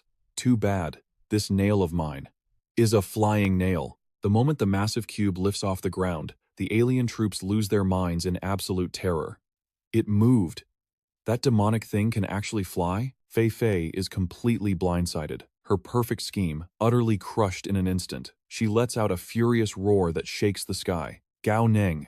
The cube tears through the air with the terrifying speed of a street racer. Watching Shu An gasping for air like a dying fish, Gao Neng calls out, "Teacher Gui, you really put in the work." Shu An waves him off between heavy breaths. "As long as I am breathing, I am fine. But kid, do you not owe me a massive explanation? Spit it out. What exactly did you do to push things this far?" Gao Neng just gives a casual shrug. "It is simple. Really. I just relied on pure, overwhelming strength." Shu An stares at him in absolute shock. "Strength? Gao Neng, your hidden talents are not just limited to 5, are they?" Gao Neng scratches his head, genuinely unsure. "Of course there is more, but the problem is, even I do not know how high my talent actually goes. Ninger knows about this too. When they first tested my talent, the whole machine literally exploded. I have zero idea where my absolute limit is." He lets out a dramatic sigh. Being invincible is truly a lonely road. Shu An forcefully changes the subject. "Now is definitely not the time to stroke your ego. We are not out of the woods yet. Those freaks are right on our tail, and you cannot keep this barrier up forever. Gao Neng, seriously, how much longer can you hold out?" Chewing on energy pills like candy, Gao Neng gives a grim assessment. "Even if I keep popping pills non-stop, I have maybe 8 minutes tops." Shu An knows that running like this for 8 minutes is a total death sentence. The cube is a massive, glowing target, and the energy drain is monstrous. At this rate, they will definitely be caught. Gao Neng completely agrees. "You are absolutely right. This cube was only meant to shatter their encirclement. Next, we need to dispel it and scatter." Shu An immediately stretches his hand out. "Tang Tang, hurry up and give your teacher a life-saving pill. I know you are holding out on me." Tong Tong glares at Teacher Gui in pure disbelief. "Teacher, you are completely out of line. How can you casually extort your own student like this? Where are your morals as an educator?" Snatching the pill without a second thought, Shu An makes a shameless promise. "I will pay you back once we get home. No need to get so tense. My speed is fast enough to shake them off, but I can only carry one person with me." Gao Neng immediately throws out a suggestion. "Then you need to take Tang Tang with you. I can still summon the Earth Dragon to cover us. The high rankers are entirely focused on protecting the prince right now. Down in the shadows of the earth, I hold the absolute advantage." Shu An turned to the person beside him. "Then I will carve us a bloody path out of here. Isn't that right, Major Shen?" "Ah, my mistake. It is Lieutenant Colonel Shen now. Can you guarantee Gao Neng's safety?" She did not hesitate for a single second. "I cannot. But if we are pushed to the absolute brink, I will die before he does." Hearing her unshakable resolve, Xuan's tense shoulders finally relaxed. Understood. Then that is our plan. Right before charging into the brutal fray, he shot them one last look. You two. Survive at all costs. Ning'er stared at Gao Neng as he awkwardly opened his arms to hold her. A teasing glint flashed in her eyes. When you infiltrated the elven royal city, did you hold Tong Tong this tightly while digging through the dirt? Gao Neng swallowed hard, entirely unable to deny it. The space inside the Earth Dragon is practically non-existent, Ning'er smirked, her tone shifting to a commanding whisper. Then what are you waiting for? Hold me. His face burned bright red as he stammered. Excuse me then. The two of them pressed tightly together, sealing themselves within the iron belly of the Earth Dragon. Meanwhile, above ground, report to the Ninth Princess. Gao Neng has escaped using that massive iron bug. The enemy high ranker has also split off in the opposite direction. Whose head do we claim first? Fei Fei's eyes narrowed with cold calculation. Hunt down Gao Neng. Stall the other two if you can, but Gao Neng is our absolute priority. If that rat tries to burrow through the earth, send the Lizardman tribe to rip him out of the ground. Deep within the shadows, Gao Neng addressed his system. Time to cancel the fusion with Wen Xiaomeng. You have done more than enough today. Thank you for your hard work. But before I shatter this death-sealed space, I am leaving those bastards one final, explosive parting gift. Up above, the massive cube suddenly began to pulsate with chaotic energy.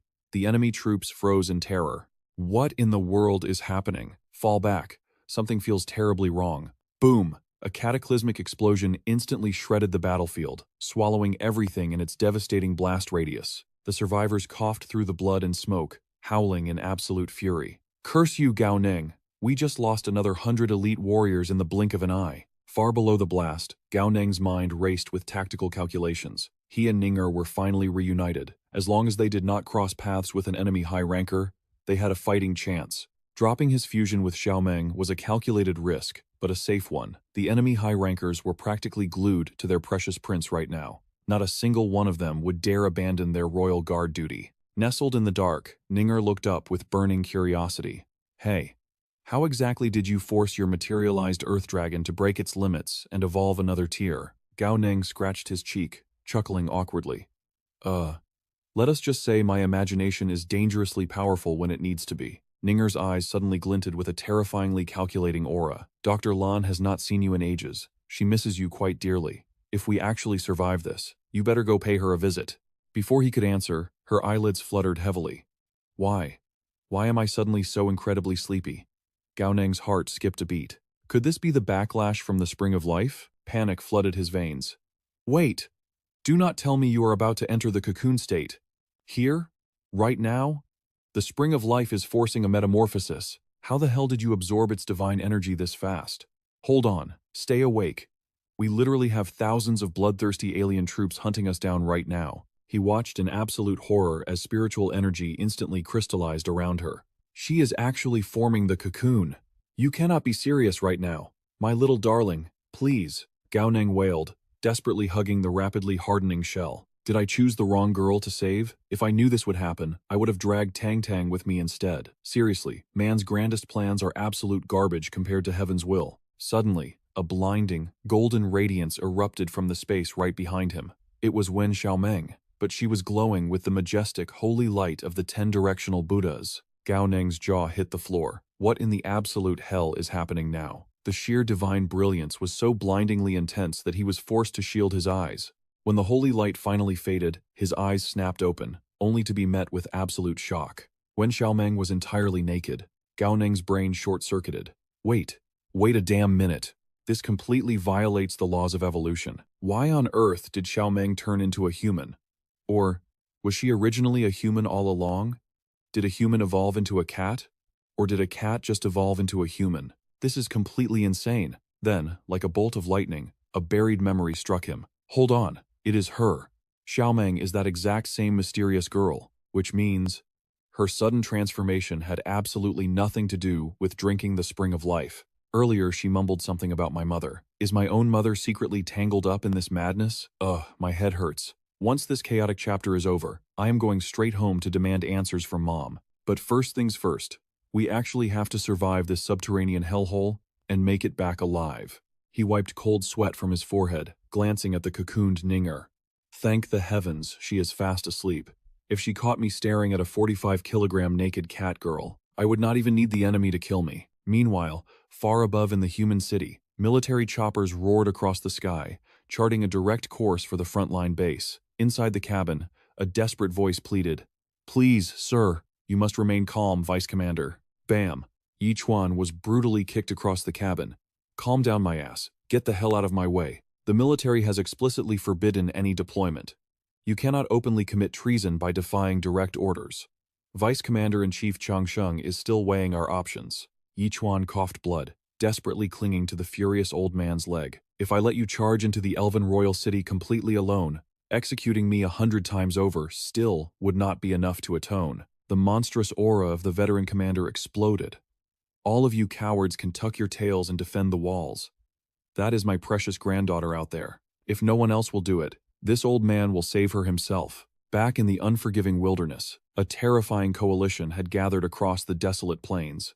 The elves, the angel tribe, the beastkin, the grand armies of the three mighty races stood ready, led by their supreme monarchs. Elf King Mu Ying's voice echoed with overwhelming authority. "I have summoned the ultimate forces of our three great nations today, and our absolute purpose has already been etched in stone. My fellow sovereigns, does anyone hold any objections?" Ba Yuan snorted, killing intent rolling off him like thunder. "Save your breath. That filthy human humiliated our proud races. If I do not slaughter him, I will never sleep in peace again." Mu Ying nodded approvingly, turning his piercing gaze sideways. "And what of you, His Royal Highness, the Beast King?" The monstrous beast sneered, gripping his weapon with world-shattering force. "We fight. Spare me the diplomatic garbage. My third son, Bani Dada, has already reported every gruesome detail to me. My beastkin shall spearhead the absolute annihilation of the front line. That pest Gao Neng will definitely die today." Mu Ying raised his scepter high, his voice shaking the heavens. "Excellent. With our three great tribes united, victory is absolute. Absolute victory." The drums of war echoed all the way to the human citadel. Emergency sirens wailed across the base as terrified scouts screamed their reports. "General alarm. The Beast Tribe is marching upon us with a massive coalition army. This is not just the Beast Legion. The Dark Elves and the Celestial Race have joined them. It is a three-race coalition, an unprecedented otherworldly alliance. They are less than 100 kilometers away. At this aggressive pace, their siege will begin in just over 2 hours. Red alert. Sound the red alert. Get Deputy Commander Shen immediately." Wait. The Deputy Commander just charged outside the walls, and he dragged Deputy Army Commander Chen along with him. Xu An froze in absolute shock. Deputy Commander Shen charged straight into the monster horde? What in the world is going on? Could he be trying to rescue Ninger? If that is true, the eastern sector is doomed. Above them, the sky burned a menacing, apocalyptic red.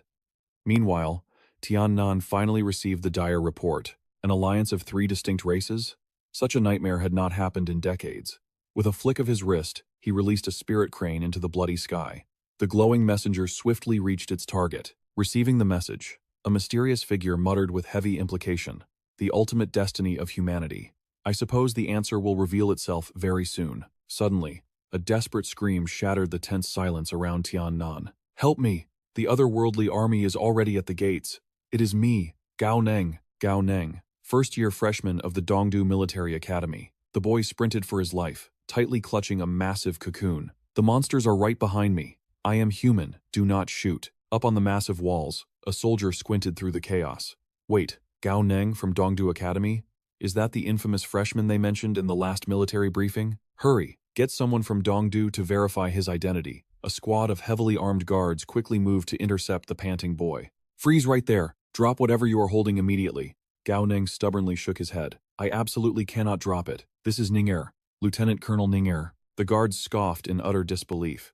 "Lieutenant Colonel Ninger? Bullshit. Stay right where you are. Open that suspicious thing immediately. It could be a bomb." Just then, Tong Tong rushed out to the barricades. "Gao Neng, you actually made it back alive." She immediately ordered the guards to open the gates, but the soldiers hesitated, eyeing the giant, glowing cocoon with suspicion. "Ma'am, we need to verify that payload first." Tong Tong's eyes flared with overwhelming authority. "I, Tong Tong of the Death God Hall, vouch for him. Open the damn gates. I am already a 4th-tier warrior. I could cripple you with a single breath. Do you want to test me?" The guard swallowed hard, sweat dripping from his chin, and frantically nodded. Yes, ma'am, opening the gates right away. Once safely inside a secure room with the heavy cocoon, Gao Neng finally exhaled a massive sigh of relief. Tang Tang looked around and tilted her head in confusion. Wait, where is your cat? She asked. Gao Neng wiped cold sweat from his brow. Xiaomeng? Oh, she ran back to the City of Hope on her own. In reality, Xiaomeng was currently hiding inside the Earth Dragon, deep beneath the Dongdu base. Gao Neng mentally patted himself on the back. Thank the heavens he had the quick wits to stash her away underground. Otherwise, how on earth would he explain a tiny cat transforming into a stunning, fully naked girl who clung to him like a koala? He would be tossed straight into federal prison. Not even all the water in the Yellow River could wash away that kind of misunderstanding. Peering down from the fortress walls, Gao Neng's eyes widened at the apocalyptic scene. What kind of cursed wind blew this nightmare to our doorstep? Why are there so many otherworldly legions suddenly sieging our base? Shu On glared at him, his voice dripping with venom. Do you seriously have the nerve to ask that question? Search your conscience. Think about what you have been doing these past few days. Then you can give me a detailed report on why exactly the alien races are out for our blood. Gao Neng instantly played the innocent victim. Teacher Gui, there must be a massive misunderstanding.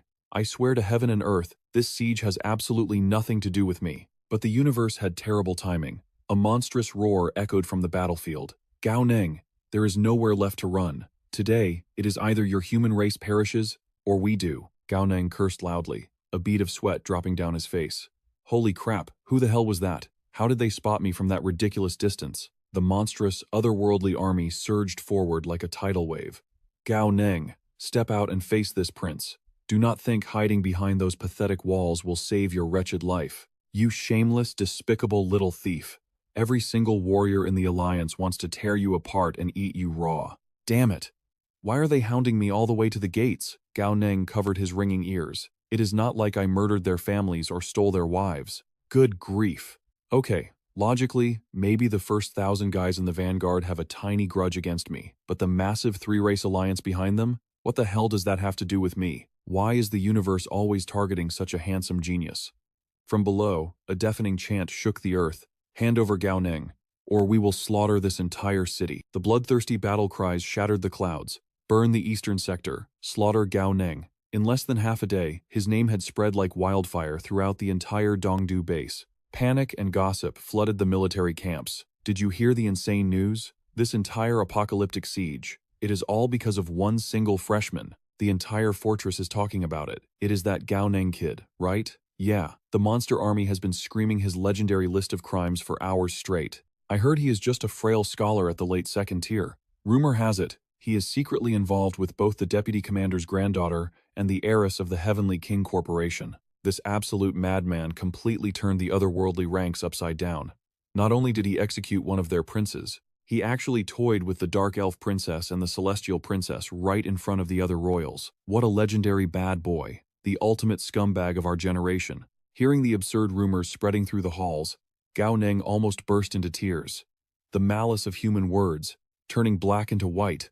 I put my life on the line for the Alliance. I stare death in the face. I do not even care if they ignore my glorious contributions. I will even let it slide that they ignore my unmatched battle record. But why must I bear the title of the ultimate scumbag?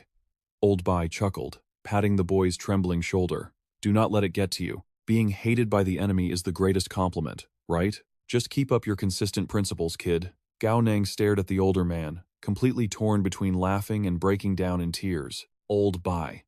You truly have a terrible way with words. Changing the subject, Chen Bai narrowed his eyes, closely examining the massive cocoon in Gao Neng's arms. Is that cocoon truly holding Lieutenant Colonel Shen?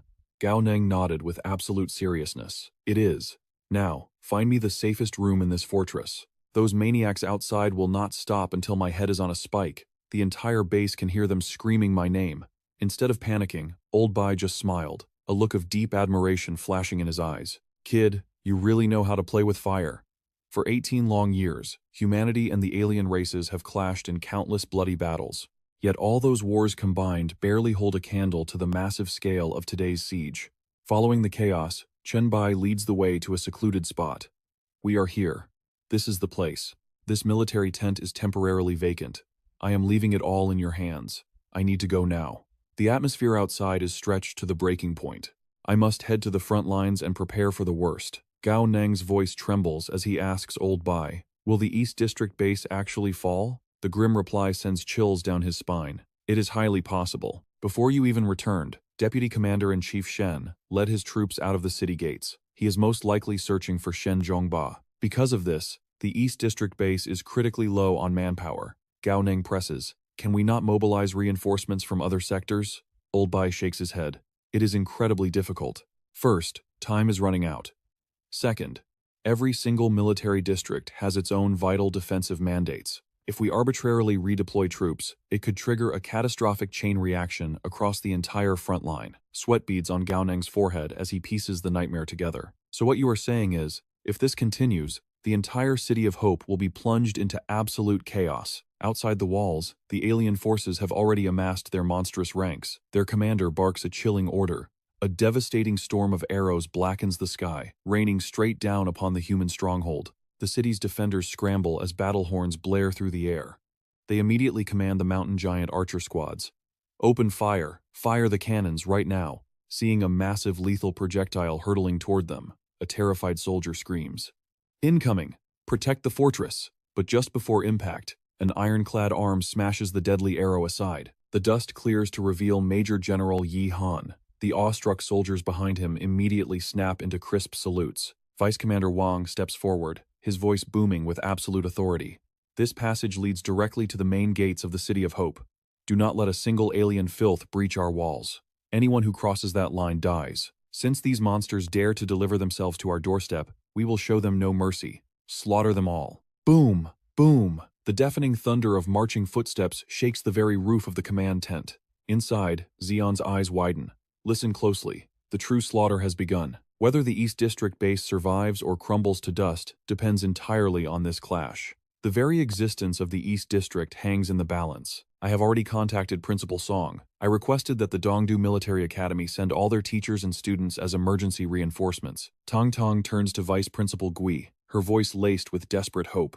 Uncle Gui, will the backup arrive in time? He stares grimly ahead. I do not know. But when that fatal moment arrives, no one is spared. Whether it is me, or every single student participating in the base drills, we must all charge onto the battlefield. You might be students, but you wear the uniform of a military academy. You must awaken your spirit of absolute sacrifice and give your lives for the cause. Do you understand? Suddenly, an earth-shattering wave of pressure violently crashes over them. The three of them freeze in absolute shock. What kind of monstrous shock wave is this? A thermobaric bomb? Xion instantly recognizes the terrifying aura. This is the devastating energy ripple of King Realm's supreme experts clashing. Could it be Deputy Commander-in-Chief Shen fighting outside? Bursting through the tent flaps, Chen Bai pants heavily as he reports. Vice Principal Gui, there is no need to summon the Dongdu Academy forces anymore. Deputy Commander-in-Chief Shen has returned. Uncle Gui's jaw drops in pure disbelief. He actually came back? Chen Bai nods frantically. Yes. Deputy Commander Shen arrived at the perfect second. He has flawlessly flanked the rear of the three-clan alliance spirit army. He trapped the Golden King mine forces and the alien deputy commanders. The enemy's Grand Alliance formation is now trapped. This is our ultimate chance for a crushing victory. Vice Commander Wang roars his absolute command. All mid-tier awakened and above, deploy to the battlefield. Ride this momentum and obliterate them. Xion's blood boils with battle lust. Understood. I am heading out right now. Tang Tang desperately pleads, I want to fight. Let me go too. Xion immediately shoots her down. Tong Tong, stop acting like a child. You must stay hidden here.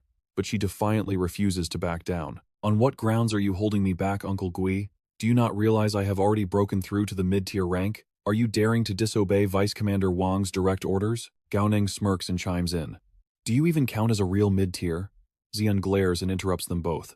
Shut your mouth. You do not count. He then barks a strict instruction. Fine, Tong Tong, listen to me very carefully. You must stick to my shadow at all times. Do you hear me? Watching them, Gao Neng calculates his next. Fine, Tong Tong, listen to me very carefully. You must stick to my shadow at all times. Do you hear me? Watching them, Gao Neng calculates his next move in secret.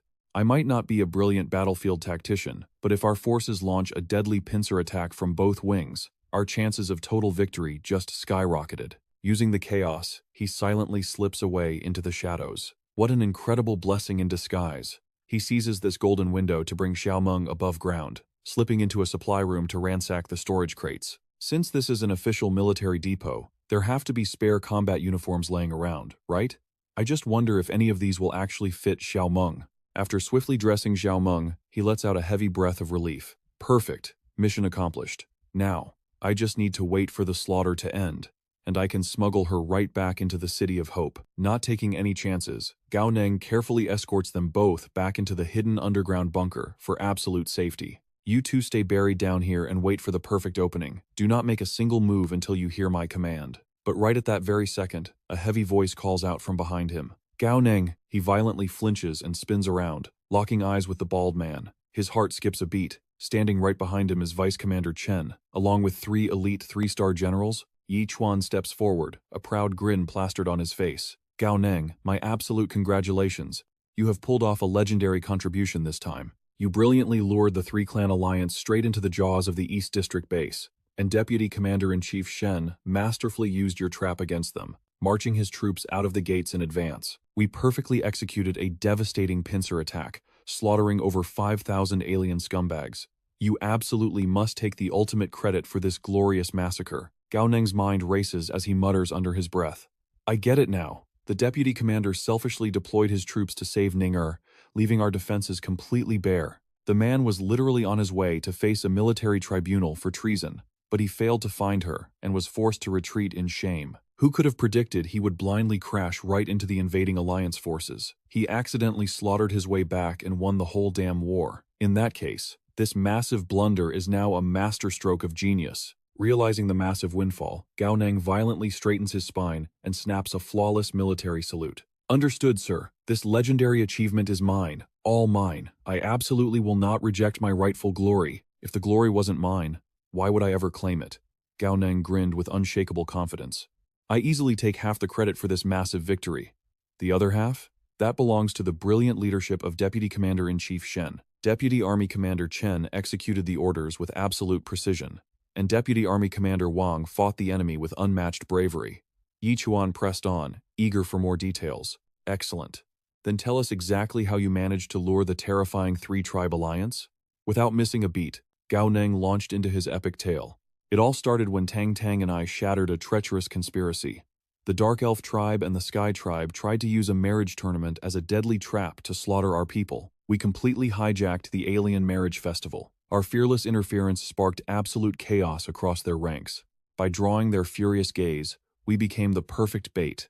Right at that critical moment, we fired the rescue signal. Thanks to the flawless backup from Lieutenant Colonel Shen and Teacher Gui, we clashed against thousands of alien soldiers. We slaughtered over 500 enemies and narrowly escaped with our lives, dragging their main force straight toward the East capital. Teacher Gui and Tang Tang rushed back with critical intel. Armed with that knowledge, our brilliantly strategic Deputy Commander-in-Chief Shen orchestrated a dangerously bold counterattack. Meeting those monsters head-on would have guaranteed a bloodbath for our forces. It would have been a devastating massacre. So instead, he led an elite vanguard unit in absolute secrecy. They slipped right behind the enemy lines and set a deadly ambush. As for what happened next, the entire world knows how our army claimed an earth-shattering victory. Hearing this legendary recap, Yi Chuan joyfully patted Gao Neng on the shoulder, showering him with praise. Magnificent. Truly magnificent. Having a brilliant young hero like you is a massive blessing to the human alliance. It is a monumental victory for all of humanity. Gao Neng offered a perfectly modest smile. You praise me entirely too much, sir. Tang Tang immediately cheered from the sidelines. Gao Neng, you are absolutely the best. Qi Xing watched in absolute awe, taking mental notes. When it came to boasting and stealing the spotlight, this kid was an unrivaled genius. Wait, what on earth was happening? How did they all suddenly become thick as thieves? A horrifying realization struck him. Had the Deputy Commander-in-Chief secretly orchestrated this entire grand scheme from the very beginning? Was he the only one completely left in the dark? Shen Changsheng coldly shifted the subject, his aura suddenly heavy. I heard Ning-Er is currently undergoing her cocoon transformation. Has she not awakened yet? Gao Neng firmly shook his head. Not yet, sir, but please rest assured, Deputy Commander-in-Chief Shen, Ning-Er hasn't suffered a single scratch. I swear upon my very own life to guarantee her absolute safety. Shen Changsheng scoffed, turning his back with a bone-chilling glare. Save your breath. If anything happens to Ning-Er, even if she loses a single strand of hair, I will personally sever your head from your shoulders. Unfazed, Gao Neng shamelessly pushed for a straight answer. By the way, sir, considering the monumental contribution I just made, what exactly is my reward? Does this count as a first-class military merit? Shen Chengsheng's face darkened like a looming thundercloud. He gritted his teeth, cursing internally. If the alien alliance hadn't suddenly launched this massive invasion, the federal government officials would have never found a weakness to exploit.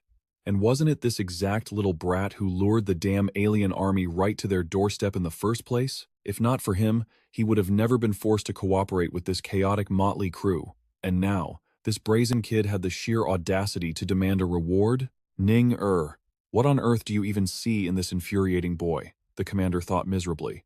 Is it just because he has a handsome face? Oh, Ning since when did you become so hopelessly blinded by a pretty boy? Yi Chuan cleared his throat, trying to diffuse the murderous tension. Gao Neng, my boy, military merits must go through official channels first. Deputy Commander-in-Chief Shen still has an entire battlefield to manage. Just ask Vice Principal Gui to draft a formal proposal for your outstanding achievements. He will make sure it reaches the absolute highest authorities. But I guarantee you, it will be at least a second-class merit. And naturally, Second Lieutenant Fang will get her fair share too. Suddenly, a heavy hand firmly clamped down onto Yi Chuan's shoulder. Zian rubbed the back of his neck, asking with awkward hesitation, do I also get a tiny sliver of credit for this operation? Yi Chuan stared at him, absolutely flabbergasted. What in the world was happening today? The legendary iron-boned Zian, the fearless warrior of the East Capital Military Academy, who never once chased after glory. Was this legendary man actually begging for a military merit? Has the entire world gone completely insane? Later, inside Yi Chuan's office, the team meticulously divided up the spoils of war. The structure of the battle report was finally locked in place. Teacher Gui, just type up a flawless battle report and submit the merit application. That is all we need. Yi Chuan bowed slightly. You have all fought phenomenally hard today. Zian politely returned the gesture. Deputy Army Commander Chen, you have endured great hardships as well. Suddenly, a sharp electronic chime echoed in Gao Neng's mind. A mysterious system notification flashed before his eyes. Ding! Congratulations to the host for completing the epic quest. Title unlocked. Destroyer Gao. Mission objectives cleared. Successfully rescued Ning Tong Tong, and Zian. Annihilated over half of the pursuing enemy forces. Gao Neng's eyes widened in sheer disbelief. So the hidden requirement of the quest was to butcher more than half of their deadly pursuers? Wait a minute, I definitely didn't slaughter that many monsters on my own. He froze as a massive realization hit him. Hold on, because I was the one who lured the entire enemy army into the ultimate death trap. By setting up the grand battle at the East Zone base, the system legally credited a massive chunk of the total kills to him. The mechanical voice echoed again. Congratulations, the host has obtained an epic tier ability reward. The origin. Gao Neng furrowed his brows in deep confusion. What on earth was this mysterious origin power? Suddenly, Tang Tang sprinted into the room, gasping for breath. Gao Neng, quickly, check your messages right now. Her eyes sparkled with incredibly thrilling news. Sister Ning she finally woke up. A notification popped up from Chen Bai. Lieutenant Colonel Shen has shattered her cocoon. Gao Neng's heart violently skipped a beat. What? Without wasting another second, the two of them bolted out the door. Pushing his speed to the absolute limit, he anxiously demanded, Where is she right now? Is she still inside the medical tent? Tang Tang shook her head frantically. No, she's standing up there, on the eastern city wall. They arrived at the base of the massive stone stairs, staring up at the towering ramparts. Sister Ning Tang Tang cried out. You are finally awake. Ning are you all right? Gao Neng asked, his voice thick with overwhelming relief. Ning slowly turned around, her gaze unreadable. You two finally made it. They held their breath, waiting for her next words. Perfect timing, she whispered softly. Come up here and look at this with me. The cold wind howled as they stepped up to the edge. For over 18 agonizing years, she began. The human alliance and the alien forces have never fought a battle of this terrifying scale. Today, we slaughtered more than 5,000 monstrous invaders. This is undoubtedly the most monumental victory the East Zone base has seen in over a decade. Gao Neng furrowed his brow, looking out at the devastating wasteland. The suffocating stench of iron and blood filled the night air. Was this the horrifying scent of thousands of extinguished lives? Staring at this apocalyptic battlefield, a heavy wave of guilt washed over him. But the Alliance suffered devastating casualties too. he muttered, his fists clenching tight. The truth is, I haven't earned any glorious military merit today. If anything, I was the one who dragged this apocalyptic disaster right to our doorstep. Wasn't I? Little did they know, the real nightmare was just beginning to unfold. Yuer shook her head firmly. No, your contribution was absolute. It is far more massive than you could ever imagine. Word has it the federal government has finally agreed to a massive reform, and I believe you are the very catalyst. The protagonist froze in his tracks. A reform? Suddenly, a heavy voice echoed from the shadows behind them. Of course it has everything to do with this brat. If it were not for his actions, how would this old man ever witness the grand spectacle of over a dozen supreme experts gathering at once? Chenbai instantly went on high alert. He glared at the blurry silhouette standing atop the roof. Who goes there? Tang Tang chimed in with her signature fiery tone. Hey, who do you think you are? Creeping on a rooftop in the dead of night just to scare people? The mysterious figure chuckled lightly. This old man is called Tian Nan. Chenbai drew a complete blank. He turned to Lieutenant Fang, whispering to ask if she knew this man. Tang Tang shook her head in total confusion. Not a clue. Honestly, I thought he was an old buddy of yours. Tian Nan felt a sharp sting of awkwardness. These brats actually did not recognize his legendary name, but Yuer's eyes suddenly widened in pure realization. She dropped into a deep, respectful bow. Alliance Lieutenant Colonel Yuer, paying respects to Commander-in-Chief Li. The other two practically jumped out of their skin. A Commander-in-Chief? Chenbai's jaw hit the floor in absolute shock. What did she mean by Commander-in-Chief? The supreme leader of the 4 great military regions was named Qin Jianfei. At the very least, his memories confirmed the man's surname was definitely not Li. Could it actually be? You are the military's legendary supreme expert, the ghost pupil Tian Nan? Wait, that made sense. Commander-in-Chief Li was a legendary title from a bygone era. Tian Nan waved his hand with a humble, fading smile. I stepped down from that ancient post a long time ago. Right now, the military's true commander is that little brat, Qin Jianfei. Gao Neng narrowed his eyes intensely, silently analyzing the terrifying old monster standing before him. A mythical supreme expert in the flesh. This was his very first time standing face to face with an entity transcending the King realm at such a terrifyingly close distance. He suddenly bent into a perfect 90-degree bow. Greetings, Teacher Li. The sudden title completely threw the old man off balance. Huh? Did you just call me your teacher? Gao Neng looked up with an expression of absolute innocence and flawless logic. The master of a path naturally becomes the teacher. Since you are a peerless supreme expert, calling you teacher is simply stating the absolute truth. Tiannan scoffed playfully, ready to school the brazen boy. The master becomes the teacher, you say. Even someone like Chang Sheng is nothing but a mere junior in my eyes. If we go by age alone, you should be calling me your great-grandfather. But since your words are so incredibly sweet, I will accept the title of teacher from you just for today. Seizing the absolute perfect moment, Gao Neng presented a glowing artifact. Teacher, your humble student has acquired a piece of white jade forging bone. It was carried by the beast race's third prince himself. Please, see if this supreme material catches your divine eye. The old monster's eyes instantly lit up. A top-tier bone. Tiannan grasped the white jade forging bone, clicking his tongue in absolute admiration. The true terrifying power of the beast race lies entirely within their skeletal structure. Take the beast race sword saint for an example. His most devastating, world-ending power comes from fusing his very bones with his supreme blade. While this fragment did not originate from a supreme expert, it is undeniably a king-tier bone. Its value for martial comprehension is utterly astronomical. Gao Neng pushed it forward without missing a single beat. If it is truly that amazing, then it is a gift for my teacher. Tian Nan raised an eyebrow in stern warning. You want to just give this to me, Gao Neng? You better think this through very carefully. If you manage to fully comprehend the secrets hidden within this bone, the power boost it brings you would be absolutely earth-shattering. Gao Neng flashed a brilliant, cunning smile. Well, once my mighty teacher comprehends its secrets and teaches them to me, isn't the final result exactly the same? The old man blinked, completely derailed by the boy's shameless logic. Teach? Teach you? Gao Neng immediately dialed up the flattery to maximum. Oh great teacher, your poor student has only just broken through to the mid-tier realm. Not only am I severely lacking in martial comprehension, I do not even possess a single powerful mid-tier combat skill to defend myself. If word gets out that your personal disciple is this incredibly weak, wouldn't it completely destroy your legendary reputation? So, do you not think it is time to impart some ultimate techniques to your precious student? Tiannan finally snapped out of the verbal trap, bursting into a scolding tone. You brazen little brat, cut the absolute nonsense. Since when did I ever officially agree to take you in as my disciple? Gao Neng weaponized his skin of steel, laying the final master-level trap. But everyone here heard you loud and clear. You even accepted my master acknowledgement gift just a second ago. Is that not the absolute truth? The other three instantly caught on and joined the ultimate con. I definitely heard it. I heard it crystal clear, loud as a booming thunder. We are all witnesses. The deal was absolutely struck. Tian Nan was utterly speechless.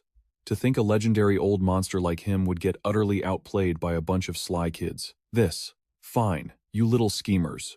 If the heavens have willed it, then this master shall officially take you in. He materialized an ancient-looking manual out of thin air. Here is a mid-tier combat skill that I personally created from absolute scratch. Consider it my formal greeting gift to my new disciple. Take it back and study it well. Gao Neng's face bloomed with a victorious, shining grin as he swiftly snatched the prize. Thank you, my supreme teacher. Chen Bai's jaw unhinged once again. Good heavens! That was a literal supreme expert. He just scammed his way into an apprenticeship just like that? Was having a skin thicker than a fortress wall the absolute key to success? If he had known it was this incredibly easy, he would have shamelessly bowed down too. But Gao Neng instantly poured a massive bucket of freezing ice water over his hopeful thoughts, brutally crushing that foolish daydream right into dust. Lieutenant Chen, you can stop dreaming right now. You do not have my earth-shattering talent, and you definitely do not have a godly greeting gift lying around in your pockets, do you? Tian Nan suddenly shifted to a dead serious tone, delivering his final warning. The massive reform we just spoke of. It is the absolute top priority for the entire human alliance's future survival. A catastrophic storm of chaos is brewing on the horizon. Gao Neng, your next unending mission is incredibly simple. Fight, plunder, steal every single resource, and forcefully seize every single opportunity. Gao Neng confidently puffed out his chest, listing out his monstrous, chaotic resume. Just robbing, right? That is absolutely my specialty. I have thoroughly raided the Dark Elf Royal City to the ground. I even stripped the Heaven Clan Royal City completely bare. The old monster nodded in immense satisfaction, tossing over a gleaming platinum card. Excellent. Spoken like a true, worthy disciple of mine. Then I wish you perfectly smooth sailing on your endless plundering journey. But remember, if you fail to rob them completely blind, you are permanently stripped of your right to call me your teacher ever again. Tian Nan was a man who would rather lose his very life than lose his precious face. Right now, your combat power is still pathetically weak. The heaven-defying artifacts I use would simply crush your body. There is just a tiny bit of pocket change in this card. Roughly a few billion or so. Use it for now. If you see any shiny toys you like, just swipe it without hesitation. Gao Neng gripped the card tightly, feeling like he was holding an entire mountain weighing millions of tons. A few billion? Just pocket change? Tian Nan's figure began to fade into the night wind, leaving behind one final, echoing command. Grind your levels hard, kid. But lurking in the shadows, what terrifying trials awaited him next? Gao Neng quickly calls out to his retreating mentor. Hold on a second, teacher. Didn't you forget to give me the password to this card? Ninger suddenly interrupts, urging them to leave. We need to head back to the Dongdu Military Academy right now. Gao Neng blinks in confusion. Wait, right this second? Even Tong Tong doesn't understand why we are rushing back like our tails are on fire. Her expression turns deadly serious as she flashes her screen. Look at this breaking news that just dropped. The full report says the Tianhe battle squad was ambushed. The absolute top combat force of the Beihei Military Academy has been formally challenged. Wang Nanlin, the undisputed #1 prodigy of Beihei. He was completely and utterly crushed. Both of his leg bones were snapped in half, and he is currently lying in a deep coma. Ninger furrows her brows, a heavy tension filling the air. The great scramble for power. It has already begun. She breaks down the brutal hierarchy of their world. When ranking geniuses among the major factions, the elite families claim the absolute first place.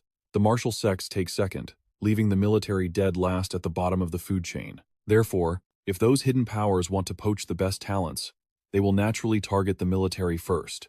And within the military, the prime hunting grounds are the 4 great academies. After all, our academies are filled with rising stars who haven't yet broken through to the 6th tier. Mark my words. In this next phase, the 4 great academies will be swallowed by a catastrophic storm, but Gao Neng just smirks, his eyes flashing with fearless defiance. Let them come if they dare. The iron gates of Dongdu Military Academy aren't something just any random punk can knock down. Early the next morning, inside his dorm room, Gao Neng quietly stands over his bed, observing Xiao Meng as she stays deeply asleep. I clearly remember her negative backlash status only lasting a single night last time. It looks like the side effects are going to keep her down much longer today. Deciding to let her rest, his focus shifts back to his own strength. I need to figure out this mysterious epic grade ability. He calls out internally, "System! What exactly is this origin you keep mentioning?" The robotic voice echoes in his mind. Origin is the absolute source of creation. All matter possesses an origin state. This ability bypasses basic physical structures, forcibly elevating any object to its purest source. The system coldly adds a final remark. If the host wishes to comprehend the exact definition of origin, you are highly encouraged to purchase a universal encyclopedia from the shop to study it yourself. The mere mention of spending money instantly triggers his rage. Screw your overpriced encyclopedia. But less than a second later, Gao Neng forces a painfully sweet, flattering smile. Hey now. Let us be reasonable and negotiate. If you just give me a quick summary of what origin really is, I will tip you 100 coins. Deal? The system ruthlessly rejects the lowball offer. Minimum fee is 1,000. Gao Neng instantly drops the act, cursing wildly. You greedy bloodsucker. Fine, take it. Just get to work. Ding. 1,000 alliance credit successfully deducted. Having received its payment, the system finally explains. The concept of origin holds two absolute meanings. First, it represents the most primordial, untouched state of any matter. Second, it represents the ultimate, most powerful evolutionary peak that matter can possibly reach. The origin ability grants you the divine power to force matter down either of these two paths. You can either strip it back to its primal birth, or push it toward its supreme evolutionary state. His eyes widen with burning curiosity. Primordial birth or ultimate peak? Let us stop talking and test this god-tier power on this wooden table right now. The system chimes in with a prompt. Please confirm your desired trajectory. Will you reverse it to the primordial stage, or force it to evolve to the next phase? Without hesitation, he barks his command. Reverse it. Let me see this primordial state. The interface flashes. Commencing material analysis. Calculating reverse trajectory to the absolute source. Operation successful, conveniently deducting an additional 5,000 credits for the service. Gao Neng erupts like a volcano, pointing at the empty space. You cursed scamming artifact. You vaporized my desk into dust and still dared to charge me 5,000? You call this a legendary epic ability? It is literal daylight robbery. Turn it back into a desk this instant. The system responds without an ounce of pity. Reversal impossible. However, host may pay to use the origin ability again to evolve the dust into a living sapling. Hearing this, his blood pressure skyrockets. Sapling your head, you absolute parasite. But utterly defeated by the sunken cost, Gao Neng miserably accepts his fate, heading outside to dig a hole for the seed. Squatting in the dirt, he mutters like a madman. Grow quickly, little seed. Once you are tall enough, I am chopping you down to build a new desk for the academy. Suddenly, Xian walks by and stares at him in pure bewilderment. Gao Neng? You are finally awake? Are you seriously farming dirt right now? Snapping out of his trance, Gao Neng quickly greets him. Teacher Gui, what brings you here? The mentor crosses his arms, his gaze piercing. I came to hear a proper explanation. Back in that battle, how exactly did you transform solid stone into a giant tree? Gao Neng completely freezes, his mind racing before his inner actor awakens. Dramatically clutching his stomach, he lets out a pained groan. Ah, Teacher Gui, my internal injuries are acting up. I am in critical recovery. Whatever this is, let us discuss it in 2 days. Seeing through the terrible acting, Xian sighs and changes tactics. Hold on, what about your massive battle merits? But Gao Neng is already halfway through his door, throwing a shout over his shoulder. As for the battle merits, please fight for as many as humanly possible for me. Oh, and while you are at it, casually snagging me a first lieutenant military rank would be perfect. Left alone in the hallway, Xian stands frozen in sheer disbelief. What on earth does that mean?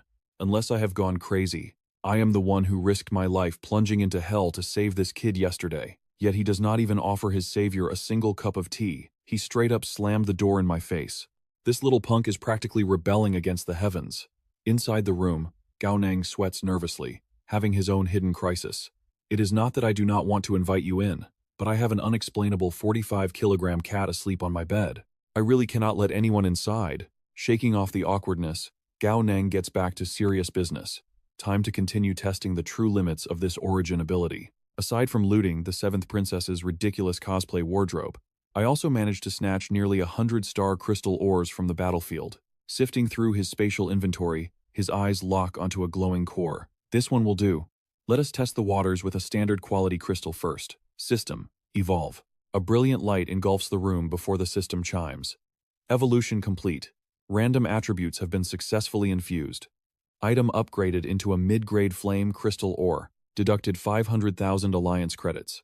Despite the massive fee, Gao Neng pumps his fist in pure triumph. 500,000 to forge a mid-grade flame crystal? I could sell this and still make an absolute fortune. This epic-grade ability is downright terrifying. It defies the very laws of nature. The only tragic flaw is that my wallet cannot handle another round of experiments. Ever since I dragged myself back from Ling City, my funds have plummeted below 2 million. If I burn through any more cash, I am afraid I won't even be able to transform anymore. I have to be smart and save up. Shifting his focus, Gao Neng pulls out the mid-tier manual his mentor had gifted him. Let us see what this electromagnetic storm defense is really made of. As he scans the profound ancient texts, a knowing smirk crawls across his face. Just as I suspected. This is no ordinary skill. It is a genuine, hyper-rare domain combat technique, and mastering this monstrous power was exactly what he needed for the chaos to come. Domain power. It can fuse into any combat technique, boasting absolute compatibility and devastating might. Without hesitation, Cao Neng summons his system. He activates the wordless heavenly book to evolve his electromagnetic storm. A mechanical chime echoes. Evolution successful. The skill has awakened into the supergravity electromagnetic storm, but the final notification makes his heart stop. 50 million credits deducted. The astronomical figure hits him like a physical blow. 50 million? Even if he sold everything his ancestors left behind, he could never scrape together a fraction of that. Did this damned system secretly harvest his kidneys? Sweating bullets, he checks his status. Wait a second, his balance stands perfectly at 1,874,000. That is completely wrong. Why is he still rich? If he just spent 50 million, why is his account completely untouched? A chilling realization dawns on him. If the system does not drain his own savings, whose bank account has just been slaughtered? Meanwhile, in a tranquil traditional courtyard, Tiannan sits in pure bliss, admiring the pristine white jade in his hands. What an absolute treasure. The King Realm Bone is a supreme artifact. It is something martial artists can only dream of encountering. To think a casual stroll has yielded such an extraordinary harvest. Suddenly, his phone buzzes. Tiannan pulls it out, narrowing his eyes at the glowing screen. The notification reads clearly. Account ending in 030 has successfully transferred 1,000 alliance credits. Before he can blink, another chime sounds. Account 030 has transferred 5,000 alliance credits. Then, the floodgates open. 500,000 alliance credits gone. 50 million alliance credits vanished into thin air. Tiannan springs up in absolute horror. Heavens above, what in the world is that little brat doing? He has never even given the kid the password. His phone becomes an instrument of torture, chiming relentlessly. Each notification carves a piece out of his bleeding heart. Account ending in 0xx has successfully transferred 500,000 alliance credits. Account ending in 030 has successfully transferred 800,000 alliance credits. Account ending in 030 has successfully transferred 700,000 alliance credits. He scrambles wildly, his fingers trembling over the screen. Has that stinking brat somehow guessed his personal password? No, he has to change it immediately. But even as he furiously types, his fortune continues to evaporate. Panic seizes him completely. What kind of nightmare is this? He just changed the security code. How is the money still draining? This is a disaster. He needs to transfer everything out, right now. But the next automated voice causes Tiannan to freeze completely solid. Maximum error limit reached. Password locked. Terminal operations temporarily suspended. And then, the final killing blow. Account ending in 030 has successfully transferred 1 million alliance credits. Boiling rage erupts from his core, shattering the phone in his crushing grip. Cao Neng, he roars to the heavens. I swear I'm going to snap your little neck. Meanwhile, utterly oblivious to the old man's suffering, Cao Neng rides the high of endless wealth. He aggressively channels his origin energy, seizing this golden opportunity. Evolve everything, he commands with absolute glee. Surrounded by a mountain of radiant ores, Cao Neng sighs in pure euphoria. So, this is what limitless wealth feels like? It is absolutely intoxicating. He finally understands the system's loophole. As long as he is the designated cardholder, the money is his to spend. He can drain the funds endlessly, without even needing the password. With this colossal pile of raw materials, turning 100 million into 200 million, or even 300 million will be child's play. Oh, legendary gear and divine resources. Just you wait, he chuckles evilly.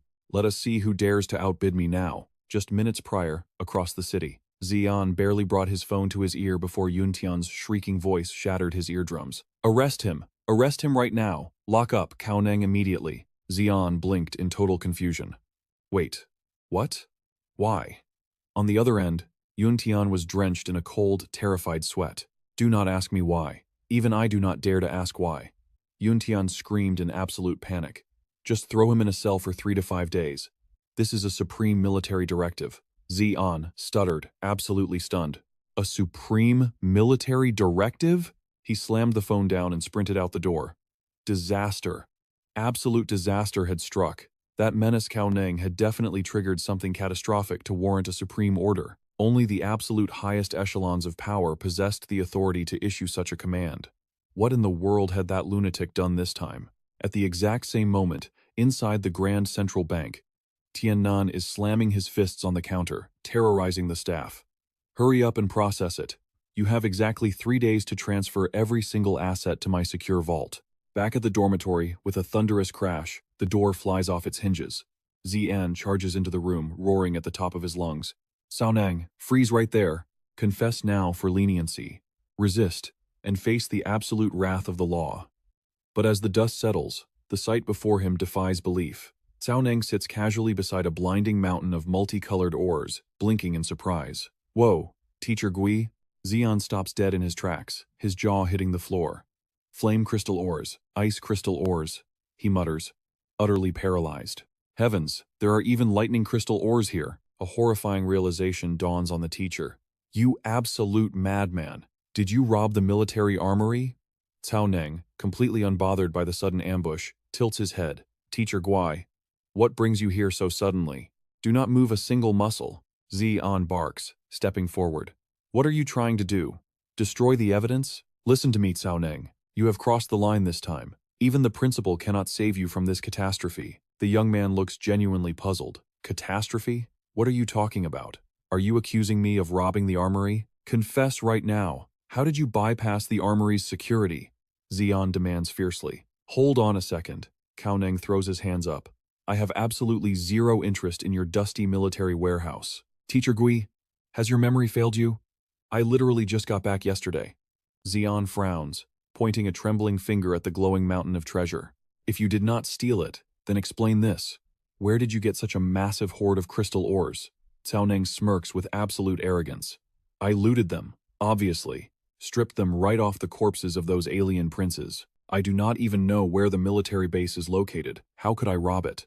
Xian pauses, his intense aura faltering for a second. As crazy as it sounds, the kid actually makes a valid point. But then, why the supreme military directive? Before he can process the logic, his eyes lock onto something glowing deep within the pile. Noticing his teacher's mesmerized stare, Cao Neng grins knowingly. Teacher Gui, are you perhaps eyeing this? The protagonist lifts a mesmerizing azure stone into the light. If his appraisal is correct, this is the legendary deep-sea crystal ore, known as the Ocean's Tear, also feared as the deep-sea magic sound. He knows perfectly well that Xian's special ability is called Sea Domain. It allows him to transform the surrounding space into a crushing oceanic pressure zone. This very power is what makes his teacher a top-tier powerhouse. But his domain is missing one crucial element. With the Ocean's Tear, his sea domain will evolve into the ocean's magic sound, elevating his strength to terrifying new heights. Holding the ultimate bargaining chip, Cao Neng's smug smile widens into absolute triumph. Teacher Gui, if you want it, just say the word. I have plenty. The teacher's voice trembled as he stammered. Is this for real? No, I absolutely cannot. I am your teacher after all. How could I possibly accept this? He hesitated, his greed slipping through. But, if you truly have an abundance, could you perhaps sell this piece to me? Selling it is perfectly fine. Xuan gritted his teeth and made an offer. How about 50 million? Cao Neng's jaw dropped in sheer shock. 50 million? Xuan frantically tried to negotiate. Too low? I know. It is a bit low. Based on its true market value, This legendary ore easily fetches 80 to 100 million. But you know my situation. I honestly have zero savings to my name. If you cannot accept that price, then Cao Neng immediately cut him off. Stop! Say no more! Cao Neng put on an Oscar-worthy crying performance. Seeing a noble vice principal living in such poverty, my conscience is completely shattered. Teacher, let us just do this. Take it for a mere 5 million. Xuan responded with unwavering righteousness. 5 million? How can I accept that? I might be dead broke, but I will never take advantage of my own student. The young man flatly rejected his refusal. Teacher, just take it for 5 million. If you insist on 50 million, I will just keep it and use it as a glowing lampshade. Make your choice. Without missing a beat, he showed his guest the door. If there is nothing else, I will not walk you out, teacher. Just drop off the 5 million tomorrow. Oh, and remember to fix my broken door when you come back. The teacher staggered outside, clutching the precious ore as if in a trance. Xuan's mind was still spinning from the shock. This is the legendary ore I have dreamed of for years. With this in my hands, I can finally conquer the demonic sound sea. Why does this feel like a beautiful hallucination? Suddenly, a realization hit him like a lightning bolt. Wait a minute. I came here to lock that brat up. He spun around. Cao Neng stared at him in utter confusion. Why the heck are you back? Teacher Gui, I literally just gifted you a priceless ore. Did your memory get wiped? Besides, I have not broken a single rule.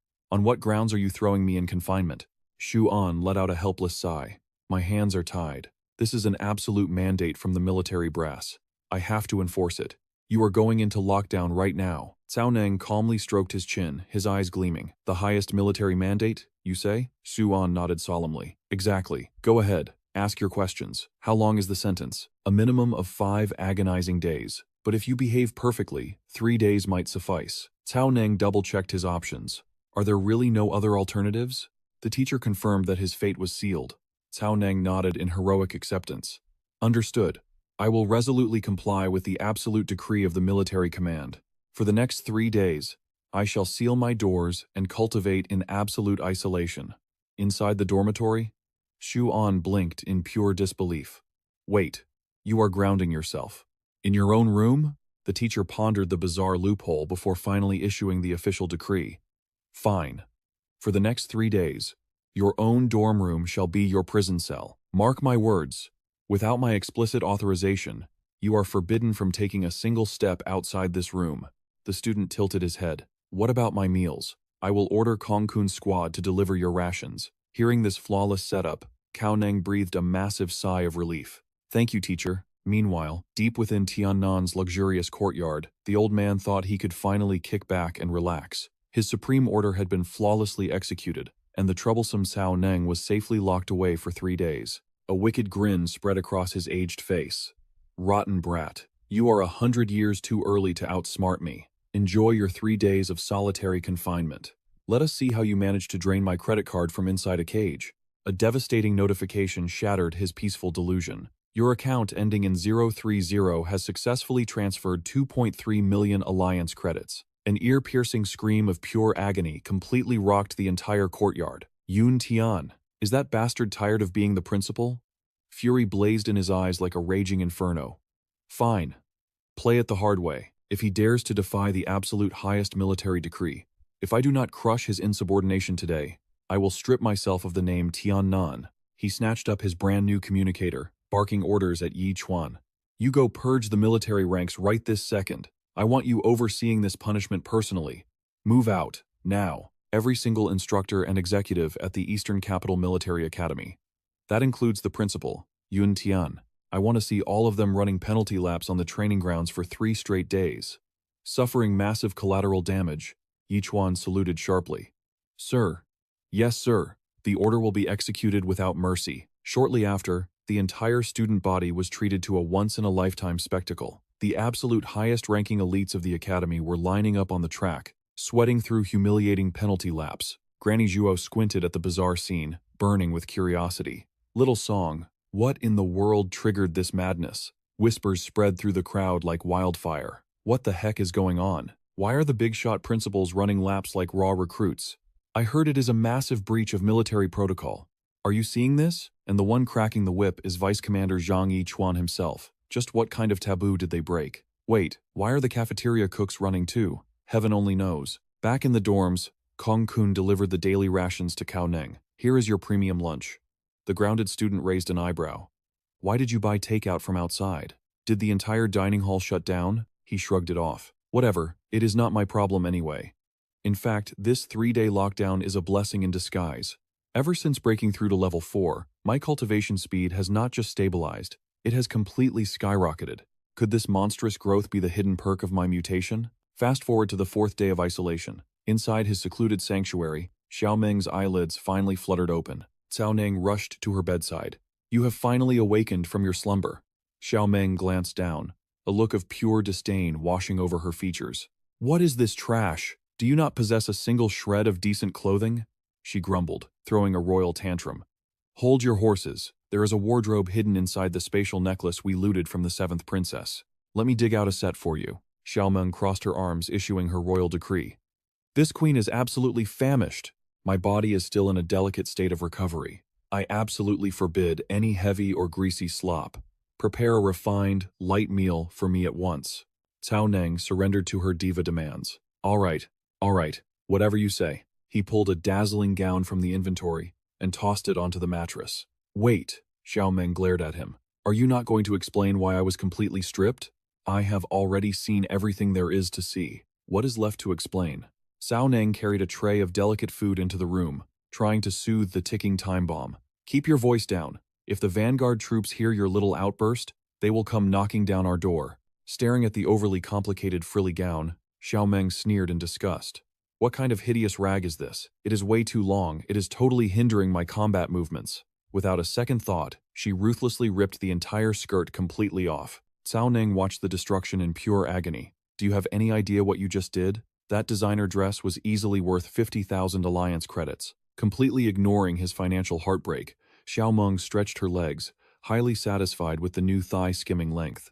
Ah, so much better. But right at that precise moment, a heavy knock echoed from the front door. Gao Neng, we brought you food. Open the door. Hearing the sudden shout from outside, Gao Neng immediately snapped an order to Xiao Meng. Hide. Right now. Glancing at the cat by the window, he cursed inwardly. If it could transform back to its previous form, why did it even need clothes? Suddenly, the door swung open as Kong-kun, Qing-qing, and Tang-tang burst in with eager faces. Gao Neng, the bald student announced. Starting today, your grounding is officially over, and we brought some massive news. But their smiles vanished as their eyes locked onto the shredded skirt scattered across the floor. What are you doing? They gasped in pure shock. Women's clothes are one thing, but tearing them apart? We never knew you had such twisted hobbies. Gao Neng frantically waved his hands to clear his name. No, wait, this is not mine, he stammered defensively. But his teammates were completely unconvinced. If it was not his, then he must have stolen it. Tell the truth, one of them demanded, narrowing their eyes. My pajamas went missing 2 days ago. Did you secretly stash them away? Gao Neng, our friendship runs deep. Just admit it, and I promise I won't get mad. Utterly speechless, Gao Neng pointed straight at his storage space. What kind of nonsense is that? These are the clothes I looted from the 7th princess. The sun finally came out, so I was just airing them out. Kong-kun's jaw dropped in disbelief. You still have not thrown those away? Qing-qing covered her mouth, her eyes wide. You kept them? Do these count as unwashed originals now? Tang-tang, however, just shrugged it off casually. Whatever, it is fine. As long as you did not steal from us, Tang-tang declared. You looted them with your own skills. Play with them however you want. Gao Neng let out an icy sneer, his eyes narrowing. It seems a few days apart has made you all rebellious. Are you seriously daring to challenge the absolute authority of your captain? Tang-tang scoffed, crossing her arms with supreme confidence. Gao Neng, you still want to play the boss? Let me tell you something.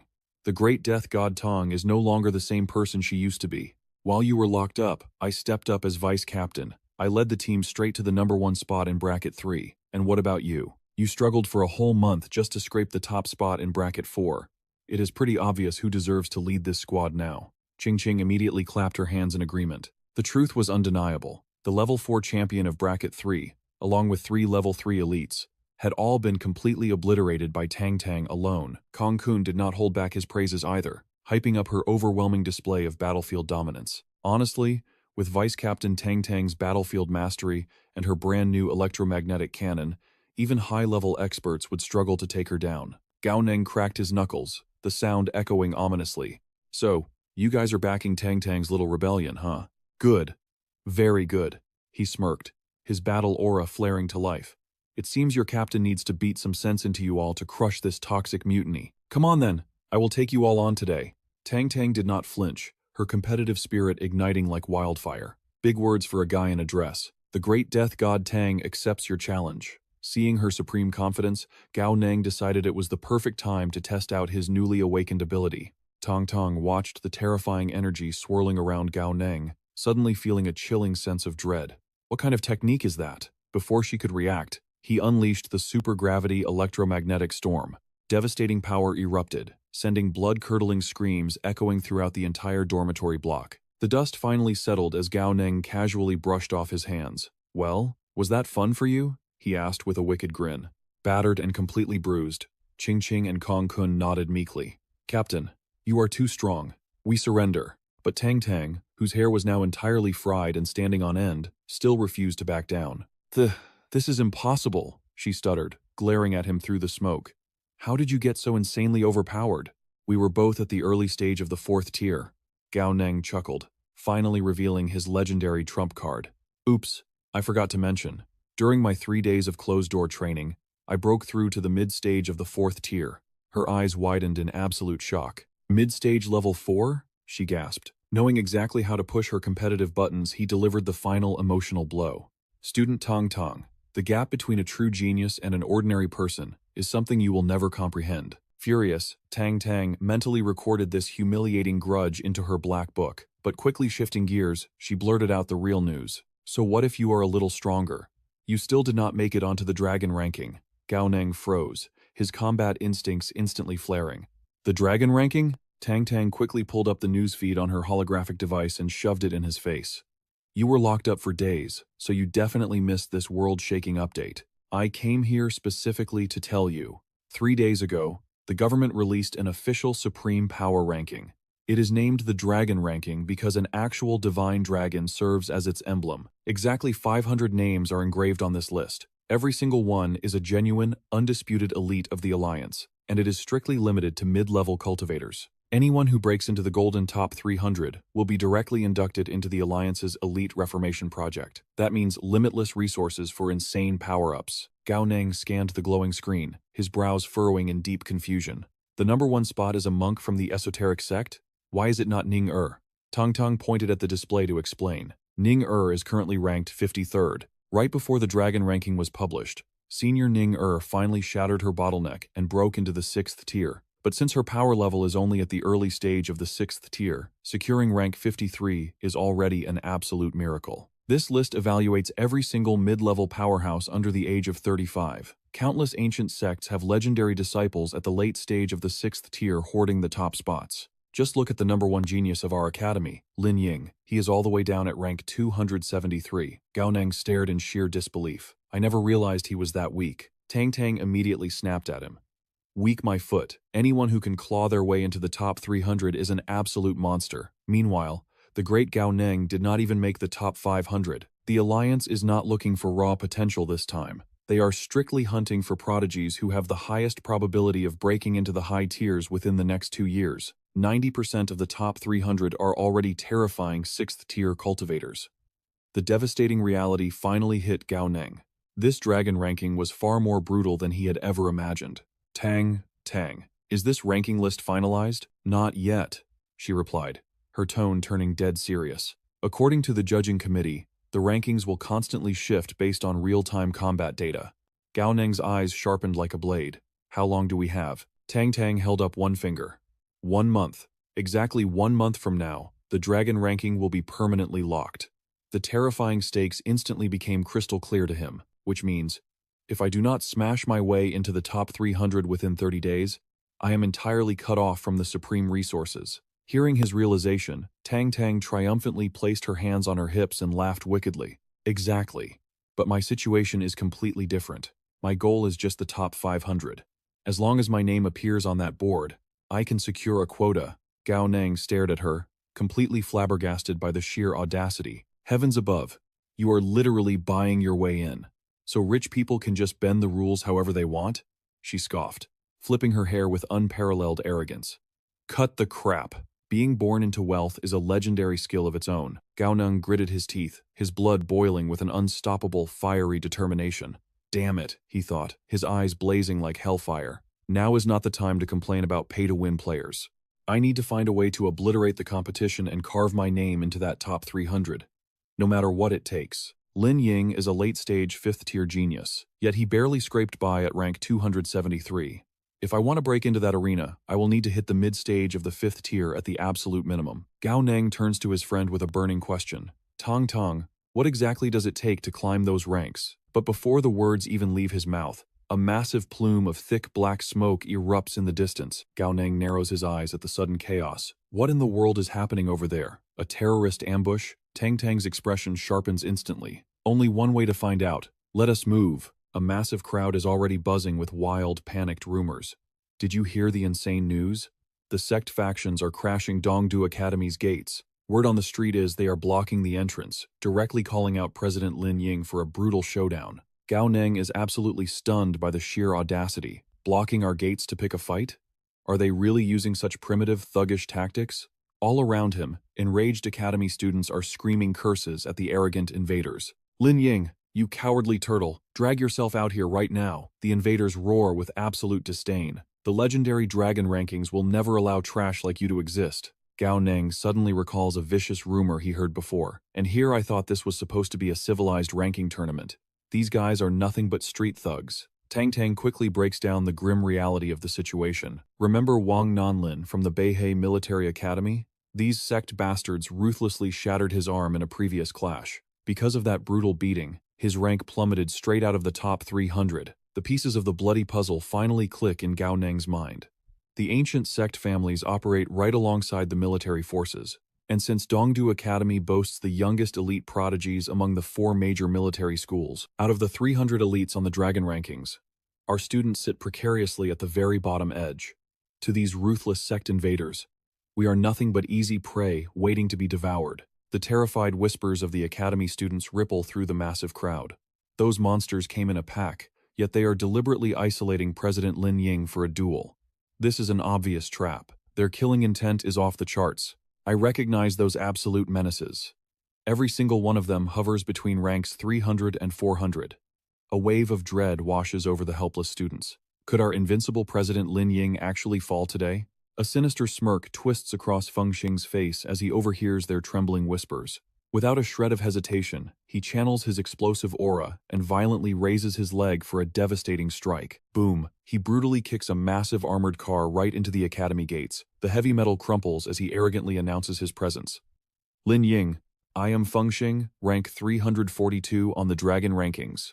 I came here today to tear off your pathetic arm. If you want to keep your blood inside your body, you better crawl out here. Surrender your precious title right now, and I might just spare your miserable life. Otherwise, things are going to get exceptionally bloody. The situation is so explosive that someone is actually broadcasting it live. What is up, chat? It is your girl Xiao Keke. I am bringing you the ultimate front row seat to the dragon ranking invasion at Dongdu Academy. Before the absolute chaos begins, let me introduce tonight's apex predator. Xiao Keke's eyes gleam with pure, unfiltered excitement as she dramatically thrusts her microphone toward the arrogant warrior standing beside her. This terrifying powerhouse is senior brother Feng Xing. He proudly claims rank 342 on the legendary dragon rankings, boasting the devastating strength of a late-stage 5th-tier warrior. And he achieved all this power at only 28 years old. Talk about an absolute, undisputed genius. She flashes a brilliant smile at the camera. Senior brother Feng Xing, care to bless our viewers with a quick greeting? Feng Xing stares into the lens with a bloodthirsty grin. Greetings, audience. I am Feng Xing. My sole purpose today is to rip Lin Ying's arm straight from his socket. Stick around, because this execution is going to look incredibly cool. Xiao Keke continues to hype up the massive broadcast. The tension in the air is thick enough to cut with a blade. Yet, the Academy's legendary super genius, Lin Ying, is nowhere to be found. Has fear finally paralyzed the supreme prodigy? Why is he hiding? Is the mighty president completely terrified? Xiao Keke ponders this mystery out loud to her massive audience. The live chat instantly explodes with furious defenders. Stop slandering his name right now, you absolute clout chaser. Lin Ying has literally bathed in the blood of the savage barbarian tribes on the front line. He is a true war hero. The chat wars escalate violently. Are you cowardly bastards really in such a desperate rush to meet the Grim Reaper? Just as the tension reaches its absolute boiling point, Xiaokeke's jaw drops as a towering shadow falls over her. Heavens above, senior brother Lin Ying has finally arrived. A deafening roar of relief and warning erupts from the academy students. Senior brother, you have to be careful. They are out for blood. Fengxing shoots the newcomer a gaze filled with absolute disgust. He sizes up his prey with a mocking scoff. So, you are the so-called legendary Lin Ying? What an absolute disappointment. You look as fragile as a porcelain doll. You seriously expect me to believe you survived the brutal front lines? That you single-handedly slaughtered a mid-stage 6th-tier barbarian beast? Lin Ying's eyes remain as cold and calm as a frozen abyss. With absolute supreme arrogance, he drops a bombshell. If you mongrels came all this way just to find me, then you better all come at me together. Fengxing throws his head back, laughing like he just heard a joke. Come at you together? Are you trying to pull that pathetic four-man squad tactic they teach kindergartners here? No wonder you brought your miserable little team members along for the ride. Let me tell you a little secret about your precious strategy. When we shattered Wang Nunlin's leg at Beihe Academy, he tried the exact same pathetic trick. Frankly, your predictable desperation is boring me to death. Besides, the dragon rankings do not acknowledge your cowardly group tactics. Your single, miserable rank is not nearly enough bounty for the 5 of us predators to split among ourselves. Lin Ying's voice slices through the air like a sub-zero blade. You deeply misunderstand my words.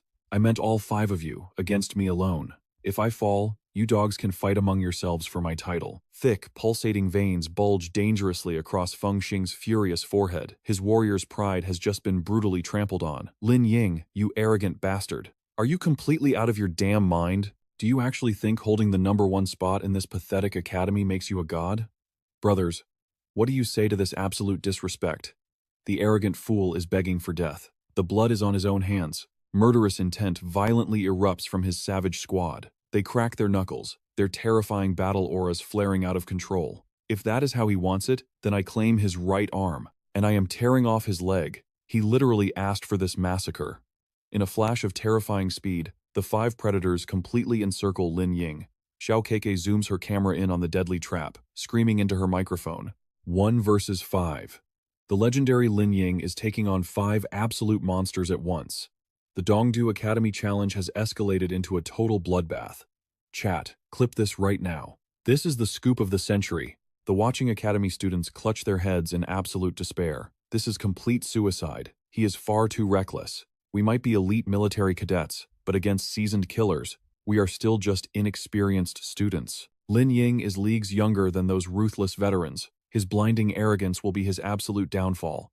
It is over. Dongdu is destined to suffer the exact same bloody fate as Beihe Academy. Ah, Qiu shouts through the chaos with a heavy heart. Lin Ying, do not throw your life away. The prodigy simply nods. I know. Gao Nang watches with unblinking focus. This is absolute madness. Tang Tang, what are his actual odds? Tang Tang's expression is darker than a moonless night. Those 5 savages are not your average brawlers.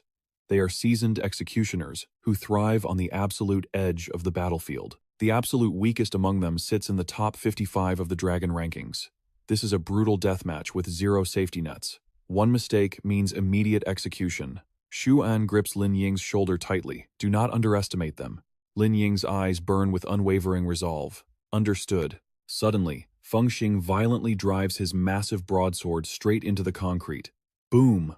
A terrifying magic array of destructive energy explodes outward. The very ground trembles beneath his overwhelming aura. Lin Ying, prepare to meet your maker. You absolute trash. Fengxing's roar shatters the sound barrier. Having your life extinguished by my blade is the greatest honor you will ever achieve. Boom! A devastating explosion engulfs the battlefield, instantly swallowing Lin Ying in a massive cloud of debris. But as the thick smoke slightly clears, Fengxing's arrogant smirk completely vanishes. Absolute horror contorts his face. His invincible blade struck Lin Ying's body, yet it completely failed to pierce his skin. A terrifying shockwave violently blasts the attacker backward. Fengxing stumbles back, his eyes practically bulging out of his skull. Lin Ying, you bastard. What kind of dark sorcery is this? The entire crowd erupts into sheer, unadulterated madness. He did not dodge. He did not block. He just tanked a full-powered ultimate strike with his bare flesh. But what horrifying power is he hiding? He didn't even wear inner armor. He took the devastating blow with his bare body alone. A mere 50 rank difference meant this much power? Cao Nang watched in disbelief. He assumed Lin Ying was an agility fighter. Who knew this scholarly senior was a total physical beast? Lin Ying calmly turned back. "Instructor, may I begin now?" he asked. The crowd gasped in sheer disbelief. He stood completely still earlier, just waiting for the official signal. His enemies had already launched their lethal assault, yet he patiently waited for the command? Cao Neng instantly hyped up the crowd. "Senior Lin Ying, victory belongs to you," he roared. Deep down, he took mental notes on this legendary flex. Meanwhile, Feng Xing completely lost his mind. Humiliated and enraged, his entire gang lunged forward. "You are dead meat, Lin Ying," they screamed. Xuan finally gave the nod. A terrifying aura exploded around Lin Ying, and his fist smashed straight into Feng Xing's skull. The lackeys froze in absolute terror. Their unstoppable boss was sent flying like a broken rag doll. Cao Neng watched with wide eyes. Veins pulsed violently across Lin Ying's bulging muscles. The truth hit him. This was a physical mutation. He had awakened this overwhelming power, all thanks to consuming the Blood Rage crystal for physical enhancement. Everything finally clicked into place. This monstrous state perfectly matched Fei Fei's crystal transformation. Just like the main character, he used alien sources to evolve his mortal flesh. Panic consumed one of the thugs, and he sprinted for his life. "Fall back. We need to keep our distance to survive." But massive iron bars suddenly erupted from the ground. "What the hell is this?" they shrieked in despair. They were trapped inside the legendary Death Arena skill. Trapped with a grinning Lin Ying, the gang went pale with sheer terror. You monster." The livestream chat absolutely exploded at this breathtaking scene. The #1 genius of the Eastern Campus was too overpowered. Breaking news: Lin Ying effortlessly dominates a 1 versus 5 battle. After this absolute massacre, his rank would definitely skyrocket. Tong Tong immediately saw through Lin Ying's brilliant strategy. He stripped away their ranged advantage to force a brutal close-quarters slaughter. The bald shark definitely taught him that. Cao Neng chuckled inwardly. Lin Ying was a classic close-combat berserker. He was the ultimate nightmare for ranged fighters. Once he closed the gap, his enemies were destined for a brutal demise. The entire student body erupted into deafening cheers. "Senior Lin Ying, you are a god. Long live the president." Tong Tong urgently grabbed his arm. Cao Neng, the dragon ranking just updated. Cao Neng blinked in shock at the lightning-fast speed. Lin Ying skyrocketed from rank 273 to 226. A massive 47 rank jump. "This boost is insane. Did you check the group chat?" Tang Tang gasped. Every official challenge was heavily broadcasted. Reporters fed the juicy news straight to the Dragon Ranking Committee. Cao Neng stroked his chin thoughtfully. Despite his rising fame, calling a basic reporter would not draw a massive audience. But this bloody spectacle gave him a brilliant idea to climb the ranks. Meanwhile, the beautiful streamer Xiao Keke fumed with rage. "That Lin Ying is way too arrogant," she pouted. As a highly famous internet idol, getting rejected for an interview was deeply humiliating. Suddenly, a smooth voice echoed from behind. "Yoo-hoo, gorgeous." "Yoo-hoo, your fat head," she snapped back viciously. But it was Cao Neng. He leaned in, gently lifting her delicate chin. "Is it a bad time, beautiful?" he whispered. Her fiery rage instantly melted into blushing shyness. "Of course not. I always have time for you," she stammered. Cao Neng flashed a winning smile. "Perfect. I actually have a tiny favor to ask." He smoothly escorted the flustered Xiao Keke to a quiet cafe. Settling into their seats, he finally dropped the bomb. "In 2 days, I am initiating my own official challenge. I would love it if a stunning idol like you live-streamed my match." Her eyes practically sparkled with joy. "You are challenging the dragon ranking too?" "Absolutely. I would not miss it for the world," she agreed eagerly. Cao Neng stood up with a charming wave. "I will text you the exact time and place." Xiao Keke watched his retreating back, completely starstruck. Even the way he walked oozed absolute charisma. "How can one guy be so ridiculously handsome?" she swooned. She excitedly checked his contact profile on her phone. His avatar was a tiny, adorable kitten. He is deadly in combat, smooth with words, and secretly adorable. Her heart raced with absolute anticipation. She simply could not wait for his epic debut. Meanwhile, Cao Neng smirked at his flawless networking skills. Traditional journalists were boring and restricted. But an unhinged internet streamer? That was the perfect hype machine. Streamers went wherever the chaos was. Plus, her massive army of loyal fans would guarantee maximum exposure. It was an absolute tactical masterpiece. Back at their dorm, Instructor Xuan crossed his arms sternly. All right, spit it out. What did you brats learn from today's bloodbath? Are you talking about the dragon ranking challenges, sir? Cao Neng asked. Xuan nodded sharply. Exactly. You have just broken into level 4, but trashing average level 5 fighters should be child's play. We only have 1 month left.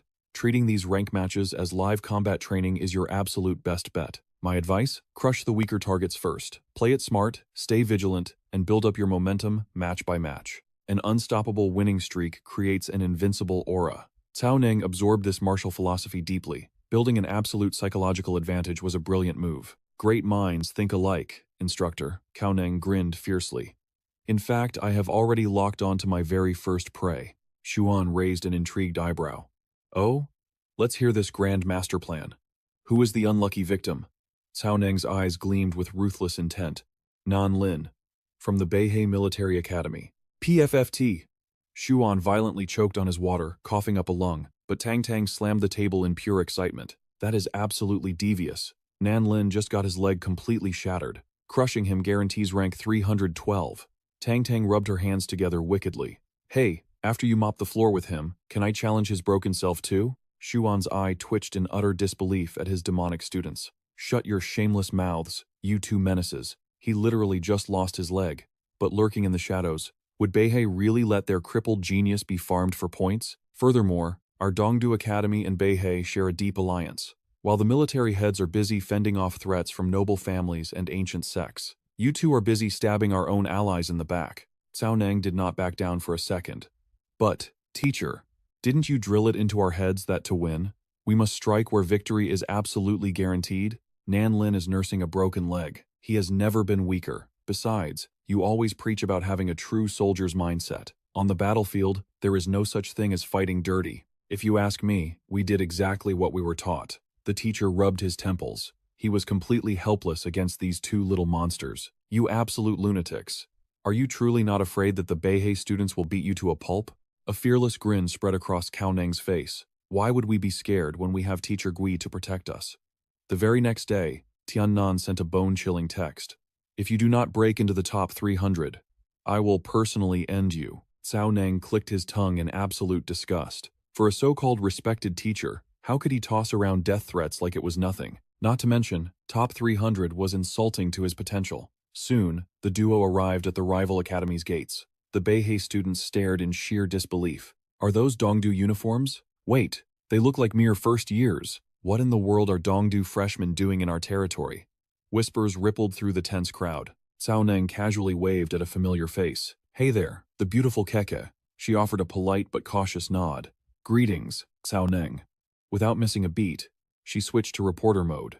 As a first-year student from Dongdu Academy, did you come all this way to challenge Beihei just to prove your strength? Cao Neng offered a confident nod. Of course I did. Kike's eyes gleamed with journalistic hunger. I see.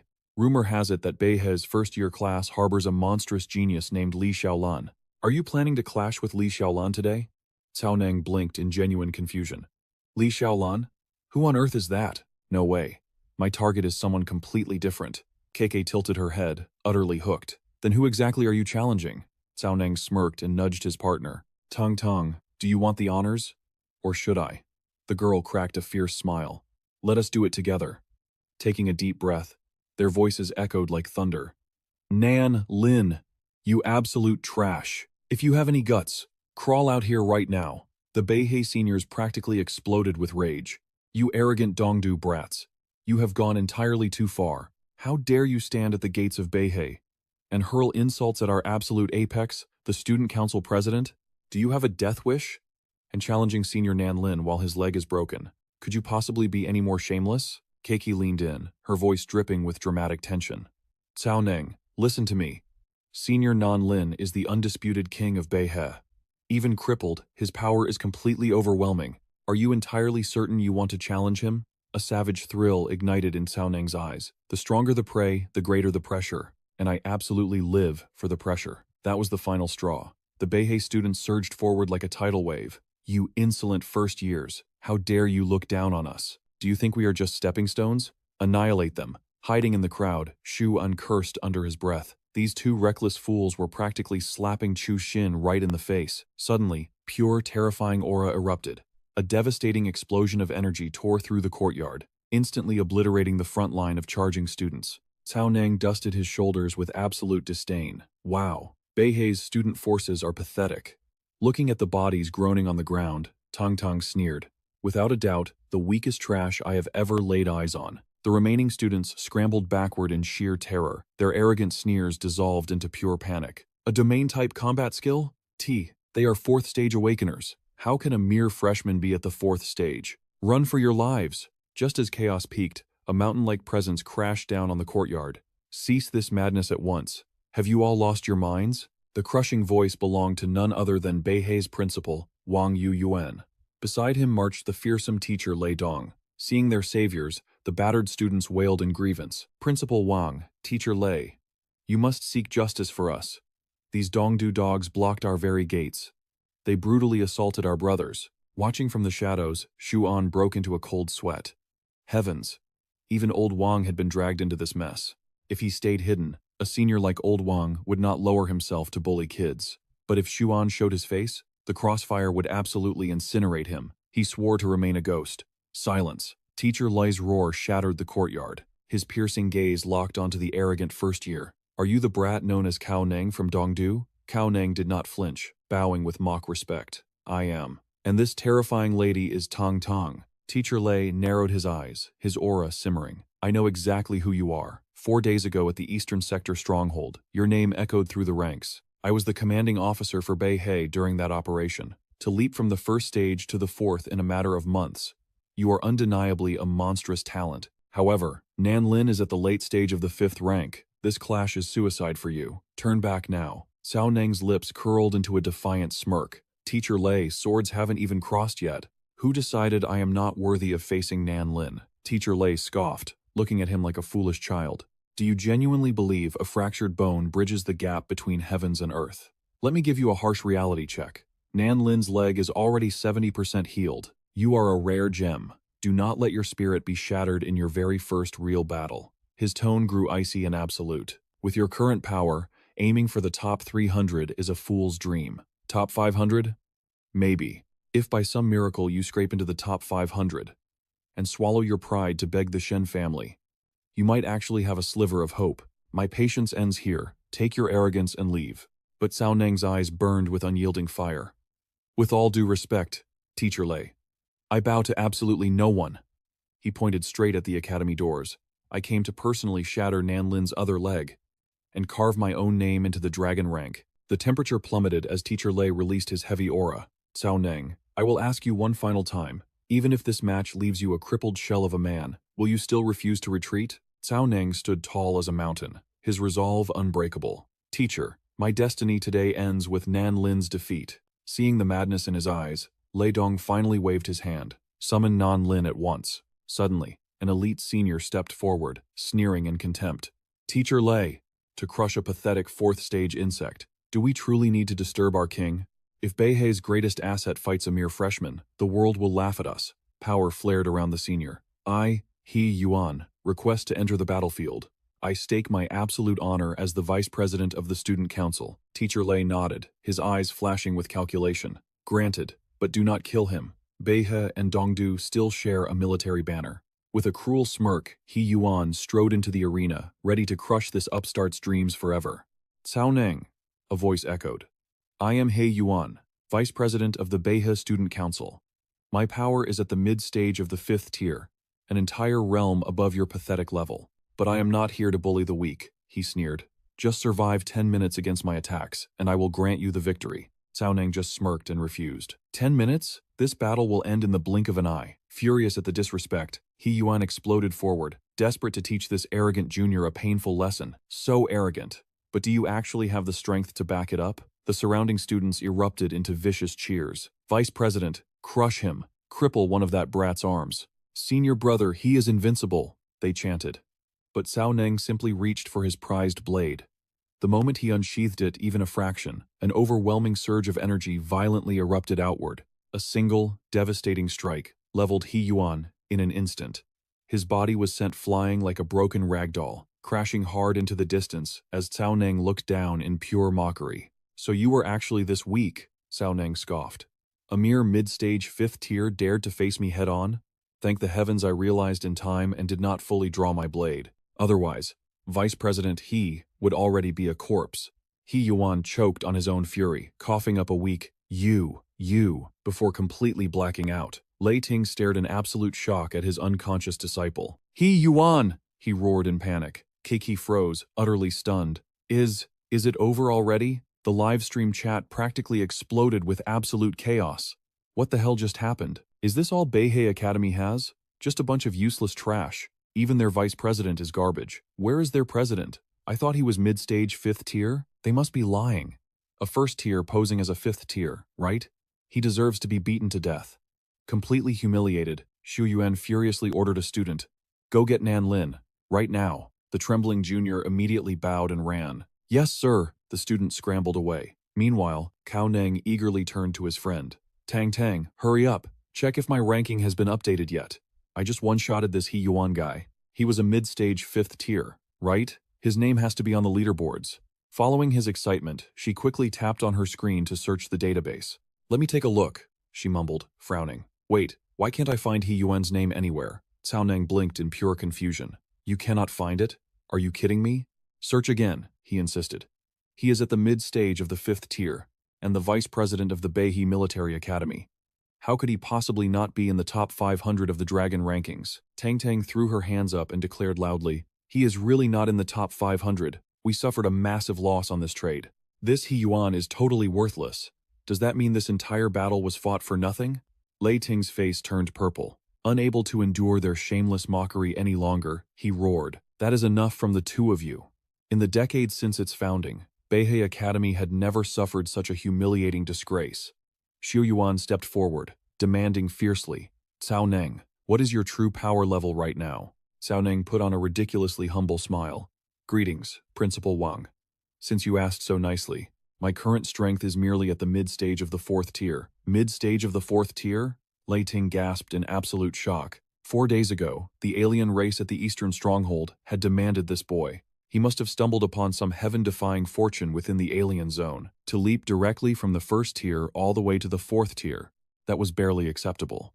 But to break through from the early stage to the mid-stage of the 4th tier in just a few days, this brat's terrifying talent was completely beyond mortal comprehension. KK immediately pushed her microphone forward. "Cao Neng, everything happened way too fast just now. No one could clearly see how you defeated Senior He Yuan. Could you explain it to your audience? Exactly what secret technique did you use to bring down someone of his level? Did you perhaps lock onto a fatal weakness?" Cao Neng crossed his arms, putting on an incredibly mysterious aura. "A weakness? That is right. I aimed directly for his biggest flaw." Kiki's eyes sparkled with desperate curiosity. "So, it really was a tactical strike. Please, tell everyone. What exactly was the critical weakness that brought down Vice President He Yuan?" Cao Neng puffed out his chest, completely full of himself. "Of course, I will tell you. Vice President He Yuan's absolute biggest weakness is that he is simply too incredibly weak. Therefore, in my eyes, his entire existence is one giant blind spot." Tang nodded aggressively in agreement. "He is totally right.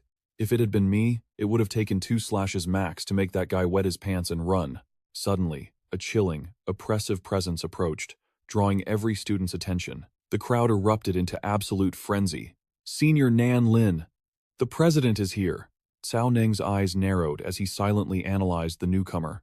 No caste, no crutches. The monstrous recovery speed of an Origin Energy warrior is truly no joke. It looks like his injuries have already healed by 70 to 80%. Lei Ting rushed forward with concern. "Nan Lin, how is your leg injury?" The imposing senior calmly reassured him. "Do not worry, Professor. I am fully recovered. I even completed my morning training routine." Lei Ting let out a massive sigh of relief. "Excellent. But remember this well. Your ultimate goal is not just winning this petty skirmish." Nan Lin's eyes burned with dark intensity as he swore, "I understand perfectly. Whatever I have lost, I will personally snatch back with my own 2 hands. The top 300 of the Dragon rankings. I will carve my name back into that stone." Stepping forward, he locked his piercing gaze directly onto Cao Neng. "So, You are the infamous Cao Neng. During your bout with He Yuan just now, it was obvious that you showed mercy. Cao Neng confidently smirked, bluntly accepting the supposed compliment. You caught me. I definitely held back.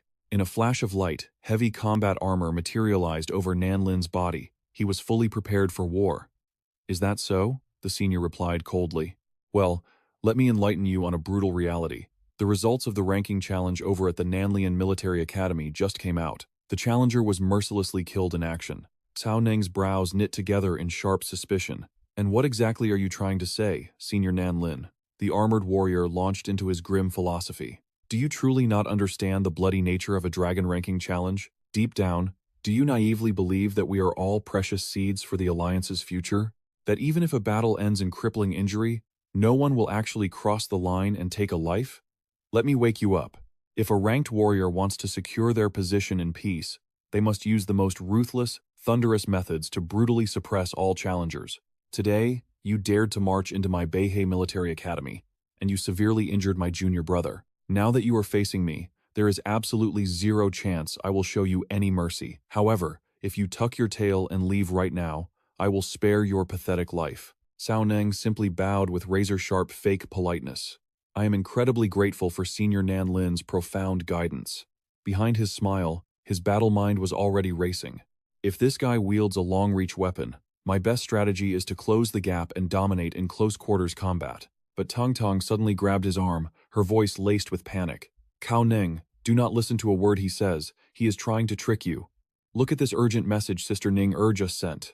Ninger's warning echoes in Gao Neng's mind. Nan Lin is an absolute master of close-quarters combat. His deadly weapons are twin short blades, perfectly concealed at his waist. To survive this clash, he must maintain a mid to long distance. Gao Neng realizes the sheer malice of his opponent.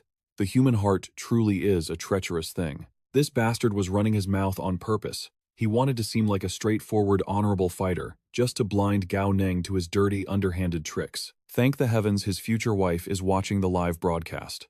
Nan Lin wastes zero time. He launches a brutal downward strike to assert his dominance. The battle has begun. Take my blade, Gao Neng. The falling weapon carries a crushing, invisible pressure. Gao Neng instantly recognizes the terrifying technique. It is sonic resonance. He counterattacks immediately. He unleashes his supergravity electromagnetic field. Sparks fly as Gao Neng's magnetic force perfectly blocks the devastating strike. Violent shockwaves rip through the arena. The sheer impact forces the spectators to brace themselves just to stand upright. Both fighters are blasted backward by the explosive collision. Nan Lin stares in absolute disbelief. His prized blade has snapped clean in half. Gasps of horror erupt from the watching students. How is this even possible? A mere mid-stage Tier 4 rookie is going toe-to-toe with Senior Nan Lin, a late-stage Tier 5 expert. He actually seems to hold the upper hand. Yet, Gao Neng remains incredibly sharp and cautious. Nan Lin's strength is no joke. Holding back his true power now would be nothing but a fatal mistake. Tang Tang shouts frantically from the sidelines. Gao Neng, need to borrow my Mark IV electromagnetic cannon? Let us blast this guy to dust. But Gao Neng is already making his move. He has always craved a pure, head-on clash of raw power. Until now, he never had the chance. His past enemies were either too weak to take a single hit, or overwhelmingly out of his league. Finally, an opponent worthy of a true fight. Sleek armor envelops Gao Neng's body. This marks his fourth time shattering the absolute limits of the human physique. He can now trigger a complete life-form transformation. Combined with his mid-tier iron body combat technique, he is an unstoppable force. If he cannot win with raw strength now, any other method of victory would be utterly meaningless. Seizing the opening, Nan Lin charges forward like a mad beast. Here comes my blade, Gao Neng, he roars. In response, Gao Neng unleashes his ultimate killing move. A supergravity electromagnetic quick-draw slash tears through the air. Nan Lin desperately raises his weapon to block the world-shattering strike. It carries the crushing weight of a falling mountain. His defense crumbles in seconds. Nan Lin is sent flying backward, his outer armor shredded into worthless scrap metal. The crowd watches in stunned, breathless silence. Senior Nan Lin is being utterly crushed. How is this kid such a monster? Senior Nan Lin, you cannot lose. Consumed by bitter humiliation, Nan Lin lets out a blood-curdling roar. I will never accept defeat. Throwing away all his pride and honor, he violently crushes a forbidden enhancement pill between his teeth. A terrifying, Unnatural aura explodes from his body. Driven mad by power, Nan Lin charges at Gao Nang like a raging bull. Gao Nang hastily raises his blade to defend. The suffocating pressure pushes him to his limits. Seeing her friend backed into a corner, Tong Tong screams in pure fury. Cheater! He is blatantly cheating. Nan Lin just swallowed a combat drug. But the disgraced senior feels zero shame. This is a life-or-death battle. There is no such thing as cheating. History only remembers the victors. How do you think my leg was broken in the first place? Now, fall before me, Gao Nang. Hearing this pathetic excuse, a cold, mocking smirk creeps across Gao Nang's face. A life-or-death battle has no rules? I completely agree. Without warning, Gao Nang summons a massive earth dragon. Yu Yuan and Lei Ting scream a frantic warning from afar. Watch out! It is a pure energy manifestation. Dodge it, Nan Lin. But how could a mortal outrun an earthly beast? The colossal dragon slams directly into Nan Lin's defenseless back. His knees smash violently into the dirt. Coughing up blood, Nan Lin stares up at Gao Nang in absolute terror. Gao Nang looks down with a dark, ruthless glare. The winner becomes king, the loser becomes ash. Those were your last words. Suddenly, a thunderous voice echoes. Stop! Instructor Lei Dong violently launches a sneak attack at Gao Nang, but Shu An steps into the fray. Moving to protect his precious student, he unleashes a massive wave of spiritual power. Lei Dong, you dare interfere? Pushing his speed to the absolute limit, Shu An desperately lunges forward to intercept. Damn it! I'm not going to make it in time. But Gao Nang's blade is already drawn. Tong Tong gasps as the sword manifests pure spiritual energy. While Nan Lin remains clueless, Shu An freezes in his tracks, utterly horrified. Lei Ting and Yu Yuan watch in frozen awe. With a single, godlike swing, Gao Nang alone shatters the cowardly sneak attack into a million harmless fragments. Surrounded by lethal danger on all sides, Gao Nang's expression remains ice-cold and radiating pure confidence. A terrifying backlash of mutant energy instantly strikes Lei Ting. Without missing a beat, Gao Nang flicks his wrist. A blinding arc of swordlight slices right through Nan Lin. The earth itself splits wide open beneath his feet. Trapped above the gaping chasm, Nan Lin's body shakes uncontrollably in pure dread. The Grim Reaper had just brushed against his neck. His heavy armor detonates into 1,000 jagged pieces. The violent kinetic force scatters the shrapnel in all directions. Nan Lin! Lei Ting cries out in a panic. Meanwhile, Shu An rushes to Gao Nang's side, gripping his shoulder in deep concern. Are you hurt, Gao Nang? Brushing off the dust, Gao Nang looks completely unfazed. A deathmatch is brutal, and one mistake means losing your life. But if a warrior cannot perfectly control his own blade, how can he ever call himself a true master? Relax, teacher. Given the massive power gap between us, my absolute blade control was never in any real danger. Shu An and Lei Ting freeze, completely speechless at his raw arrogance. Stripped of his armor, Nan Lin stares at his trembling hands. I am still alive? His legs give out, collapsing pathetically into the dirt. Lei Ting frantically runs to his side. Nan Lin, speak to me. Are you all right? Shivering, the defeated senior finally grasps the terrifying truth. He showed me mercy. In that flash of light, I truly felt the touch of death. He shattered Teacher Lei's spiritual attack and still had enough power to spare my life. His head drops in absolute surrender. I have lost. Standing above him like a conqueror, Gao Nang tosses a casual, relaxed smile. Better luck next time. Don't be too discouraged. Losing to me isn't a disgrace. Gao Nang's voice echoes with arrogant confidence. Make sure you learn from this lesson. The future of the Alliance still needs you. He suddenly shifts his sharp gaze to the side. Oh right, Teacher Lei Dong. Earlier, you used your mental power to attack me, didn't you? The older man's face turns pale with humiliation as he nods. Yes. I will report this to the military and willingly face a court-martial. He offers to give the Eastern Capital Academy a proper explanation, but Gao Nang simply waves it off. It is fine, Teacher Lei Dong. To be completely honest, I actually have to thank you. Thanks to your little intervention, I am pretty sure I don't need to run around challenging other schools anymore. A dark premonition settles in Lei Dong's stomach. What? What do you mean by that? He stammers. Gao Nang's smile turns dangerously cold. But Teacher Lei Dong, you really need to know your limits. Your mental power is even weaker than the high-level elves I slaughtered in the Elven King City. Weapons have no eyes, after all. When you sneak attacked me like that, what if my hand had slipped from the shock? That would mean you personally murdered your own student. The sheer venom wrapped in Gao Nang's polite words is so brutal that even Shu An winces. Gao Nang, that is enough. Shu An scolds. Even if you are speaking the truth, you don't say it to his face. If you roast him like this, where is Lei Dong supposed to hide his shame? How will he maintain any authority in the Northern Union military after this? Ignoring his teacher, Gao Neng turns to the beautiful reporter. Hey, gorgeous KK. Just now, I shattered teacher Lei Dong's mental attack with a single slash, then finished off Nan Lin with another. Did you catch all that on camera? KK violently nods her head. I got it. I got every second. My lens has been locked onto you for this entire journey. It is all recorded. Gao Neng lets out a satisfied sigh of relief. Perfect. Let's keep in touch from now on. Having secured his viral fame, Gao Neng waves goodbye to his mentor. Teacher Gui, Tang Tang and I will head out first. We leave the cleanup to you. Tang Tang instantly protests, pouting. We are leaving already? But I haven't even gotten to fight anyone yet. Gao Neng simply points at Nan Lin, who is currently staring blankly into space, completely doubting his own existence. Are you absolutely sure you still want to challenge that guy? Taking one look at the broken loser, Tang Tang loses all interest. Forget it then. I might be the Grim Reaper, but I am not a bully. Shu An glares at his two troublemaking students, barking a final order. You two head straight back to the academy. Do you hear me? If I find out you stopped to cause trouble on the way, I will beat you both to death when I get back. We know, they reply obediently. Left alone, Shu An finally has a moment to process the sheer absurdity of what just happened.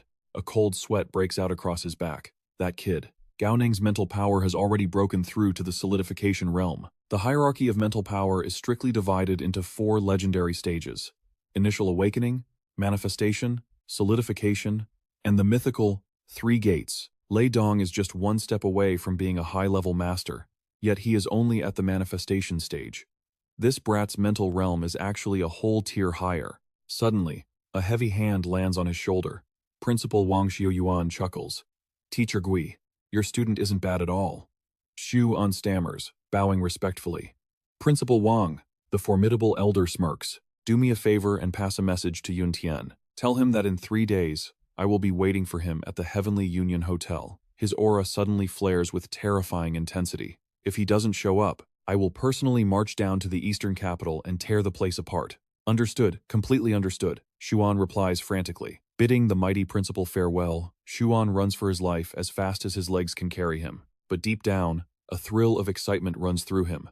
The ultimate showdown between Yun Tian and Xiu Yuan is actually happening. He grins to himself. When it comes to stirring up absolute chaos, nobody does it better than Gao Neng. The entire student body stood frozen in absolute shock. Whispers erupted through the crowd like a shockwave. Heavens, in just half a day, a mere freshman completely overturned everything, challenging everyone from the vice principal to instructor Lei Dong. He is only at the mid-stage of the 4th tier, but somehow, Lei Dong's defeat looks even more devastating than the last one. I cannot believe it. Even Vice Principal Lei Dong got absolutely crushed by him. Hearing these whispers, humiliation burned through Lei Dong like wildfire. He charged at the crowd of students, roaring in pure rage. All of you brats, get lost. You need to taste true shame to find your courage. Every single one of you, roll to the track field right now. If I do not say stop, whoever dares to stop will face my fists. The terrified students instantly begged for mercy. Instructor Lei, we swear we will not say another word. Please spare us. Watching from the sidelines, Xiu Yuan knew exactly what this meant. The prestigious dragon ranking was about to descend into absolute chaos. With a heavy sigh, he turned back toward his own city. Meanwhile, Tang Tang tore down the highway on her motorcycle, glancing at the latest updates on her phone. Confusion flashed across her face. Why is it taking so long? Your name still has not updated on the dragon ranking. Sitting right behind her, Gao Neng casually brushed it off. How is that even possible? It must be your terrible internet connection. Deep down, he calculated his odds. Beating Nan Lin alone might not have guaranteed a solid spot in the top 300. But thankfully, Lei Dong had practically thrown himself in as the perfect stepping stone. With a flawless victory like that, breaking into the top 300 was basically guaranteed, right? Or rather, breaking into the top 100 would be more fitting. At that exact moment, inside the Dragon Ranking Committee headquarters, the staff members stared at the live broadcast screen, completely losing their minds. 2 evaluators watched in pure disbelief. A mid-stage 4th-tier martial artist actually achieved energy manifestation and solidified spiritual power? How is this real? How do we even evaluate this level of monstrous strength? The female staff member swallowed hard.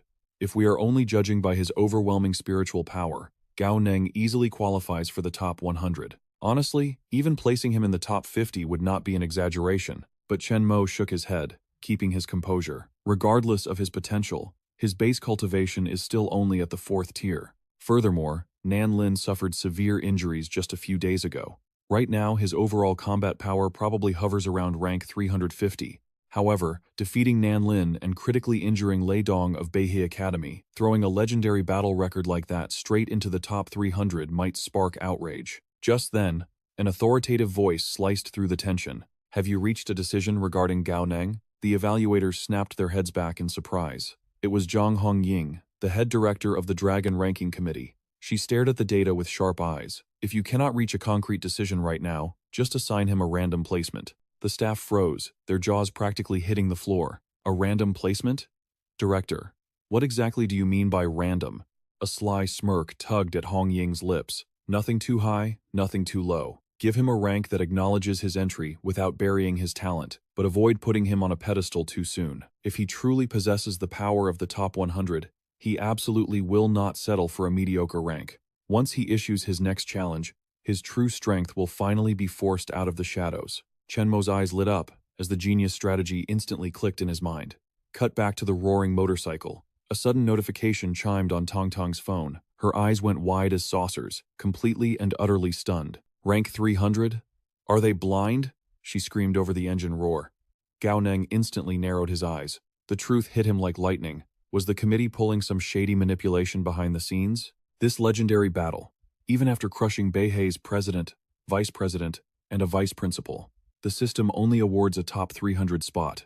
Tang Tang crosses her arms with a smirk. "You should be laughing in your sleep with that rank. Nan Lin is hovering around rank 350. Securing top 300 just by beating him is an absolute steal." Gao Neng scoffs, hitting right where it hurts. "Easy for you to say. After all, you cannot even crack the top 500. Sure, I might be the gatekeeper at exactly number 300, but I am still on the board." Flustered and furious, Tang Tang revs her engine. "Keep talking. I will throw you off this bike right now and claim that ranking for myself." Gao Neng just beams with absolute, unapologetic pride. "Take a good look. I am the only Tier 4 expert on the entire Dragon ranking." He strikes a dramatic pose. "I ask you, who else is doing it like me?" Meanwhile, the digital world explodes. It is time for KK's highly anticipated live broadcast. A viral video drops like a nuclear bomb. The title reads, "Tier 5 crushing Tier 4? Beihei's number 1 violently defeated at Dongdu." The trending section catches fire instantly. The whole world is asking one burning question. Just who exactly is Gao Neng? What kind of monstrous strength does this Dongdu Academy student possess? How in the world can a mere Tier 4 defeat Beihei's absolute genius, Nan Lin? Top martial experts rush to the studios. Frame by frame, they desperately analyze the devastating clash between Gao Neng and Nan Lin, deep within the Forgotten Land. Gao Neng's heroic figure lights up a massive projector screen. Qingping's voice trembles with overwhelming emotion. "Are you all seeing this? It is our boy, Gao Neng. The Forgotten Land has finally birthed a true dragon ranking elite." Yun Tian's chest swells with immense pride. To think that brat actually crushes Nan Lin. Dongdu Academy now boasts 2 absolute monsters on the dragon ranking. Just then, his communicator buzzes with an urgent alert. A cryptic message from Xian. "Xu Yuan invites you for tea, and he strictly demands you bring your sword." Back at the academy, Gao Neng lounges peacefully on his dorm bed, soaking in his glorious victory. Bam! Tong Tong violently kicks the door off its hinges. She barges in, panting heavily. "Gao Neng, you are a massive superstar now. Do you even realize? You are literally the hottest topic in the entire alliance." Gao Neng lets out a dramatically exhausted sigh. The burden of fame is truly heavy. "Of course I know I am a legend now. Since dawn, my phone will not stop ringing. Brand deals, battle challenges, and even crazy stalkers looking for hookups. The Alliance's privacy security is absolute garbage." Tang Tang rolls her eyes. "Well, congratulations, Mr. Superstar. Time to pay the fame tax." There is a massive mob of reporters at the gates. Over 80 challengers are standing out there, screaming your name and cursing your ancestors. Gao Neng shoots up from his bed, completely stunned. Over 80 people? Are they insane? Do they not know I am a supreme existence that one-shots high-tier experts? Somehow, they are not terrified at all. Tang Tang suddenly lowers her voice, a wicked glint in her eyes. "Gao Neng, let's make a little business deal. You go out there, pick a weakling, and cripple them with one strike. Then, I will immediately challenge that injured guy and take his rank. Gao Neng does not miss a beat. Are you paying me for this service? Obviously, she snaps back. 1 million per target, how about it? Gao Neng's face lights up with a mischievous grin. Oh, Tang Tang, offering a measly 1 million? Your worldview is far too small. Tang Tang furrows her brows in deep annoyance. What is that supposed to mean? Just how much blood money do you want? Gao Neng wags his finger like a wise mastermind. Listen closely, my dear friend. Am I, or am I not, the most famous person right now? She clears her throat, crossing her arms. Yeah, you are famous. Hotter than even the esoteric monk sitting at rank 1. Just look out the window. Gao Neng's grin widens. Exactly. So tell me, what does a true superstar do with all this fame? After getting famous? Tang Tang gasps, her imagination running wild. Do not tell me you are planning to become a sugar daddy for young models? Wait, is it that famous streaming girl? That Xiao KK chick? Oh, I am calling Sister Ning right now. Gao Neng nearly chokes on his spit, instantly furious. What kind of garbage is floating in that head of yours? He roars. I am talking about making real money. We are going to milk this traffic dry. Tang Tang pauses, her business senses tingling. Milk the traffic? Do not tell me. You are planning to shoot movies and act in commercials? Gao Neng's eyes gleam with a predatory capitalist light. Movies take way too long. Commercials are a maybe. But right now, the real goldmine is exclusive broadcasting rights. Suddenly, the gears in Tang Tang's head click into place. I get it now. That is absolute genius. You want to force all those bloodthirsty reporters outside to bid in a massive auction for the exclusive live streaming rights? Gao Neng gives her a massive thumbs up, as expected of my partner in crime. One hint and you see the whole board. A wicked aura ignites around Tang Tang. Then the plan is flawlessly set, and I already know exactly how to squeeze every last drop of profit from them. We divide the media platforms, newspapers, network broadcasters, and internet streamers all bidding separately. We will triple our revenue streams. And then we will, fast forward to 8 a.m. A deafening roar shatters the morning sky. Gao Neng, you despicable coward, you only exploited a dragon-ranking loophole. Today we expose your dirty tricks to the world. Come out and face your death, Gao Neng. Stop hiding like a cowardly turtle. Amidst the raging sea of furious challengers, KK pushes her way to the front, her camera rolling.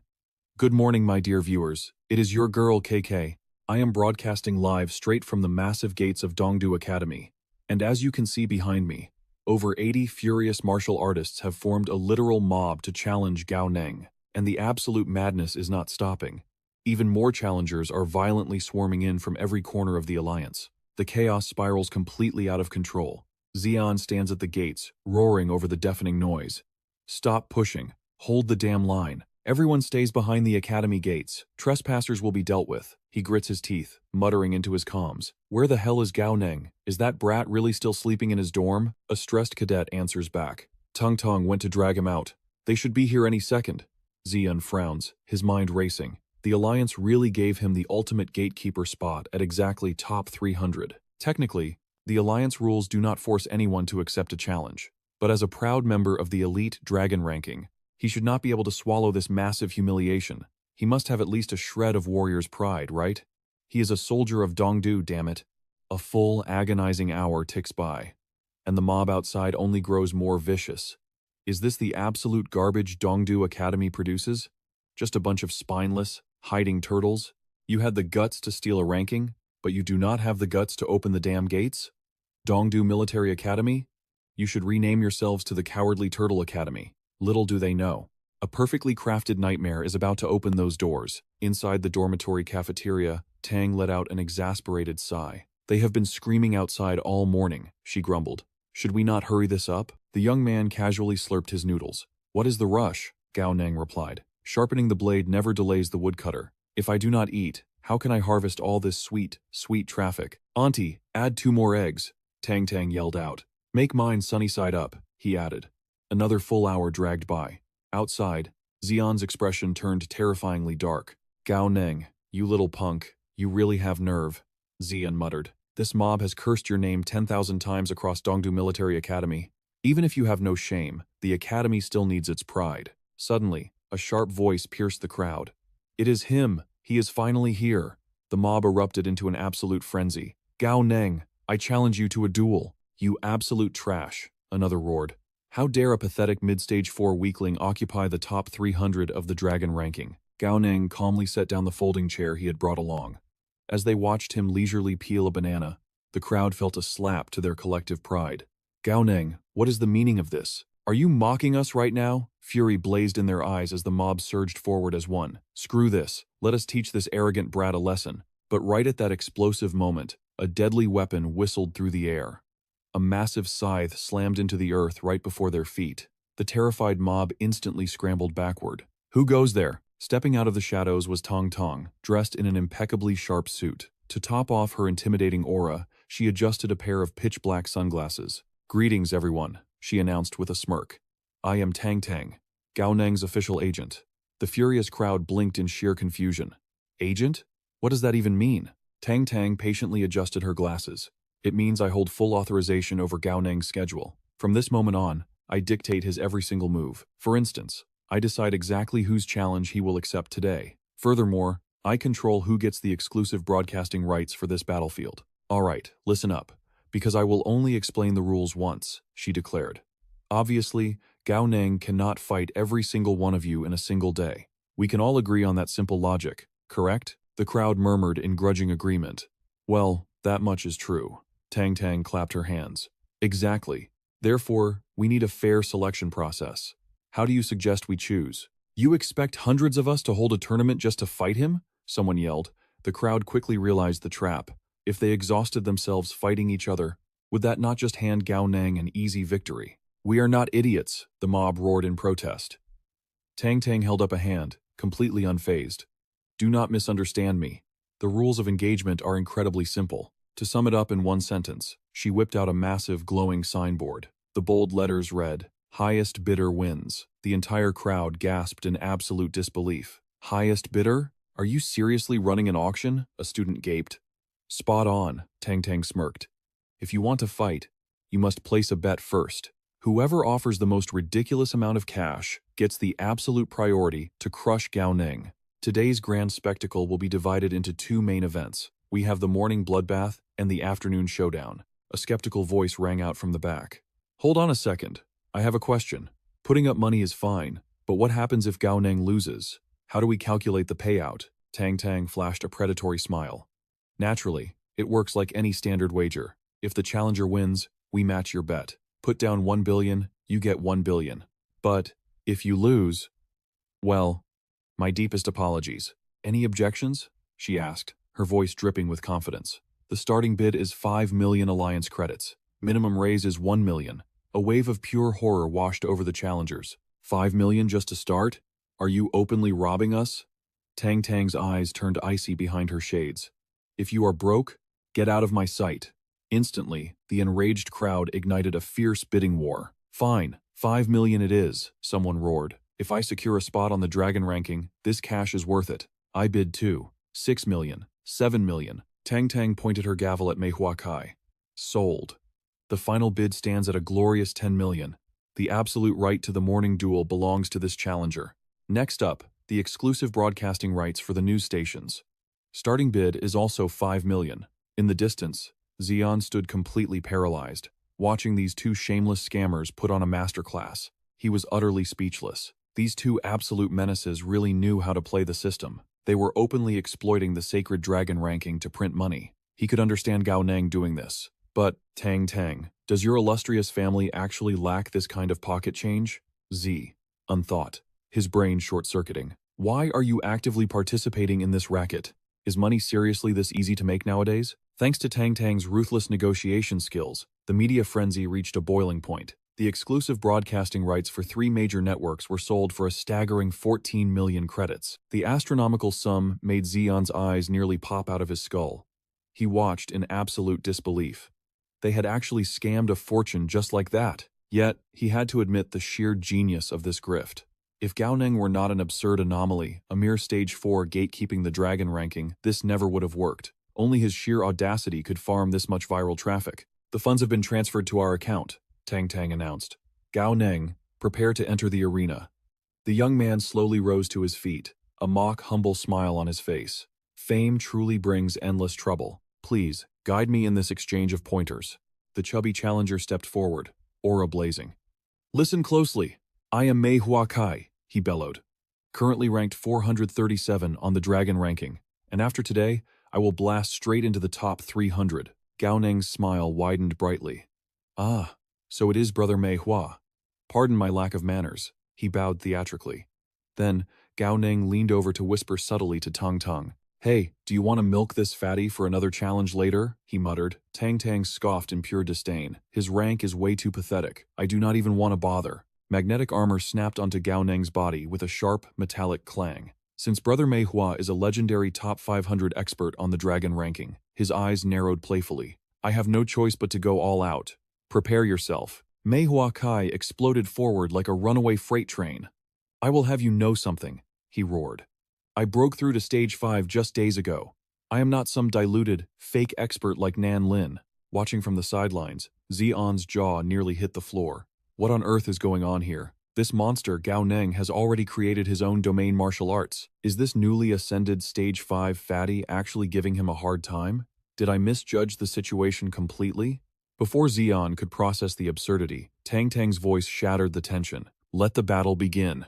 Instantly, Gao Neng launched into a breathtakingly acrobatic display of martial arts. He dramatically unleashed a chain of flashy techniques, half-step execution, drawing blade to sever water, supergravity electronic storm, not to be outdone. Manhwa Kai swung his blade with earth-shattering power. He roared out his own ultimate techniques to the cameras. Lone cold plum branch, twin dragons playing with the pearl, 3 suns ushering prosperity, 4 pillars of the heavenly steed. The 2 monstrous streams of energy collided in mid-air. The sheer impact ignited the battlefield, painting the arena in a blinding, explosive light. The enchanted audience desperately held up their phones, recording every glorious second of this historic clash. The live chat was going absolutely insane. Look at this. The intensity of this duel is off the charts. Such magnificent levels of offense and absolute defense. Both sides are trading ultimate techniques without a single moment of rest. In this explosive clash of titans, who will emerge as the ultimate victor? 20 minutes later, Huakai drops to one knee, utterly exhausted. He gasps for air, his chest heaving violently. The experts of the Dragon ranking truly live up to their legendary reputation. He sneers. You are not bad yourself. It seems defeating Nan Lin was not just pure luck. But make no mistake, my power stands far above yours. Seeing Huakai rise for another strike, a streamer hypes up the crowd. Are you seeing this, everyone? This epic showdown has raged on for 20 intense minutes. It looks like the victor will be decided any second now. But right now, Manhwa Kai completely dictates the rhythm of this battle. Gao Neng seems to be at a severe disadvantage. Watching Gao Neng's exaggerated acting, Zion squints in confusion. Just what in the world is going on here? This chubby guy's strength is completely ordinary. Why can't that brat Gao Neng finish him off after using all his moves? Gao Neng, what exactly are you plotting? Gao Neng struggles to block, putting on a desperate face. I am injured. Battling Nan Lin yesterday left me with severe internal wounds. I cannot hold on. The crowd gasps in sheer shock. This kid is injured? When did that happen? Did you hear that, viewers? To secure a Tier 4 spot on the Dragon ranking, Gao Neng seemingly suffered devastating internal injuries during his clash with Nan Lin. It proves that defying the heavens to beat a higher-ranked opponent comes with a heavy price. Can he actually keep fighting like this? But when Gao Neng suddenly counterattacks, Huakai freezes in disbelief. How is this possible? I was completely dominating him. Every single time I am just one strike away from victory, this brat miraculously dodges the fatal blow. Besides, my Tier 5 energy is almost entirely drained. How on earth is he still standing? Why will you not just fall? He stubbornly swings his mighty axe toward Gao Neng. With absolute arrogance, Huakai declares, I have won. However, Gao Neng makes a totally unpredictable move. He takes a direct punch straight to the chest. Huakai cannot dodge in time, and the entire audience stands frozen in shock. Looking down at his fallen opponent, Gao Neng speaks coldly. The biggest reason for your miserable defeat is that moment of carelessness when my weapon left my hands. You completely underestimated my burning will to win. An unbreakable will is my absolute greatest weapon for conquering the Dragon ranking. The spectators erupt into thunderous applause. What a breathtaking, legendary battle. Gao Neng, you are an absolute beast. Did everyone witness that? Who knew we would see such an epic clash today? Even heavily injured, Gao Neng defies all odds to crush the strong. He secured this ultimate victory, relying purely on his indomitable spirit. Our viewership is exploding. We are witnessing a brand new miracle. Tang Tang loudly announces the schedule. We will now take a 3-hour break. This afternoon, the bidding war for the second challenger slot will commence. After witnessing this blood-boiling fight, absolutely no one doubts his rightful place at rank 300 on the dragon ranking. He fought with the true soul of a warrior, showcasing the iron-blooded spirit of a military legend, but in a hidden corner, away from prying eyes. Gao Neng and Tang Tang secretly high-five each other. Their brilliant money-making scheme is a massive success. A few nosy bystanders start gossiping among themselves. It seems he actually has some real skills, but against Mei Huakai, he could only rely on sheer willpower to survive. His actual strength is still lacking. This brutal fight definitely worsened his internal injuries. Even an iron will has its physical limits. He will most likely collapse in the very next match. This is a once-in-a-lifetime chance to steal his top 300 spot. By afternoon, the auction skyrockets to terrifying new heights. I bid 20 million, 21 million, 25 million. Tang Tang slams the gavel down, and the next challenger steps into the arena. The afternoon challenger rights are successfully sold for a staggering 27 million. This battle is just as agonizing as the morning bout. It drags on for over an hour before the opponent roars. Take this, Gao Neng. Your rank 300 title is finally mine. Yet once again, Gao Neng secures a nerve-wracking, narrow victory. His opponent is beaten to a miserable pulp. Damn it. Damn it all. This is nothing but pure, blind luck. His previous attacks completely missed me. I just let my guard down for 1 single second. Xian watches in absolute disbelief. Heavens, they scammed another 27 million. Gao Neng has raked in a mind-blowing 51 million in a single day. No, this cannot be real. Gao Neng has somehow won 2 matches in this supposedly half-dead state. Even an absolute fool can see something incredibly fishy is going on. There cannot possibly be that many idiots lining up to throw their money away. He refuses to believe people are this gullible, but by the second morning, an ocean of eager spectators completely floods the arena, buzzing with whispers. Are you seeing this, everyone? We are broadcasting live from the heart of the Dongdu military base. Today's pool of challengers has skyrocketed to over 489 warriors, and these nearly 500 fighters are lining up just to bid for a fight. The bidding war for today's challenger slot explodes instantly. 31 million, 35 million, 40 million. Does anyone dare to bid higher? Tang Tang strikes her hammer with fierce excitement. 40 million going once, 40 million going twice, 40 million sold. Congratulations to this warrior for winning the morning challenge rights. Xian feels like an invisible hand just slapped him right across the face. The bloody fights drag on until dusk, with Gao Neng coughing up actual blood. Yet, he still breathlessly announces, I win! His defeated opponent trembles in blinding rage. Damn it. Damn it all. I was just 1 step away. I cannot accept this. But you actually used the hilt of your blade to strike me at the very end. Showing mercy to your enemies will be your downfall. Gao Neng, his clothes torn and body battered, replies weakly, This is a sacred vow I made to myself. I have absolutely no regrets. If you are still unsatisfied, just challenge me again. The opponent scoffs like a seasoned veteran. Naive. You are incredibly naive. Your mercy is your greatest, most fatal weakness. You just wait. I will return to claim your spot. You will soon learn that this pathetic mercy will lead to your total destruction. The spectators watch with growing anxiety. This kid is a true genius, but he is pushing himself too far. 4 matches. He has fought 4 grueling battles back-to-back since yesterday. His internal injuries must be catastrophic by now. He actually won that, but he is hanging on by a thread. The other challengers lock onto their golden opportunity. That is right. He is completely at his limit. Just 1 more match, and he is guaranteed to fall. Whether we can climb the dragon rankings all depends on tomorrow. Defeating Gao Neng means securing a spot in the top 300 of the dragon rankings. Xuan sits in the corner, utterly baffled. What is going on?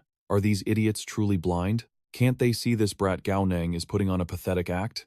Later, the 2 schemers return to the dorms to rest. Tang Tang reviews the match footage on her phone and sighs. I feel like your performance this afternoon lacked a little cinematic flair. Look here. You almost one-shot that idiot. Do you realize that? Gao Neng shrugs nonchalantly. Really? I thought my sword swing was pretty convincing. Your acting was way too over the top, she bluntly exposes. Gao Neng ignores her and heads to his room. As he checks his internal energy, he realizes something incredible. He broke through. I have actually reached the late stage of the 4th tier. Limitless energy courses through every single fiber of his being. With this level of overwhelming power, I feel like I could even go toe-to-toe with Lin Ying. Constantly suppressing his power for the act unexpectedly tempered his true strength. Once I milk this traffic dry and secure the funds, I will have enough resources to become a top-tier powerhouse. Tong Tong kicks the door open, her eyes gleaming. A new day has begun. The fresh crop of gullible challengers is ripe for the picking. Time to harvest. Gao Neng, he smirks confidently. Do not worry, I meticulously studied the footage to perfect my act. Tang Tang immediately whips out her makeup kit. Not good enough. Why is your complexion so rosy? This will not do at all. Sit down and let me work my magic. A few brush strokes later, she successfully transforms Gao Neng into a walking corpse. Xuan stares at them in absolute shock. What on earth are you kids doing? Gao Neng coughs weakly, leaning against the wall. After 2 consecutive days of fighting, my internal injuries have worsened, teacher. Xuan falls for it hook, line, and sinker. If your injuries are that severe, hurry to the hospital for treatment. Take the day off. I will handle turning away the challengers at the gate. Gao Neng instantly drops the act, radiating righteous refusal. No, do not turn them away. For the absolute honor of Dongdu Academy, for the dignity of Dongdu, I can still endure it. Xuan narrows his eyes, finally catching on to the scam. You little brat, I am warning you. Acting is one thing, but do not cross the line. Just finish them quickly and show the true might of a martial artist. But there is zero chance Gao Neng will let this goldmine slip away. I am already at my limit, but they paid good money. The customer is God, and I must serve them perfectly. If I finish this in one strike, who else would take the bait? What would happen to our exclusive broadcasting rights with the media for the season? Tell them I will take 5 hits, and I will even use their shampoo on the spot. But the price goes up to 15 million. Tang Tang had just informed Gao Neng that a shampoo company offered 8 million to have him recite their slogan 3 times before the duel. Watching the demonic, money-hungry grins spread across his students' faces, Xuan facepalms in pure despair. Heavens above, please let lightning strike this shameless brat. Meanwhile, at the majestic gates of Dongdu Academy, the impatient crowd erupts. Look over there. It is Gao Neng. He finally showed up. Seeing his sunken cheeks and trembling footsteps, the crowd's eyes light up with feral greed. They are absolutely convinced he is teetering on the very edge of collapse. A fierce bidding war instantly explodes. I bid 50 million. Today is the day Gao Neng drops out of the top 300. No one fight me for this. His life force is like a flickering candle in the storm. Watch me blow him away. 60 million. 65 million. 150 million. Hearing this astronomical figure, the crowd gasps in horror. That is young Master Long. The Long family of the West District is here. Long Tiantong steps forward, radiating arrogant confidence. Does anyone else dare to challenge my bid? Xuan's jaw drops to the floor in absolute shock. Is that over 100 million? In just one day, the price tripled. Is making money really this effortless? Long Tiantong steps into the arena, his tyrannical aura blazing. I rank 336th on the Dragon rankings. Gao Neng, today is the day you suffer absolute defeat. Gao Neng coughs weakly. Since the opponent is decided, let the match begin. Suddenly, he stumbles and collapses. Tong Tong rushes over in mock panic. Gao Neng, are you okay? She cries out. Gao Neng gasps for air. My broken ribs. The internal organs might be ruptured. Can we please cancel today's match? She immediately shoots him down. Absolutely not. We have a signed contract. If you break it, the penalty is 10 billion. Can you afford that? He hangs his head in utter despair. 10 billion. Fine, you win, you tyrant. He sighs heavily. Then at least let me wash my face and hair to wake myself up, okay? Tang Tang reluctantly agrees. I suppose I can allow that. In the background, Xuan is completely speechless, witnessing this blatantly ridiculous product placement unfold. With a single splash of water and a quick lather, Gao Neng completely sheds his sickly appearance. Instantly, he transforms back into a blindingly handsome god. He elegantly balances the bottle on his palm, running a hand through his silky hair. Ah, this shampoo is truly refreshing. Tang Tang gasps, delivering an Oscar-worthy performance as she grabs the bottle. Wow, is this the legendary Ruju Natural Essence shampoo? She cries out. Gao Neng smoothly shifts into reading the product features. Exactly. This is the Ruju Natural Essence shampoo. Cleanse, condition, and eliminate dandruff. All in one. It gives you unparalleled confidence. I use it every single day. Tang Tang feigns ultimate shock. Is it really that incredible? He gives a blinding smile. Trust me. Ruju Natural Essence shampoo. Cleanse, condition, and eliminate dandruff. Pure, unadulterated confidence. Whoever uses it knows. Long Tiantong's patience violently snaps, his aura flaring with intense rage. Have you clowns played around enough? Seeing the furious challenger charge forward, Gao Neng calmly blocks the attack with his blade. Hold on a second, I have not finished my lines. Ruju Natural Essence Shampoo. Cleanse, condition, and eliminate dandruff. Pure, unadulterated confidence. Long Tiantong roars in absolute fury. Cut the crap and accept your defeat. Hour. 1 hour later, the one lying completely defeated on the ground is none other than Long Tiantong.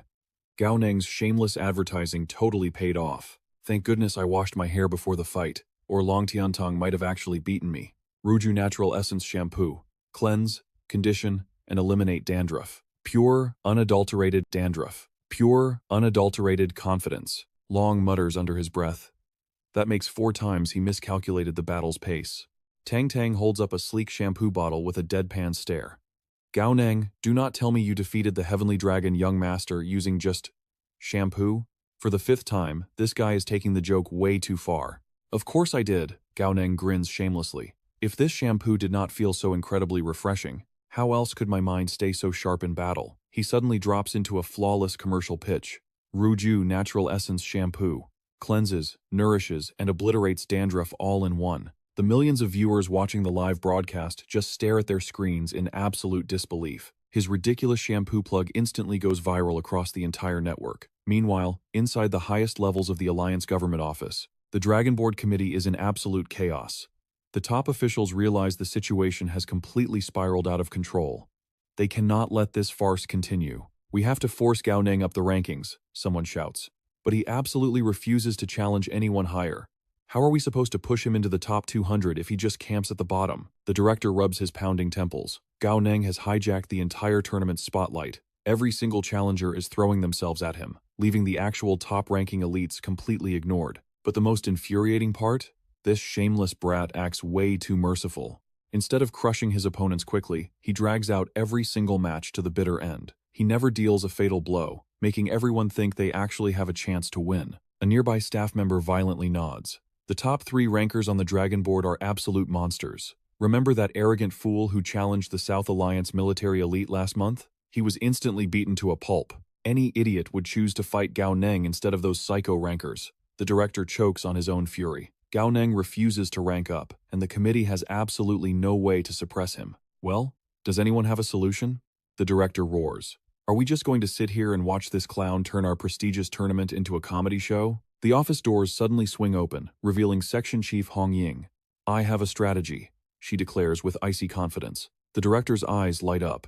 Section Chief Hong, please enlighten us. Hong Ying lays out her master plan. We implement an incentive policy. The top 300 is already a milestone, but we need to divide them into distinct power tiers. Ranks 1 to 100 become A class. 101 to 200 become B class. Naturally, the higher your class, the better your cultivation resources. The director frowns, clearly hesitating. Our department is only in charge of the Dragon Board rankings, promising actual cultivation resources that requires upper management approval. Hong Ying crosses her arms, completely unbothered.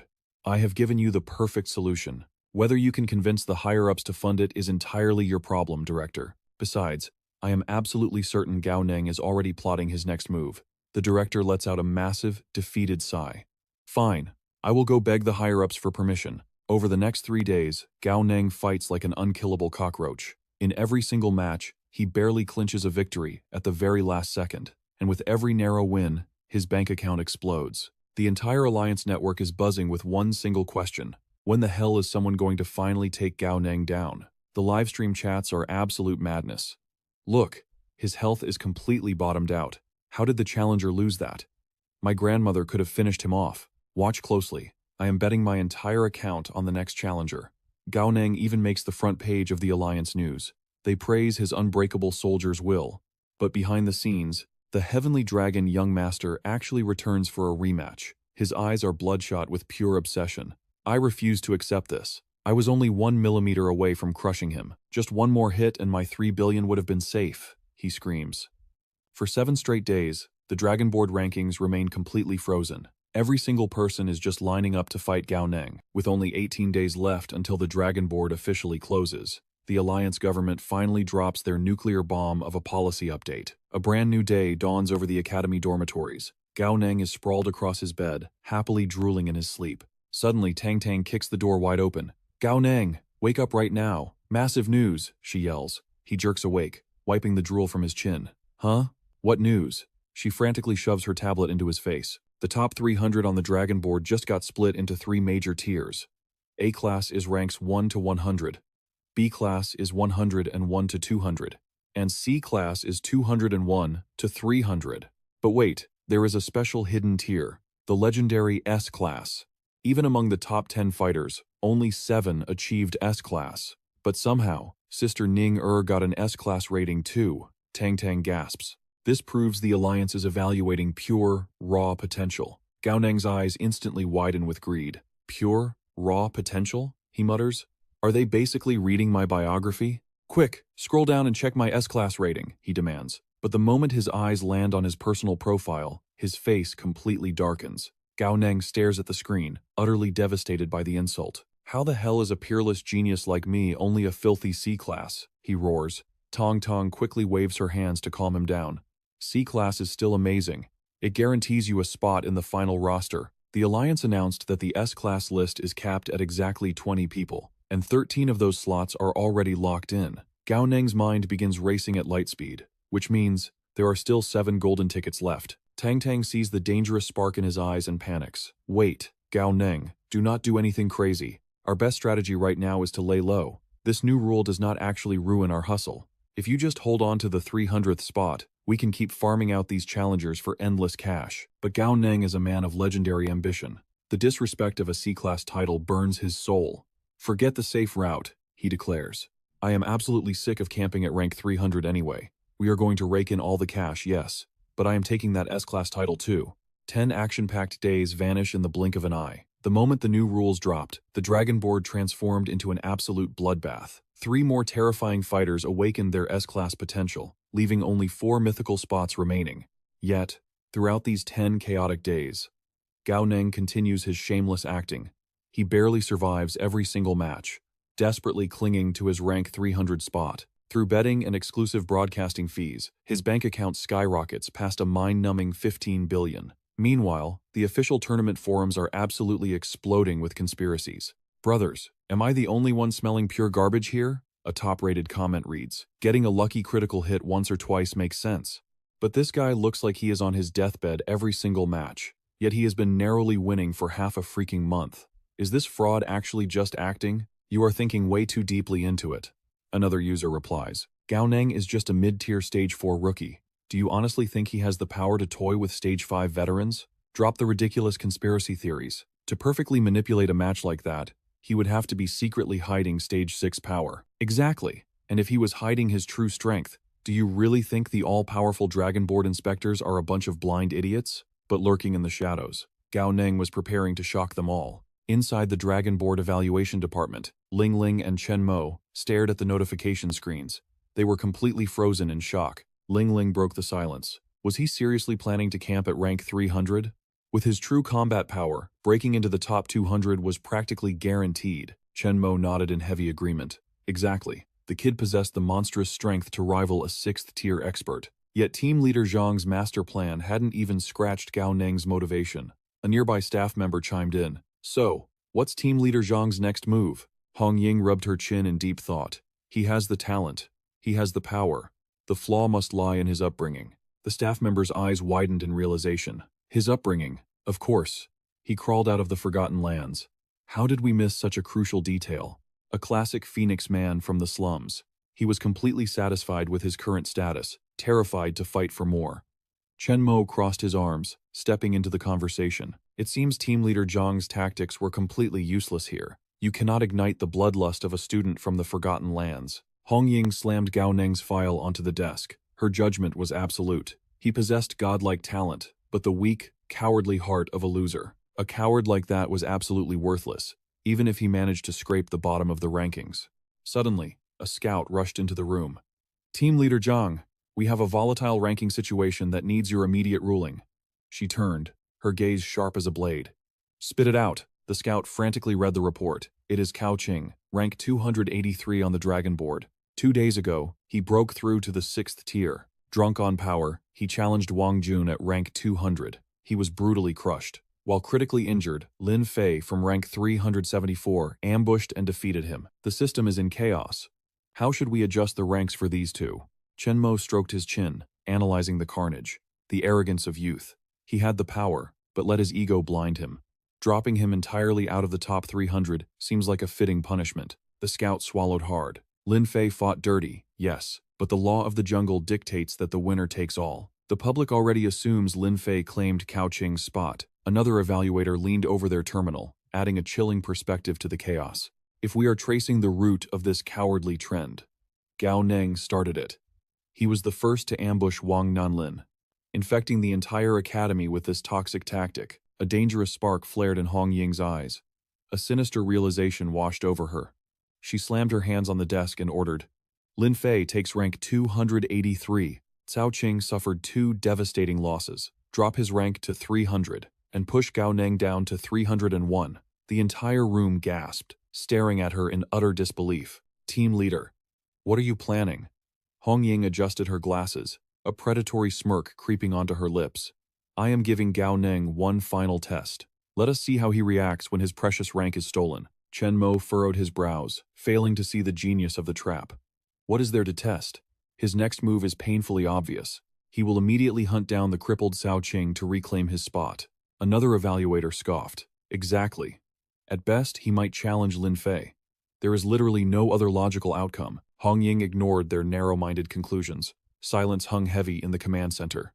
She turned her gaze to the sprawling cityscape below, her voice turning cold as ice. If he chooses that predictable path, then he is trash. We wipe our hands of him entirely. Meanwhile, on the academy grounds, Tang Tang was pacing like a caged tiger. She glared at Gao Neng, screaming about a conspiracy. This was absolutely rigged. Gao Neng's eyes narrowed dangerously. A guy loses 2 matches and miraculously lands exactly on rank 300, pushing me out by a single spot? There are no coincidences in this world. The board is directly targeting me. Tang Tang pulled at her hair in utter desperation. What do we do now?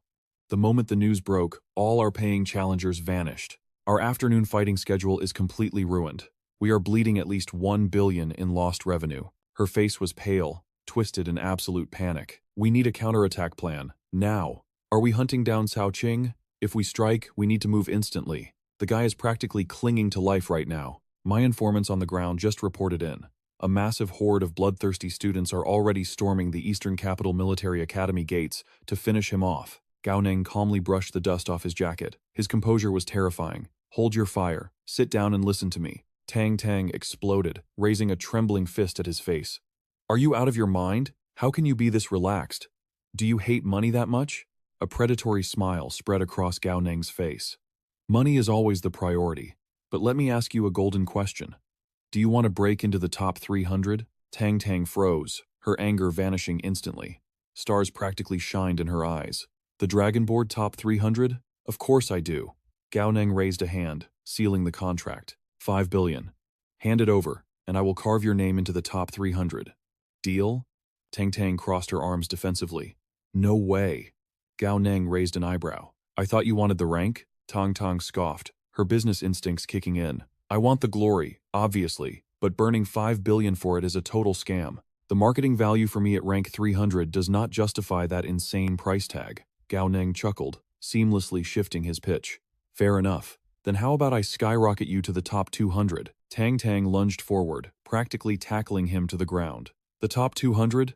Are you seriously capable of that? Gao Neng staggered back, but his confidence never wavered. Without a shadow of a doubt, 5 billion buys you a seat in the top 200, securing a solid B rank evaluation. Do we have a deal? Tang Tang chewed her lip, calculating the risk. 2 billion is my absolute ceiling, but what makes you so arrogant? How do you plan to pull off such a miracle? Gao Neng let out a low, chilling laugh. How, you ask? He pointed a thumb at his own chest, his aura flaring to life. Because exactly 2 days ago, I shattered my limits and entered the 5th tier. Tang Tang's jaw dropped to the floor. What? The 5th tier? I spilled blood just to reach the mid-4th tier. I actually thought I had finally caught up to you. How in the world are you leveling up like a monster? But wait, if you fight like that, your true power will be exposed. We still have 8 days left on the clock. Are you giving up on our money-making empire? Gao Neng's smirk grew infinitely darker. Have you forgotten that the rules of the game have changed? If I can play the ultimate gatekeeper at rank 300, I can flawlessly gatekeep rank 200. The only difference is that our prey will be a little stronger. He pulls out his phone to check the current standings. Lin Ying is still hovering just past rank 200, but based on the raw power he showed last time, he is absolutely hiding his true strength. Plus, Bald Shark leaked 2 days ago that he achieved another massive breakthrough. He must be biding his time, waiting to unleash a devastating, thunderous strike. Right before the dragon rankings are finalized, suddenly, a realization strikes Gao Neng like lightning. After consuming the water of life, Ning Er's transformation must have made her terrifyingly strong. This proves she is also waiting for the final battle to claim her dominance. With only 8 days left on the clock, breaking through to the 6th stage is completely impossible for me. So, what is the absolute highest position I can challenge? Thinking it over, Gao Neng turns to Tang Tang. By the way, what ancient sect does this Wang Jun belong to? She stares at him in sheer disbelief. You seriously do not know this? Wang Jun is part of the military, just like us. Cold sweat instantly drenches Gao Neng's face. He lets out an awkward, strangled groan of realization. Tang Tang continues to explain. He is from the Eastern District Military, right next door to us. Do you remember Deputy Commander Wang Yijin from the Eastern Base? Wang Jun is his son. Gao Neng stares at her, utterly dumbfounded. So you are telling me I have to go block the front gate of our own superior military base and beat up the deputy commander's son? Now that is absolutely thrilling. Sometime later, Gao Neng finally steps out of Tang Tang's place. A massive swarm of reporters is already waiting outside. The crowd instantly erupts into total chaos. He is out. He is coming out. Gao Neng, can you share your thoughts right now? How does it feel dropping out of the top 300 on the dragon rankings? Gao Neng faces the overwhelming crowd with absolute calm. I deeply regret falling out of the top 300. However, I believe there is something incredibly shady behind this sudden ranking shift. The journalists aggressively push forward, hungry for drama. Are you implying the government alliance is manipulating the ranks behind closed doors? He flashes a mysterious, dangerous smile. Whether they are or not does not matter. What truly matters is that I need to prove my worth right now, not to prove whether someone is targeting me or not, but because whatever I have lost, I will personally take it back with my own 2 hands. The reporters refuse to back down, shoving their microphones closer. Does this mean you are taking the offensive? Are you issuing a challenge right now? Who exactly is your target?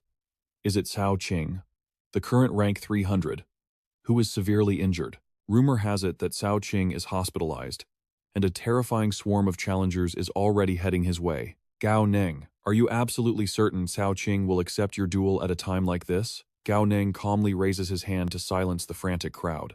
The person I am challenging today is not the injured Cao Qing. The crowd erupts into absolute pandemonium at his shocking words. Not Cao Qing? Then who? The one who defeated him, Lin Feiru? Or maybe the rank 299, Jiang Baibai? Gao Neng smirks with unshakable confidence. He points firmly ahead, his aura flaring. None of them. My target is Wang Jun, the man who just crushed Cao Qing, the current rank 200 of the dragon rankings. A massive shockwave of disbelief ripples through the entire press corps. Challenging the top 200? Gao Neng is only at the mid-4th stage, yet he wants to fight an early 6th stage powerhouse?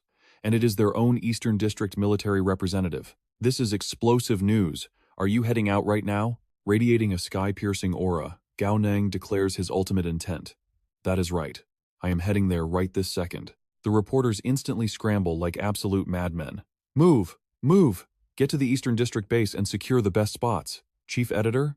Yes, it is Lianan. I have breaking news. Gao Neng from the Eastern Capital Military Academy is on his way to challenge Wang Jun from the Eastern Capital Military District. Yes, he confirmed it himself. I am heading there now. Tang Tang, standing nearby, marvels at the reporter's sheer dedication. Gao Neng just chuckles, thoroughly amused by the total chaos. Like a raging wildfire, the shocking news violently sweeps across the entire region, becoming the absolute center of everyone's attention. Heavens! Gao Neng is actually challenging Wang Jun. His ranking is even higher than Guildmaster Lin Ying's. But wait, isn't Wang Jun from our own Eastern District military? This guy never does anything halfway. When he moves, the whole earth shakes. Meanwhile, in a completely different location, Tian Yun angrily kicks open Xian's door, roaring his name. Xian! Where the hell are you, Xian? Xian sits frozen at his desk, blinking in total bewilderment. Principal Song. I am right here. Tianyun storms forward, his voice trembling with sheer panic. Where is Gao Neng? Where is that brat right now? Z unfrantically points at his glowing phone screen, stammering. I just called him. That crazy kid is already on his way to the Eastern Capital military base. He will be at their front gates in less than 30 minutes. Tianyun explodes in blazing fury. Then stop him. You absolute fool. Do you have any idea who Wang Jun is? He is Deputy Commander Wang's own son. Out of everyone in the world he could challenge, he just had to pick him? Xian lets out a nervous, wry laugh. Well, probably because Wang Jun sustained some minor injuries after crushing Cao Qing. Those words ignite a blazing inferno of pure rage within Tianyun's chest. He thrusts an accusing finger right into Xian's face. Just a short while ago, he battered the head of the Northern Military District. Now he is launching a brutal assault on our own backyard. He completely ignores all the arrogant sect disciples and only targets our injured soldiers? Truly, Xian, your teaching methods are absolutely exceptional. Utterly defeated, Xian drops to his knees to desperately plead his case. Principal, I swear on my life, I absolutely did not teach him to be like this. The scene sharply shifts to Hong Ying's towering office. Hearing the explosive news, a look of sheer disbelief crosses her face. Still as shameless as ever, or should I say, cowardly. Her subordinate looks at her, thoroughly confused. Cowardly? He is challenging rank 200. Team leader Zhang, how is that cowardly? She scoffs, her eyes gleaming with sharp, calculating analysis. Think about it. What if his target was not Wang Jun, but Song Jian, who is currently ranked 2011? I would not call him a coward, but choosing Wang Jun right after that devastating battle with Cao Qing left him wounded? If that is not cowardice, what is? He clearly has the strength for a direct clash, yet he chooses this pathetic route. It seems he only relies on these sneaky tricks. If my intuition is correct, once he defeats Wang Jun, he will immediately reject all future challengers. Chen Mo blinks in surprise. Rejecting challenges? What makes team leader Zhang so sure about that? Hong Ying raises her hand, looking down at the documents as she replies. Because crossing this rank means the challenger's power will skyrocket. He absolutely will not risk his life any further. The top 200 is likely his final limit. She taps the confidential file on the desk, her voice filled with absolute certainty. What a shame. No matter how terrifying his talent might be, it is utterly wasted on a coward crawling out from the forgotten land. Meanwhile, deep within the mountains of the Eastern Military District, a massive crowd has already gathered. Everyone has their phones raised, eagerly snapping photos as Cao Neng and Tong Tong make their grand entrance. Yi Chuan steps forward, his voice cutting through the noise. Cao Neng, Wang Jun is currently at the early 6th tier. The military brass absolutely hates seeing their own soldiers tearing each other apart. Are you absolutely certain about this duel? Cao Neng does not hesitate for a split second. Absolutely. Yi Chuan smirks mockingly. I haven't seen you for a dozen days, yet your arrogance has only grown. Without missing a beat, he turns toward the black car parked nearby, raising his voice. And Principal Song, Vice Director Gui.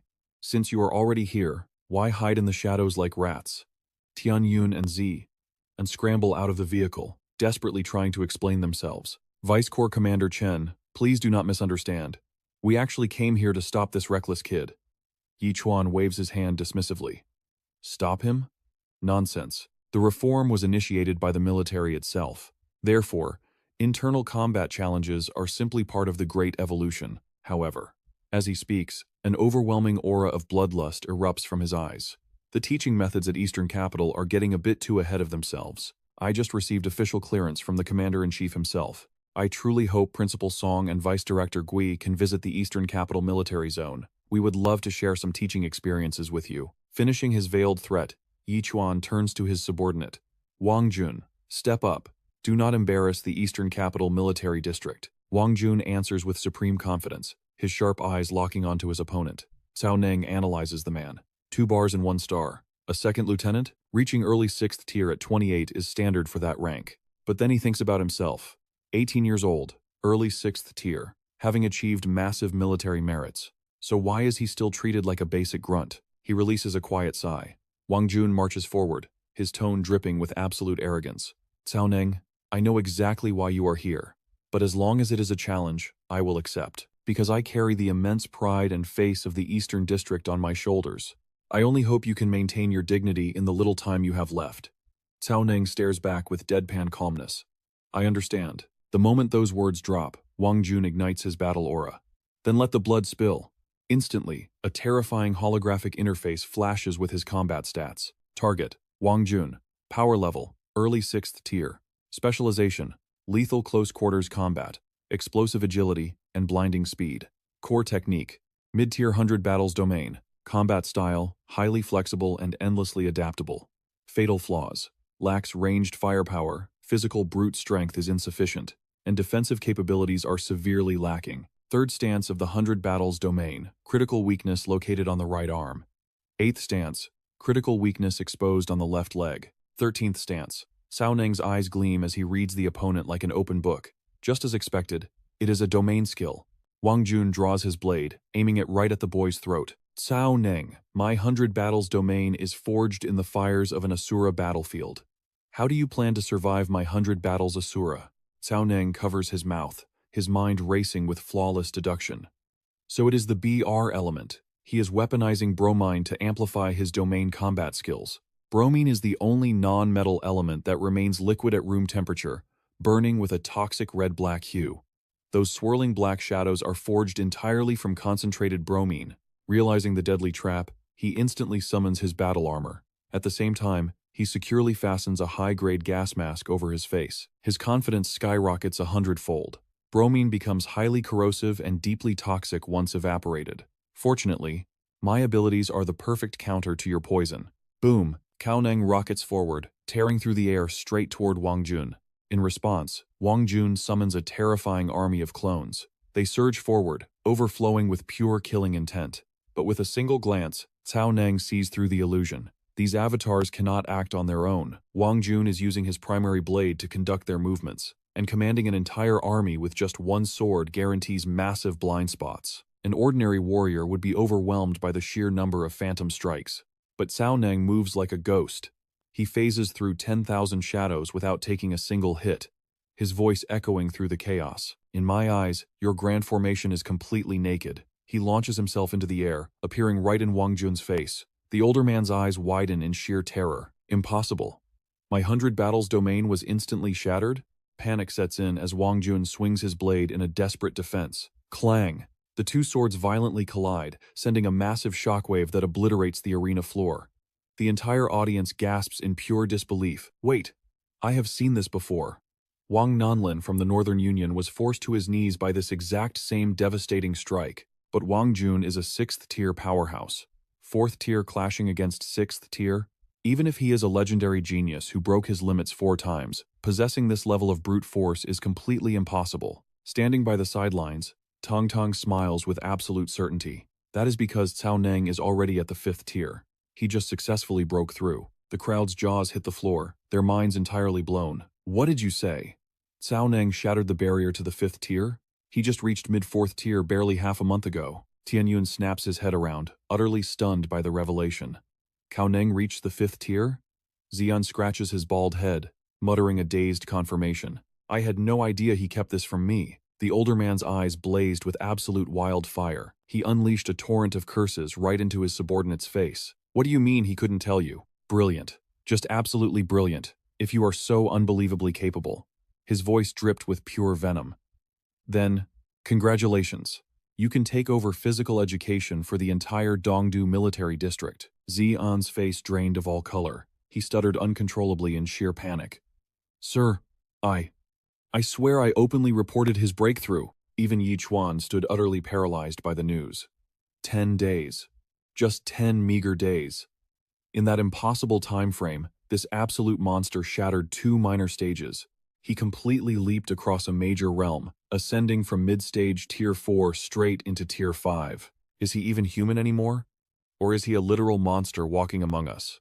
To level up with such terrifying speed. Sigh. Yet show absolutely zero signs of an unstable foundation.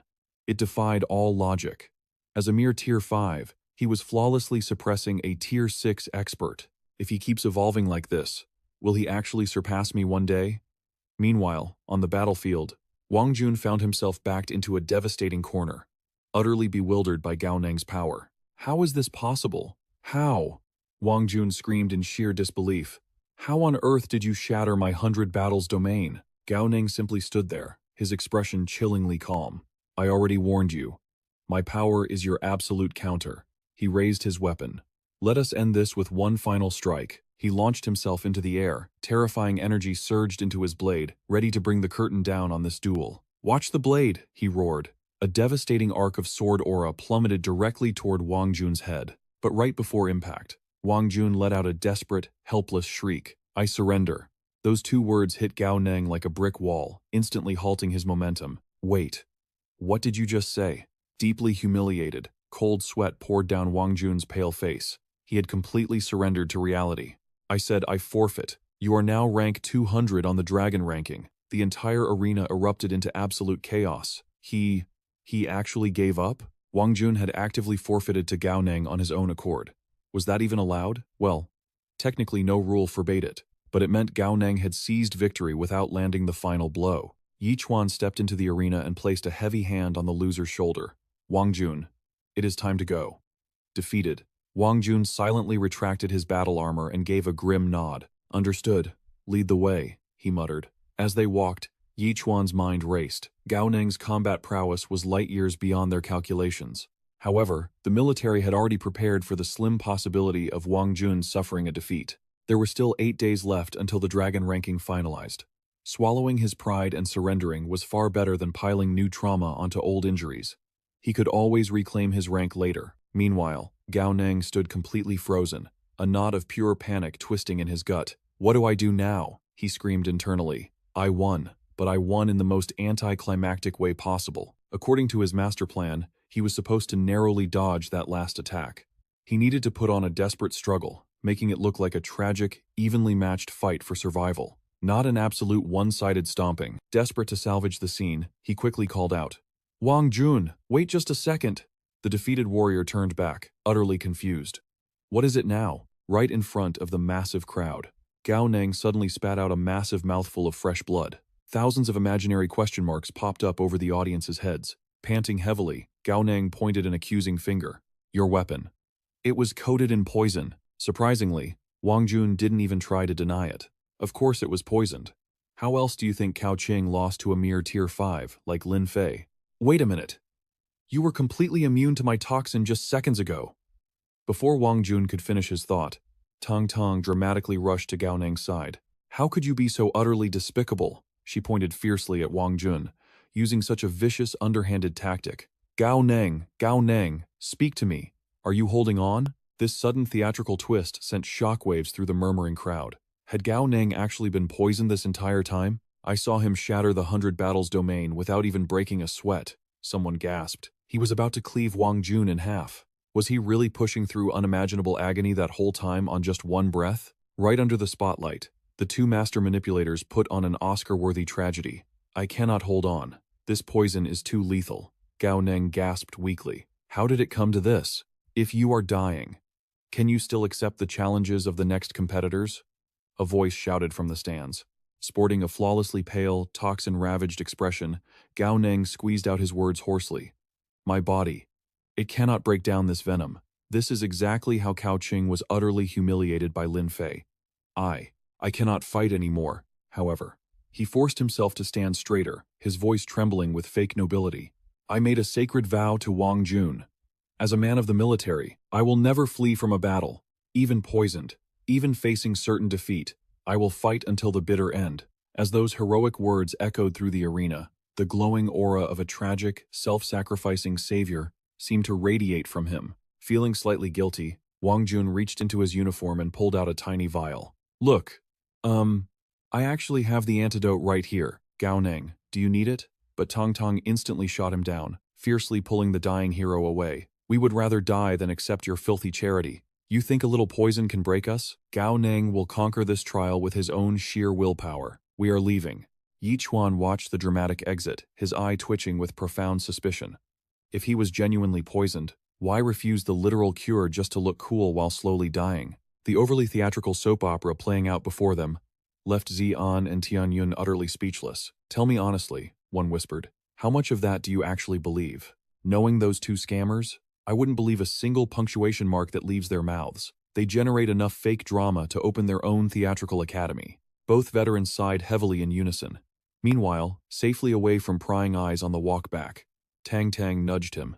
So, Gao Neng, how was my absolute masterclass acting performance back there? Don't you think it is time to renegotiate my cut of our little contract? Gao Neng rolled his eyes, dropping the dying hero act instantly. Do not get cocky. Only those gullible reporters bought that garbage performance. Principal Song and that bald-headed shark didn't believe a single syllable. And I guarantee Vice Army Commander Chen will figure it out the second he stops to think. Tang Tang immediately went on the defensive. Oh, really? And who exactly gave you the genius idea to hide a fake blood packet in your mouth? If nobody believes you, it is only because your reputation is utterly radioactive from all your scheming. Gao Neng let out a dry, sinister chuckle, his face still stained with fake blood. My radioactive reputation, huh? I will admit I play a few dirty tricks to line my pockets. But I never forget a single face that dares to step into my ring. His gaze suddenly turned razor-sharp, staring into the distance. Haven't you noticed the pattern? Lately, it has only been the arrogant disciples from the noble families challenging me. The massive sects and the military elites, they are completely hiding in the shadows. Tang Tang rests her chin on her hand, her eyes narrowing in deep thought. When you put it like that, it actually makes sense. But what does any of this have to do with you playing the villain? Gao Neng's expression remains perfectly calm as he replies. The military might have its fair share of rotten apples, but most of them still have real hot blood running through their veins. The great sects have their own towering pride too. The only ones who actually fall for my traps are those arrogant noble heirs and small sect disciples who spend their days begging for shortcuts. It is called using evil to crush evil. Though, I do not expect someone like you to understand. You were born with a silver spoon, completely blind to how the bottom of society bleeds just to survive. That is exactly why I need to amass wealth mountains of it. I am talking hundreds of billions, even trillions. Tang Tang stares at him, utterly bewildered. She presses the issue. You live completely alone, and it is not like you are running a business empire. What could you possibly need all that cash for? A cynical smirk plays on Gao Neng's lips as he points to his own chest. To rebuild this entire city from the ground up. Do you really think a few billion is going to cut it? Tang Tang's eyes widen in absolute disbelief. Rebuild an entire city? Wait, do not tell me you are planning to reconstruct the Forgotten Land? That place is nothing but a dumping ground for the abandoned. I am not talking about you, of course. You are completely different from them. You are Gao Neng, a peerless genius. Gao Neng's eyelids flutter shut, his voice dropping to a haunting whisper. Different? If I told you that just a few months ago, my absolute biggest dream was simply scraping into the worst military academy in Hope City, would you even believe me? She crosses her arms, her stubborn streak flaring up immediately. Not a chance. I do not buy that for a second. You have already shattered the human limit 4 separate times. How could someone like that aim for the bottom of the barrel? You are a specially recruited elite, just like the rest of my Death God Tang family. The absolute second you stepped foot into the academy, I knew you were far from ordinary. You have to admit, my eye for hidden dragons is terrifyingly accurate, right? Gao Neng offers absolutely no response. His gaze simply darkens, his mind completely consumed by a stormy vision, the grand reconstruction of the Forgotten Land. But mere buildings are not enough. His true, burning ambition is to completely shatter the arrogant prejudices that the citizens of Hope City hold against the outcasts of his home. So what if he has to play the ultimate villain to achieve it? A bittersweet memory of his gentle mother flashes before his eyes. The brutal winter is approaching, and the freezing season in the Forgotten Land is a literal death sentence. The New Year festival is just around the corner. She had promised they would reunite when the holidays arrived. Now, his pockets are heavy with over 10 billion in cold, hard cash. Are you proud of me, mother? A short while later, the duo arrives at their destination. Gao Neng turns to his driver. Uncle Guan, you can head back first. Suddenly, Guan-san calls out his name. The young genius pauses, responding with natural respect. Yes, Uncle Guan? The older man's face is etched with deep solemnity. Little Tang Tang has never set foot in the Forgotten Land, so please do not take her ignorance to heart. Gao Neng.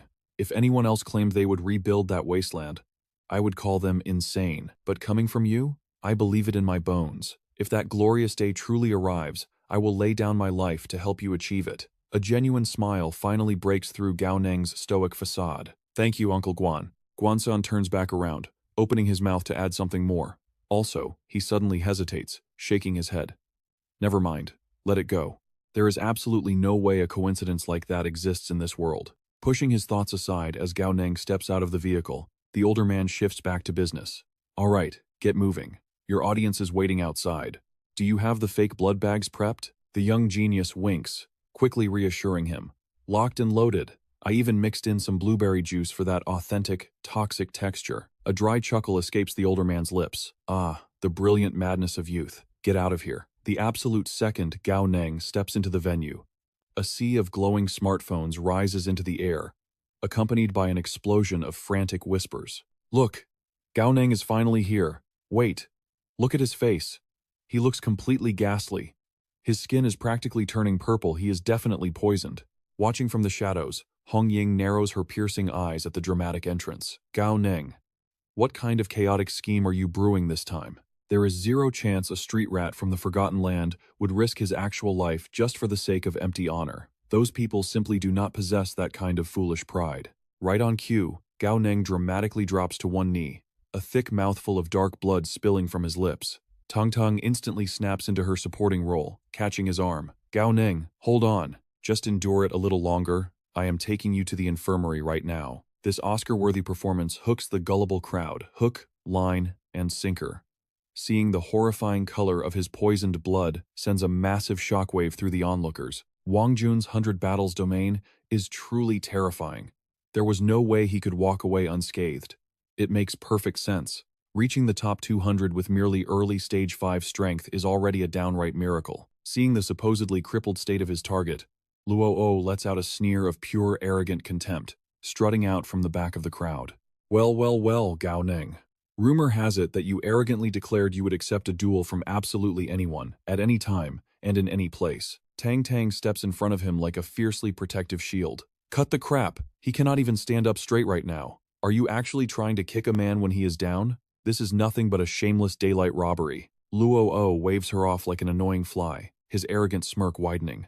I'm simply giving him a taste of his own medicine. Correct me if I am wrong. But was it not the great Gao Neng who set this exact precedent in the first place? One of his pathetic lackeys immediately chimes in to kiss up. Young Master Luo, let us not bully the disabled. Looking at this pathetic turtle hiding in his shell, I bet he could not even survive a single slap from me. Tong Tong frantically grips Gao Neng's shoulder, her eyes screaming a warning. Gao Neng, do not let them bait you. You absolutely cannot accept this challenge. I know we have a binding contract, but I refuse to force your hand while you are like this.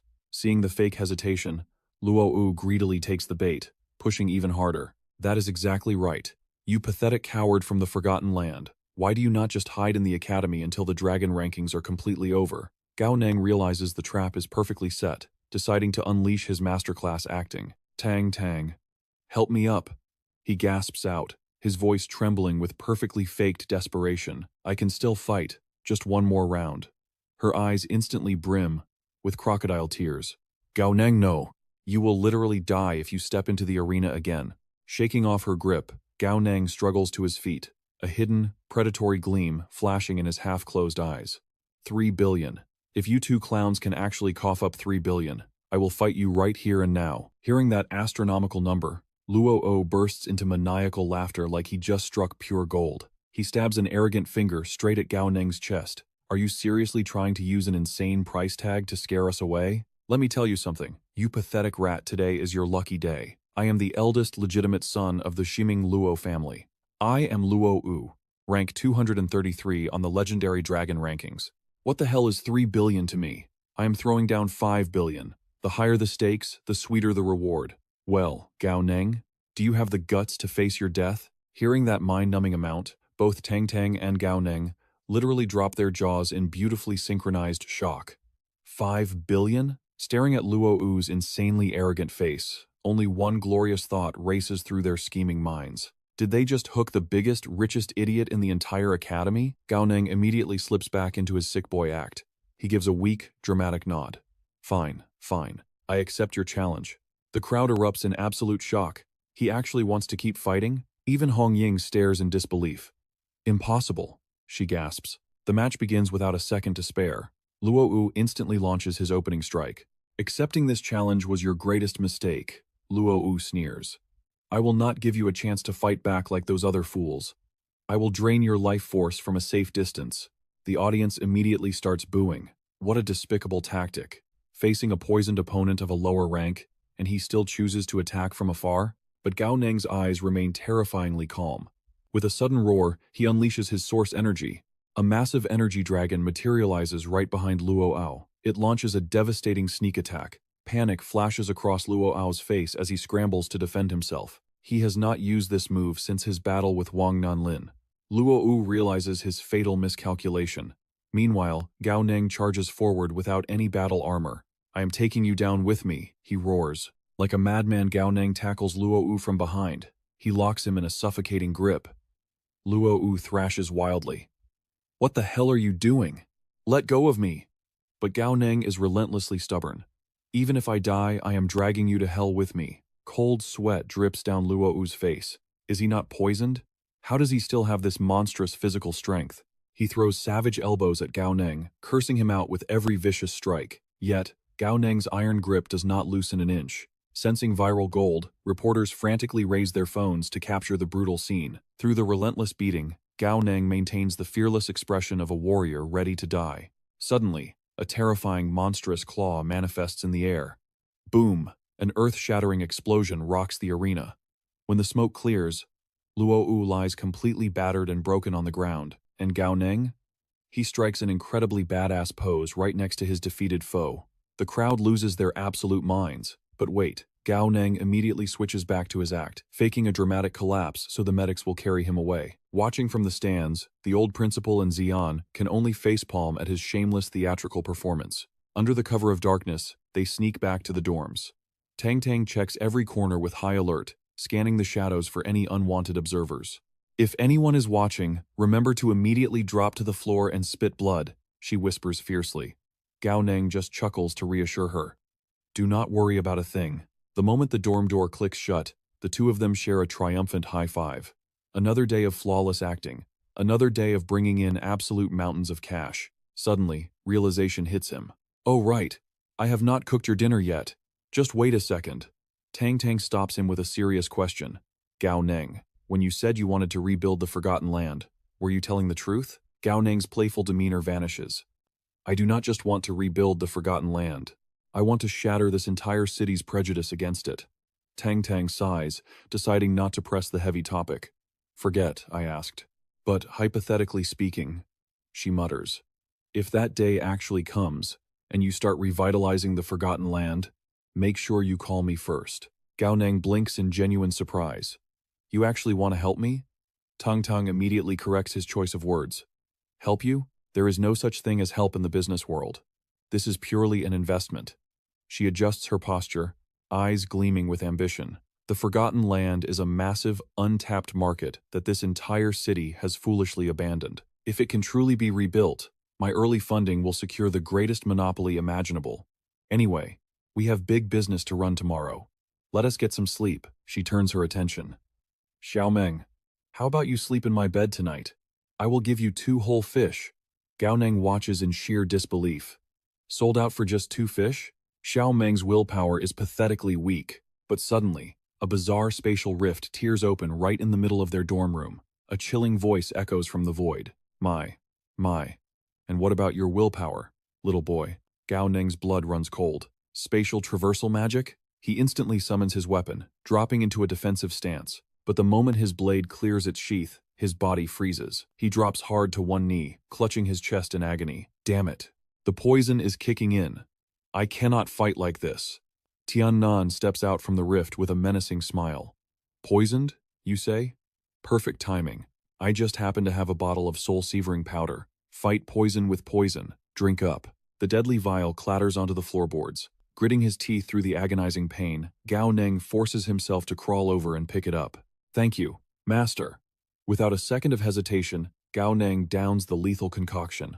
Tiannan narrows his eyes. "You crazy brat. Do you truly have no fear of death? You actually dared to fight poison with poison?" Gao Neng wipes his mouth. "Would my master ever lie to me? Besides, with your godlike abilities, you would not need cheap poison to clean house and execute a disciple." Tiannan scoffs at the silver-tongued flattery. "Smooth talker. But your deduction is flawless. I came here tonight for one exact reason. To execute you for disgracing our sect." With terrifying killing intent, Tian draws his blade. Every step he takes carries the weight of a mountain, violently cracking the solid concrete floor beneath his feet. Tiannan's aura turns pitch black and suffocating. Gao Neng's eyes widen in absolute horror. Supergravity electromagnetic storm? He realizes internally. These are all of my own combat techniques. Even the quick-draw art. These are the exact abilities I acquired through the wordless heavenly book. Master actually knows every single one of them. Slash after devastating slash rains down upon him. Gao Neng scrambles desperately to survive. What? What kind of insane blade technique is this? The monstrous strike seems to literally lock down the fabric of space itself. There is absolutely zero room to dodge. As the chilling edge of the blade grazes his cheek, Gao Neng finally realizes the terrifying truth. It is spirit fusion. Tiannan halts his blade, an intrigued look crossing his face. Oh?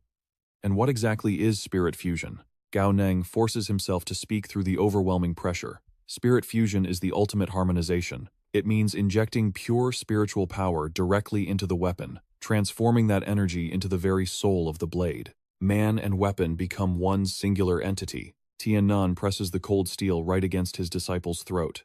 Did you comprehend this terrifying truth all by yourself? Gao Neng rapidly shakes his head. No! You just taught it to me, master. Hearing this shameless flattery, Tiannan violently plunges his blade into the concrete. Consider yourself sharp, boy. His eyes narrow with lethal intent. But do you really think some sweet words will stop me from executing you? Gao Neng flashes his most pathetic, boot-licking grin. You would not dare, master. How could you ever bear to kill a prodigy as brilliant as me? But deep down, a terrifying realization hits him.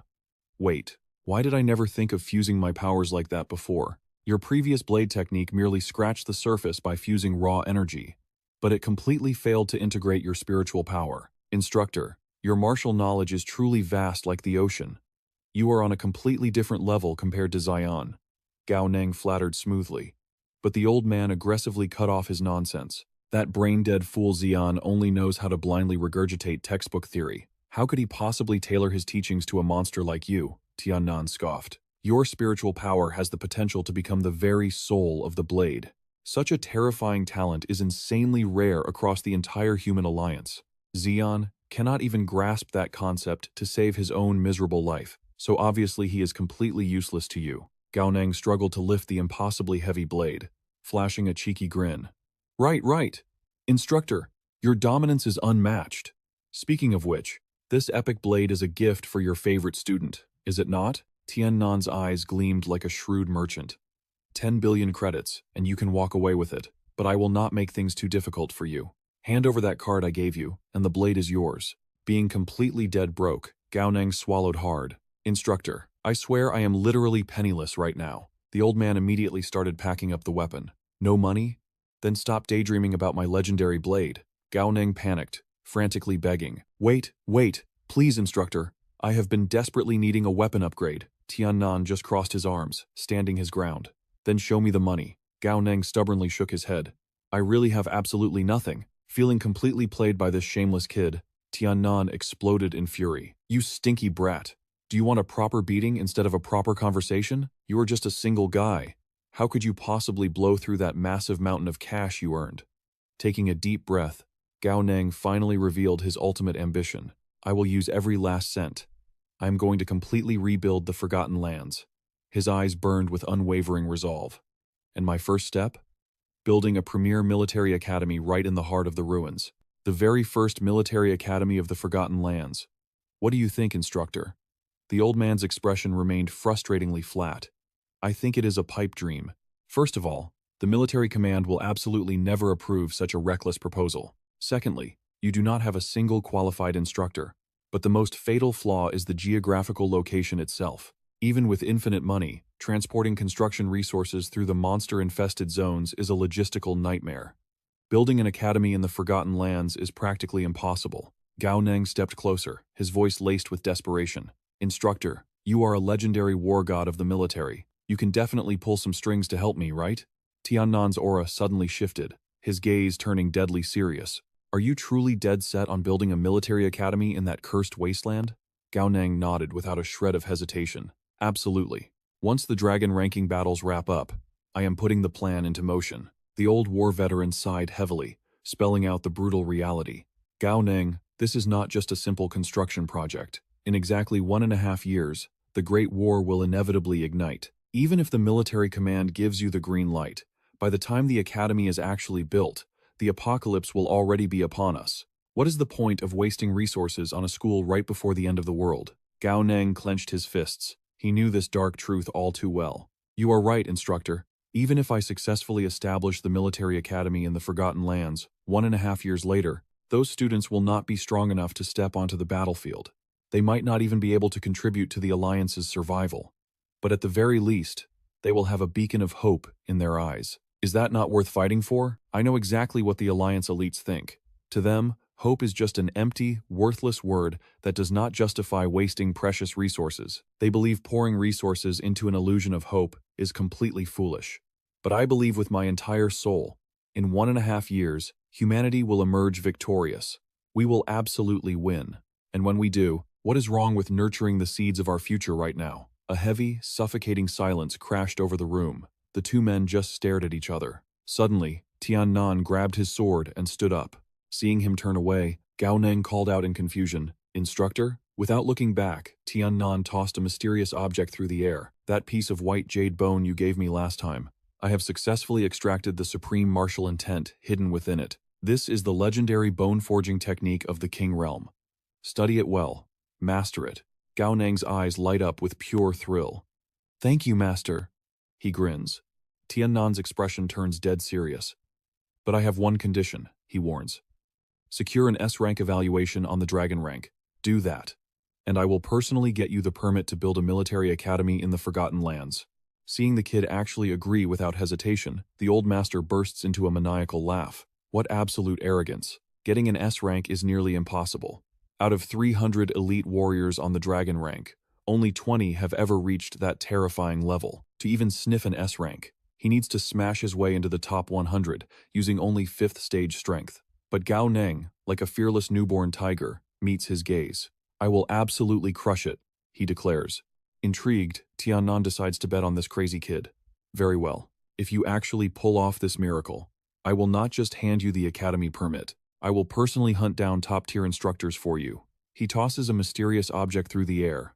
"Keep this hidden, unless your life is on the line. Never let another soul see it." Gao Neng snatches the item from the air. His breath hitches. It is the legendary demon eye. The sheer value of this treasure is mind-bending. Overwhelmed, he drops straight to his knees. "Thank you, Master." Tian Nan just shakes his head, utterly speechless. "You shameless brat, changing your tune so quickly," he scoffs. "If you fail to hit S rank, do not ever dare call yourself Tian Nan's disciple." The master vanishes, leaving only a magnificent blade behind. Gao Neng stares at it, completely stunned. He steps forward and grips the hilt. As he pulls the gleaming blade from its sheath, a wicked smirk crosses his face. "Master, I truly thank you for the sword," he mutters to the empty room. "And thanks for your bank card too. But there is zero chance you are getting those leftover 7 billion back." Meanwhile, outside the building, Tian Nan chuckles with dark triumph. "You foolish brat. Did you really think you could rip this old man off?" Nestled securely in his arms rests a massive, terrifyingly rare piece of spirit ore. "Good thing I took a little detour through his stash," he hums happily. Who would have thought that kid was hoarding such top-tier minerals in his room? Cut to the principal's office. Principal Tian Yun stands at absolute attention, his posture rigid with respect. Dongdu Principal Tian Yun, paying respects to Elder Li. But Tian Nan waves his hand dismissively. "Cut the polite nonsense. What is your exact assessment of Gao Neng?" The principal blinks, caught entirely off guard by the blunt question. "Gao Neng? You mean his recent antics over the past 2 days?" Tian Yun replies carefully.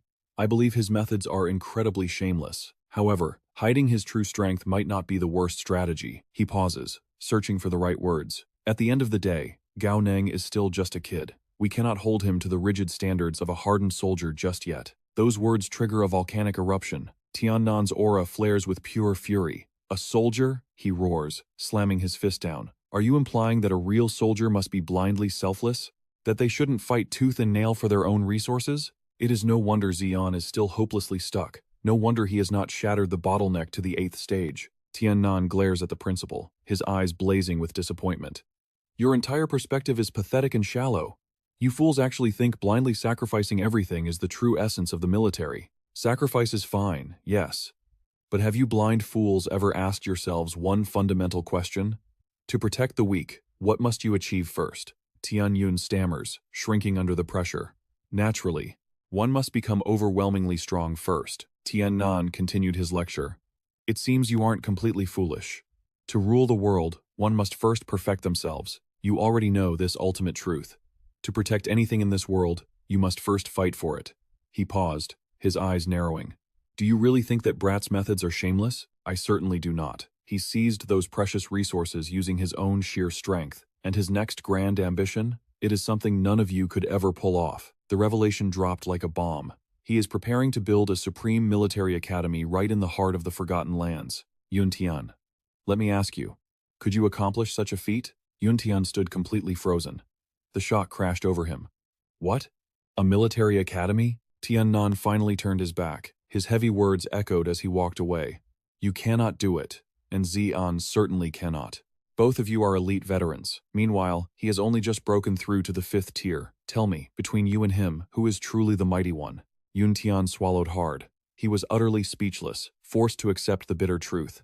Gao Neng was absolutely stronger than them. Tian Nan delivered his final crushing strike. How will Dongdu Academy develop from here? That is for you to figure out. Those heavy words struck Yun Tian's core. He fell into deep, agonizing thought. Had his stubborn traditions actually been holding the academy back? Night had completely fallen over Gao Neng's residence. He sat staring at his glowing system interface, desperately negotiating. You stingy system. I am absolutely loaded now. Just let me use the wordless tome to upgrade my bone forging art. But the ruthless system flashed a cold message. Enhancement failed. Gao Neng exploded with blazing fury. What the hell? Since when is there a failure rate? Are you playing games with me? The system remained dead silent. Gao Neng gritted his teeth and roared. 20,000 alliance credits. Now tell me the truth. The greedy system immediately demanded 50,000. Gao Neng swallowed his pride and agreed. Deal. But the next notification shattered his hopes. The basic wordless tome could not enhance the bone forging art. A skill upgrade was required first. Ding. 50,000 credits vanished instantly for the consulting fee. Gao Neng sat there, completely dumbfounded. He groaned, in total regret. Having money really makes you arrogant. Why did I just burn 50,000 on such an obvious answer? Gao Neng rested his chin on his hand, lost in deep calculation. His overall strength had skyrocketed, but his older skills were severely lagging behind. Take his basic life form transformation, for example. It no longer provided that heaven-defying boost in battle. And the wordless tome? It could clearly only enhance mid to high tier abilities now. To upgrade this skill, I have to grind another cursed mission, but right now, he had a massive goal staring him right in the face. He had absolutely no choice. He slammed his hand onto the interface. A brand new mission flashed in golden light. Goal: secure an S-rank evaluation on the Dragon rankings. The reward? 2 precious skill upgrade chances. He gritted his teeth and accepted. Fine, let us do this. Mission activated. The description read, 2 souls, flying as one. Proof of true companionship. You are destined to never fight alone. And the strict completion condition? When securing your S rank, do not abandon your closest comrade. You must carry Tang Tang to an S rank evaluation as well. The glorious reward of 2 skill upgrades dangled right in front of him. But Gao Neng instantly lost his mind. He punched the glowing screen in absolute blazing fury. I will smash your virtual head in. Tang Tang is only at the mid- I will smash your virtual head in. Tang Tang is only at the mid-4th tier. How the hell is she supposed to get an S rank? He slumped back, completely defeated. There was no turning back now. Tang Tang was just going to have to make a little sacrifice. With no time to waste, Gao Neng marched to her room in the dead of night. Bam, bam, bam. Tang Tang, open this door. Do not think hiding in there means I do not know what you are doing. If you have the guts to mess with my cat, you have the guts to face me. Open the damn door. The door violently swung open. Tang Tang stood there, eyes blazing with wrath. Storming into the girls' dormitory at midnight? Gao Neng, do you have a death wish? Without a word, he shoved a legendary manual in her face. The bone forging art. Cut the nonsense. A King Realm expert forged this technique. Tell me, do you want to learn it? Her eyes instantly lit up like stars. Like a starving predator spotting prey, she lunged right at it. I will learn it. Of course I will learn it. Hand it over. Gao Neng quickly blocked her frantic grabs. Hold on, calm down. I am still a pure and innocent young man. Watch where you are touching. Money first. Tang Tang immediately flexed her wealth. I have plenty of money. I am the death god Tang. I am loaded. Just hand over the goods like a good boy, and I promise I will not mistreat you. Moments later, Gao Neng got exactly what he wanted. A glorious transfer of 200 million credits. Tang Tang hugged her grand prize with sheer joy. A masterclass bone-forging art translated by a King Realm powerhouse. The mighty death god Tang is about to ascend to a whole new level. Gao Neng cracked his knuckles. Perfect. Then let us begin your training immediately. Tong Tong let out a massive yawn. Right now? Let us do it tomorrow. I just want to sleep. Gao Neng instantly erupted. Sleep? The dragon rankings are closing soon. At your age, I have no idea how you can even close your eyes. If you sleep now, your entire future will be a nightmare. No sleeping. We start training right this second. Tang Tang suddenly blushed, her face burning bright red. Train with you? Right now? Wait a minute. She crossed her arms defensively. This bone-forging art. Is this a dual cultivation technique? No wonder you sold it to me so easily. Listen to me clearly. Even if we are dual cultivating, we are keeping our clothes on. Otherwise, I absolutely refuse. Gao Neng roared in utter disbelief. If you refuse, damn it, then I refuse too. She stared at him nervously. You say you refuse, yet you are already taking off your jacket. Tong Tong's face was completely scarlet. Then, can we at least keep our underwear on? Gao Neng had completely lost his patience. He literally kicked her straight into the training room. Enough of your nonsense. Inside the combat hall, the brutal training finally began. The very next morning, as the first rays of dawn pierced the sky, Gao Neng was already standing at the peak of the building, his weapon firmly in hand. As expected of the master, the profound secrets and divine essence of his bone-forging art are surprisingly easy to absorb, and their true battle was finally about to begin. Meanwhile, back in his room, Gao Neng is pushing his limits. Powered by his second magnetic core, his cultivation speed is absolutely terrifying.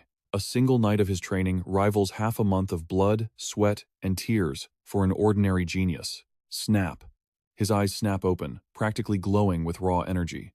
He clenches his fist, the air cracking around his knuckles, and throws a devastating punch at a steel training shield. Boom! The metal crumples like cheap paper, entirely deformed. Unbelievable! In just one single night, his skeletal strength has doubled.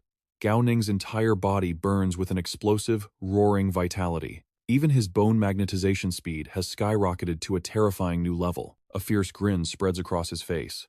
At this insane rate, I can smash my way into the late phase of the 5th stage in just 1 week. Wasting no time, he shifts smoothly into his sword forms. But his greatest harvest is undoubtedly his newest technique, merging his master's mental teachings with absolute hyper-focus. Swoosh!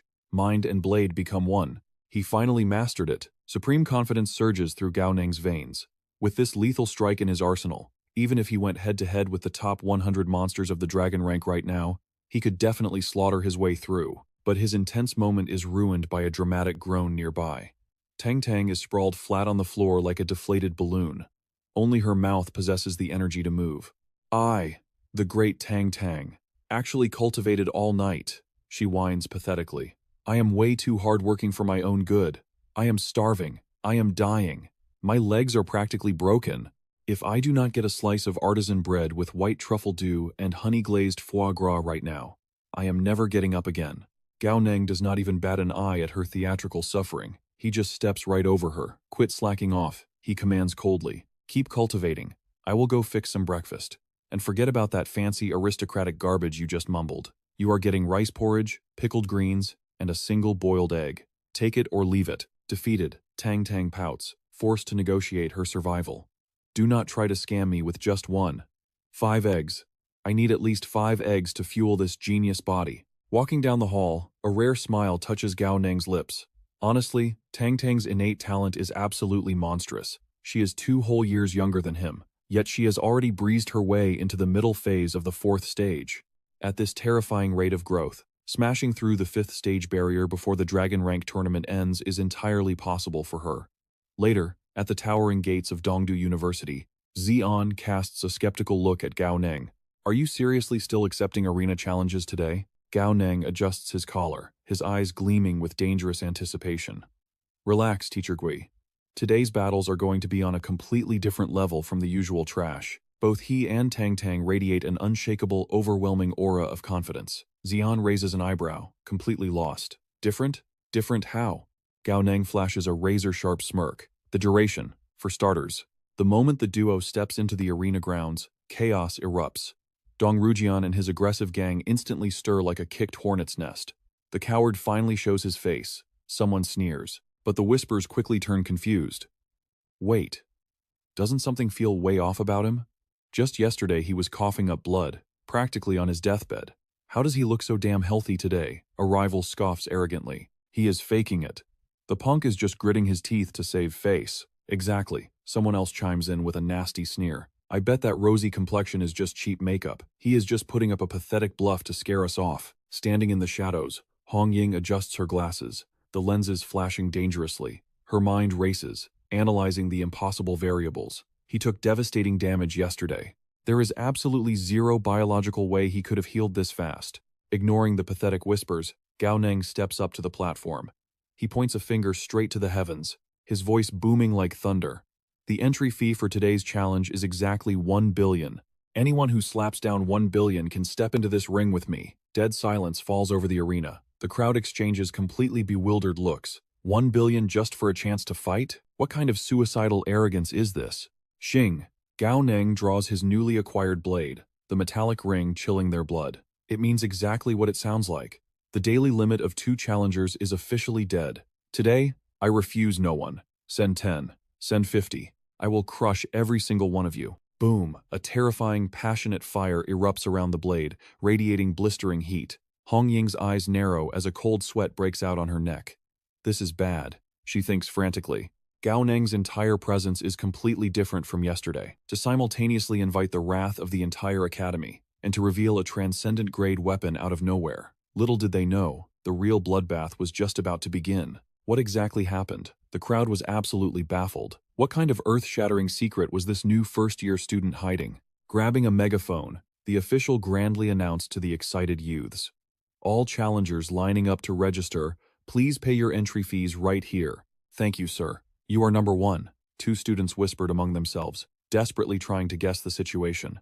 What kind of crazy scheme is Gao Neng cooking up today? He was hit with a lethal poison and sustained massive injuries yesterday. How on earth is he already fully recovered? Who knows? Could it be related to that strange blade of his? Listening in, Zhang Hongying instantly rejected their wild theories in her mind. No, that is absolutely impossible. It is undoubtedly a legendary weapon, but even with a divine blade in hand, someone lacking true strength cannot defy reality. A blindfolded youth stepped up, proudly introducing himself as a scion of the Qingxi Li family, but Gao Neng hated wasting time.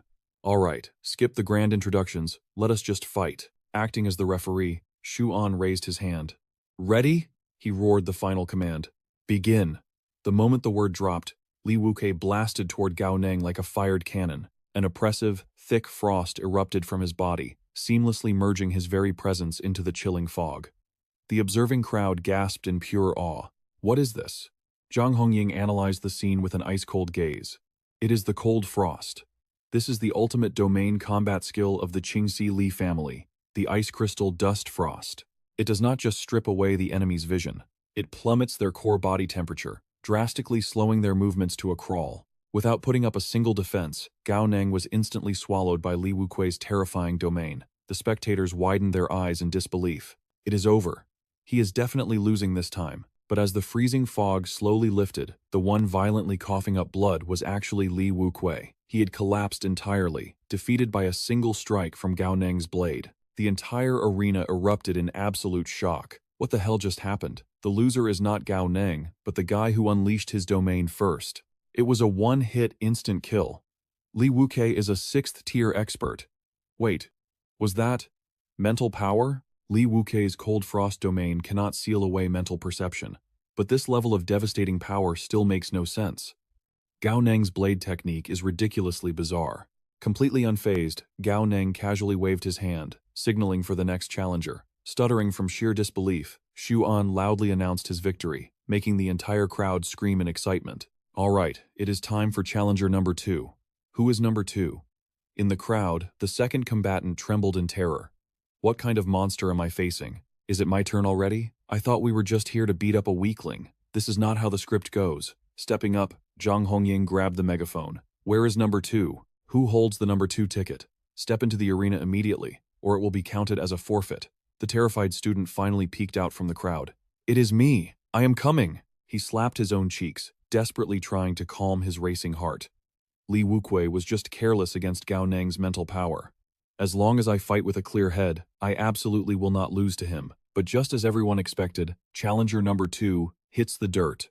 Gao Nang actually lets out a massive yawn, his face the picture of absolute boredom. The loudspeaker crackles to life.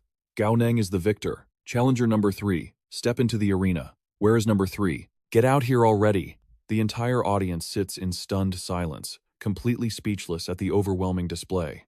Meanwhile, the students of Dongdu Academy erupt into deafening cheers. Junior Gao Nang, you are an absolute beast. Dongdu forever.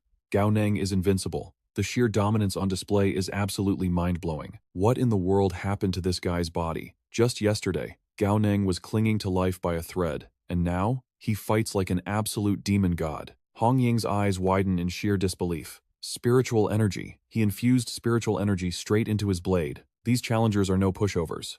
Every single one of them is a formidable Tier 6 warrior. But Gao Nang's raw spiritual power previously crushed Lei Dong, a man standing on the edge of the highest tiers. Against these ordinary fighters, they do not stand a ghost of a chance against Gao Nang's devastating strikes. But fusing spiritual energy with martial techniques is an elite combat art. Even seasoned masters struggle to grasp it. Yet Gao Nang wields it flawlessly. Just how did he unlock this power? A challenger with spiky hair steps up, his voice trembling. Gao Nang, have you just been hiding your true strength this entire time? Gao Nang simply shakes his head. Not at all. The spiky-haired fighter grinds his teeth. I refuse to believe that. Then how do you explain this? How did you suddenly become a monster? Gao Nang's expression goes cold as he utters a single word. Enlightenment. The challenger frowns, thoroughly confused. Enlightenment? What exactly did you realize? Gao Nang simply grips his blade, instantly shifting into a flawless combat stance. My enlightenment lies entirely within this single strike. Brace yourself. The spiky-haired fighter freezes, panic flashing across his face. Wait, hold on a second. I am not finished talking. But a split second later, the spiky-haired challenger is face down in the dirt. Hong Ying watches in awe, her heart racing. He is too powerful. This level of strength completely defies logic. A Tier 5 warrior defeating a Tier 6 expert is not completely unheard of among true geniuses. But a Tier 5 absolutely obliterating a Tier 6 in the blink of an eye? That is entirely unprecedented. Kongjun shakes his head in utter defeat. He is on a completely different level. We cannot even stand on the same starting line as him anymore. Qingqing stares wide-eyed, her mind reeling. They only survived a single real battlefield, yet both he and Tang Tang have grown into absolute monsters. A wave of bitter regret washes over her. If only I had not let the Academy rules stop me from accepting Tang Tang's invitation back then. Kongjun lets out a heavy, helpless sigh. Save your breath. A missed destiny is a missed destiny. Down in the arena, Tang Tang is already screaming for fresh meat. Next victim. Challenger number 4. Get out here. Suddenly, a bald fighter waves his hands frantically. Wait. We forfeit. We all forfeit. Can we at least get a 50% refund on our entry fees? Hearing those cowardly words, Tang Tang's eyes practically ignite with blazing fury. Are you kidding me? She roars at the top of her lungs. You cowards are the ones throwing in the towel, and now you want your cash back? The entire alliance is watching this broadcast right now. Have you zero shame? There are absolutely no refunds. If you are not going to fight, then get the hell out of here. Two of the challengers clench their fists, their faces burning with humiliation. What did you just say to us? They put up a furious front, but deep down, they are secretly thrilled to have an excuse to run for their lives. Fine. We are leaving. Suddenly, a sharp ringtone breaks the tension. It is Hong Ying's secure phone. A tense voice echoes from the other end. Captain, are you seeing this live feed? Gao Nang just completely dismantled 3 Tier 6 warriors back to back. How should we adjust his threat evaluation? Hong Ying narrows her eyes, her gaze locked on the arena. I see it all. I am standing right at the gates of Dongdu Academy as we speak. Her tactical mind rapidly calculates the battle data. While Gao Nang effortlessly swept 3 challengers, those opponents were barely scraping rank 209. Under normal alliance protocol, a victory like this would not even warrant a single shift in Gao Nang's current standing. Yet, Hong Ying delivers her verdict with zero hesitation. Dragonboard, rank 99, threat level A. The operator stammers, shocked by the massive leap to rank 99, but instantly punches in the update. Hong Ying crosses her arms, deep in thought. While this was just an endurance match, and lacked the breathtaking cinematic glory of Lin Ying's legendary 1 versus 5 bloodbath. That single, flawless strike, infused with raw spiritual energy, proved everything. His true combat prowess has already shattered the top 200 barrier. An A-tier evaluation is exactly what this monster deserves. Gao Neng has just made history as the only Tier 5 warrior to ever break into the Dragon Board's top 100. A dangerous smile plays on Hong Ying's lips. "Show me what else you are hiding, kid." Nearby, Tang Tang thrusts her phone into the air, screaming with joy. "Gao Neng, get over here and look at this. Your official ranking just refreshed. You are Dragon Board rank 99 with an A-tier threat level. An A-tier. You hit the absolute jackpot." But instead of celebrating, Gao Neng's face darkens with sheer annoyance. "Which brain-dead official gave me this trash rating? I just casually one-shot 3 Tier 6 experts, and all I get is a measly A rank? Are they deliberately trying to sabotage my blind exam evaluations?" Hearing herself get insulted in broad daylight, a vein pops violently on Hong Ying's forehead. Brain-dead official? She instantly marches over, her hand clamping down on Gao Neng's shoulder like a steel vice, nearly scaring the soul out of his body. Hong Ying forces a terrifyingly sweet smile, grinding out every single syllable. "Well, hello there, student Gao Neng. I am Hong Ying, captain of the 2nd Division, Federal Government Dragon Board Task Force. I am the brain-dead official who personally finalized your ranking. Do you have a problem with my judgment?" The suffocating, murderous aura radiating from her leaves both Gao Neng and Tong Tong, utterly paralyzed. Gao Neng breaks out in a cold sweat. "Holy crap, did I seriously just walk face first into a loaded cannon?" He screams internally. Nobody warned him that the Alliance government literally dispatched high-ranking brass to stalk him in person. Instructor Xu An hastily steps in, desperately trying to defuse the ticking time bomb. "Captain Hong Ying, please calm down. Gao Neng is just a brash student who does not know when to shut his mouth. I beg for your leniency." But the moment Hong Ying's identity is exposed, a ravenous horde of reporters swarms her like sharks to blood. "Captain, Dongdu's absolute super genius, Gao Neng, just rocketed to rank 99 on the Dragon Board, and he is currently clashing with you, a supreme official of the Federal Task Force." Microphones are shoved into her face. "Captain Hong, why have you personally descended upon Dongdu Academy? Does the Dragon Board Committee truly view Gao Neng's threat evaluation with such unprecedented importance?" "Captain, Gao Neng is openly trashing your official ranking.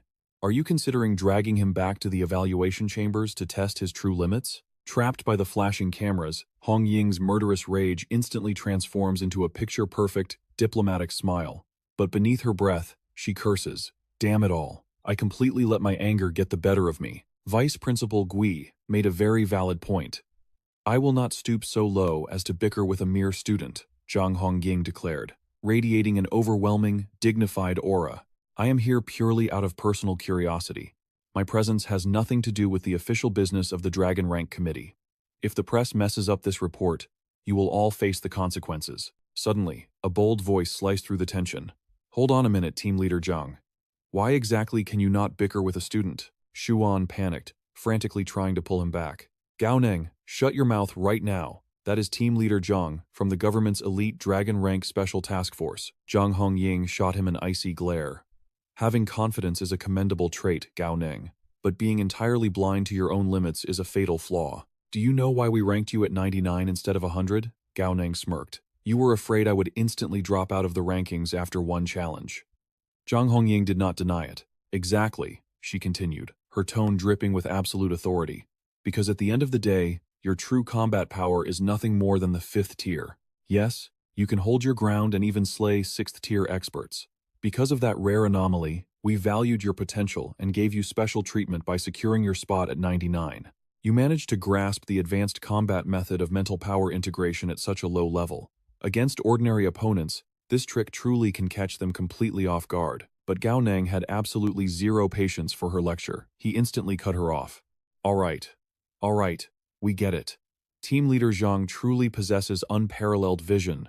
With just one glance, you perfectly deduced that I relied on mental power integration to win." Layering his voice with thick sarcasm, Gao Neng continued. "That is right. My real strength is merely at the 5th tier. Seeing right through my facade instantly, as expected of our great team leader, your theoretical martial knowledge is absolutely flawless. Too bad your practical experience is a joke." Narrowing her eyes, she challenged him. "You think I am looking down on you, do you not? Do you genuinely believe that you possess the true qualifications to climb into a higher rank? Obviously, Gao Neng replied with an infuriatingly calm shrug. But if you want to argue, then whatever you say is right. I really have no interest in trading empty words with you. Bickering is how you desk-bound experts earn your paychecks. But I am a martial artist who bleeds on the battlefield.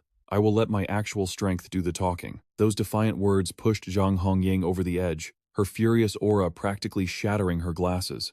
The task force members watching from afar instantly paled in sheer horror. It was no secret that team leader Zhang despised being shoved into a clerical role, while her brutal combat talents went ignored. Oh no, we are completely doomed. The boss absolutely hates being called an armchair theorist. This cocky brat just stepped on the biggest landmine possible. Fury blazed in her eyes as Zhang Hongying snapped. Fine. If you are so desperate to prove yourself with actual actions, then let us make a wager. You love betting, do you not? I bet my reputation that you will never surpass rank 99. If you can defeat anyone ranked higher, I will personally pay out of my own pocket. Gao Neng casually raised a hand, rejecting her offer on the spot. Hold it. I do not need your money. Opening your mouth just to talk about cash. Is the great team leader Zhang really that shallow? Besides, which eye of yours ever saw me acting greedy? Hearing his shameless claim, the entire crowd almost choked, finding this ridiculous comedy act absolutely hilarious. You do not like money? Do you think we are entirely blind? Ignoring the crowd, Gao Neng smirked. Team leader Zhang, if you really want to bet against me, you better bring something of actual value to the table. Since you lead the elite dragon ranking task force, we do not mind settling this rank evaluation right here with a bet. Hongying scoffs at his sheer audacity. Gao Neng, you are far too naive. Do you really think I would abuse my authority just to fix a student's rank? Gao Neng points a defiant finger right back at her. Did I ever accuse you of abusing your power? I just want one crystal clear answer from you. What exact rank must I crush to secure an S-class evaluation? I need this on record. Otherwise, you might just rig the results after our bet. Without a rock-solid guarantee today, who is to say you will not deliberately suppress my final grade? Hongying grits her teeth, fury blazing in her eyes. Would someone like me intentionally hold you back? Listen well. I do not have the final say in this matter. The surrounding reporters instantly catch the scent of drama. She makes a fair point. Team leader Zhang, what rank does Gao Neng actually need for an S-class mark? Team leader Zhang, the Dragon Ranking Committee has always kept the S-class standards hidden in the shadows. Will you use this chance to finally reveal the truth to the public? A mocking smirk crosses Gao Neng's face. If you do not have the authority to make the call, then why were you posturing in front of me just now? Were you just trying to flex your grand title as the task force leader? Fine, I see exactly what is going on here. So much for the fair and impartial team leader Zhang. I am done wasting my breath on you. Just leave. She trembles with pure, unadulterated rage. You dare say you are done with me? Xian tries to step forward to mediate the escalating clash, but a firm hand grabs his shoulder. Do not interfere. Tianyun warns him with a serious gaze. Just watch from the sidelines. He knows perfectly well the principal might just turn this into an even bigger spectacle. He is deliberately fighting for it, Tianyun explains quietly. Xian blinks in total confusion. Fighting for what? Tianyun easily reads the boy's master plan. He is fighting for an S-class evaluation. The 20 available S-class spots are almost exclusively handed to the top 10 to 30 fighters on the dragon ranking. The single exception to that rule is Ning Er. Gao Neng knows he lacks the raw power to breach the top 30 right now. That is exactly why he is forcing her hand, and Hongying knows it too, but with countless reporter cameras flashing in her face. If she publicly sets the condition for a 5th-tier cultivator to break the top 30, the public will absolutely crucify her for intentional suppression. Suddenly, Hongying's phone buzzes violently in her pocket. She snatches it up. Director, can we discuss this later? A fierce argument erupts through the receiver. What? I absolutely refuse. What kind of absurd rule is that? How will the other elites on the dragon ranking accept this? He must reach the top 50 at the very least. A moment later, Hongying turns back around, her face twisted in bitter reluctance. She glares daggers at the young man. Fine, Gao Neng. We will do this your way. The rank evaluation conditions are set. If you can smash your way into the top 65 of the ranking board, we will grant you an S rank evaluation. But if you fail, your rating plummets straight to B rank. Do you dare accept? Gasps echoed through the crowd as the high-stakes gamble was set. Tang Tang's eyes flared with protective fury. Are you seriously trying to bully him right now? Even Sister Ninger is only sitting at rank 50. Expecting a Tier 5 combatant to break into the top 60 is absolutely impossible. Hong Ying completely ignored the outburst. Her piercing gaze locked onto the boy. Well, don't tell me Gao Neng is actually a coward? Meanwhile, Tang Tang continued firing off protests like a machine gun. With his insane talent and current tier, breaking into the top 90 is more than enough to prove his worth. But Gao Neng simply raised a hand, stepping forward to lock in the trap. Let me just repeat Team Leader Zhang's exact words. Stop me if I get a single detail wrong. If I crack the top 60 of the Dragon ranking, I get an S rank evaluation. Does that mean this is the absolute standard for the board? Hong Ying frowned, caught off guard. What are you getting at? He smirked, ready to lay his cards on the table. It means if an 18-year-old at Tier 5 can crush his way into the top 65, a genius of that caliber is basically a once-in-a-century anomaly. Therefore, the Alliance would consider them worthy of core development and award an S rank. Am I right? She nodded slowly. That is exactly the point. Gao Neng held up 5 fingers, twisting the narrative just a fraction. So, as long as anyone at Tier 5 or below reaches the top 65, they are officially recognized as a peerless genius and guaranteed an S rank. Correct? Irritation flashed across Hong Ying's face. What kind of game are you playing? Spit it out. He simply tapped his chin, wearing a look of exaggerated deep thought. Team Leader Zhang, I will take your bet. If I fail to breach the top 65, I will willingly downgrade to B rank. But when I tear through that ranking, you must hand over that S rank evaluation. The reporters and the entire crowd here are my witnesses. A dangerously smug grin spread across his face. Team Leader Zhang, you set the terms yourself. You are not going to back out on your own word, right? Hong Ying scoffed with absolute certainty. Nonsense. I would never go back on a public declaration. The second those words left her mouth, Gao Neng grabbed Tung Tung's hand and bolted. Hong Ying stood frozen, still processing the sudden escape. By the time she realized what happened, he was already waving from a distance. Well then, I will not keep Team Leader Zhang for dinner. See you later. Back at the academy, Shu An turned to Tian Yun. Principal, what was the hidden meaning behind Gao Neng's final words back there? Do you understand his angle? The older man chuckled knowingly. Of course I understand. But instead of explaining, he simply crossed his arms. Just wait a few days. The truth will reveal itself. The explosive clash between the student and Hong Ying instantly dominated the headlines. The S-rank gamble. Can a Tier 5 warrior shatter the top 65? 5 days vanished in the blink of an eye. Gao Neng had not taken a single step outside Dongdu Military Academy, but his insane wager had already set the entire internet on fire. During this tense wait, a shocking side event occurred. Lin Ying violently broke through to mid-tier 6. Following his breakthrough, he successfully challenged his way up to rank 150. Day 6 arrived. Only 2 days remained until the Dragon ranking officially locked in. Principal Tian Yun was practically glowing with absolute satisfaction. With Lin Ying's newly awakened power, he was guaranteed to make his final push during these last 48 hours. If he succeeds, Dongdu Military Academy will boast 2 students in the top 100 of the Dragon ranking. That was a legendary feat that even the Shiming military faction had never achieved. But the principal's main focus was on a certain genius girl. Rumors said Ninger had already smashed her way into late tier 6, yet she had not initiated a single challenge. Just how terrifying has her true strength become? He murmured to himself. Suddenly, Xuan kicked the doors open, gasping for breath. Principal, Ninger just announced her challenge target. It is Cheng Tai, the absolute monster sitting at rank 10 on the Dragon ranking. The principal's eyes widened in pure shock. Another S-rank powerhouse. But Shu An was not finished. That is not all. Gao Neng just contacted me. He finally locked in his target too. Tian Yun leaned forward, his blood racing. That arrogant brat is finally making his move? Who is it? Shu An swallowed hard. Rank 57. Quran. The principal froze as the realization struck like lightning. Wait a minute. Quran and Cheng Tai. Are they not both? Exactly, Shu An yelled. They are both direct disciples of the ancient Mount Hua sect. The scene cut to a massive, glowing notice board, surrounded by a suffocating crowd. In the final moments before the Dragon ranking locked in, absolute chaos erupted with over 30 simultaneous death matches scheduled. Every single recognized genius was either issuing a challenge or defending their throne. It was a total bloodbath as everyone unleashed their hidden trump cards for the final placement. Even Dongdu's Lin Ying threw fuel on the fire, declaring war against the noble-born rank 91, Yi Qinglian. On the very last day, at the Dragon ranking headquarters, a dark-haired official scoffed. Speaking of Dongdu Academy, did you guys hear about Gao Ning's insane gamble with team leader Zhang? His female colleague rolled her eyes. Of course I did. The lunatic challenged rank 57, Q Ran. He made half the office lose their betting pools. We all thought he would play it safe and aim for rank 60. The dark-haired man wagged his finger with a knowing smirk. Your intel is lagging behind. Listen to this. On that exact same day, the S-rank goddess Ning-Er also announced her target. Rank 10. Cheng Tai. The woman frowned, confused. What does that have to do with anything?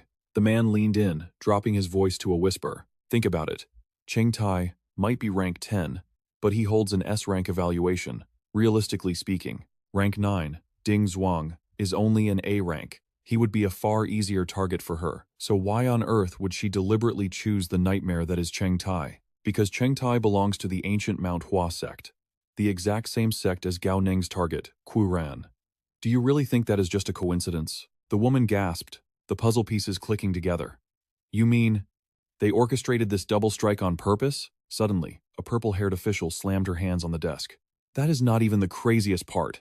Do you guys not remember? Back when Gao Neng first stepped foot into Dongdu Military Academy, he stood right in front of the entire freshman class and made a declaration that shook everyone to their core. Meanwhile, rumors about Ning-Er being his wife spread like wildfire, heavily backed by over 1,000 breathless witnesses. Hearing the juicy gossip, a male staff member gasps in shock. Are you serious right now? Is this Golden Boy and Jade Girl duo planning to turn Mount Hua upside down together? I even heard Ning-Er spent 3 entire days and nights locked inside Gao Neng's dorm room. Only heaven knows what went down in there. The staff erupts into a frenzy of scandalous whispers. Hold on. Wait a minute. Then what about the rumor that Gao Neng and Tang Tang spent the whole night engaged in dual cultivation? How does that fit in? Could it be that our bold protagonist is actually two-timing them both? Amidst the chaotic chatter, only Hong Ying remains dead silent, her mind racing. Fast forward to the final agonizing hours before the dragon ranking announcement. Gao Neng sits cross-legged in his room, pushing his cultivation to the absolute limit. He is just a hair's breadth away from achieving perfect bone-forging fusion. Time is slipping through my fingers like sand. Have I seriously hit a bottleneck at a crucial moment like this? Scorching blue flames erupt from his body, roaring with intense heat. Gao Neng grits his teeth, knowing perfectly well his internal energy is on the verge of total depletion. Just then, a graceful feminine silhouette materializes silently behind him. The mysterious girl gently raises her hand. A pure beam of radiant light pierces straight into Gao Neng, flawlessly harmonizing with his chaotic aura. Gao Neng's eyes snap open as a foreign power surges through his veins. What is this incredible sensation? His completely clogged meridians burst wide open in a single heartbeat. This is my golden chance. The tension melts from his face as the profound spiritual energy flows through him like a roaring river. Standing behind him, Xiaomeng smiles with deep satisfaction. The dense sphere of energy encasing his body begins to spiderweb with glowing cracks, before finally shattering into a million brilliant pieces. Gao Neng stretches his limbs, his bones popping loudly. An indescribable wave of pure, absolute power washes over his entire being. He stares at his glowing hands with unshakable confidence. Late-stage 5th tier, this bone-forging technique is truly terrifying. Give me just a bit more time, and I would have smashed straight into the 6th tier. Xiaomeng seamlessly shifts back into her fluffy cat form and leaps onto his head. Gao Neng, your queen demands food right now. He throws his hands up in dramatic despair. I literally just achieved a legendary breakthrough at the crack of dawn. Can you not let me rest for a single second? All right. Your humble servant is going to make breakfast. But before he can even take a step, the door violently explodes open, revealing Tang Tang's grand entrance. You better make a giant portion for me too. 5 eggs, a massive glass of milk, and do not forget to drown it in sugar. I, the magnificent Tang Tang, spent the entire night cultivating. I have flawlessly reached the late-stage 4th tier, and now I am aggressively charging toward the 5th. My body requires massive nourishment. Gao Neng shoots a thoroughly unimpressed glance at her chest, silently noting absolutely zero physical development. Is the car ready yet? Tang Tang happily pokes Xiaomeng's squishy cheeks and replies, Relax, the butler has been waiting outside forever. Gao Neng's expression instantly darkens with dead serious resolve. Perfect. Do you still remember our ultimate objective today? Tang Tang's eyes gleam with mischief. The Mount Hua Sword Tournament.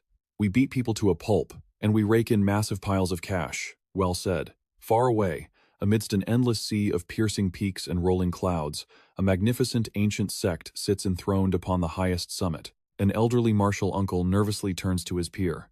Senior brother, I have not seen you catch a single cold in over 100 years of cultivation, but the mortal world is incredibly dangerous these days. Should you not wear a mask just to be perfectly safe? The Supreme Sect, leader of the ancient Mount Hua sect, rolls his eyes in sheer disbelief. What absolute modern nonsense are you spewing? Back at the mountain base, destiny has arrived. Gao Neng and Tang Tang stand boldly before a colossal, heaven-piercing boulder. Carved into the ancient stone are three imposing words: the Mount Hua sect.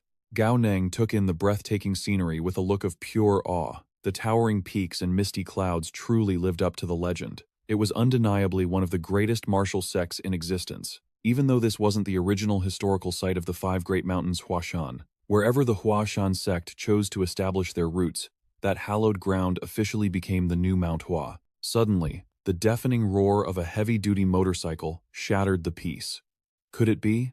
A familiar, striking silhouette cut through the wind atop a high-speed racing bike. Ning Er executed a flawless, tire-screeching drift, halting perfectly. She casually pulled off her helmet, letting her dark hair fall. "You two made it?" she asked, with a cool confidence. Tang Tang's face lit up as she cheerfully called out to her. But the moment Ning Er's boots touched the ground, a massive wave of reporters instantly swarmed them. The main event had finally arrived. "Shen Zhongxiao, please give us a statement about today's unprecedented challenge."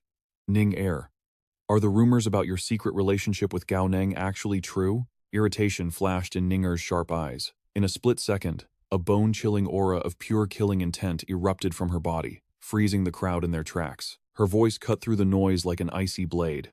"I am here to fight and conquer.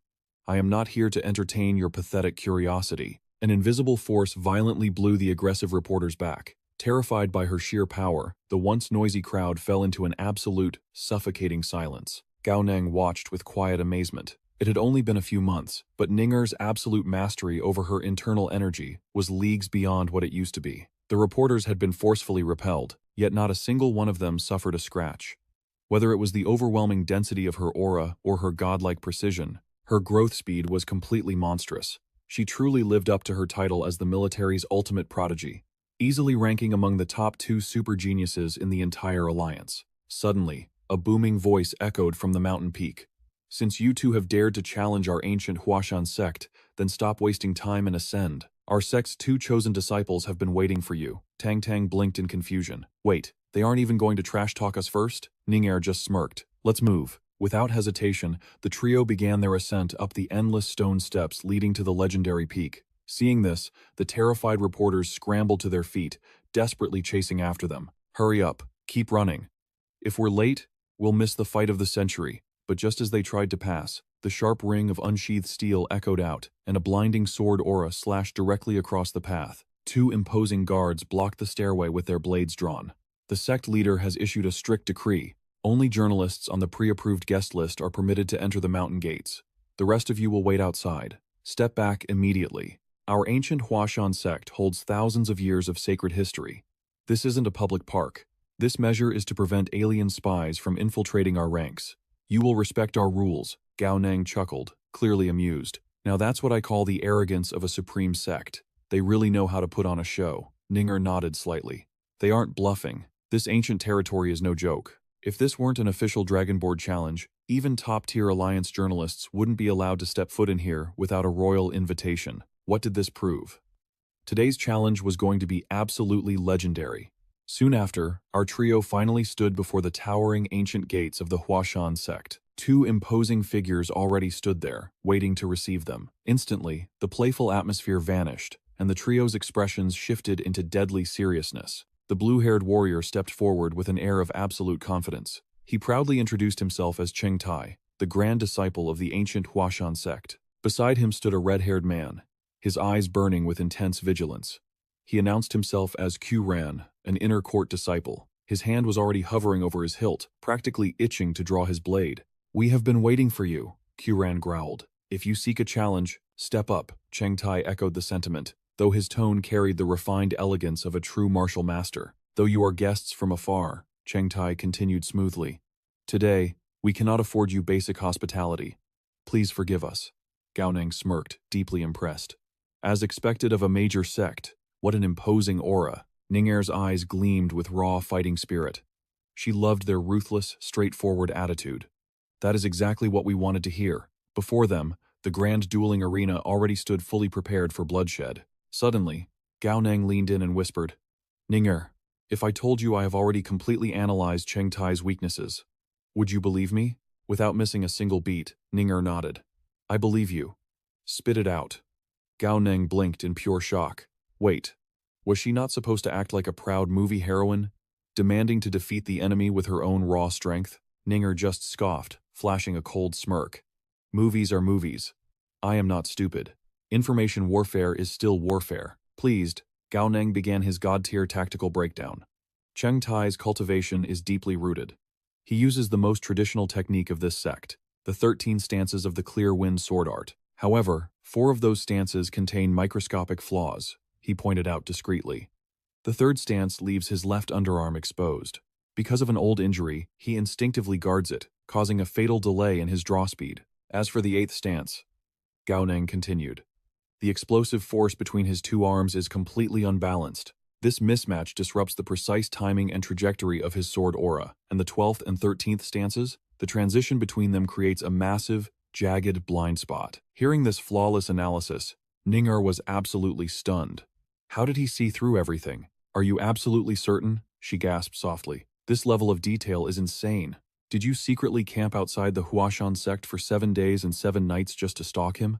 Gao Neng puffed out his chest, incredibly smug. Just an average Tuesday for me, he bragged. The piercing gaze of a genius operates on a completely different level.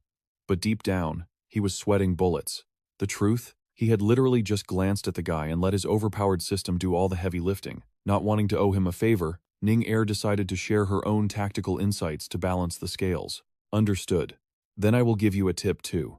She warned him seriously. Your opponent, Kuran, practices a lethal art. The life-claiming serial 3 immortal sword of the Huashan sect. It only contains 3 stances, but the killing intent is overwhelmingly aggressive. Furthermore, his hidden talent contains the molybdenum element. Gao Neng blinked, completely lost. What on earth was molybdenum? Seeing his confusion, Ninger quickly explained. Molybdenum possesses an insanely high boiling point. When infused into cast iron, it massively skyrockets the metal's durability and corrosion resistance. This perfectly complements his life-claiming serial 3 immortal sword. Her tone grew grave. Make no mistake, this Quran uses an absolutely relentless, pure offense fighting style. Suddenly, a booming voice echoed across the courtyard. The sect leader of the ancient Huashan sect had spoken. Today, esteemed friends from the military have personally climbed our mountain to issue a challenge. However, you must still abide by our sect's sacred dueling rules. For the first match, let both sides take the stage. In a flash, Gao Neng and Kuran leaped onto the massive arena, standing face to face in a tense standoff. Down below, Tang Tang was quietly fuming. She was utterly disgusted by the sect's lack of manners. They did not even offer them a single cup of tea before forcing them into mortal combat. Worse, they were using their own internal sect arena rules. For a supposedly majestic and honorable great sect, they sure knew how to stack the deck in their favor. In reality, they were shamelessly taking advantage of their guests at every turn. The referee stepped forward, his voice thundering. The rules of the duel. Anyone who falls off the arena, or voluntarily surrenders, will be declared the loser. Right on cue, Gao Neng lazily raised his hand. Excuse me, can we tweak that rule just a tiny bit? For example, if someone gets knocked off the stage, as long as they do not surrender, they can climb back up and keep fighting. The referee instantly scowled, shutting him down. Absolutely not. That violently violates the sacred traditions of our ancient sect. But high above, the sect leader slowly waved his hand. Let the boy have his way, he commanded with absolute authority. The referee choked on his words, instantly bowing his head in submission.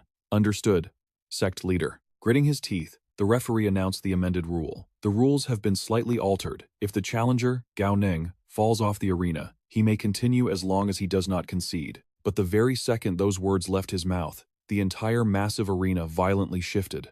In the blink of an eye, the solid ground beneath Kuran vanished. The fierce disciple, who had been standing proudly on the stage, was suddenly planted face first in the dirt. Standing casually on the remaining piece of the stage, Gao Neng smiled brightly. Senior brother Kuran, please do not take it to heart. Even if you fall, it is completely fine. You can just climb right back up and keep fighting. That little rule change I just requested, I actually did it purely for your sake. The entire courtyard erupted into dead silence. The spectators watching this first match were absolutely mind-blown by this insane opening. What just happened?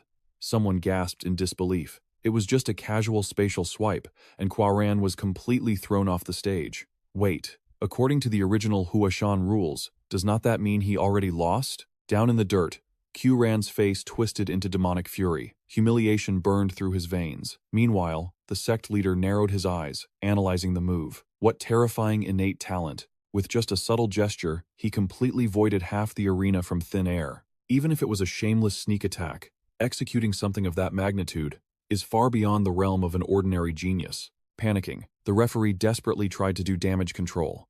The duel had not officially begun, he shouted, sweating profusely. This fall from the stage does not count. We will restart the match immediately. The crowd instantly exploded into heated murmurs. Sure, Gao Neng was the one who sneakily changed the rules, but the Huashan sect instantly voiding his move? Talk about having zero honor as a major power. Tang Tang was not about to let this slide. She immediately stepped forward, pouring oil on the fire. Exactly, she shouted. Furthermore, when that referee changed the rules earlier, he made it extremely specific. He said only Gao Neng was allowed to fall and climb back up. She laughed mockingly. They never expected their own precious disciple to be the one eating dirt. And now they shamelessly declare the move invalid to save face? Unbelievable, she scoffed. Quaran, you were already tossed off the stage. Do you seriously have no shame left to continue this fight? Every single word pierced Quaran's fragile ego like a poisoned needle, driving him absolutely insane with rage. With a beast-like roar, he vaulted violently back onto the shattered arena. Seeing this explosive reaction, the sect leader's heart sank. One glance was enough to tell him that Quaran's mental state was completely shattered. An ancient elder beside him sighed heavily, seeing right through the disciple's fatal flaw. This child's desire to win is far too toxic. He is all rigid force, without an ounce of flexible softness. Once his mind is disturbed, regaining his inner peace is utterly impossible, and that overwhelming rage is his ultimate, fatal weakness. Another battle-hardened elder nodded grimly, seeing the terrifying truth. From the very second he stepped onto this stage, Quran had already fallen flawlessly into Gao Neng's psychological trap. He is completely desperate to snatch a victory and reclaim his lost honor. Little does he know that desperation is walking him right into a deadly trap. The sect leader watches in sheer confusion. This alloy arena scheme utilizes at least 5 different elemental forces. How can an ordinary person wield such a complex trap? Quran's supposed genius talent is being completely crushed. Suddenly, a booming voice echoes across the arena, making the ancient Hua sect leader's eyes widen in shock. Behold my life-reaping 3 immortal sword. It is Gao Neng's devastating technique. A massive barrage of spectral swords shoots straight toward Quran. Quran is caught completely off guard, but he quickly regains his composure, forcefully blocking the overwhelming strike. What kind of garbage life-reaping 3 immortal sword is this? How dare you humiliate our ancient Hua sect?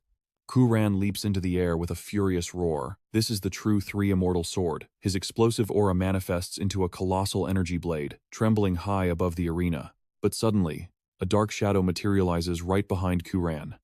Pure panic flashes across his arrogant face. The Earth Dragon delivers a crushing blow to his back. Quran has zero time to react. And right in that split second, Gao Neng follows up with a brutal flying kick. Quran is blasted completely off the arena stage. He sprawls on the cold ground, utterly dazed, with a perfect footprint stamped right across his cheek. The swarm of reporters absolutely loses their minds. He fell off the stage a second time, and this time, he was fair and square, beaten right off the platform. Cheng Tai and Ning watch the humiliating spectacle in stunned silence. Meanwhile, Gao Neng scratches his head, playing the absolute picture of innocence. No worries, no worries. Have we even started yet? I saw Brother Quran rush the stage and thought the match had begun. But it is fine. Under my rules, just climb back up and we can keep fighting. Quran's eyes burn with an unhinged, blazing fury. Gao Neng, I will slaughter you, he screams. A top-knotted elder quickly jumps to his feet in sheer panic. Quran, control yourself. Keep your calm. But the voice of reason cannot pierce Quran's madness. Only one thought echoes in his mind. Humiliation. Absolute disgrace on a live league broadcast. He must hack him to pieces. He must make him suffer. A murderous aura explodes from Quran's trembling body, suffocating the entire arena. He charges forward like a rabid beast, aiming his blade right at Gao Neng. Die! He unleashes the life-reaping 3 immortal sword once more. The elders of the ancient Hua sect break out in cold sweats. This is bad.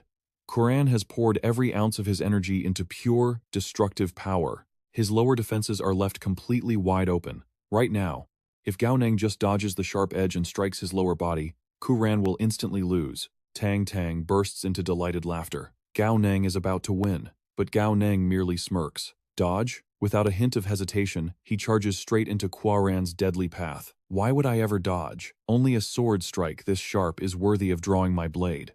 With those chilling words, his hand grips his hilt. The crowd gasps in absolute bewilderment. What is he doing? He could easily secure the win by just sidestepping the attack. Yet Gao Neng chooses to clash force directly against force. The ancient Hua sect leader instantly realizes the terrifying truth. He wants to test his blade. An early 5th stage brat purposely enraged a late 6th stage expert just to use him as a sharpening stone. His psychological warfare was never about forcing a flaw in Quran's defense. It was all to push out his most savage, unstoppable strike. Gao Neng unleashes a single, heaven-shaking slash. The sheer power of his blade completely stops all 3 of Quran's immortal strikes dead in their tracks. Steel shrieks against steel. Quran roars with everything he has.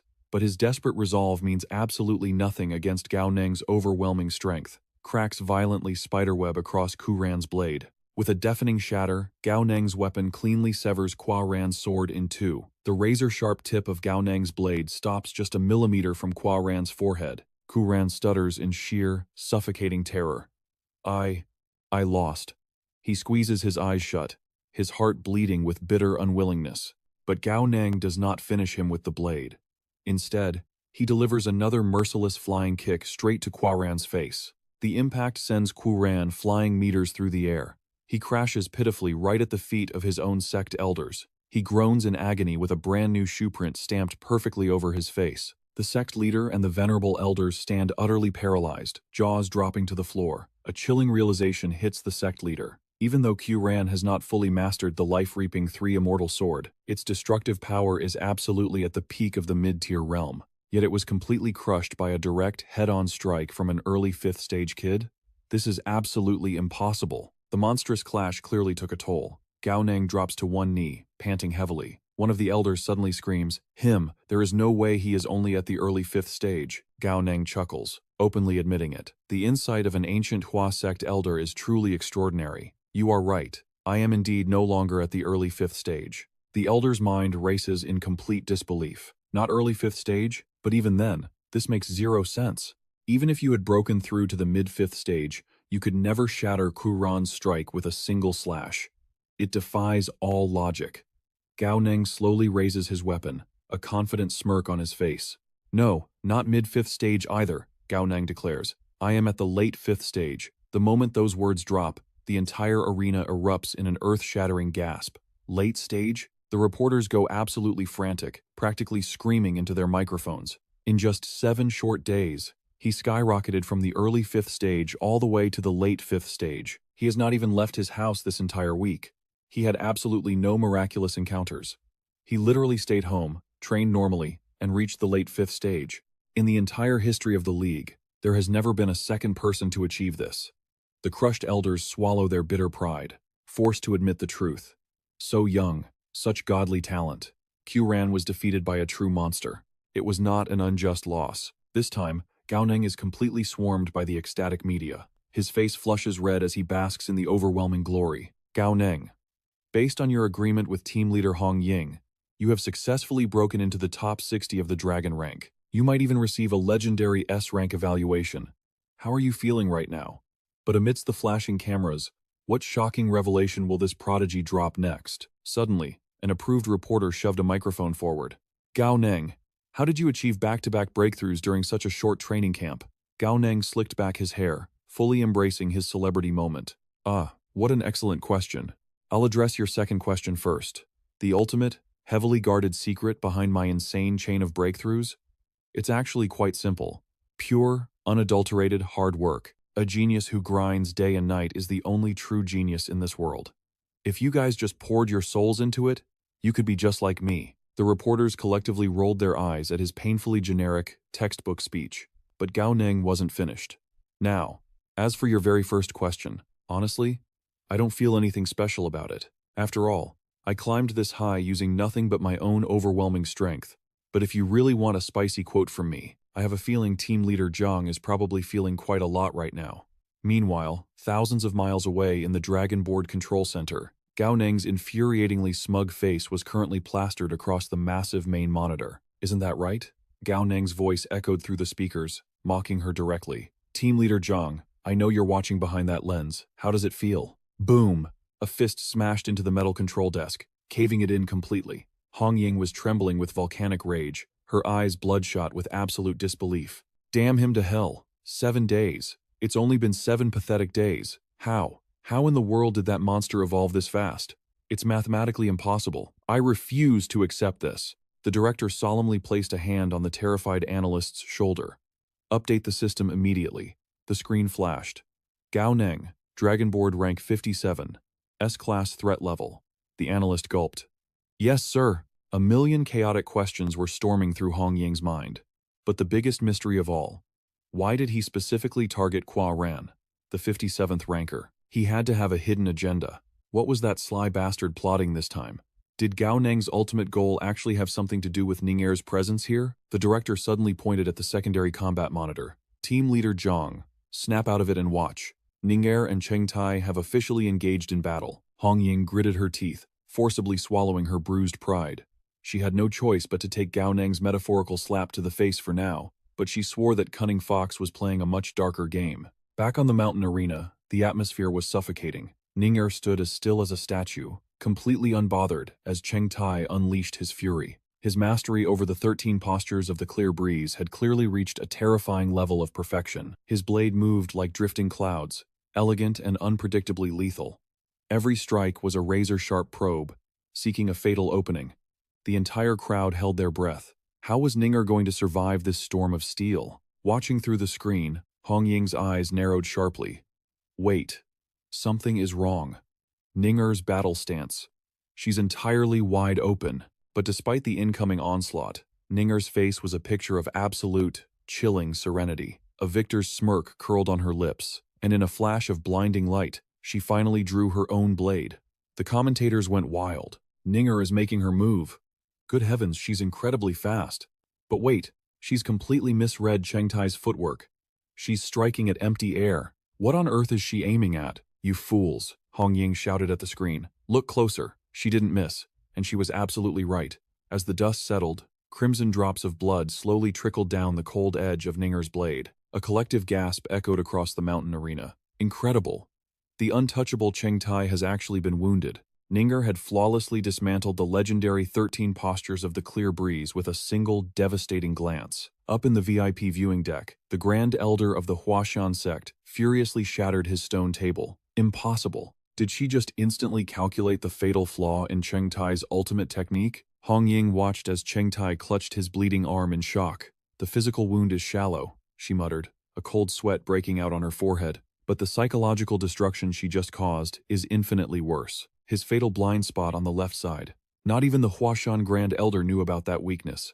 Only his master and I were supposed to know. Just what kind of terrifying monster had Ning'er become? Rather than calling Ning'er's spear strike overwhelmingly powerful, it was better to call her a pure battle genius. She instantly seized the initiative. It was as if she had perfectly calculated Cheng Tai's every movement. Her spear